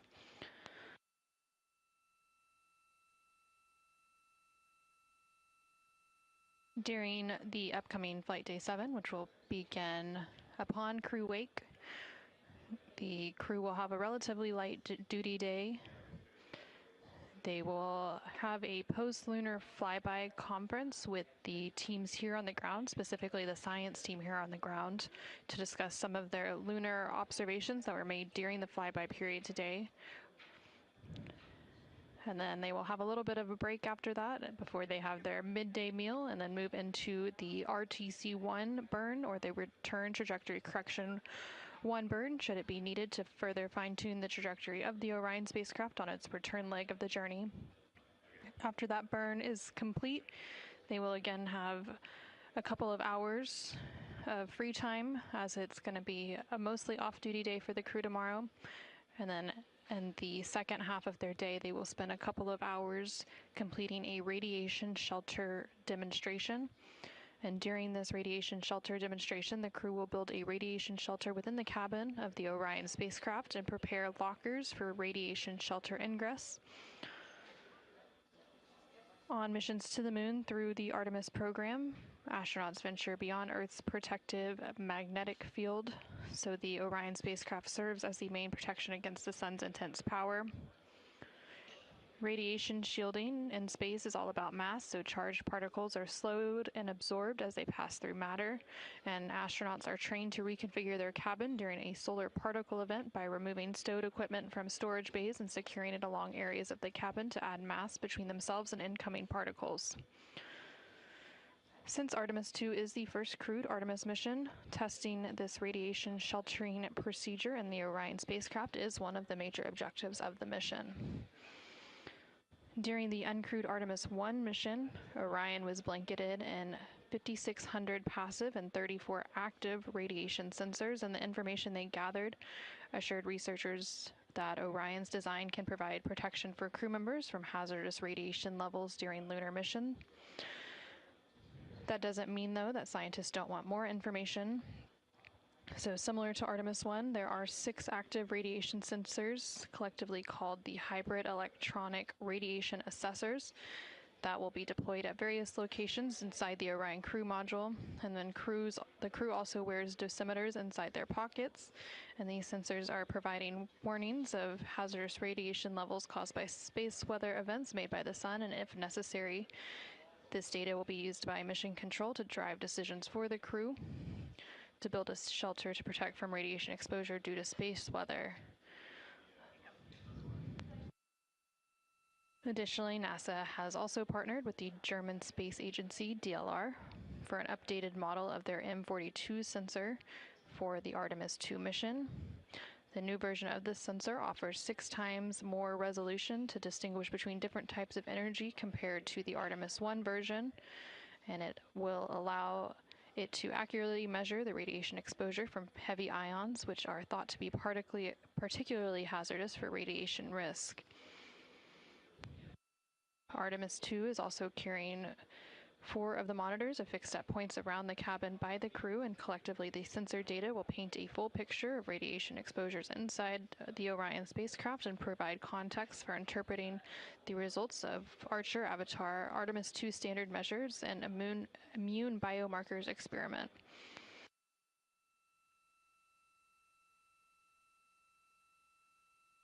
Currently on your screen, you can see a view of the Artemis Real-Time Orbit website, or ARO.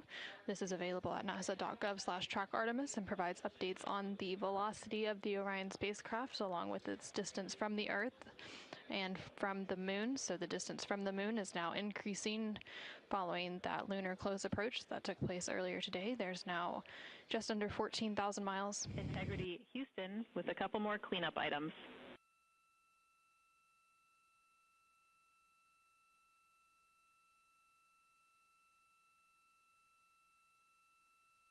Houston, go ahead. Hey, I wanted to let you know that our email sync is completed. You can all now use your email.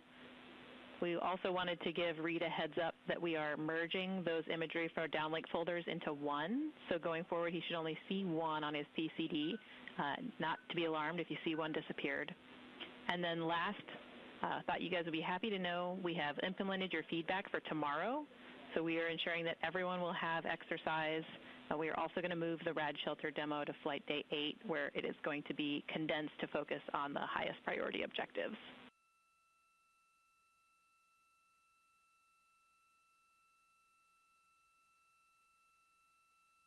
Awesome. That's great news on all accounts. Thank you. Thank you. Have a great night.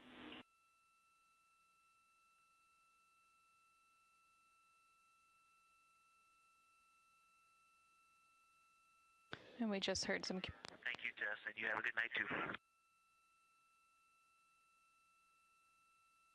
And we just heard some communication there between NASA astronaut Victor Glover on board the Orion spacecraft and the Capcom, or capsule communicator here in Mission Control, Tess Caswell for Orbit 2. They were discussing an update that was being made to the crew's email on board the Orion spacecraft. That update now complete, and they were also discussing some of the activities that were scheduled for Flight Day 7, which is tomorrow. They did mention that they are actually going to move that radiation shelter demonstration that I was just mentioning a few moments ago. So that demonstration is now moving to Flight Day 8 to allow the crew to have a larger, more off-duty day tomorrow with less tasks on the timeline.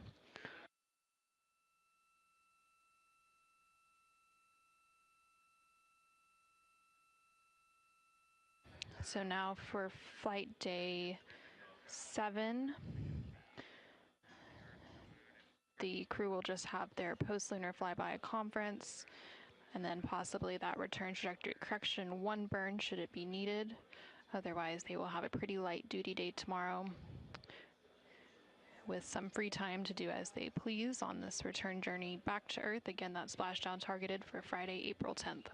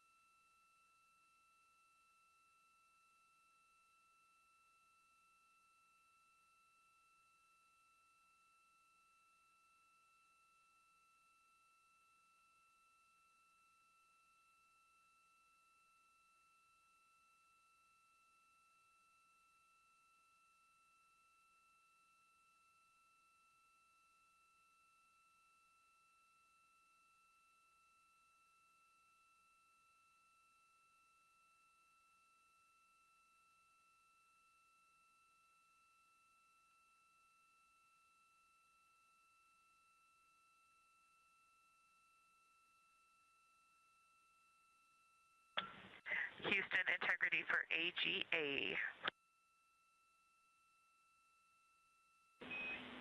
Go ahead for AGA, Christina.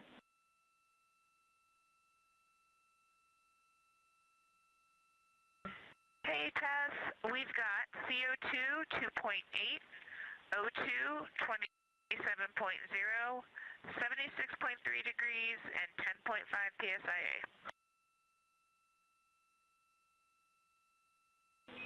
We copy all. Thanks so much.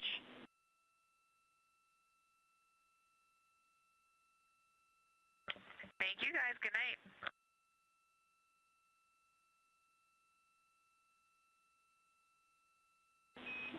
Have a wonderful night, and just for your awareness, we are still standing by for your go to resume the wastewater dump when you guys are ready.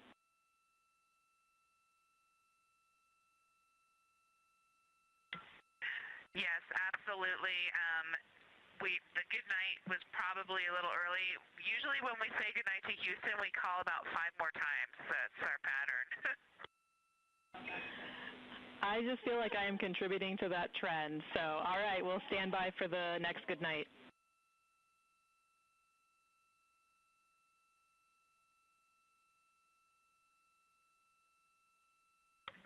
Okay, good night, Tess. We'll talk to you soon. Good night, Reed.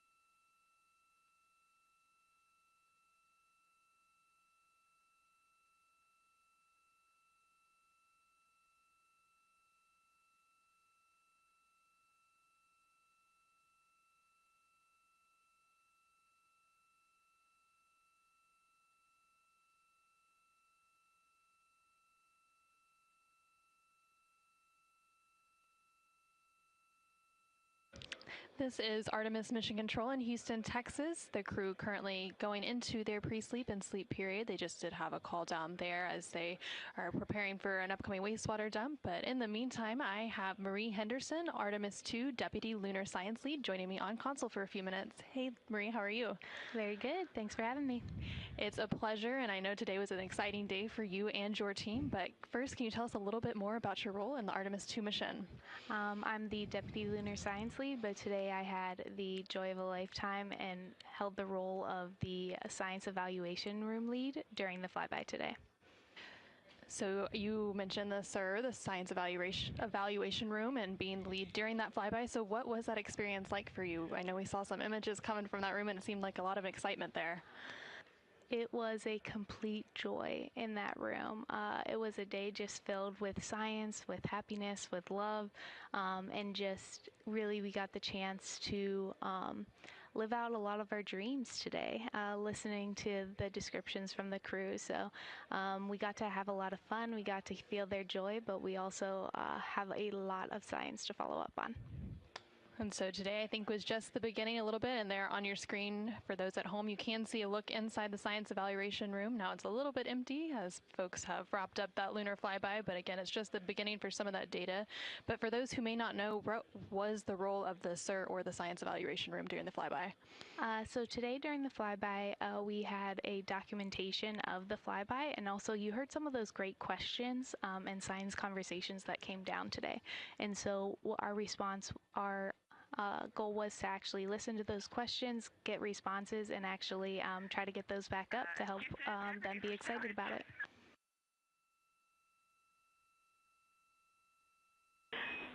Go ahead.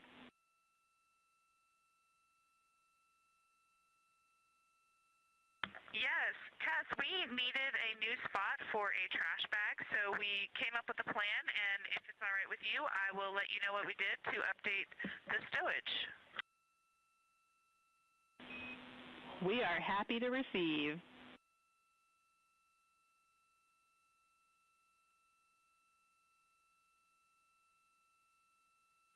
Okay, we managed to fill bag 2 of locker D with 3 trash bags and some other dry trash packaging stuff. That was the last location y'all gave us. We then emptied bag 8 of D by deploying all of the nitrile gloves in there. I'm seeing 3 packs of 30 and 1 pack of compaction plates into the toilet.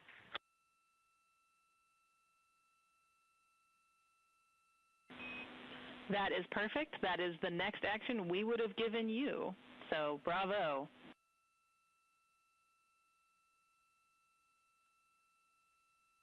All right, mind meld. Thank you and good night. Good night. Talk to you in a minute.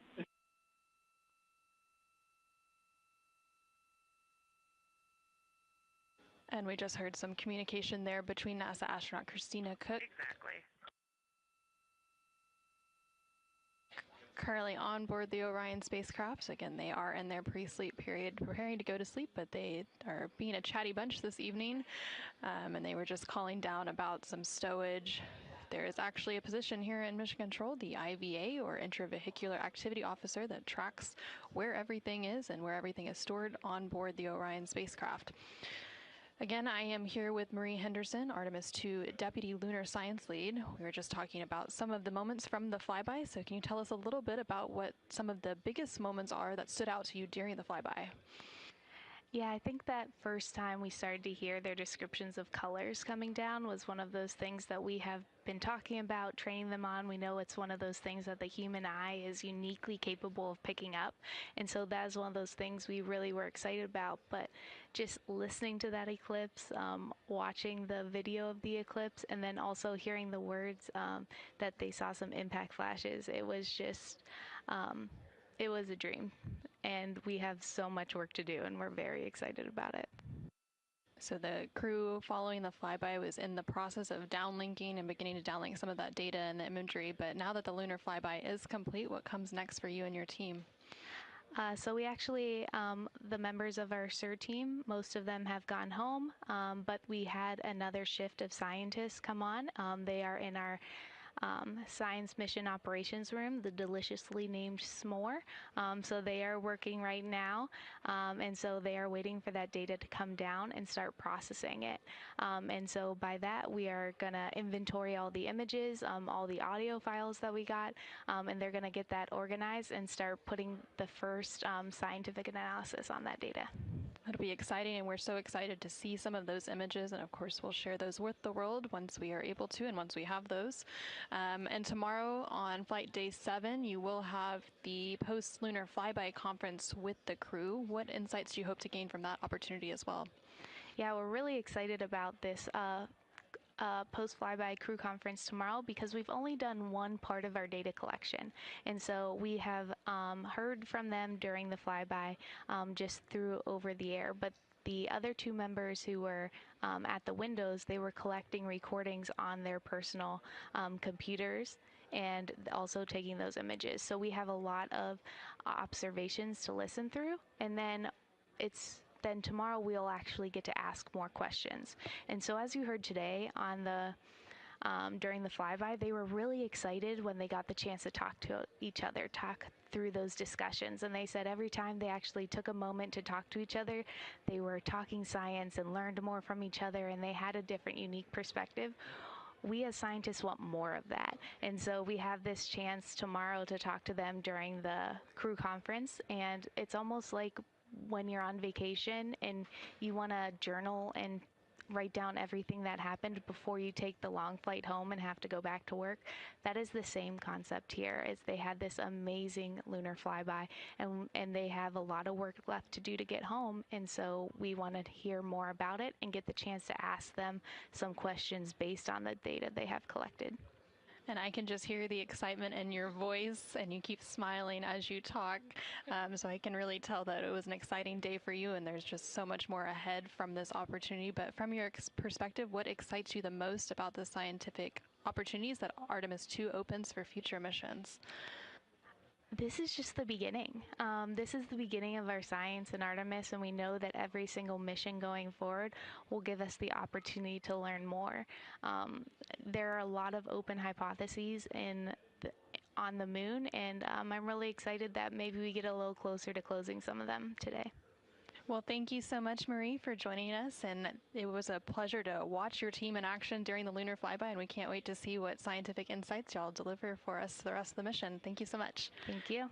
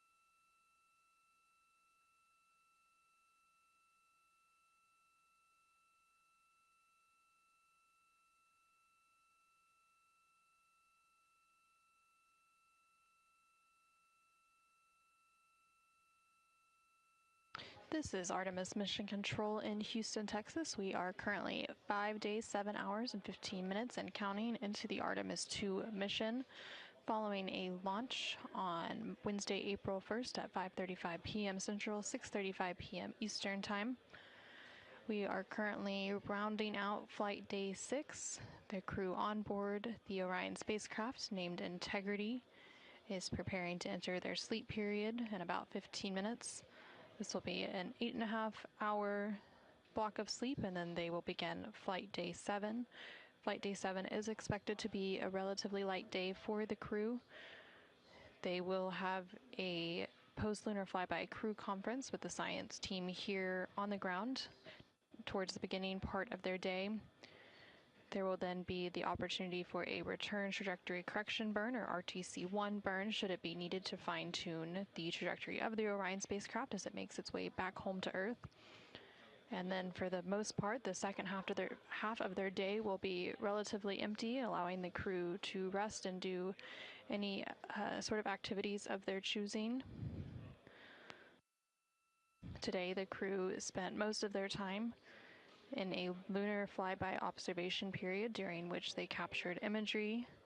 They also captured voice recordings and made annotations of what they were seeing on the moon to provide to science teams here in Mission Control. Those science teams beginning to receive some of those downlinked assets, and they'll continue to receive some of that imagery throughout the night. And the science team will begin evaluating some of that in preparation for that science post-lunar flyby conference tomorrow. Currently on your screen, you're seeing a live look of the Orion spacecraft. This view coming to you from one of the 4 solar array wings on the Orion spacecraft. Each of those wings has a camera, and from this view you can see some of those thrusters at the bottom of the service module. Those thrusters would be used in that return trajectory correction burn 1 tomorrow, should it be needed. Now you're seeing a view of the Artemis Real-Time Orbit website, or ARO, which is available at nasa.gov/trackartemis. This provides updates on the velocity and distance of the Orion spacecraft and its crew from the Earth and Moon throughout its journey around the Moon and back home to Earth. Now that the lunar flyby and the lunar close approach has been completed, the distance between the Orion spacecraft and the Moon will continue to increase, so they're now about 16,000 miles away from the Moon, and that distance separating the crew and the home planet of Earth will continue to decrease all the way up until a splashdown, which is targeted on Friday, April 10th.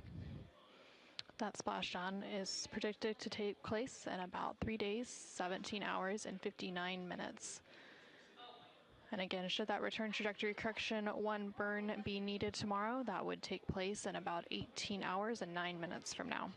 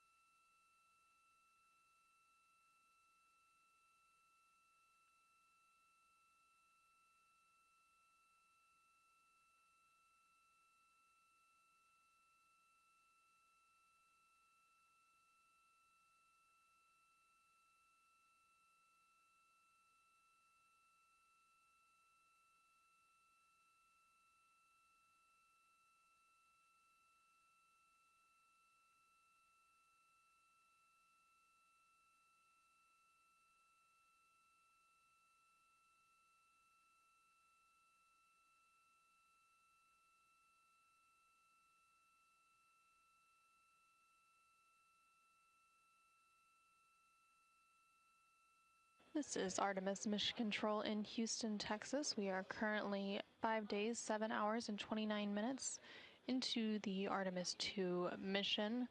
And the crew recently entered their sleep period. That sleep period will last 8.5 hours. And once that sleep period concludes and the crew wakes up, it will officially mark the start of Flight Day 7 for the mission. Just a moment ago, you probably saw the Orion spacecraft on your screen as it completed a brief attitude maneuver, and now on your screen you can see a view of the Orion spacecraft with one of its solar array wings extended, and above that solar array wing is a view of a crescent Earth. Earth, of course, now the target for the return journey of the Orion spacecraft, with that splashdown expected to take place on Friday, April 10th. The flight control position in Mission Control responsible for some of those attitude maneuvers is GNC, which is the Guidance, Navigation, and Control Officer. That flight controller is responsible for managing the inertial measuring units, the global positioning system receivers, barometric altimeters, and the position, state, and attitude health of the Orion spacecraft. This console position is also responsible for commanding those attitude maneuvers. The equivalent to the GNC position in the International Space Station Flight Control Room just down the hall is known as ADCO. Currently on console here in Mission Control is the Orbit 2 team of flight controllers. They are being led by Flight Director Diane Daly, and the Capcom or capsule communicator here in Mission Control for Orbit 2 is Tess Caswell.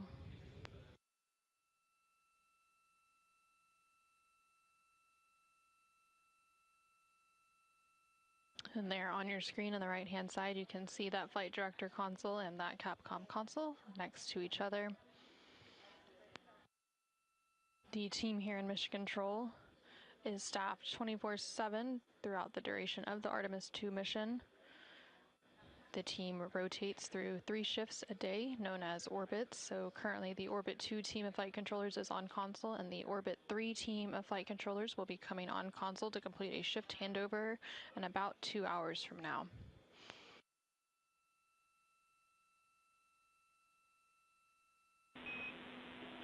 Integrity Houston with a potential last good night before we go into a very long forward link LOS.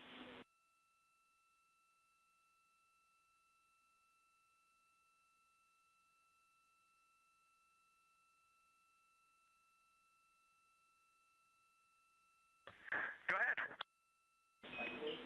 Hey, sorry to bug you again, but the team here is looking to resume venting before we go into this long LOS.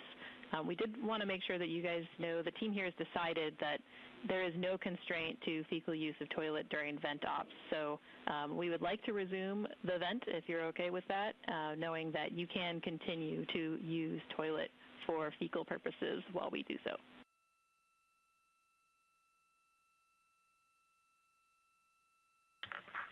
Resume the vent. And there was much rejoicing. Hey, we also got a sneak peek at y'all's imagery. It's absolutely stunning. We are all completely in awe of the work that you did today. Thank you so much for bringing us on this journey with you. We hope you have sweet dreams of moon joy.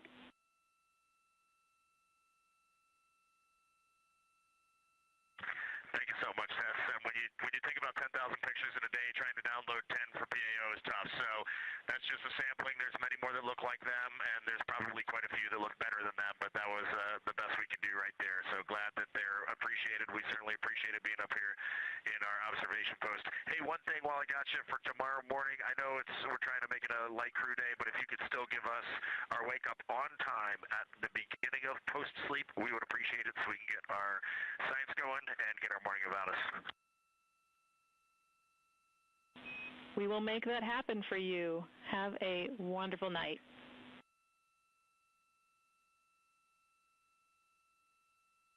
All right, good night until I call you in 5 minutes. See ya.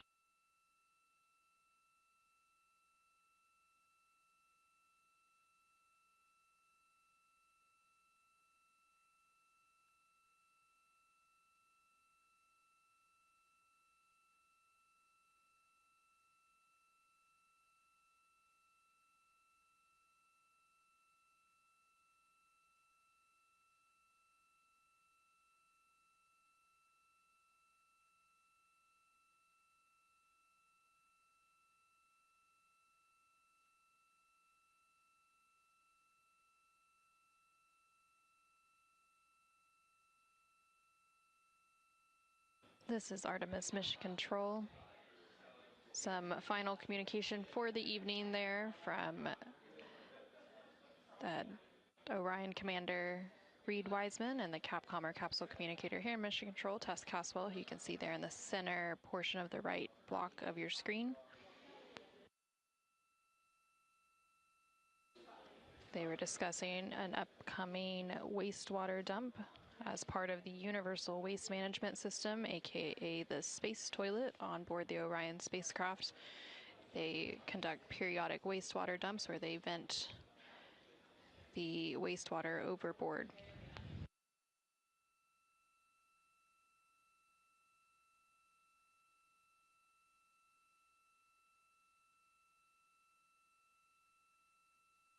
The crew also referring to some of their upcoming activities during Flight Day 7, which will begin at the start of crew wake. They mentioned to the ground team here that they wanted to be woken up on time tomorrow morning.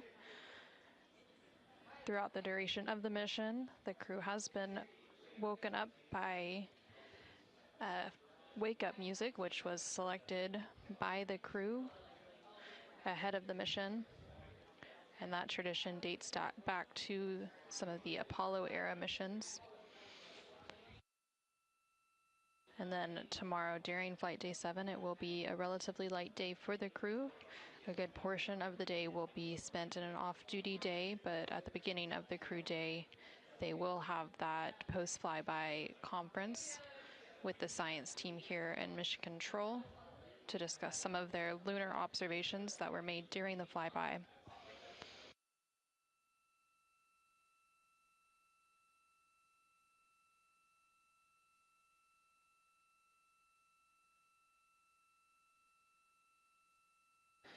The mission control position here responsible for some of those wastewater dumps that have been referenced throughout the mission is ECOM, which stands for the Emergency Environmental and Consumables Manager.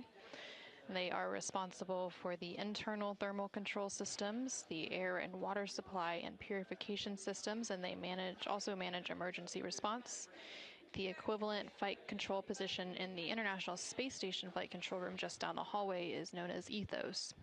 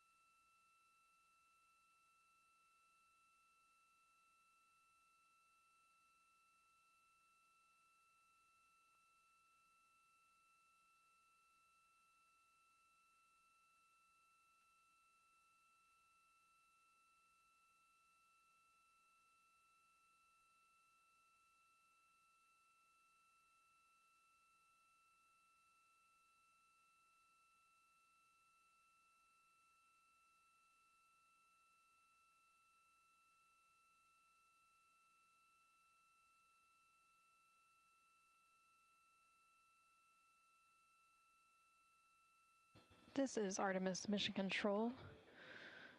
You are now seeing a live look of the Orion spacecraft. We lost that view momentarily as it went through a data rate change. And then we are also expecting a forward link loss of signal in about 13 minutes, which will mean that the crew can call down if they want, even though they are in a sleep period at this point. But the team here in Mission Control Houston won't be able to call up to the crew during that loss of signal. We are currently 5 days, 7 hours, and 56 minutes into the Artemis II mission. The view there on your screen coming from the solar array wing cameras. And you can see a view of the crescent Earth above one of those solar array wings. And the Orion spacecraft does have 4 solar array wings total.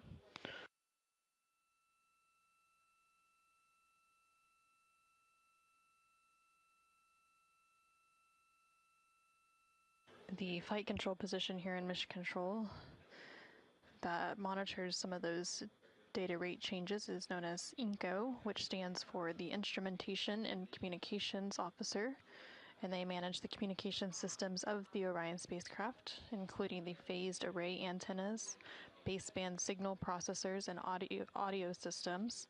And the equivalent position in the International Space Station Flight Control Room down the hallway is known as CRONUS.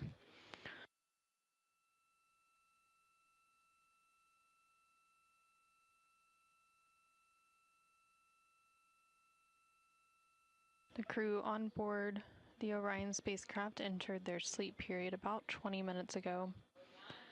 They will remain in this sleep period for about 8.5 hours total. And this is rounding out flight day 6. The crew spent the majority of their day today on flight day 6 making science observations and capturing imagery as part of the lunar flyby, during which Orion and its crew passed approximately 4,000 to 6,000 miles from the moon and provided the crew with a full disk view of the lunar surface. And from this higher vantage point, the crew was able to observe both poles and large-scale geological features in a single view. And the Artemis II crew also became the first humans to directly observe certain far-side regions of the moon with unaided eyes. During the flyby, the crew also surpassed the Apollo 13 distance record and reached the farthest distance from the Earth during their mission at a distance of 252,756 miles, which was 4,112 miles farther than Apollo 13. A couple minutes prior to that farthest distance, Orion made its closest approach to the moon at a distance of 4,067 miles.